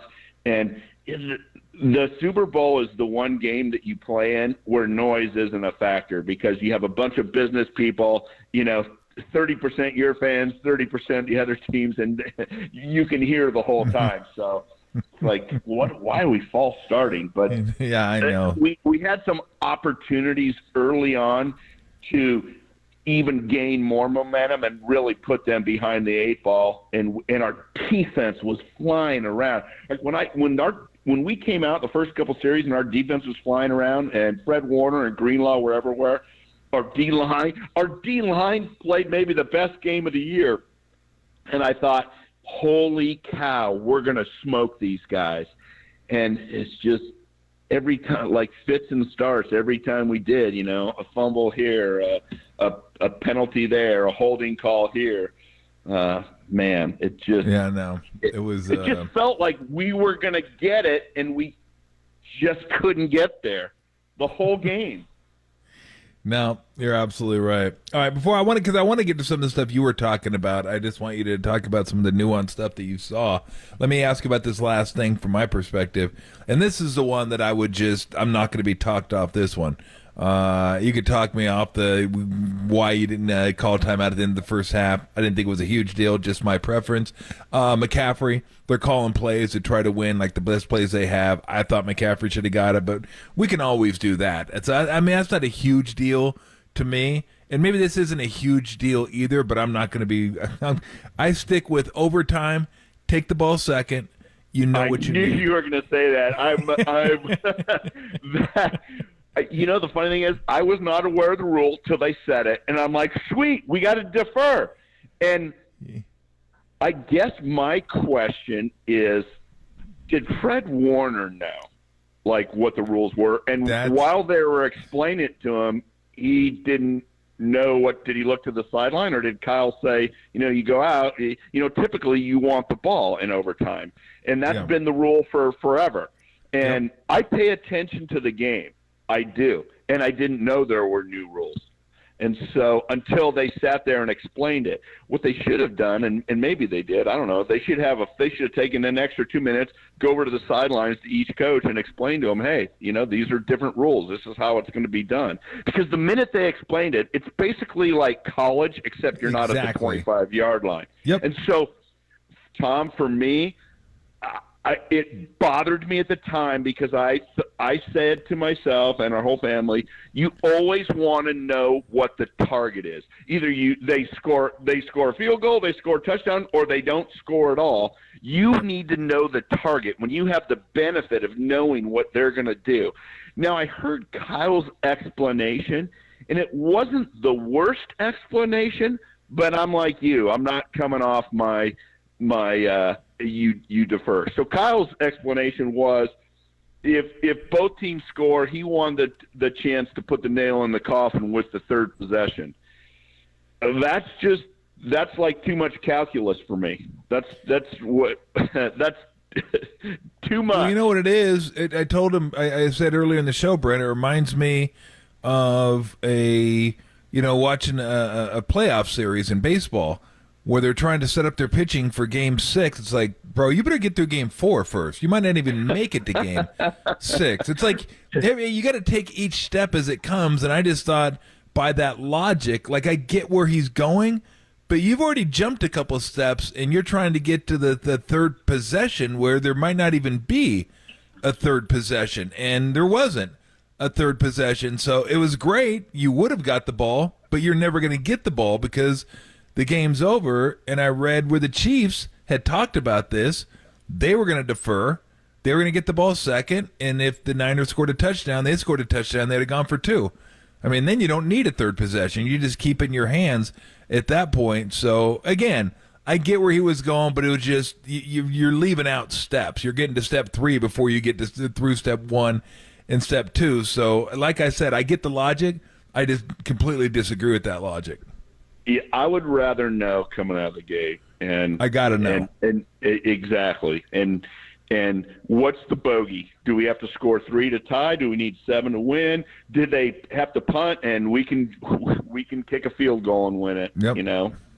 And so, yeah, that was a little thing, and yet you still play overtime. Here's going to be my summation. Out of everything else, Tom, that we've talked about, and we haven't even talked about our special teams problems, because most people would blame the special teams for losing that game because we had the line collapse on an extra point, and there's so many stupid people online that talked about our kicker missing the extra point. He didn't miss the extra point. Freaking Alamo fell down on top of him. And so, and then other people were saying, well, Ray McLeod muffed that punt.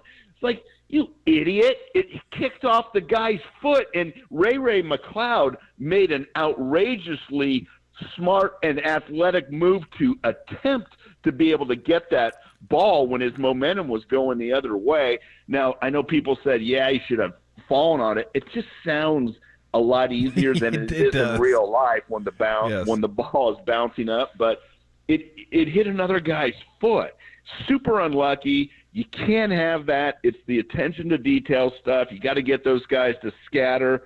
But most people would say, man, those two plays changed the whole game completely. But I'm going to tell you this. The 49ers were up 3 points in overtime, and I'd call my defense together and said, boys, we stop them, we're the Super Bowl champs.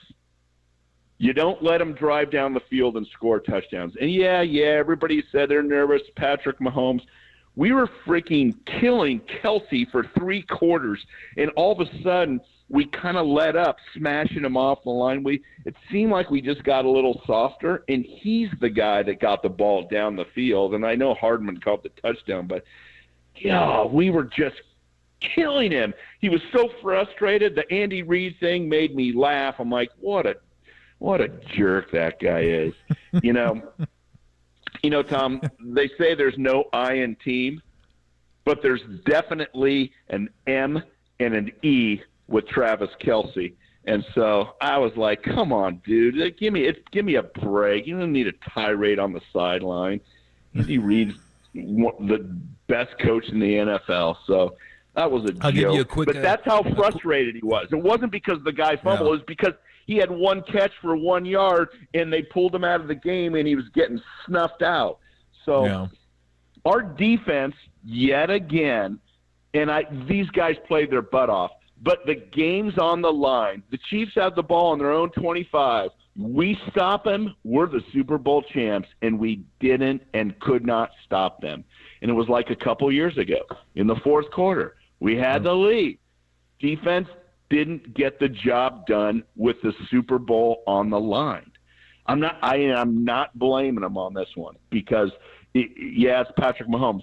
But everything else being said, we had a chance and probably had a greater than 50% chance to win the game at that point.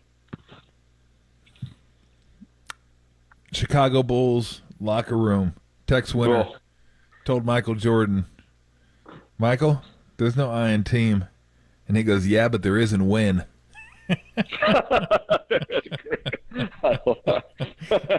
Yeah, I mean, you got me on that one. You got me. You're absolutely right. So real quick, we'll have time to hit this during the off season. I'm sure we'll give you a call every now and again. But where do you go from here? I mean, do you try to keep as many as you can? Are there certain things you see? I mean, I only assume Purdy's going to get better than he was this year, and you still have a bunch of stars under contract. The draft will be big. I mean, maybe some depositions. And let's not forget, too, I mean, we forgot about this, and he was a huge deal in the run defense. Hufanga was out most of the year, and he's going to be back next year. That's a huge difference. We don't know when Greenlaw is going to be back because that was the weirdest thing I've ever seen. Oh, the guy coming from the sideline to go play defense and blows his Achilles. I mean, that's just like the wildest thing, and so unlucky because maybe that had something to do with how Kelsey was able to get over. I don't know, but you lose one of the best linebackers in the game. That doesn't help either, but it still seems like, and I know it's really hard to get back to the Super Bowl after you lose it, but boy, you look at this team, you think there's really no reason why they can't be really good again next year with all the talent they're going to be returning. And I mean, we don't know what will happen with Trent Williams. I guess at some point he's going to retire, but the offensive line is something they're probably going to have to look at during the offseason, I would think. Yeah, it's like the day after Christmas going, I can't wait till Christmas next year. Exactly. Only 364 days. We're good. They were right there, baby. But you know what, Tom? I got to say, shockingly, the team is still set up very, very well. And, you talk about a window. I think the window lasts for at least 2 years. They're going to have to pay Brock in 25, and there's going to be some, contract restructuring being done. But I look at our list of free agents. I don't want to sound callous, but, I don't think there's anybody on there that's a must-have. I'm sure there's some nice-to-haves, but I think we're in a pretty darn good position in all honesty. And Brock Purdy really is affording us that ability. And so for next year, I think we're good. I think 25, we're probably good, but he'll get paid that year, and there'll be some restructuring going on. But and you kind of look at the age of these guys. I think we got 2, 3, 4 years with this group. And this is the hardest thing to say. There's going to come a year, and I don't know if it's year 3 or year 4, where we're going to have to pay the piper for being super aggressive, spending money, wanting to win. And that's, we talked about Jed, a few weeks ago, but man, he's been a stud on all that stuff, as good as any owner in the league. And when you do that, there comes a year or two where you kind of have to pay your debts. And but I think for now, I think for the and you want to make sure you kind of ride out the prime with your superstars, and I think we're probably in position or pretty good position to do that. And that's not saying we're not going to win after that. It's just going to be there's going to be a couple years where you're going to say, what, we're not signing that guy? And it's like, yeah, we really can't. So I think we're good for 2, maybe 3, and then it's the bill comes due. The VIG's always running. The VIG is always running. It is. Cool, man. Oh, man. Hey, before we let you go, we had a special, I think Tim had a song that he wanted to play for you. Go ahead and listen. Brent.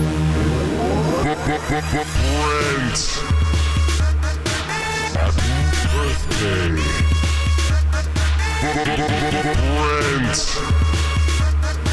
Happy birthday. Happy birthday, dude. Oh, thanks, man. Did Usher sing that at halftime?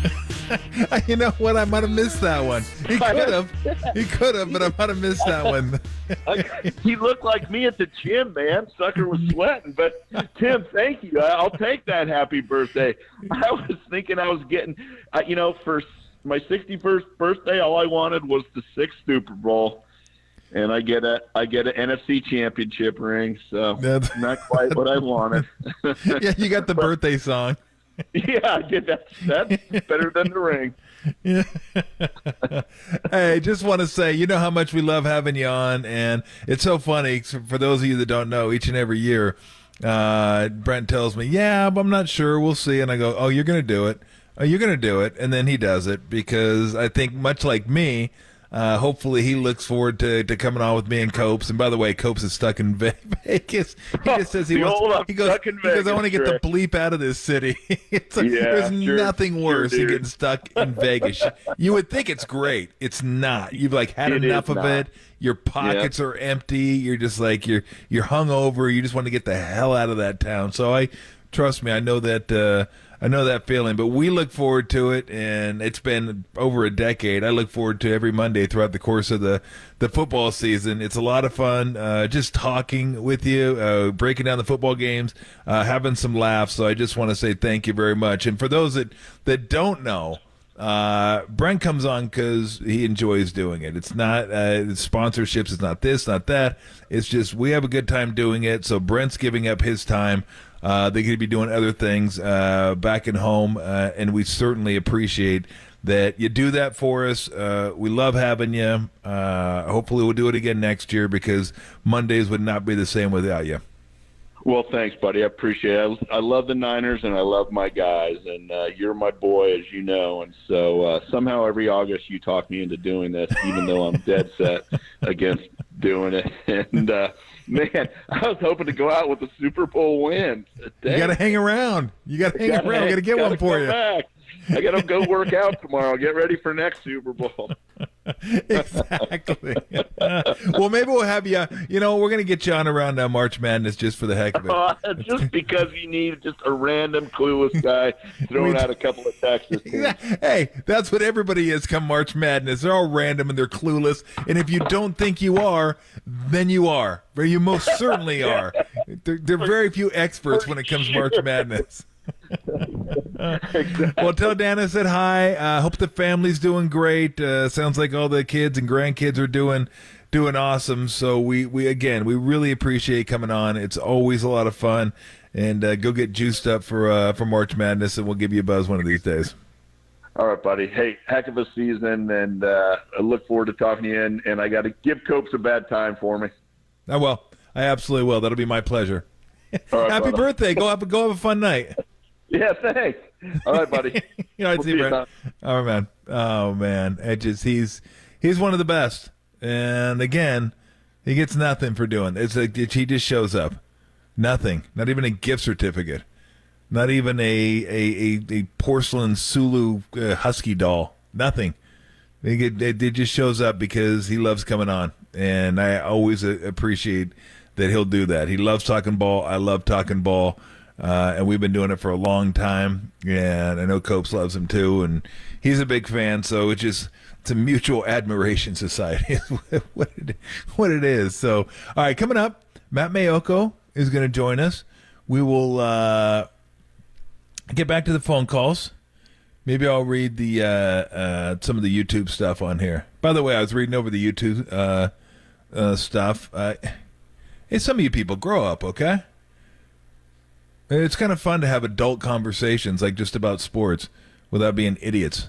And I know that's too much for some of you to comprehend.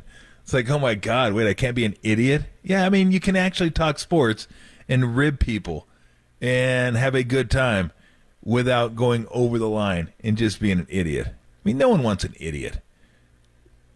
Nobody. So if you're an idiot, go find the idiot chat. There's plenty of them out there. Join that one. You can be surrounded by fellow idiots, and you'll feel at home. Thank you. Well, we'll leave that alone now. All right, coming out, we'll continue on.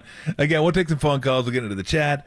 We didn't even talk about the Greenlaw thing. I don't know how much there is to talk about, but are you serious?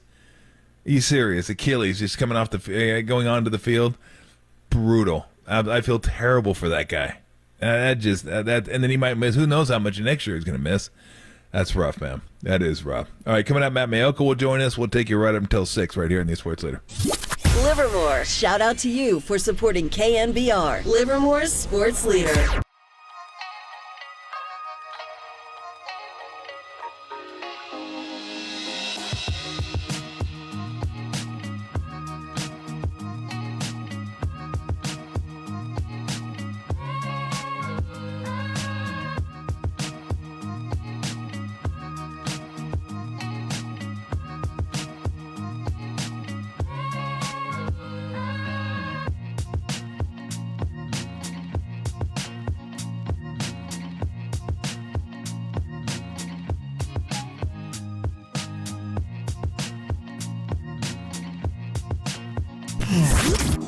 Here's what's trending now. Trending now.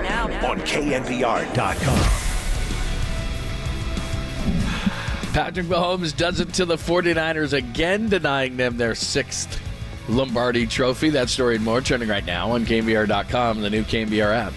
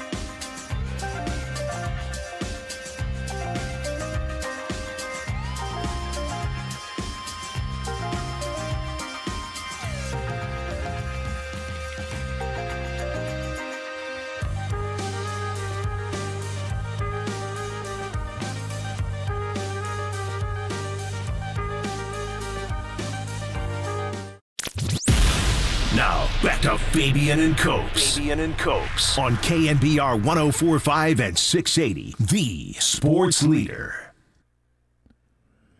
All right, we went to a little long with Brent, but I did like these are the last shows of the year we're going to do with him. We'll probably do the same with Steve when we talk to Steve this week. It's a kind of a wrap up of what went on during the game, what went on during the season.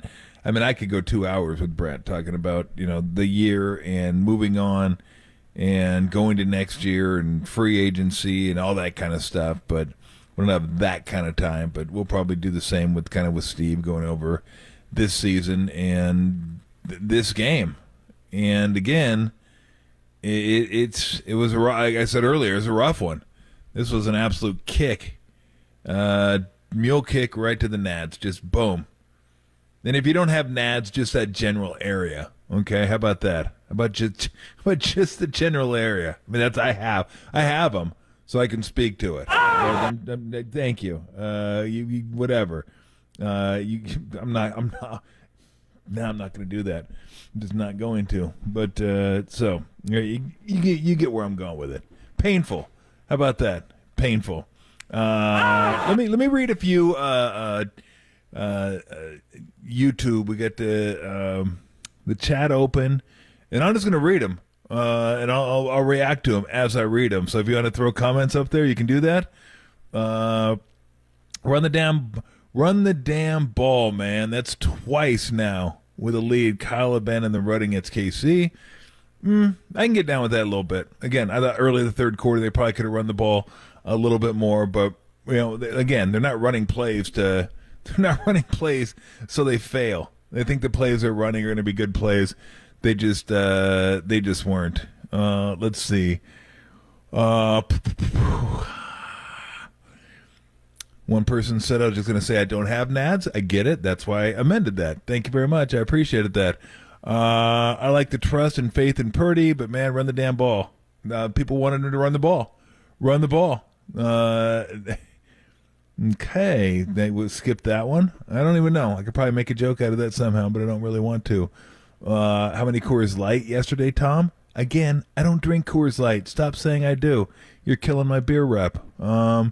Dude, now it's starting to spin. Now it's going way too fast for me. Which defeat hurt most? Mahomes 1 or Mahomes 2? Doesn't matter. They both hurt a lot. No killer instinct to go on fourth. Not sure. They did go on fourth. They went on 4th and 3 and scored the touchdown before the Jennings touchdown. Not capitalizing on Mahomes' int was huge. That was huge. That absolutely was huge. KC was selling out to South and Ryan. KC loaded the ball. Boom. I caught up. We all good? I think you made your point. I think I did. I think I absolutely did. That's the problem with you ask for stuff and then people just say, oh, I'll give it to you. Here you go. Take it. And then you're just like scrolling everywhere and my head's spinning is what happens. So, but we'll get into some more stuff, obviously. I want to get your thoughts. We could do this via phone. We can do this on the chat. How do you view Kyle? Because my buddy came up with some good points, and I wanted to run them by people. And I think they're fair questions. I think Kyle's a tremendous play caller. And he was wondering, and again, he said, does Kyle Shanahan calling the offense and scheming plays take a heavy toll on his ability to manage a game? Inability to use timeouts correctly, taking ball in OT, situational football gets a little wonky sometimes. Does he need to step back from calling plays? Does he need to have somebody help him with all the other situational stuff? Does he? Is this even valid? I mean, I think they're fair questions because I've thought the same thing before. I think sometimes situationally the Niners are lacking sometimes. And I'm wondering if he's so involved with play calling that sometimes that takes kind of a back seat.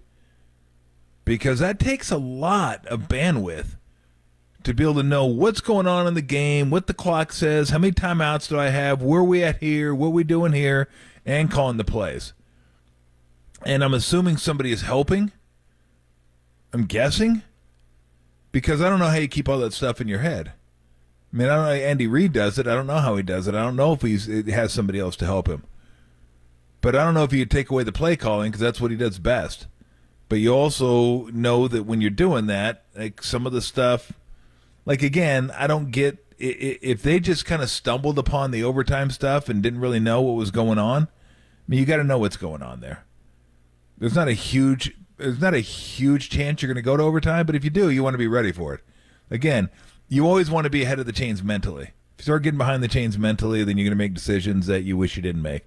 And again, this wasn't a 70-30 deal, I don't think, for me, but it's pretty close. Like, to me, again, as I told Brent, I'm not backing off that.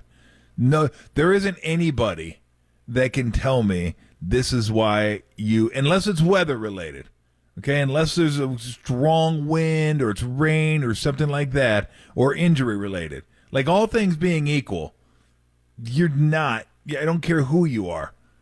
Bill Belichick, Vince Lombardi, Bill Walsh, they could all tell me, no, take the ball first. I'd be like, hell you do. Or hell I am. I'm not going to. For my reasons that I want to know what I have to do. Vince Lombardi. Thank you. I'm going to take the ball. I'm going to take it second, and I will do what I have to do. God, my Trump's terrible. But no, that's just but if he thought that, at least he thought it out. But if you just like I don't know if he covered for Warner. I'm thinking he didn't, but maybe Warner just thought it was regular season. We'll take the ball. We're good. We're good. We're good. We're good. Give us the ball first. And once again, not a critical. It's not a game-losing decision. You can still win it by getting the ball first. I just think it's the wrong decision. And again, I thought the logic was off. So anyway, but I'm not down on Shanahan. I still think the guy's a tremendous coach, one of the better coaches in the NFL. And if you're even thinking like we should get somebody else, you can't win the big one. Good luck. Good luck getting someone as good as him. I mean, please, not going to happen. All right, coming out, we'll continue on right here in the Sports Center.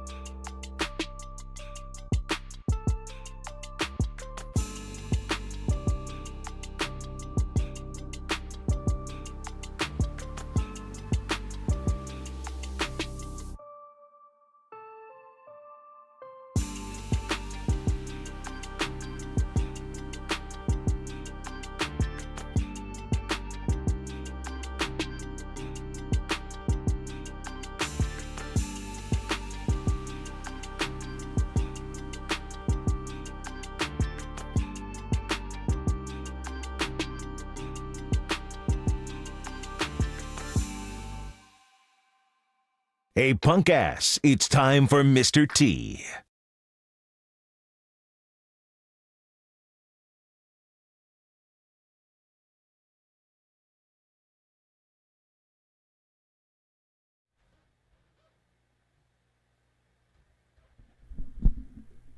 All right, we continue along for another couple hours. Matt Mayoko gonna join us. What time is that? 4:50, I believe. Yeah, about an hour from now, Matt will join us, and we'll get his thoughts on what Kyle Shanahan had to say, and just get his thoughts on the game in general. Once again, I thought Kansas City won the game. Niners didn't lose the game. That's not always the case. Sometimes you lose the game. And this one, I thought Kansas City won. Did they have some chances? Yeah, they had some chances. But the Kansas City defense, it's really good. We know that. We know how good it is. And they still put up 22 points against them. So that maybe shoulda, coulda, woulda been enough to win the game. I mean, 19 in regulation. But it wasn't. Patrick Mahomes. And it just giving that dude the ball last is rough, because they did a good job against Pacheco. The defensive line was the best it's been in a while. I mean, they were shutting down Pacheco. He had a couple runs, but for the most part, nothing big. And it wasn't consistently gashing him like the Packers did in the first half of that game, and the Lions did kind of throughout the game. There was none of that. And then they got to Mahomes. They got Mahomes to the ground, whether it was a sack or a 1 or 2 yard gain. I mean, the defense was able to go. And they just couldn't get anything going offensively. And who knows what would have happened if McCaffrey held on to that ball. It's kind of like the game in Minnesota. Go down, fumble, and you really never got your footing offensively. And it's such a big deal to score early on that first drive. I think against Baltimore, Purdy threw the pick. I want to say that was the first drive, maybe the second drive, but I want to say the first drive. But, man, when you go down the field and you have a really good drive, you put the game plan together, you're scripting the plays, like bap, bap, bap, bap, bap, bap. You're just like, oh, yeah, this is going exactly how I thought it was going to go. And then a turnover. And it just kind of turns everything upside down. Like, oh, really? Really? And they weren't able to get the groove. Like, they just never were able to get the groove. I mean, it took a trick play to get a touchdown. That was a hell of a play, by the way. That was a really nice play designed by Kyle, and then a nice throw by Jennings. And I forgot who it was. It could have been Burford. I don't know. 74, I think it was. It clipped Bolton. Didn't clip him, but he just got a piece of him so McCaffrey could score, because if he didn't, Bolton was going to blow him up. And he just got out there. I think it was Burford, 74. Anyway, but really nice job just getting out there and just getting a piece of him going by. And then they score, but that's what you had to do to score. Like, the Chiefs are making it tough on you, and conversely, the Niners were making it tough on the Chiefs. And if the Chiefs lose, their storyline is we couldn't do anything outside the red zone. Field goal after field goal after field goal, and a turnover. Because the Niners defense got the job done in the red zone. They got the job done. They got the job done for the better part of the game, but they certainly got it done in the red zone, and it was. And I'm not going to blame Moody for that extra point. I don't know if it's his fault or not. I mean, Brent says it wasn't his fault. Then you had Feely during the game saying it was his fault. You got to get it up higher. I don't know. I just know he didn't miss it. He got it blocked. Okay? And if you get it blocked, then I assume that the offensive line could have done a better job to keep you from getting it blocked. But like a 55, 53-yard field goals this guy made. 2. Has anybody ever had 2 field goals over 50 yards in a Super Bowl? I know for about an hour. He had the record for longest field goal in a Super Bowl until Bucker said, I'll take that. 57, thank you. You had it. You no longer have it. How about that? Like 57 Super Bowls before you. No one had kicked a field goal that long. You break the record, and you can't even get out of the game with it. Can't even get out of the game with it. And so, but that was pretty big time by this guy, because he was maligned throughout a lot of the year, certainly in the playoffs, and to come up with those field goals, that definitely bodes well for him next year. Definitely bodes well for him next year. And I know there's still those that are going to say you don't spend a third rounder on a kicker, you don't spend a third rounder on a kicker, you don't spend a third rounder on a kicker. And like I said, I'm generally with them. I don't think I'd do it either. But if he's on this team in 4 years, you're going to say, that's pretty good. That's a pretty good investment. There's a lot of guys you could draft in the third round that don't make it on your team for 4 years. There's a lot of guys that, hell, don't make it 2 or 3 years. But if he's able to be on you can't tell me that Janikowski was a bad pick. Like, first rounder for a kicker, unheard of. Absolutely unheard of.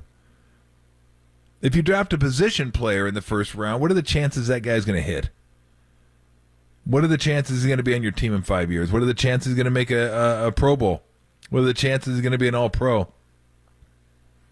I mean, Janikowski was widely panned. I was one of them. Like, seriously, you're going to draft a kicker in the first round? Well, you look back after 20 years, you're like, yeah, that actually wasn't too bad. You got a guy that's been on your team for 20 years that was able to help you win some ball games. It's consistent, reliable, and if you can have a consistently reliable kicker, you're gold. So Purdy's here in 4 years. I suggest we revisit that draft pick and go, you know what? Probably still wouldn't do it, but not as bad as maybe not as bad as you thought. Not as bad as you thought. And Hufanga is something that I was thinking about yesterday. I was like, God, it would forget how good this guy was. Like, he was a legit terror in the box. This guy helped stop the run. He blitzed. He just caused mayhem. He was violent, like Greenlaw violent, like that level of misdemeanor violence out there, maybe bordering on felony violence on the field. Like, those guys got after you, and losing him hurt. And, you know, Gibson had his ups and downs, and Brown had his ups and downs. Ryan was okay, but they didn't have the same impact as Hufanga. Hufanga's a playmaker. He is an absolute playmaker. So getting him back next year is going to be huge. The question is, when are you going to get Greenlaw back? How long does that take? Don't know. You got to go see Aaron Rodgers, dude. Maybe go spend some time with a healer in a dark room. I don't know. Rodgers seemed to be doing okay. Get some crystals. At least get some Crystal Palace. I mean, get one of those. I don't know. Get something. Get a pipe, smoke. Who knows? I don't know. Just to be nice to get him back. But that was just, you want to talk about random crap. Snapping your Achilles coming onto the field. Yeah, that happens all the time. Never seen that happen before. Ever. So, bummer. All right, coming up, we'll continue on. We'll take some phone calls. We might get into some other stuff. Maybe not. We'll continue on with Niners. Maybe we'll touch on the Warriors a little bit. They played tonight in Utah. They've actually been playing some pretty good ball lately. It's like, hey. I don't know like what it means, like big picture, but short term, it's pretty fun to watch. And how about Steph's shot against Phoenix? That dude, man, that dude. All right, coming up, continuing on, Matt Mayoko in about an hour, and then we will again. Fan participation right here on the Sports Leader.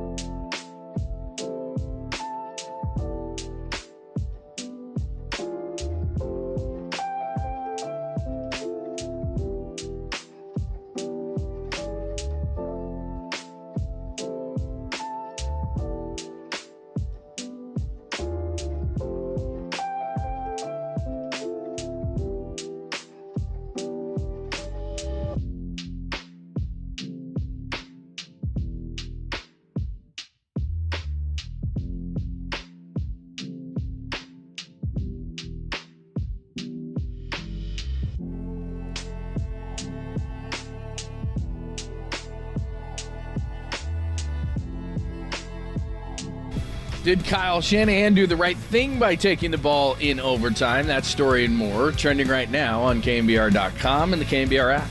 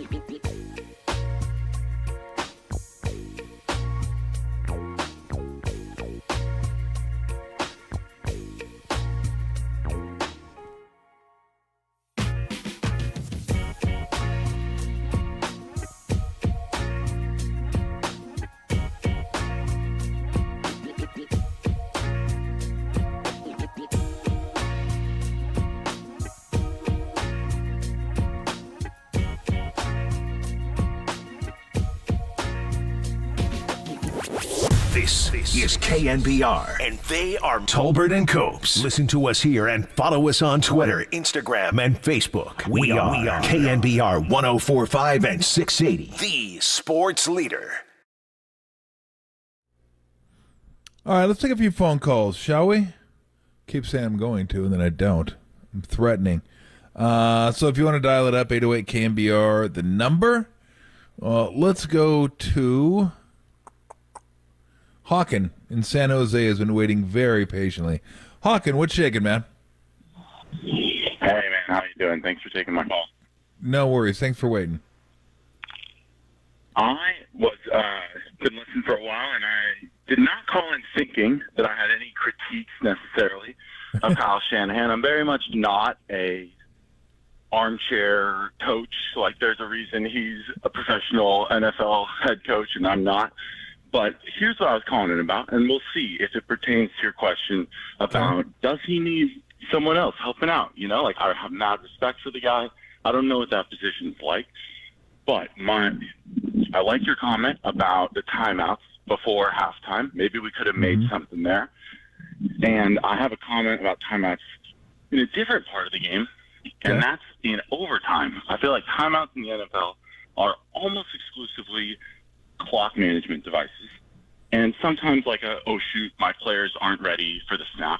And in overtime, you don't need clock management. I would have loved to see maybe even both timeouts used on the Chiefs drive where they're just burning down the field. They're just absolutely cruising.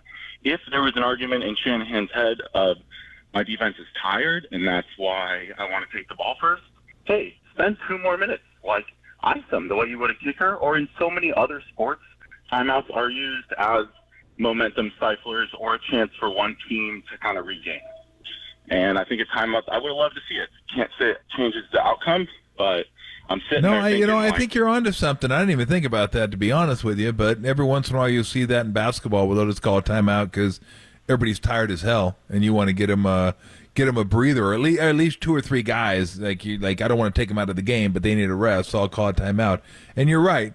Generally speaking, you don't want to blow a timeout in the fourth quarter because you want to be able to stop the clock when you absolutely have to, whether you have the ball or you need to, more importantly, stop them from getting a first down and running the clock out. You got to be able to use those. But you're right. In overtime, especially the first 2 possessions, it doesn't really matter. And I'm not sure, but I think you might get reloaded with first downs in the second frame. Like they have the first quarter, if that runs out, I think you get more timeouts. But yeah, you're right. I think that I didn't think about that, but that's a good idea. Like, hey, we're tired. Let's just give us a breather here before this play. Now I'd have to go back and look at it to try to find like a natural spot that would have worked. Like the fourth down would have been good, but that was like 4th and 1, and that one Bosa, like he bit on that one time already, and he went inside so many times against Detroit. And I'm not saying it's easy. And the first time, it's like they didn't run that play much during the season. I don't remember watching Chiefs games. So you can understand getting beat. But when they already used it once, and it's 4th and 1, maybe you say, you know what, look, I'm not getting to that ball the other side anyway. If Pacheco gets it, I'm going to stay home, make sure that he doesn't get Mahomes didn't get the first down here. I'm going to try to make sure of that. But he bit and he cut across the field, and maybe that's how they're taught, and maybe that's why they did it, because they know that that's how they're taught. But that was just too easy the second time. The first time I get it, but the second time seemed too easy. But no, I like your idea on the timeouts. So I don't know if you attribute that to something Shanahan missed. Does he have a second guy? But that was my 2 cents. I wanted the timeout there, and now you've got me wondering, does he need one? I don't know. With respect to him, can he use? Yeah. It's so many things. And maybe he does. About calling plays, we don't game know. Management, and all of these. Hey, thanks a bunch, man. I appreciate it, Hawk, and thank you so much for waiting. Yeah, that was a good idea.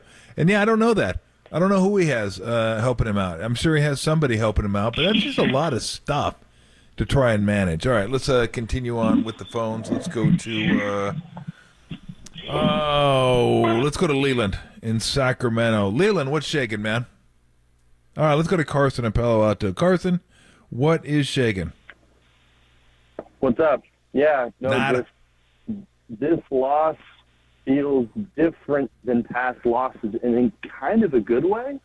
I don't know if this is the right time when everybody's grieving to be like, oh, look at the bright side. But, I think that, Purdy's in the second year and looking at who's in, there's a clear game plan going in the offseason. I think that as far as gut-wrenching losses go, I've endured worse as a Bay Area sports fan, namely the 2016 Giants. So, really, 2016 Giants was worse, huh? Well, yeah, because that was the end of an era. This feels like the beginning of something, right? Because you have, Shanahan is just going to get better as a coach. His decision-making is going to get better. Same can be said for Brock Purdy.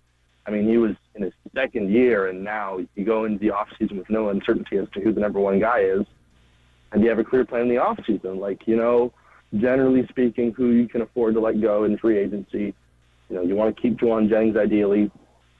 But other than that, I feel like, you can afford to lose some guys. You want to extend Brandon Ayuk, and you know that you're going to draft an offensive tackle first round next year.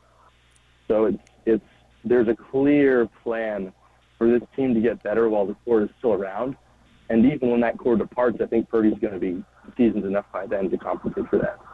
Yeah. All right, man. Appreciate the phone call. I would have just assumed that most people would think this one hurts worse just because it's a Super Bowl, right? And you're right, that was kind of the end of the era. But that was earlier, although I would have, and then it didn't even get to a final game anyway. Although I would have loved to see Cueto go to Wrigley and pitch Game 5. That would have been a lot of fun to see that game. So from that standpoint, yeah, that did stink. But I would just assume the deeper you get, the more it hurts. Right? It hurts anyway if you lose in the playoffs, but the deeper it gets, the more pain. All right, coming up, we will continue on. We will. Do we have time for another phone call, Tim, or shall we? Okay, let's go to Tom in Santa Clara. Great name, Tom. What's shaking? Hey, buddy. Tom Tolbert. Hey, from Santa Clara. Let me just comment on this last caller. I disagree with you. The most painful loss in football is the championship round. Nobody remembers who you lost to. I'd rather lose in the Super Bowl every year. Anyway, the reason I called, okay. By the way, this is the first time. You're telling me people didn't remember the Niners loss to the Cowboys 2 years ago? They gotta Google it. They gotta Google who. Oh no, they don't. They gotta remember who they lost in the championship game. Except if you're the Detroit Lions, you'll remember. Yeah. But anyway, so first of all, I'm a big Rams fan, huge. Okay. The biggest Rams fan around. And this morning, I've never called KNBR, and some idiot was calling about firing Shanahan. So, are you going to fire 31 coaches every year? No. I want to defend Shanahan. I think he's a great coach. Yesterday, when they went to overtime, the defense, we don't know that injury to Greenlaw, how much it cost them. Yeah. We don't know a lot of it. They were tired. The defense had just come off the field before they went to overtime, really, until they took over. The only thing I would have done different, and I do a lot of coaching, is that on overtime, you got the ball, you're playing Mahomes. When you get down to 3rd and 5, whatever it was, on the 5-yard line, 3rd and 4, you call a play that you're going to get some yards, because on 4th down, if you don't make it, you're going to go for a touchdown. You don't kick a field goal there, ever. You're playing Mahomes. And in overtime, the only thing you want to guarantee is that you'll get another possession. The only way to guarantee is score a touchdown. Not scoring, you got them on the 5-yard line. They got to go far. I'll take my chances with that. Or kicking a field goal, you're going to lose, and that's what happened. That's the only thing. Everything else, they got guys that pull you off the sideline when you get too close. I'm sure he's got people for clock management. And then the other thing that pissed me off was if you don't know the rules for overtime as a player, it doesn't matter. You go out there to play and score touchdowns. Your coach, your position coaches, they're going to tell you the rules of overtime. If there was something that needs to be more like when they went to overtime, I knew the rules because I follow football really closely. But there's got to be some briefing about touching up on the overtime.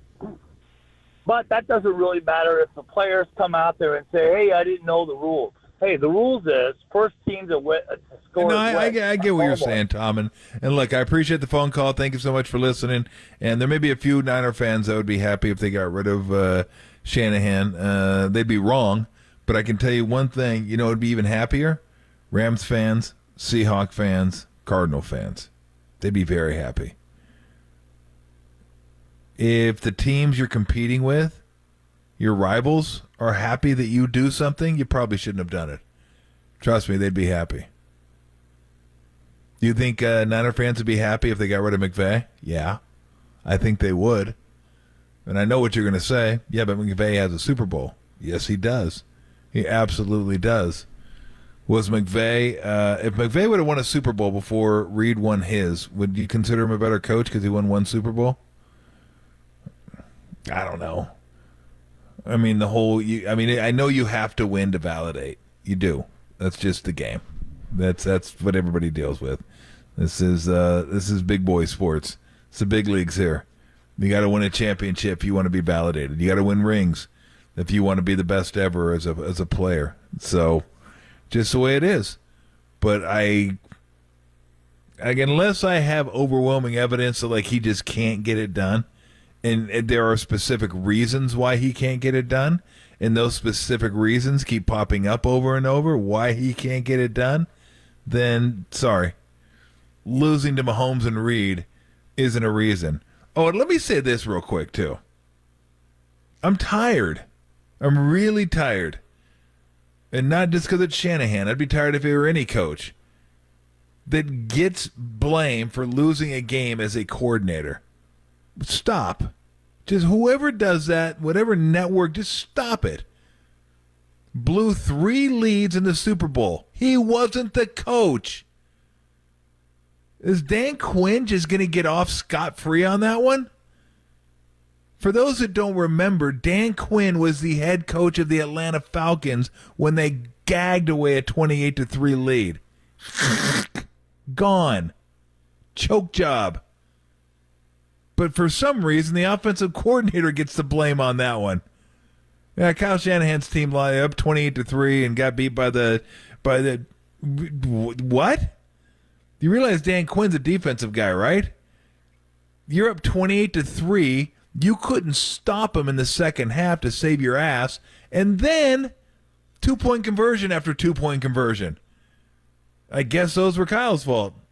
Damn, that's rough. That's rough. You're the offensive coordinator, and you're taking that loss. You read articles about that. You listen to people talk about it. You would absolutely think Kyle Shanahan was the head coach of that team. And some people couldn't even tell you Dan Quinn was the head coach of that team. Dan Quinn was the head coach. At any point during the game, he could have said, no, I don't like that play. No, I don't want to run that play. Run something else. Run the ball. Catch the ball. Whatever. No. Shanahan. He gets credit for 2. He gets credit for losing a 10-point lead against Chiefs twice. He gets credit for losing against one of the best coaches, one of the best quarterbacks of all time. Twice. He didn't lose to Brady. He didn't lose to Belichick. He didn't lose. I mean, he did. They all did. But that's not on his record. You would think by watching shows that's on his record. Kyle Shanahan 0-3. Being outscored so-and-so to so-and-so in the Super Bowl. It's like, damn, that's a lot of points for 2 games. Oh, you added in the Patriots game too, huh? Where he wasn't the head coach. Oh, okay. Yeah. Is there another coordinator out there? I asked this last week. Another coordinator out there that receives more blame for losing a Super Bowl than Kyle Shanahan. And he wasn't even the head coach. That is incredible. Just stupid, some of the narratives people come up with. Just like, well, what? What? How'd the manager do? How'd the team manager do? What's he in Super Bowls? Idiots. All right, coming up, we'll continue on. Matt Mayoka will join us shortly here on these, about 40 minutes. That's not shortly. I mean, I guess relatively it's shortly. If you think of this show in terms of we have so many shows per year and all that at time and space and it's short, but it's still 40 minutes anyway. Coming up, more of me here on the Sports Center.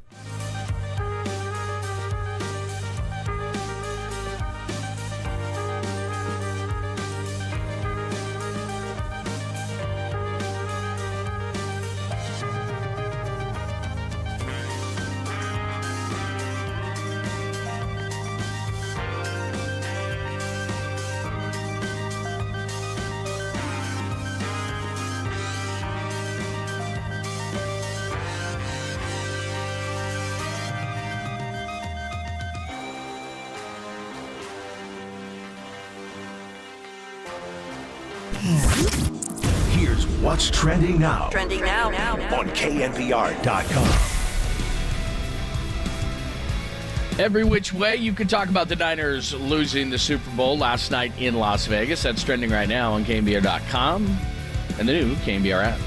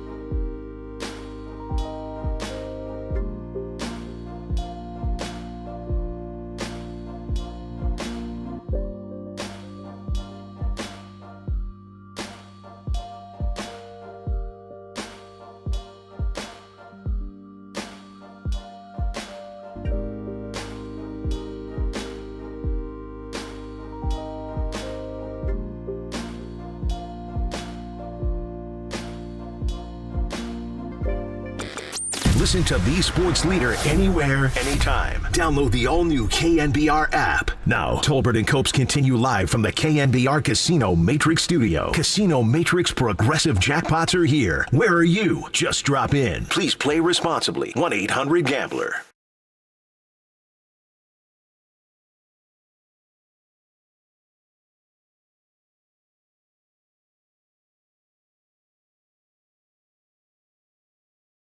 Love it when you set a joke up and it just doesn't quite land. But you know what? It's the effort that counts. At least that's what I was told, and that's what I'm taking into Valentine's Day. It's a thought that counts. I mean, even if the execution isn't the best. Don't buy that, okay? And some noob said that. Like, oh, it's a thought that counts. No, it isn't, because then you could just think something and you'd be done with it. Doesn't work that way, pal. Trust me. All right, let's go. In the desert, we don't have a lot of desert here in the Bay Area, but we have a little bit of desert here. And there's someone named Adam.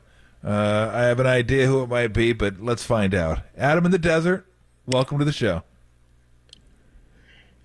Hey, what's going on, guys? Long time. How's Vegas, buddy? It sucks, dude. Get me out of the city. Dude, what am I doing here still? What am I doing here? Vegas is one of the worst towns to be. You would think Vegas is like an actual good town to be stuck in. Like, oh, flight got delayed, got to stay overnight, got Vegas. Like, bro, when you're in Vegas and you've had enough of Vegas, like, you just want to leave Vegas in the rear view and get the hell out of Vegas. More so than any other city I've been to. When I'm done with Vegas, I don't want to be in Vegas. I have no money. I've already drank my fair share, more than that, and I've had it. I don't want to see a casino. So when you get stuck in Vegas, it's as Mad Dog would say, it's rough. It's a rough city to get stuck in.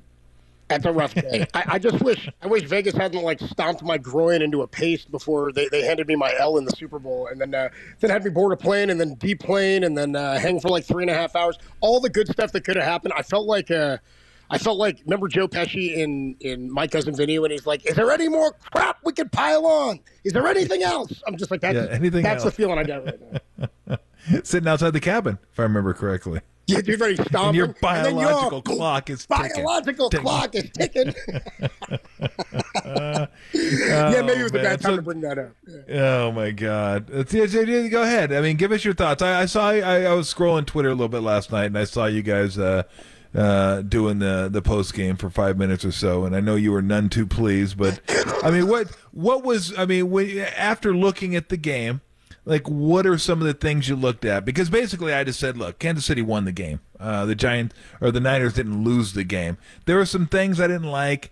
Like, I didn't love the not calling timeout at the end of the first half and trying to get the ball back. But that's kind of Kyle. Kyle's kind of conservative when it comes to that. I didn't love not getting the ball to McCaffrey in the third quarter. But, Greg Cosell always says that these guys aren't drawing up plays to not work. They're doing what they think's best for their football team. So I'm going to leave play calling to him, but obviously I would have liked to have seen him get the ball. And I most certainly wouldn't have taken the ball first in overtime. I don't know if they didn't know the rules or they just kind of were making it up on the fly, or if Warner just thought of course we're going to take the ball first. We could win without knowing the rules. And again, I don't think that's a surefire way to win, but I want the ball knowing exactly what I have to do. I don't want to have to guess on fourth down whether I should go for it or not. I want to know whether I should go for it or not. But again, I don't think any one of those things is something where you look at and go, that absolutely cost them the game. I just think, it's Mahomes, basically what we've been saying for 3 weeks now. Yeah, we like this team, but Mahomes. What about this team, but Mahomes? That team's probably a better team. Yeah, but Mahomes. And that's kind of what happened yesterday. Yeah, but Mahomes. Yeah, that's basically where I was too. I thought if you look at the first 9 drives of the game for the Chiefs, and there was a stat that was put up at the end of the first quarter that said something like Brock Purdy 8 of 9 for 105 or 120 yards, whatever he was at. And I think Pat Mahomes was 3 of 3 for 9. And I thought, boy, the score is 0-0. Like, if you allow them to kick 2 field goals and punt and turn the ball over in the first 9 drives multiple times, the Niners couldn't have felt good. I didn't feel good about a 1-score game going into the half. I didn't feel good about it being 10 points at the half. I felt like they should have had more. The McCaffrey fumble was devastating. I thought it made everything feel weird to me when the Niners started with the ball and when McCaffrey then fumbles on the opening drive. There's a bunch of different things we can go through. I know a lot of people, most it seems like, at least the loud ones, are angry with Kyle, but if the biggest gripe, to your point, Tom, is that he took the ball first, that one was a little bit confusing to me. I didn't really understand that, and I don't know how much truth there is to it. More stories and more things are coming out now saying the Niners were unaware of the Super Bowl overtime rules and that the Chiefs apparently had extra work on understanding what overtime rules were like for the postseason. But Kyle Juszczyk said, we just thought we'd get the ball, we score, we win the game. Kyle, though, did explain afterwards saying, we thought that if we scored and they scored, we'd get the ball last. We'd get a third shot to go out and win. And I thought, okay, but you're not scoring every time down anyway right now. And wouldn't they just go for 2? They would have. I read that they would have gone for 2. Okay, coming up, we'll continue on with Copes, and I'll give you my analogy when we get back about that. I get his logic. Didn't agree with the logic. I'll tell you why. We might squeeze in some more phone calls. We got Matt Mayoko coming up, but we're talking to Adam. Adam from the desert joining us. Talk a little Niners Super Bowl right here on the Sports Leader.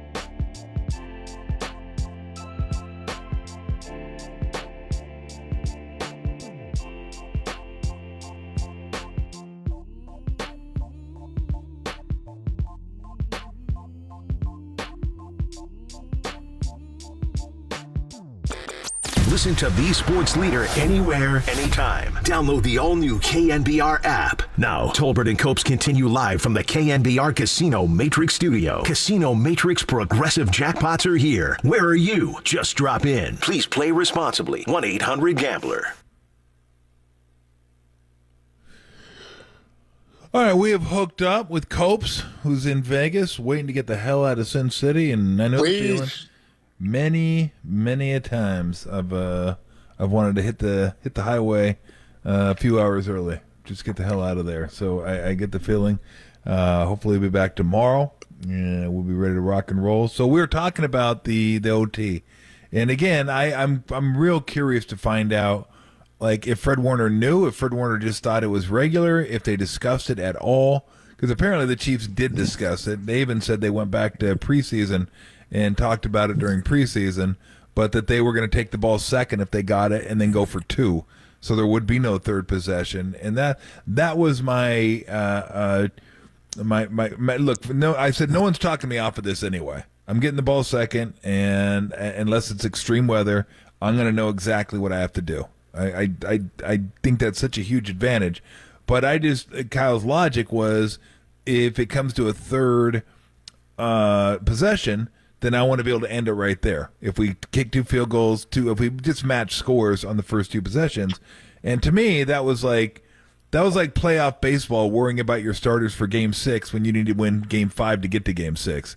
It's like you can't skipping. You can't start skipping steps. It's like you got to get through 1 and 2 before you get to 3, and lo and behold, there was no third possession. Game was over after 2, and that was it. So that's why I said, look, they could have been the team to go second, and hey, they could go for 2 and just say, screw it, we're going to end it right here. We're not going to go to a third. We're not going to give Mahomes the ball, only needing a field goal. You kidding me?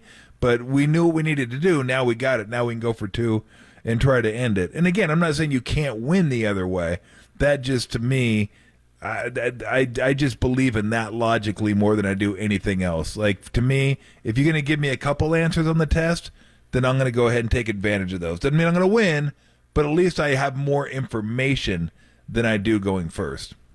Two overtime games ever played in the Super Bowl, and Kyle Shanahan was on the losing end of both of them. I heard you earlier talking about the Dan Quinn, and I'm going to call it the Dan Quinn loss at 28-3 because I'm with you. I know. No it's way. So amazing. I just don't get it, man. I was arguing with people about it yesterday. I was like, are you kidding me, man? Like, how are we on Kyle Shanahan? How is this never anybody's fault but his? He calls the defense. I thought the defense played fantastic yesterday, by the way, until they needed to get a stop at the end of the game against Patrick Mahomes. If they do that, and people are putting that on Kyle too, well, he had done this. Dude, the dominoes and the sliding doors of all this, like, you can't if and shoulda, woulda, coulda all the way backwards to the beginning of the game. If Christian McCaffrey doesn't fumble, the Niners maybe win the game. You know what I mean? Like, if we want to really boil it down to, like, one thing, let's go back to the drive where they were moving the ball and getting stops early. What if it's 17-3 at the half? Still don't feel great about it, but I feel a lot better than where it was. So, look, coaches, like, again, your big thing, Tom, is always if you're going to get rid of somebody, you got to know where you're going to go next. Well, then who's the alternate? Who's the guy that you bring in here?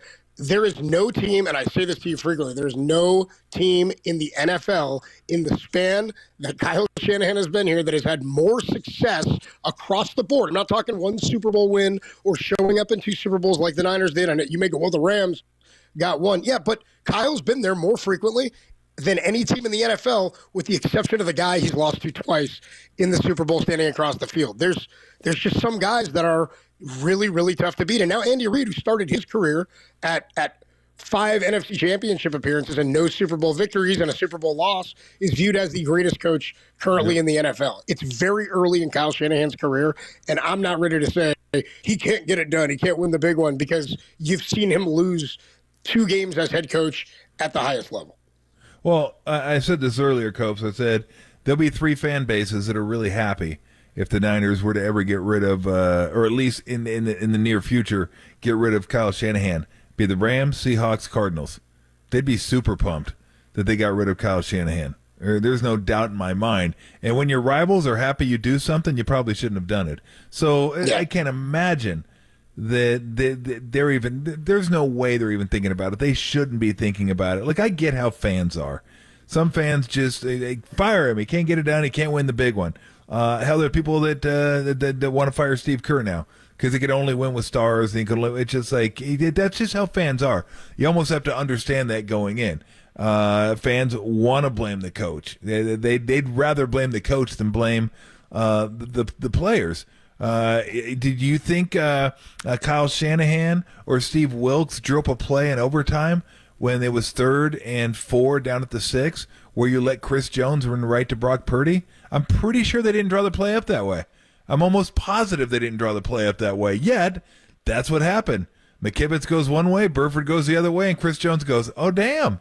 I'm going right to the quarterback. And I've said it over and over again that fans that assume players do what they're supposed to do, you have no idea. There's so many times that players don't do what they're supposed to do, and that is an example right there. There's no way that was supposed to happen. We know that. And if Brock Purdy has another half a second to throw that ball, or a second, He's got Jennings pivoting to the outside. That's a first down, maybe a touchdown. And everything's different. But because nobody blocked Chris Jones, of all people, Chris Jones, he gets to the quarterback. Purdy has to throw it up, and it's incomplete. And you got to settle for a field goal there. And then we had one caller say you got to go for it there. I don't buy that. Although it's interesting. I think I would have kicked the field goal, but it's interesting. If you miss it, you hold them down at the 5. That's tough. 4th and 4, goal line. You don't have a lot of room to work with. I would imagine that's fairly low percentage. But that third down play was the one for me that really hurt them. But no, I mean Shannon, we talked about this last week. Reed was 14 years before he won a championship, and he went from a coach who can't win the big one to the coach that's all he does is win big ones. And as you said, considered the best coach in the NFL today. Now that Belichick has retired, and I have a feeling that's what's going to happen for Shanahan at some point. He's going to get one, and then he'll get 2, and then he might get 3. But it's just, and you're losing to not 4, not 5. Yeah, thank you. You're losing to one of the greatest quarterbacks of all time too. It's not like you're like 7-point favorites in the Super Bowl and you're gagging away those games, or 9-point favorites, or 6-point. And you're losing those games. You lost a game where you were an underdog to the Chiefs, and then you lost a game where you were a 2-point favorite to the Chiefs. So yeah, and it's a 2-game sample size. That's all it is. And you lost to one of the greatest quarterbacks of all time. So, yeah, you'd like to get one. Like, hell, so would they. More so than you would. They'd like to get one. It's hard. I mean, winning those things is hard. And it hinges on so little. There are these little things that happen throughout the course of the game. Like you talked about McCaffrey's fumble. If the Chiefs lose, they're talking about Pacheco's fumble inside the 10-yard line. They're talking about settling for a bunch of field goals inside the red zone where they couldn't cash it in for touchdowns. But they're not talking about that because they did just enough to win, and the 49ers didn't. So, again, it hinges on so little, and there's not a chance in hell. Even though there are a few things that I would have liked to have seen different yesterday, that doesn't mean I don't think this guy's a hell of a coach, and I do. I asked this question.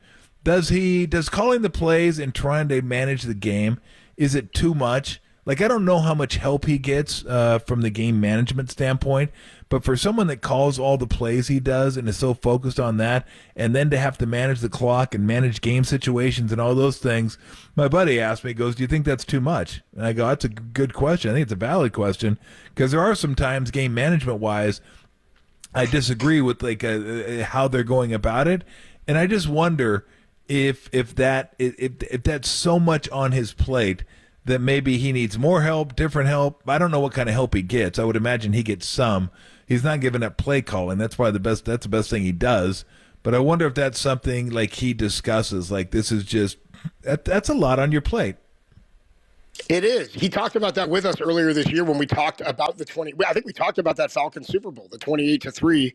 And he had said, when you're a coordinator, all you're worried about is what you have to do. And he said, go score, go score, go score, go score, go score. And you don't realize when you're the head coach, you need to manage how that goes down sometimes.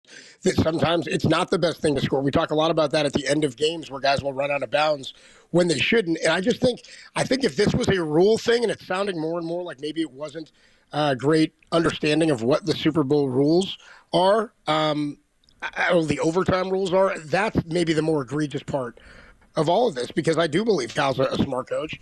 But again, it's 0-2 now. It doesn't make it any easier that you've lost to Patrick Mahomes, but it's a little bit more palatable than Joe Flacco. I can attest to that. I would probably agree there. Hey, brother, we're gonna let you go. Where are you at right now? I see a TV in your background. You at someone's house? Dude, it may as well be my house. I've been in this hotel room for 10 days now.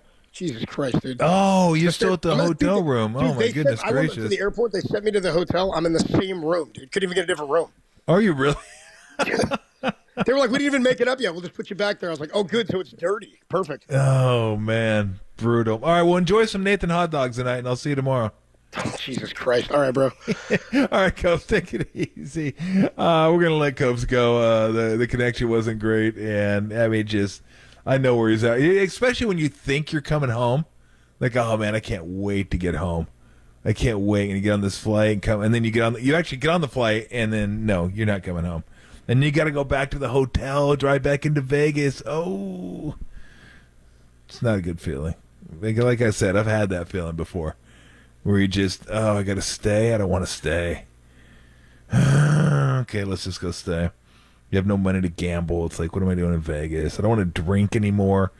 Drinking didn't sound appetizing to me. And so, all right, should we squeeze in a phone call, Tim? Okay, do we have is the board correct? Okay, let's go to Dave in San Jose. Dave, you're on KNBR. What is shaking? Yes, I just wanted to point out that we're talking about the greatest coaches of all time, maybe, perhaps, right? Well, think of this. Bill Walsh, Belichick, Reed, they all did all their Super Bowls with one quarterback that you couldn't call outstanding. I think Reed is the only other coach, by the way, to go to a Super Bowl with two different quarterbacks, Donovan McNabb and now Patrick Mahomes, but Shanahan's done that twice with two different quarterbacks, but none of them were outstanding. But all those other guys I just mentioned, who you talked about, the greatest coaches ever, they all had one guy. Without that guy, who knows? That's why I'm just pointing that out. No, absolutely. I mean, I've said that for a long time now. Appreciate the phone call. That you got to have the horses. I mean, you have to have the horses. Copes brought up Flacco, and look, Flacco was pretty good. I don't know, was he elite? Let's not go there. But Flacco was pretty good. But when you have like Ray Lewis and Suggs, and I mean Jamal Lewis and Ogden, I mean they had some great players on that team. So I mean, can Purdy be Flacco? Why not? Why can't he be that good? Maybe even better. Flacco was pretty good though. Flacco was no bum. I mean, and not saying Dilfer was a bum, but he wasn't Flacco. Like him and Brad Johnson are probably two of the worst quarterbacks to win a Super Bowl. And that'd be fine by me if I was a quarterback. I wouldn't care how good I am or what you thought of me. If I had a Super Bowl ring, I'd be totally good with that. But Flacco was better than him. But I don't see any reason why Purdy can't at least be that. And if he can, you surround him with good players, and he's good. Well, now you have a Super Bowl. Let's go to Fletcher. Erwin M. Fletcher in Sacramento. Fletcher, what's up? Hey, thanks for taking my call. Look, I'm an Eagles fan. If you want to hang up, just go ahead. I couldn't resist basking in your misery after all the nonsense that came out from that side over the last 12 months. I promise I'll be nice, though. I know you guys think we're just the meanest fans ever.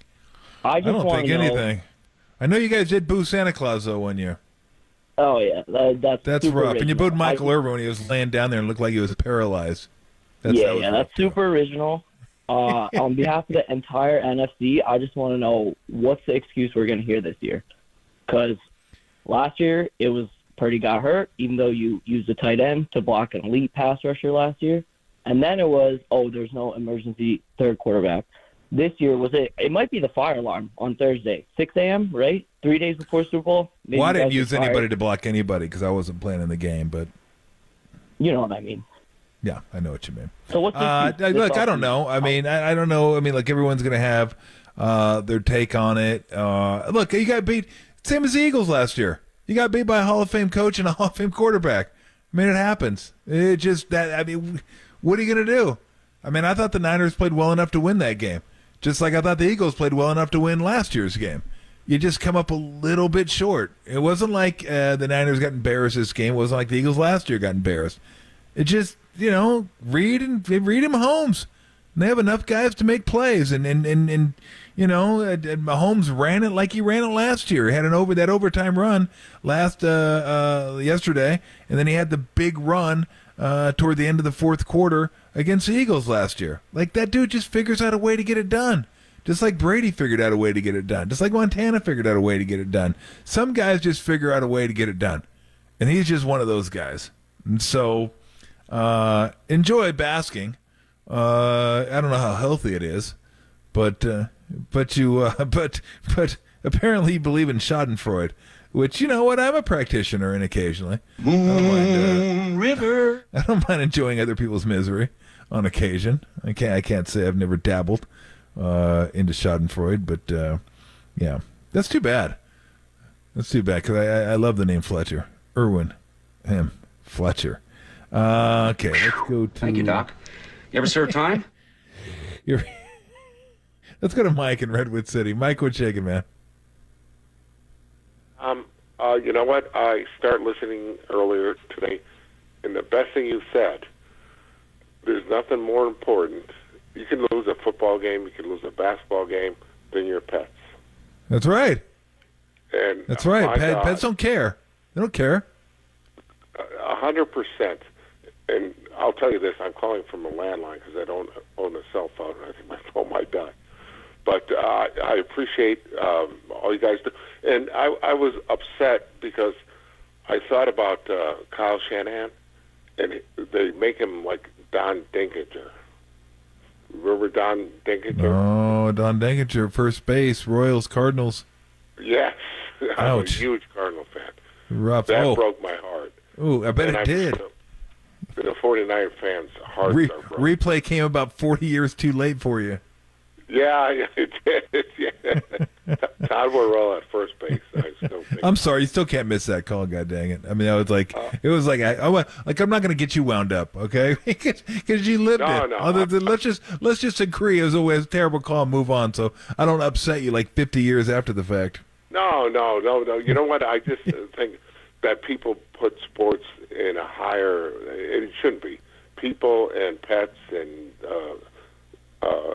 You know what I'm saying? Life. No, I get it. And look, I appreciate the phone call because I'll expound on this just a minute, but thank you for the phone call. Look, I think most people get it.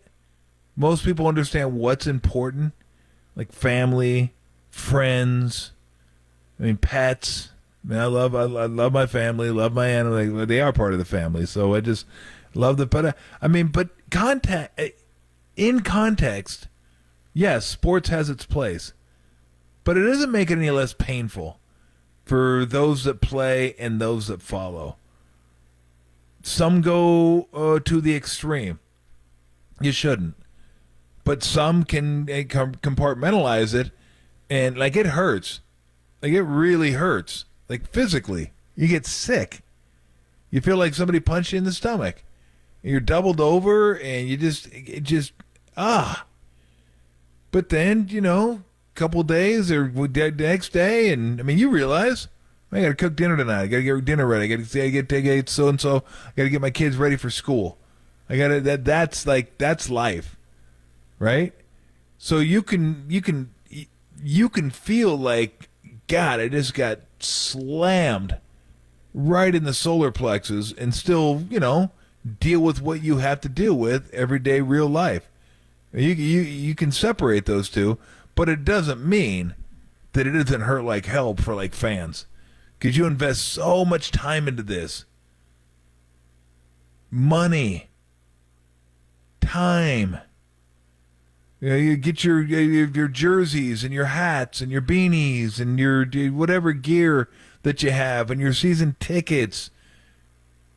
And maybe you listen to the radio and listen to the interviews because you want to hear what they have to say. Maybe they're on a podcast. NBA you want to check that one out. That too. And it hurts. I guarantee you there's a lot of fans out there that are just, can't get the taste out of your mouth. You will. It's fine. It'll fade away at some point. But yeah, it hurts. And then just think what the athletes go through, because this is their livelihood. This is what they do. They shared a locker room with all those guys, their brothers, throughout the entire year. And then you get to this point, and you lose by such a narrow margin. And not to be able to share in the success, the team-wide victory. It's just heartbreaking. I have been there in that locker room. It's brutal. Brutal. Especially when you think you had the best team. When you knew you were going to win. And you didn't. It hurts like hell.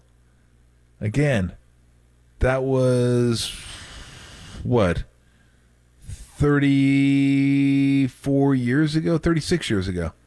And I still remember it. I still remember plays from that game against Oklahoma. It hurts. Still hurts. It'll hurt these guys forever. That's just the way it goes. But you know what? In terms of does it mean more than what you go through on a day-to-day basis? No, it shouldn't. But it can still hurt like hell. And I guarantee you, for a lot of people out there, it hurts like hell. All right, coming up next, Matt Mayoko. We'll get his thoughts on yesterday's game right here on the Sports Leader.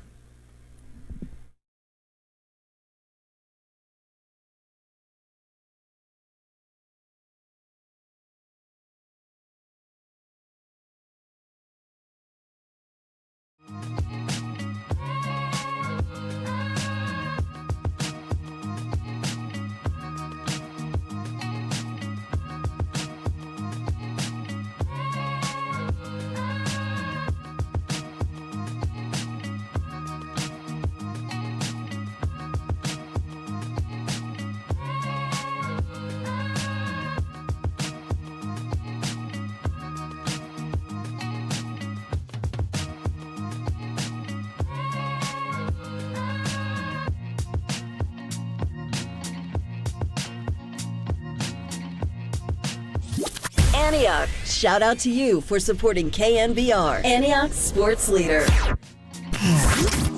Here's what's trending now. Trending now. On KNBR.com. Patrick Mahomes does it to the 49ers again, denying them their 6th Lombardi trophy. That story and more trending right now on KNBR.com, the new KNBR app. Hey everybody, Mr. T here for Xfinity. If you have a house with walls and rooms, that means we have something in common. You know what else we probably have in common? A spot in that house that has bad Wi-Fi. Or maybe not bad Wi-Fi, maybe it is Wi-Fi that's not as good as it is in certain rooms of the house. You don't need everybody congregating in one room because it has the best Wi-Fi. Great coverage. Oh, that room's not quite as good. Don't let it be in the gamer's room either. Yeesh. That is not fun. Watching the gamer come out full of rage. My brain froze. It froze. Call of Duty. Shut up. But you want them taken care of so they're not whining. Somebody could be working. Somebody could be gaming. It doesn't matter because I'm sure somebody's doing something on a device. Telephone. Not telephone. Well, I guess it is your phone. Sounds weird saying telephone, though, doesn't it? You say phone, I know you know what I'm talking about. Telephone, you think of the old rotary dial telephones. Tablet, TV, doesn't matter what it is. Everyone wants to have great Wi-Fi. Well, if you had wall-to-wall Wi-Fi, you'd have that throughout the entire house. Everyone gets blazing fast, reliable Wi-Fi. Why? Because it has great coverage, and that's what you want with wall-to-wall Wi-Fi. So all you got to do is get wall-to-wall Wi-Fi on Xfinity 10G network for a reliable connection throughout the entirety of your home. Go to Xfinity.com, call 1-800-XFINITY, or visit an Xfinity store today. You love sports, you love high def, you love blazing fast, reliable Wi-Fi that has incredible coverage throughout your entire home. You will love Xfinity.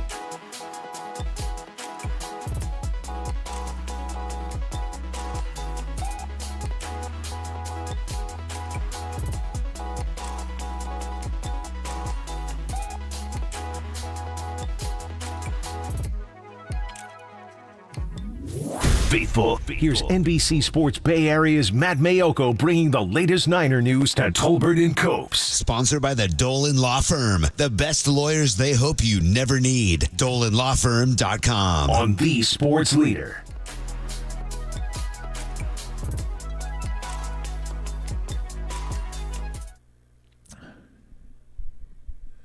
All right, we're now joined by our good friend, NBC Sports Bay Area, Matt Mayoko.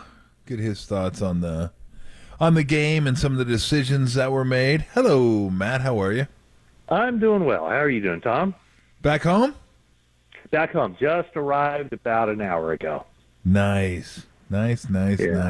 Sure you didn't want to stay another day? No, and I'm sure I did. I was on a noon flight. I had to, when I made the flight, I was like, well, you've got to be there for that 8 a.m. press conference between with the winning coach and the MVP. So maybe that's too soon to reveal that, but didn't have much to do this morning other than grab my belongings and go to the airport where, as you could imagine, it was quite packed. Getting out of town, and I think some people are still there. Yeah, they are. They most certainly are. Yeah, it's funny because I was, you won't find this all that funny, and certainly Copes won't find it all that funny, but I left Saturday, and from the time Jeffrey dropped me off, my brother Jeff dropped me off, till I got to the gate, up the stairs through security, and I had to walk a fair bit to the gate, 9 minutes. It was a ghost town. I've never seen it. That Saturday, deserted. the day before the game, because I knew Monday would be a complete bleep show. Everybody trying to get the hell out of there. Yeah, I went to the airport around. I'm sure people are fascinated by my airport. Oh talk. yeah, absolutely. They love airport talk, Matt. Yeah, no, but I left. I think I went to the airport around 10:30, and my driver said that, peak at 8 a.m. It was just a S show, and that it was slowly kind of dialing back as the day went on. So you would think that Vegas would be accustomed to handling big crowds. And I do think you were there how many days? 3? I was there 3, yes. 3, yeah. So I would think that a Super Bowl will be coming back to Vegas in pretty short order. I would think that is going to be on the rotation now for NFL Super Bowl cities. I would think so. It's perfectly set up to handle an event like that. So just give me your overview of the game, because my overview was the Chiefs won it, the Niners didn't lose it. There are a couple of decisions I could quarrel with, I could debate Kyle with, but for the most part, I don't think the Niners lost the game. I thought the Chiefs won it. I think I'm with you. I think that, after the fact, knowing how it turns out, I think a lot of people are just like, oh, they lost. Now let's backtrack and tell you why they lost. It was this decision. It was that decision. Yeah. It was, it was all the plays that didn't work were the wrong play calls. All the decisions that didn't work were the wrong this and that. But I think when you look at it, the 49ers made some pretty obvious mistakes, and it was the fumble, it was the muck punt, it was blowing a protection late in the game or in overtime on a 3rd and 4. I really had no squabbles with any of the decisions. I thought electing to get the ball out of into overtime was the only decision that Kyle Shanahan could have made, considering the defense was just out there for 10 plays. I think that would have been a really bad call to go on defense first when your defense had just been out there and was absolutely gassed at the end of that drive. Well, then me and you would have been arguing about that. Because I always, because I know what you're saying. They're tired. They had about a minute and a half from the time they kicked off to the time they knelt on the ball, and that's one thing I thought about. If Kyle thought that team was gassed and they might take the ball first or they might give up the ball first, he should have used his last time out and called it with 2 seconds left and taken another knee. is what he should have done, because that gives him another 2 minutes to rest. Mm-hmm. But they had that. They had the time between everybody going out there for the coin toss again. Like, that is not enough for me to give up control of knowing what I need to do. I think that's hugely important, because now you have 4 downs instead of 3 downs. Like, you have 4 downs. If they kick a field goal or a touchdown, you know exactly. 3rd and 10, 4th. I got 2 downs to get 3rd and 10. I don't need to get it here. I can get 5 yards and go for it on 4th because I have to go for it. So I would argue with you on that one, and I would argue with you on that one too. I'll we can respectfully disagree. We can disagree. I didn't like Kyle's logic, Matt. Like, I didn't like that he said. Actually, I didn't like his third logic possession. either. I wanted to be able to have it and end it. I'm like, well, we got to get through the first 2 possessions before we get to the 3rd possession. Yeah. Here's what I wrote a little analysis piece on that at NBC Sports Bay Area. And I thought the decision was the right decision, but for the wrong reasons. Okay. You know, I really thought, my feeling was that the defense needed every second of rest that they could get, and it was just asking too much to have a 10-play drive and then go right back out there for the, you know, just I felt that they would have benefited and they could benefit more from that. But his logic, and he didn't even mention that. To me, the answer he gave was it was predetermined. You know, the analytics department, they talked about it, and there's that 3rd possession, and I don't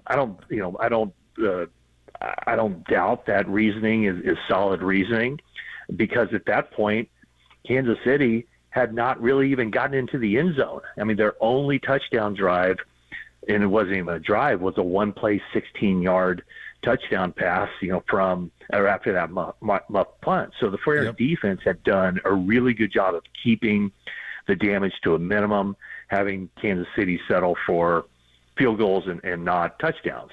So, you know, to me, that the decision to kick the field goal on 4th and 4 was the right decision. And but the decision before to go ahead and take the ball, I felt was right.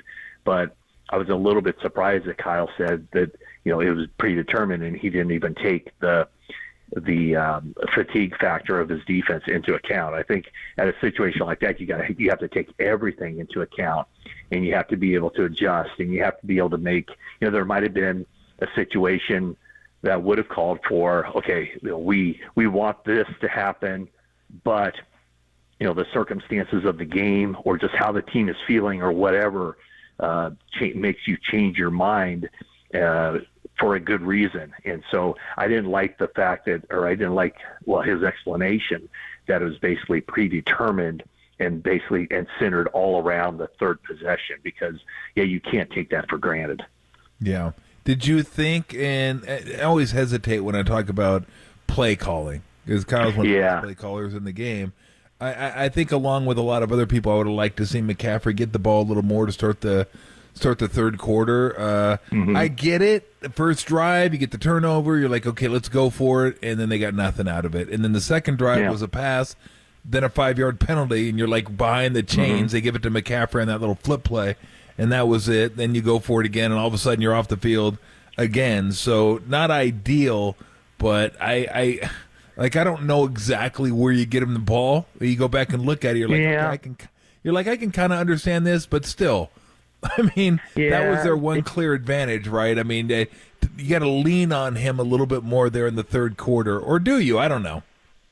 I don't know. It's not like the run game was doing much. You know, they were certainly loading the blocks on those early downs. They were making it difficult, you know, to run the ball, and let's face it, they didn't have much consistency at all running the football. And I'm sure the idea was, you know, to catch them in those run-heavy looks, make some plays, you know, move the chains through the passing game, and soften up that defense a little bit for the run.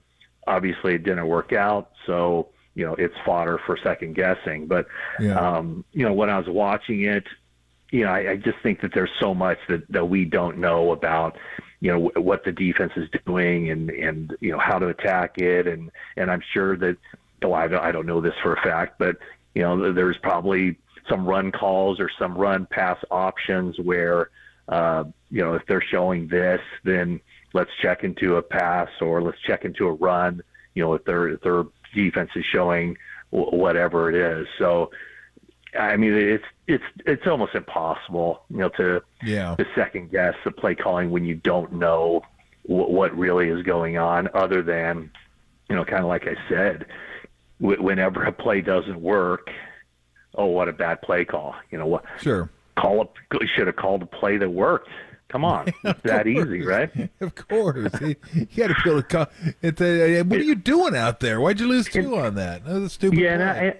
And I did look at it, Tommy. Like, if you look at their running plays with McCaffrey, I mean, it was fewer than 50%, like well fewer than 50% of their run plays were what I'd call a successful run. The vast majority of their run plays were for 3 yards or less, and some of them were for, negative yardage. And so, if you just look at it like, did they have much success running the ball? They really didn't. And it's tough to get the ground game going, if you aren't making some plays in the passing game too, to move the chains. I mean, one of the big plays of the game was the 2nd and 4 when McCaffrey got stuffed in overtime, when it looked like they'd kind of softened up that defense and they were able to string some yards together. And then, if you look at it, passing wise, roughly they were about double as far as average yards per play. Passing was about double what the average yards per run was. So it wasn't like that they were tearing it up. I think, wasn't McCaffrey around 3.5, 3.6 yards a carry. So I think it was 3.6. I think it was close. Yeah. It was close to 4 for a lot of the game. But to your point, some of them were 5, some were 3, some were 7, some were 2, and I agree. Did you ask him at all, or did he talk about the end of the first half? I know he likes to be fairly conservative when it comes to the end of the first half. Green Bay, we talked about that. But I just thought he could have called a timeout when there was like 58, 59 seconds left, and he let Kansas City run that thing all the way down. I think at that point I think they still could have gotten a first down, right? Those weren't. No, they could have, but I mean, you can't wait till they get a first down. Either you can use them there, you're going to end up taking them into halftime with you. Right, but I'm saying is that if the clock becomes an issue, let me just kind of look in back. What you're saying is you don't want to help them out. Yes, right, okay. And so you don't want to get into a position where they're running the clock down, but yet you bail them out because they get a first down now and give them more opportunities. Yeah. They're you got to figure they're yeah. So and they end up getting the field goal there. So it actually worked to the 49ers' advantage, I think, in that situation to give Kansas City fewer opportunities to make to score a touchdown. And not and they ended up settling for the field goal. So I don't think I had an issue with that, just because of the number of plays that it would have allowed Kansas City, the number of plays additionally that it would have allowed Kansas City to run. No, I get that. I mean, you know me, Matt. I'm Mr. Vegas. I like to be aggressive. Roll the dice. Let's see if we can get the ball back and see what we can do. I totally understand why Shanahan wouldn't want to do it. And he's a little bit conservative, I think, by nature when it comes to the end of the first half. I don't know what metrics they have that kind of inform them, but they claim, and I think he said this to you, right? I mean, he claimed that they have these metrics that basically prove that over the history of football, and since someone told me that New England, that Bill Belichick uses that same general philosophy, but in what he said to you several months ago was that their metrics show that the biggest indicator of wins and losses is turnover differential, and the second one is basically how the end of the first half and the basically if you control the ball, at the end of the first half, whether it's I think he even said even you don't even have to score as long as you're controlling the ball at the end of the first half. And I don't know if that's contingent on getting the ball at the beginning of the second half as well. But I still haven't seen those analytics, and I did talk to one of the 49ers analytics guy, and I said, hey, is that really true? And the answer was, it's a little bit more nuanced than that, but yes. Huh. Interesting. So yeah, I'd be curious to find out exactly what it was. Talking to Matt Mayoko, nice enough to join us after being in Vegas all week covering the Super Bowl. And just one other point, Tom. One other point on that. Uh-huh. The 49ers have some very smart analytics people. Prague Marate, Brian Hampton. Yeah. And so, it's there's certain things like clock management. When to call timeouts. I mean, those things are broken down, and so it's not like Kyle Shanahan is on the sideline just making this stuff up as he goes. I mean, he does have a voice in his ear with the chart with a person upstairs with the chart in front of him, advising him, okay, this is where it stacks up. So it's not like, people always say, oh my God, Kyle Shanahan, he froze, he mismanaged the end of the first half and this and that. Well, it's not freezing. It's not mismanaging from his standpoint. I mean, we can argue whether it's the right call, but that's the way they do it, and they've done it every game that basically he's been. Actually, certainly every game since 2019 when they first really started using that. But it's very planned out and it's very strategic, and so it's not like, oh wow, he got surprised by this, or they did it this way, they did it wrong. I mean, they're doing it the way they want to do it. Now we can argue whether it's the right thing to do, but they're doing it the way they want to. Yeah, it's funny when we talk about analytics people, we always say they got a bunch of smart analytics people. There's got to be stupid analytics people out there somewhere. Just by definition, not everybody can be a smart analytics person. Right. I mean, I got to believe that if I decided for a career change, I would probably fall in that category. Let me ask you this, because my buddy brought this up, and I'm curious your thoughts on it. Because there have been some times where I've questioned. I don't know if you've questioned some of the game management of Shanahan and just how they handled the clock and timeouts and stuff like that. And he asked me, he goes, do you think game managing and trying to make sure you got your timeouts in order, and I know people help, I wonder how much help he has, because he was saying, is it too much to expect a guy can call all the plays and then manage the game like that as well, try to keep all that stuff in your head? And I'm wondering, I don't know if he's ever talked about that, is it overwhelming? Is it too much? I have no idea what kind of help he gets. Maybe you can speak to that, but is that a lot for a coach in today's game where there's just so much going on? There's challenges, there's timeouts, there's game management, there's all that, and then you got to call, and you're also calling the plays, you're the play caller too. So I'm just wondering if that isn't too much, or he's gotten to Super Bowls, so obviously he can do it. But there have been some management things that I can't go back and put my finger on right now. But I'm just wondering, do you think that's a lot? I think it is, but I don't think it's anything that would, I think it is. There's a lot of challenging stuff. I mean, just you and I watching the game, either in the press box or from our couches, there's only 40 seconds between plays. I mean, these decisions have to be made in a split second.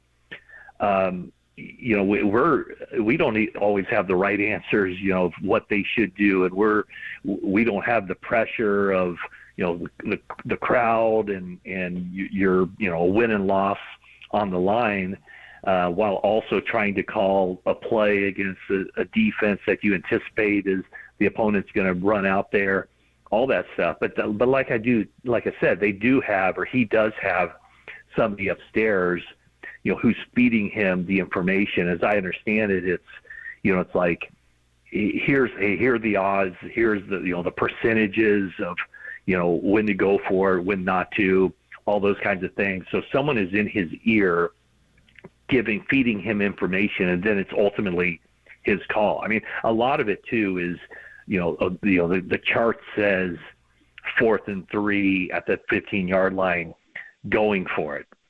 And maybe Shanahan will think, okay, I have a really good feel for how they're playing this, and I have a great call, or a call that I'm confident will work under the defense against the defense I expect them to.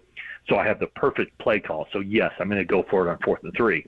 And then, in overtime, it's 4th and 4, and it's a tie game. And, maybe he didn't have the good feel for, what the play, how the Chiefs would stack up. And you have a backup right guard who, probably just blew a protection assignment. So probably a lot less confident of going for it after watching the third down play. So all that stuff goes into, is taken into account when making those kinds of decisions. Yeah, that third down killed me. Because, I know you blew the assignment, but, geez, it's Chris Jones. I mean, how about somebody getting a hand on that dude? Of all the dudes that are out there, let's make sure we get Chris Jones a hand on him. But let me ask you this. I know you got to go, and we appreciate you joining us today after travel. What practical effect did having Dre Greenlaw miss the majority of the game, which is the freakiest injury I might have ever seen? Coming on the field, blow out your Achilles. It's like, what just happened? It's just the craziest thing I've ever seen. It was surreal. What effect did that have on them later in the game in terms of, I don't know, covering Kelsey, or maybe even some of the Mahomes runs that got them some nice yardage? We'll never know, but he's one of the best linebackers in the game. And I'm just wondering, did that have any effects that Kyle talked about at all? No, I don't think he talked about it. I'm sure, the 49ers, they won't want to make any excuses for this. Sure. But, I think it had a dramatic, game-changing kind of effect because, and, I'm not going to make a direct correlation here, but in the first half, Travis Kelce caught one pass and had 1 yard.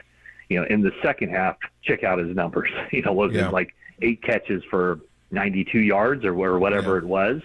And then you're also talking about, the backup linebacker who probably didn't get a deep enough drop on the Marquez Valdez-Scantling touchdown. Yeah. You're talking about a missing element of speed, just roaming the middle of the field.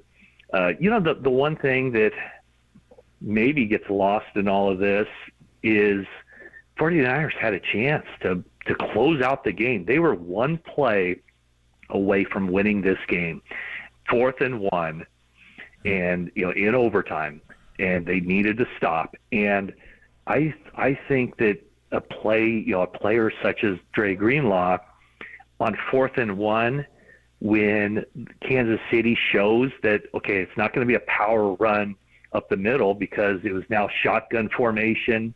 You knew that Mahomes was going to try to make something happen. And I would, with a healthy Dre Greenlaw, fast Dre Greenlaw, manning that side of the field, maybe he steps up and makes that play to stop Mahomes. And then, basically, it would have won the game right there.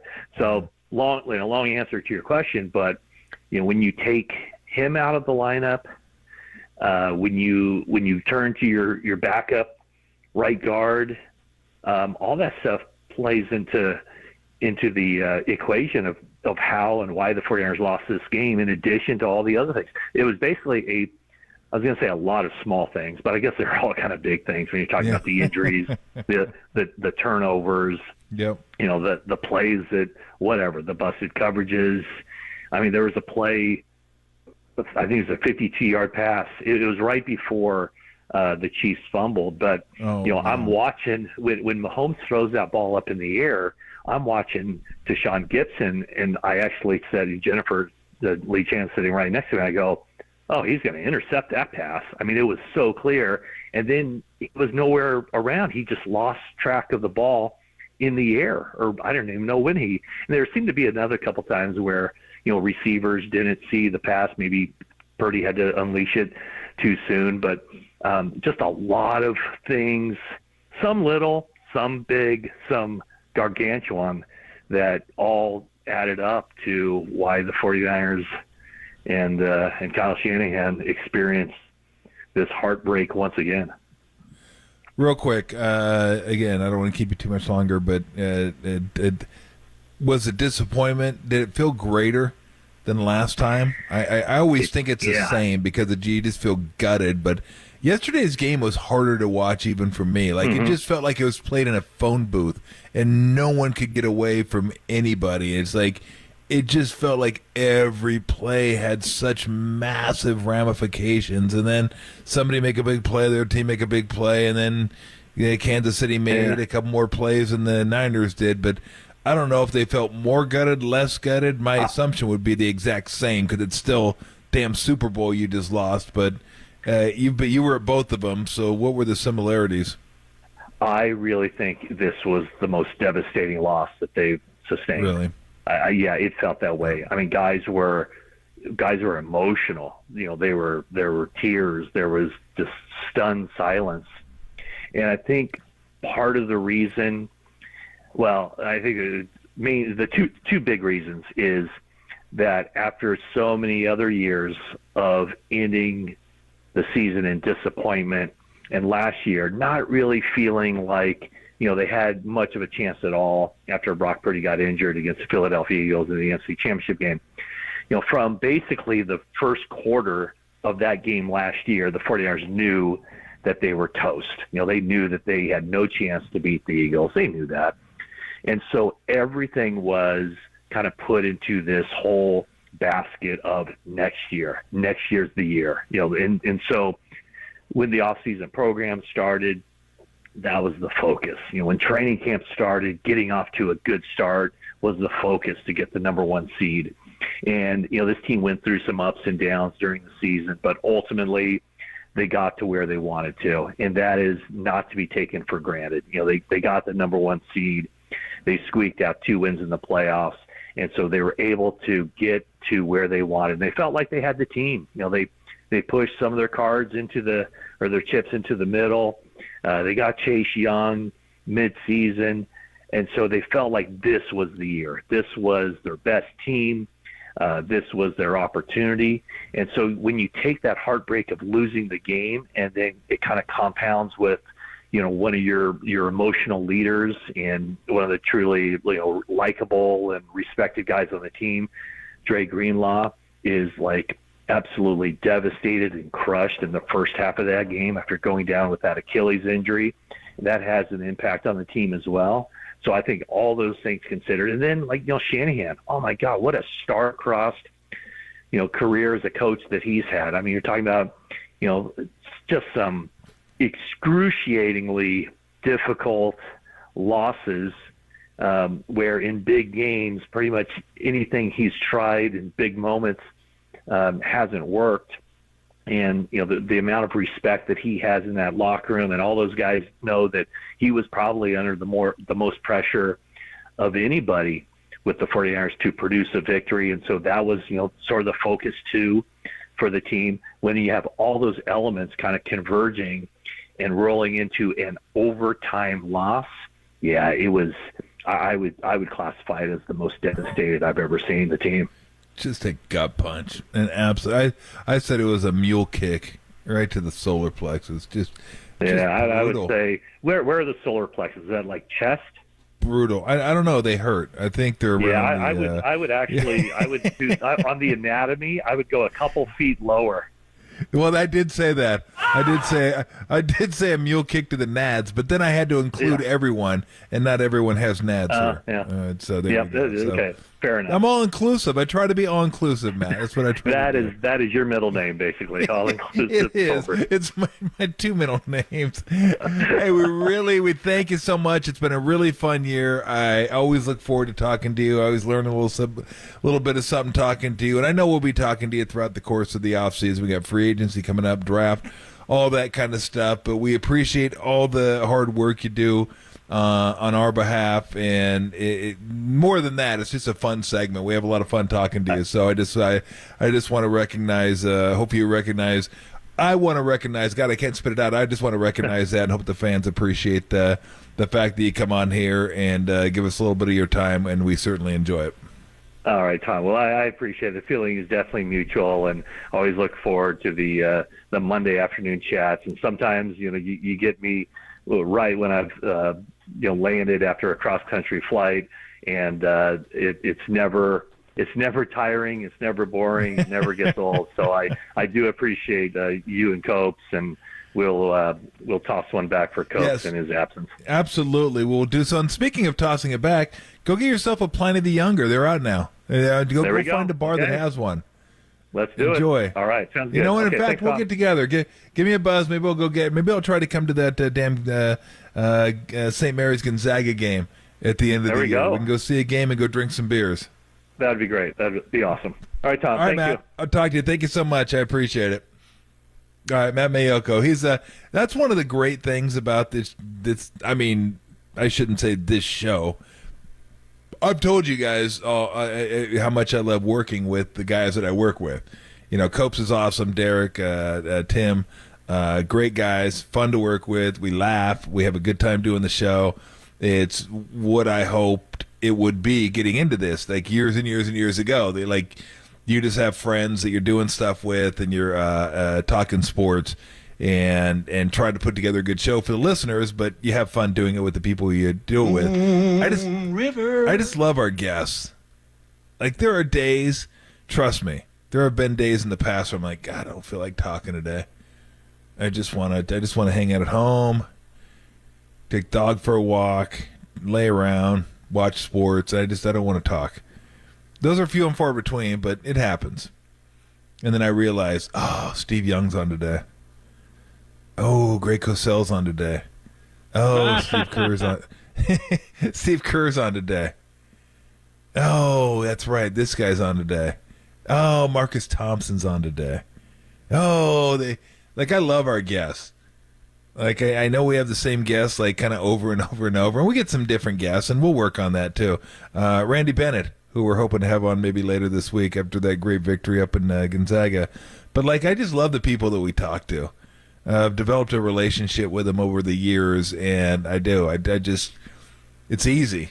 It's just so easy talking to Brent and talking to Matt. And who'd you say? Oh, he said time to go. I don't remember time to go. I forgot that we need to talk to. It's just been hard this year. Is Drew Amenda, one of my all-time favorites, but not a lot's going great over in Sharky Land. Yeah, struggling is the right word. It's like I kept waiting for them to bounce, get a nice bounce, and then we'll. Because I want to have Drew on, but it's hard because Drew's calling the game for the teams, and you can't help but talk about the team when you have him on, and I don't want to talk about the team right now. I have no. And I know he doesn't want to, so I know that people that like Sharks hockey, that's probably hey, bullcrap, Tom. Get him on anyway. Rip him. Get on him. Nah, probably not going to happen. All right, coming out, we'll continue. Do we have a sound story or anything, or what do we got going on? Just more calls. God, when Copes isn't here, I just get crap. I don't get any good sound elements. They're just suck it up. We'll get to the sound elements at some point later in the week. So, hey, get some more thoughts. Maybe I'll hit the Warriors. They got the Jazz tonight. So we'll take some phone calls, though, if you want to chime in. We got about a half an hour left. And maybe I'll touch on the Warriors just for a second or two. And then guess what's coming up? Giants baseball. Coming up. Giants. Hang in there. On the Sports Leader.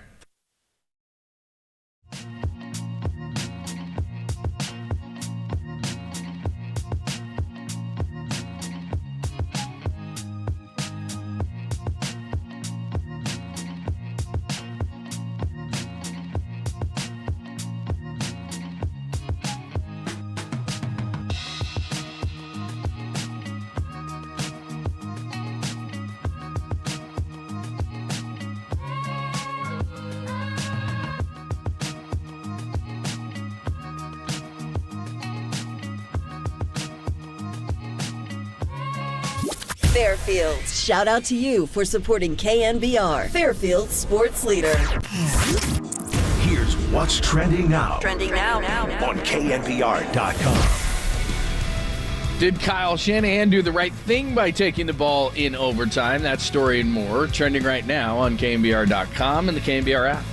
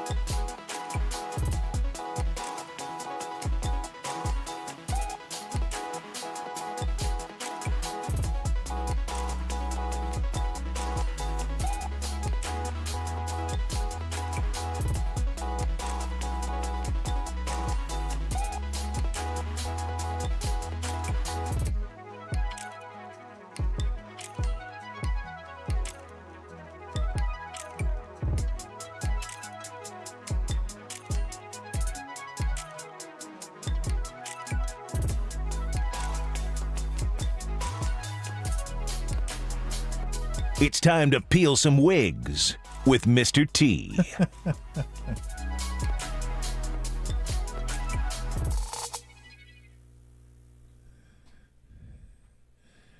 All right, we continue on. We're going to get to your phone calls. If you're on hold, hang in there. Thanks for waiting.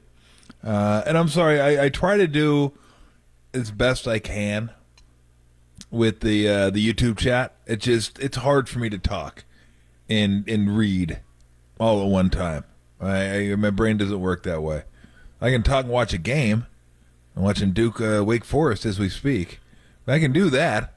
That's easy. But to try to go through the comments and read them, and it just doesn't sink in. And so, but I do appreciate you guys. I do appreciate the callers. Appreciate the YouTube people on the chat that are commenting. This guy H. Bell says Tom loves everybody, but callers, texters, and YouTube commenters. No. I do. I love you guys. Love you listening. I mean, I don't like you. I don't love you at all. And if you left, that'd be fine with me. But everybody else is cool with me. Like, totally cool. Love them all, except you. So that's totally like, you guys keep coming with the comments. Copes is better with that. Copes can actually function. He can actually talk and read this thing. I can't. I got to wait till a break before I can. Before I can Derek. Read. So thank you. Derek can do it. It doesn't help me, but yes, he can. All right, coming up, we'll take some phone calls. If you're on hold, hang in there. If not, jump on in. And look, if I don't get to you, Kerry Crowley will. And Kerry Crowley's going to have a whole different way of looking at things up until 9 o'clock. So I'm sure he'll be doing the same exact thing I'm doing. Harry, who doesn't like Europe? I do. I got to get back. He'll take your phone calls up till 9 o'clock. I'm sure it'll be very similar to this show, just all Niners all the time. And then we'll start. Tomorrow will be a lot of Niners, too, because Copes will get to unload his takes and his thoughts on the game. So we'll get to those. And then 2 days is about all I can do postmortems for. It's just after that, it's like, okay, the body's still dead. Is it getting up? No, it's not getting up. And the formaldehyde smell is starting to get to me. So it's like, okay, let's move on and get to a different corpse called Giants baseball. I'm just kidding. The season hadn't even started. That was just a joke. And it wasn't even all that funny. Although it might have been funny. You might have found it funny. Maybe you didn't. I don't know. I find it best, like when I'm talking Angels baseball, to make jokes, like dead jokes, because that's kind of what they are to me. But I still follow them, and I still like to see them do well. But if I set the bar super low, like Subterranean, I don't know. It just makes me feel better when they suck, because I'm like, yeah, I called that. I knew they were going to suck. And obviously Warriors and all that, so we'll get into that. All right, coming up, I don't know what I just said, but we'll take your phone calls next here in the Sports Leader. Hey, everybody, Mr. T here for Xfinity. If you have a house with walls and rooms, that means we have something in common. You know what else we probably have in common? A spot in that house that has bad Wi-Fi. Or maybe not bad Wi-Fi, maybe it is Wi-Fi that's not as good as it is in certain rooms of the house. You don't need everybody congregating in one room because it has the best Wi-Fi. Great coverage. Oh, that room's not quite as good. Don't let it be in the gamer's room either. But you want them taken care of so they're not whining. Somebody could be working. Somebody could be gaming. It doesn't matter because I'm sure somebody's doing something on a device, telephone, tablet, TV. Doesn't matter what it is. Everyone wants to have great Wi-Fi. Well, if you had wall-to-wall Wi-Fi, you'd have that throughout the entire house. Everyone gets blazing fast, reliable Wi-Fi. Why? Because it has great coverage, and that's what you want with wall-to-wall Wi-Fi. So all you got to do is get wall-to-wall Wi-Fi on Xfinity 10G network for a reliable connection throughout the entirety of your home. Go to Xfinity.com, call 1-800-XFINITY, or visit an Xfinity store today. You love sports, you love high def, you love blazing fast, reliable Wi-Fi that has incredible coverage throughout your entire home. You will love Xfinity.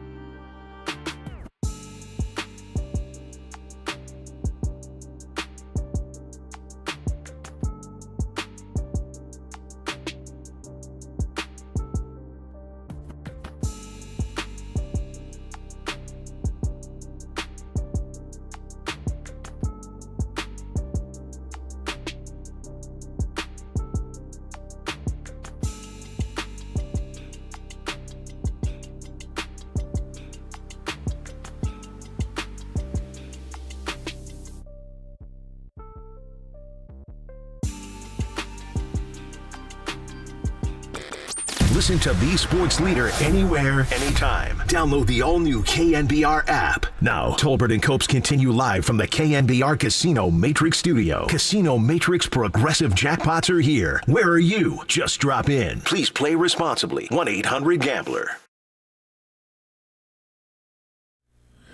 All right, let's go ahead and let it rip here. We got about 20 minutes. So let's see how many phone calls we could fit in. I'll try to squeeze in a few people that comment if you want to on the game. Let's go to Jake in the city. Jake, you're on KNBR. What's shaking? Hey, Tommy. Did you happen to catch the You Were Looking Live Brent Musburger special before the game? Yes, I did. That was great. How great is Brent? National treasure. Oh, man, he's the best. He's the best. I would love to have a day of just stories with him. It was great. Oh, God. Those would be incredible. And I forgot that the Greek punched him in the bar. Yep. No, he is fantastic. I mean, you think about it. We talked to him last week, and he talked about, being out poolside when Namath gave the predictions. Like, this guy has been around since that's so long ago. He has two tickets to the first Super Bowl that Roselle gave him. Oh, yes. I mean, it's just incredible. But the game, when I watched it and Greenlaw went down, it just reminded me of watching the 2013 NFC Championship game when Bowman went down. Because I'm thinking, I am fascinated to see what the 49ers, how they're going to keep this going forward. Because, I mean, I'd love to see Greenlaw come back, but, man, with his speed, there's no way that injury's not going to affect him. And I'm wondering, do you think they're going to make moves this offseason like they did with Buckner? Because I'm going to look at the Chiefs, what they did with Hill and all these players they got now. I mean, are guys like Kittle and Debo with their contracts and getting up there, like, age and production-wise, I'm wondering, do you think the Niners make the move sooner than later to try to extend this out further? Boy, that's a great question, Jake. Appreciate the phone call. God, I don't know who they would think about. Like, Kittle's kind of a heart and soul of the team, but so is Debo. He's one of those guys. I don't know. I don't. Armstead, maybe. Just because they love drafting up in their defensive linemen, and Kinlaw hasn't worked out. Like, that was trade Buckner, get Kinlaw in, and you save a lot of money, and that's great. Look, they've gone back to another Super Bowl, so that's fine. It worked out, but it doesn't always work out in terms of, okay, we can get rid of this guy, get a younger guy, replace him, and everything will be good talent-wise. He's not anywhere near Buckner. Buckner's a stud, and Kinlaw just hasn't been able to stay healthy. They'll probably draft another defensive lineman because that's what they do. But that's a great question, but I don't know. I think they're under contract next year. I think the guys you have to keep, like you have to keep Ayuk. You have to keep McCaffrey. I still think you keep Kittle, Warner, Bosa. Like, those are the guys, and Hufanga, but Hufanga's going to be there for a while. I mean, you're going to be pretty, and who knows what happens with Trent Williams, right? Does Trent Williams decide, I've had enough? Does he say, sign me up for one more year? Not a great game. It is going to play multiple years. Okay, so he didn't have a great game yesterday. He got beat on a few plays, false start, holding. Like, he was not great yesterday. So he'll be around, but they need to, for my money, if they draft like 2 of the first 3 or 3 of the first 4 on the offensive line, cool. Because they need to show up the offensive line. Because the offensive line outside Trent Williams wasn't great. Brock Purdy faced quite a bit of pressure down the home stretch. If they keep him clean, this offense should average 30-plus points a game. Easy. Let's go to Lou in San Mateo. Lou, what is shaking? Hey, what's going on, Tom? Long-time listener. I've Thank you, seen Lou. you in college and everything. I But, appreciate that. I just wanted to say, what's that? Yeah, no, I appreciate that. Oh, you're welcome. But, hey, I just wanted to say, with the Super Bowl being such an important game, biggest game of the year, I really feel like it was like we got shortchanged with that practice field. I think that may have had something to do with Greenlaw's injury, maybe Debo's hamstring. Like, I just think that it wasn't fair. And I know, and I'm pretty sure that Andy Reid would have been complaining about it. I don't know. I just no, don't he think would have that's been. fair. Hey, I appreciate the that's phone what call. Yeah, we were trying to rip through these as quick as possible, but no, I agree with you. There's no doubt that Reid would have been complaining about it because that's what you do. You stick up for your team. I can't even begin to draw a parallel between that and Greenlaw's injury or Debo's hamstring. I have no idea how much that affected it. It happened, but I'm not a turf specialist. You would have liked to have seen it handled better. You would have liked to have seen them have as a field as good as the one the Chiefs were able to practice on. Of course you would have. There's no doubt. But I don't know how much that affect. I don't know. I can't even begin to tell you how much that affected them. Maybe it did. Maybe it didn't. But I can't give you an idea of like 50% chance that it did. 15 anyway. So let's go to Mark Petaluma. Mark, what's shaking, man? Oh, hey, Mr. T. Thank you for taking my call. No worries. So I have a couple things. One important thing about the coin toss dilemma, but before that, I want to say that I think that, the coach doesn't play the game. The Muff fumble, the McCaffrey fumble, he doesn't have any control over that. However, the thing different between him and, say, Bill Walsh, Andy Reid, Bill Belichick, is when things weren't working in the offense, why didn't Jennings was on fire. Obviously, Debo is still hurt. Kittle, I think, is hurt, which is why they used him in blocking. And he only 2 passes. He caught 2 passes the whole game. I think they should have challenged the secondary. I know their secondary is great, Kansas City, but you open it up a little bit. McCaffrey was stuffed a lot. I mean, if you can't throw downfield, it's probably not going to turn out well anyway. What do you think about that? It's so funny because some people think he didn't throw enough. Some people think he didn't run enough. It's one of those things. And know this, that Reid was probably facing those same kind of criticisms before he won a championship. And if that's the only thing you need to get to that level of Reid, Belichick, Walsh, then I think he's in pretty good company right below those ones. But I don't know. It's so hard for me to like what play call should have been made. How do you, like Steve? We'll talk to Steve about that on Wednesday. Like he understands stacking plays and how play calling works and how it should flow and all that. Like that, I mean, I kind of get it, but I'm not enough to say, oh, he should have done this, should have done that, should have done that. So what'd you want to say about the coin toss? Oh, he's gone. Where do you want to go? Okay, Danny in Pleasanton, home of the fair. Danny, what's up? Hey, Tom, how you doing?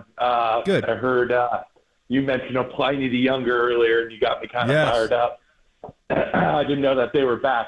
Yeah, they're back. You got to look for your local bar. They've been releasing it probably for about a week or so. So maybe if it comes near your area, go grab some. Very tasty stuff. Oh, right on. Okay.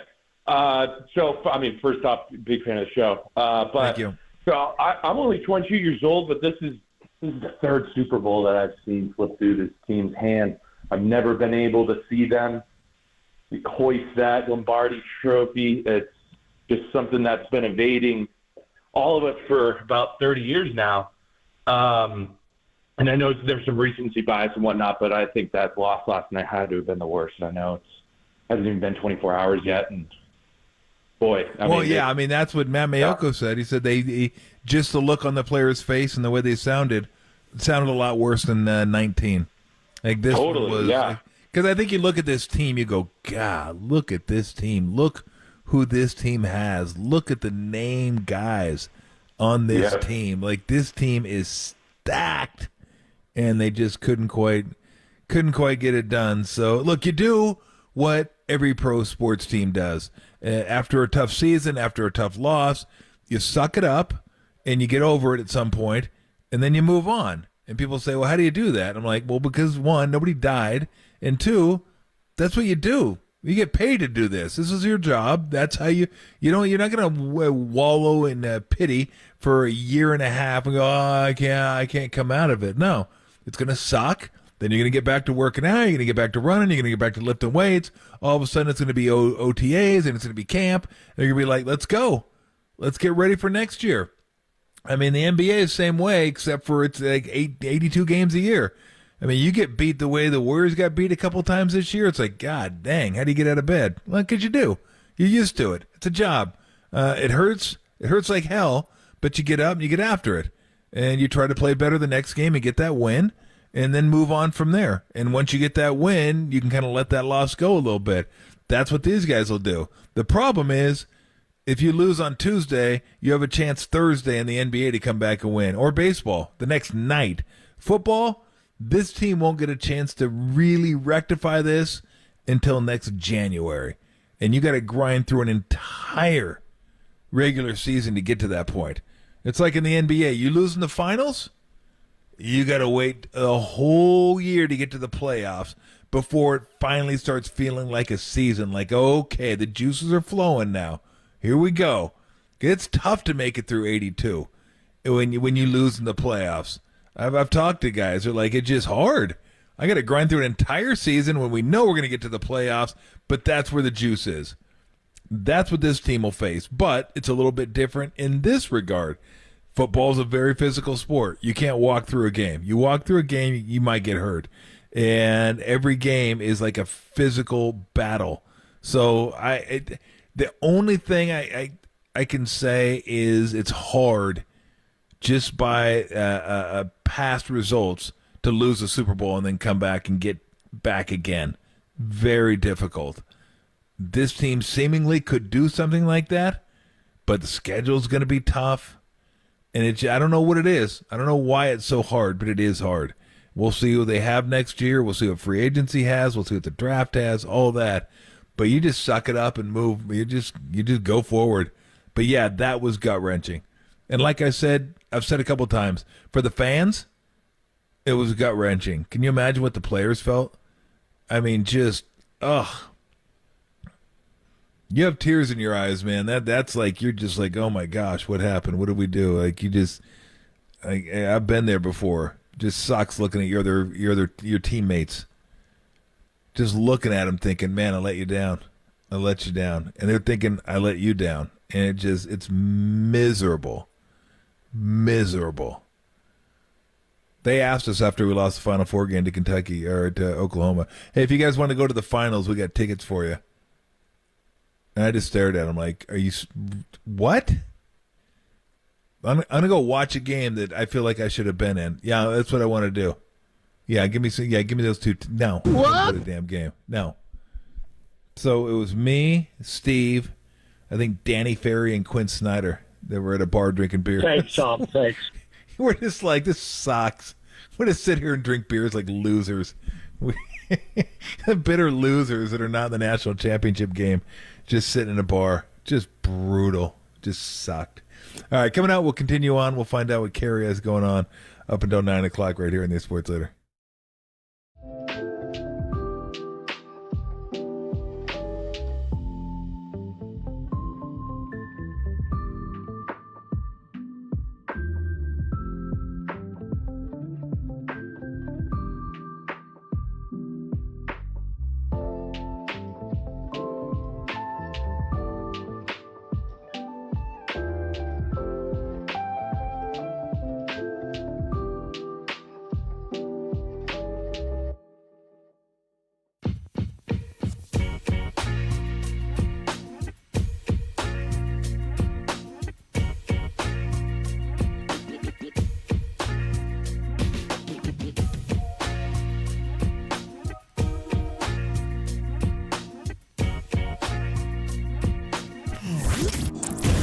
What's trending now? Trending now. On KNBR.com. Every which way you can talk about the Niners losing the Super Bowl last night in Las Vegas. That's trending right now on KNBR.com and the new KNBR app.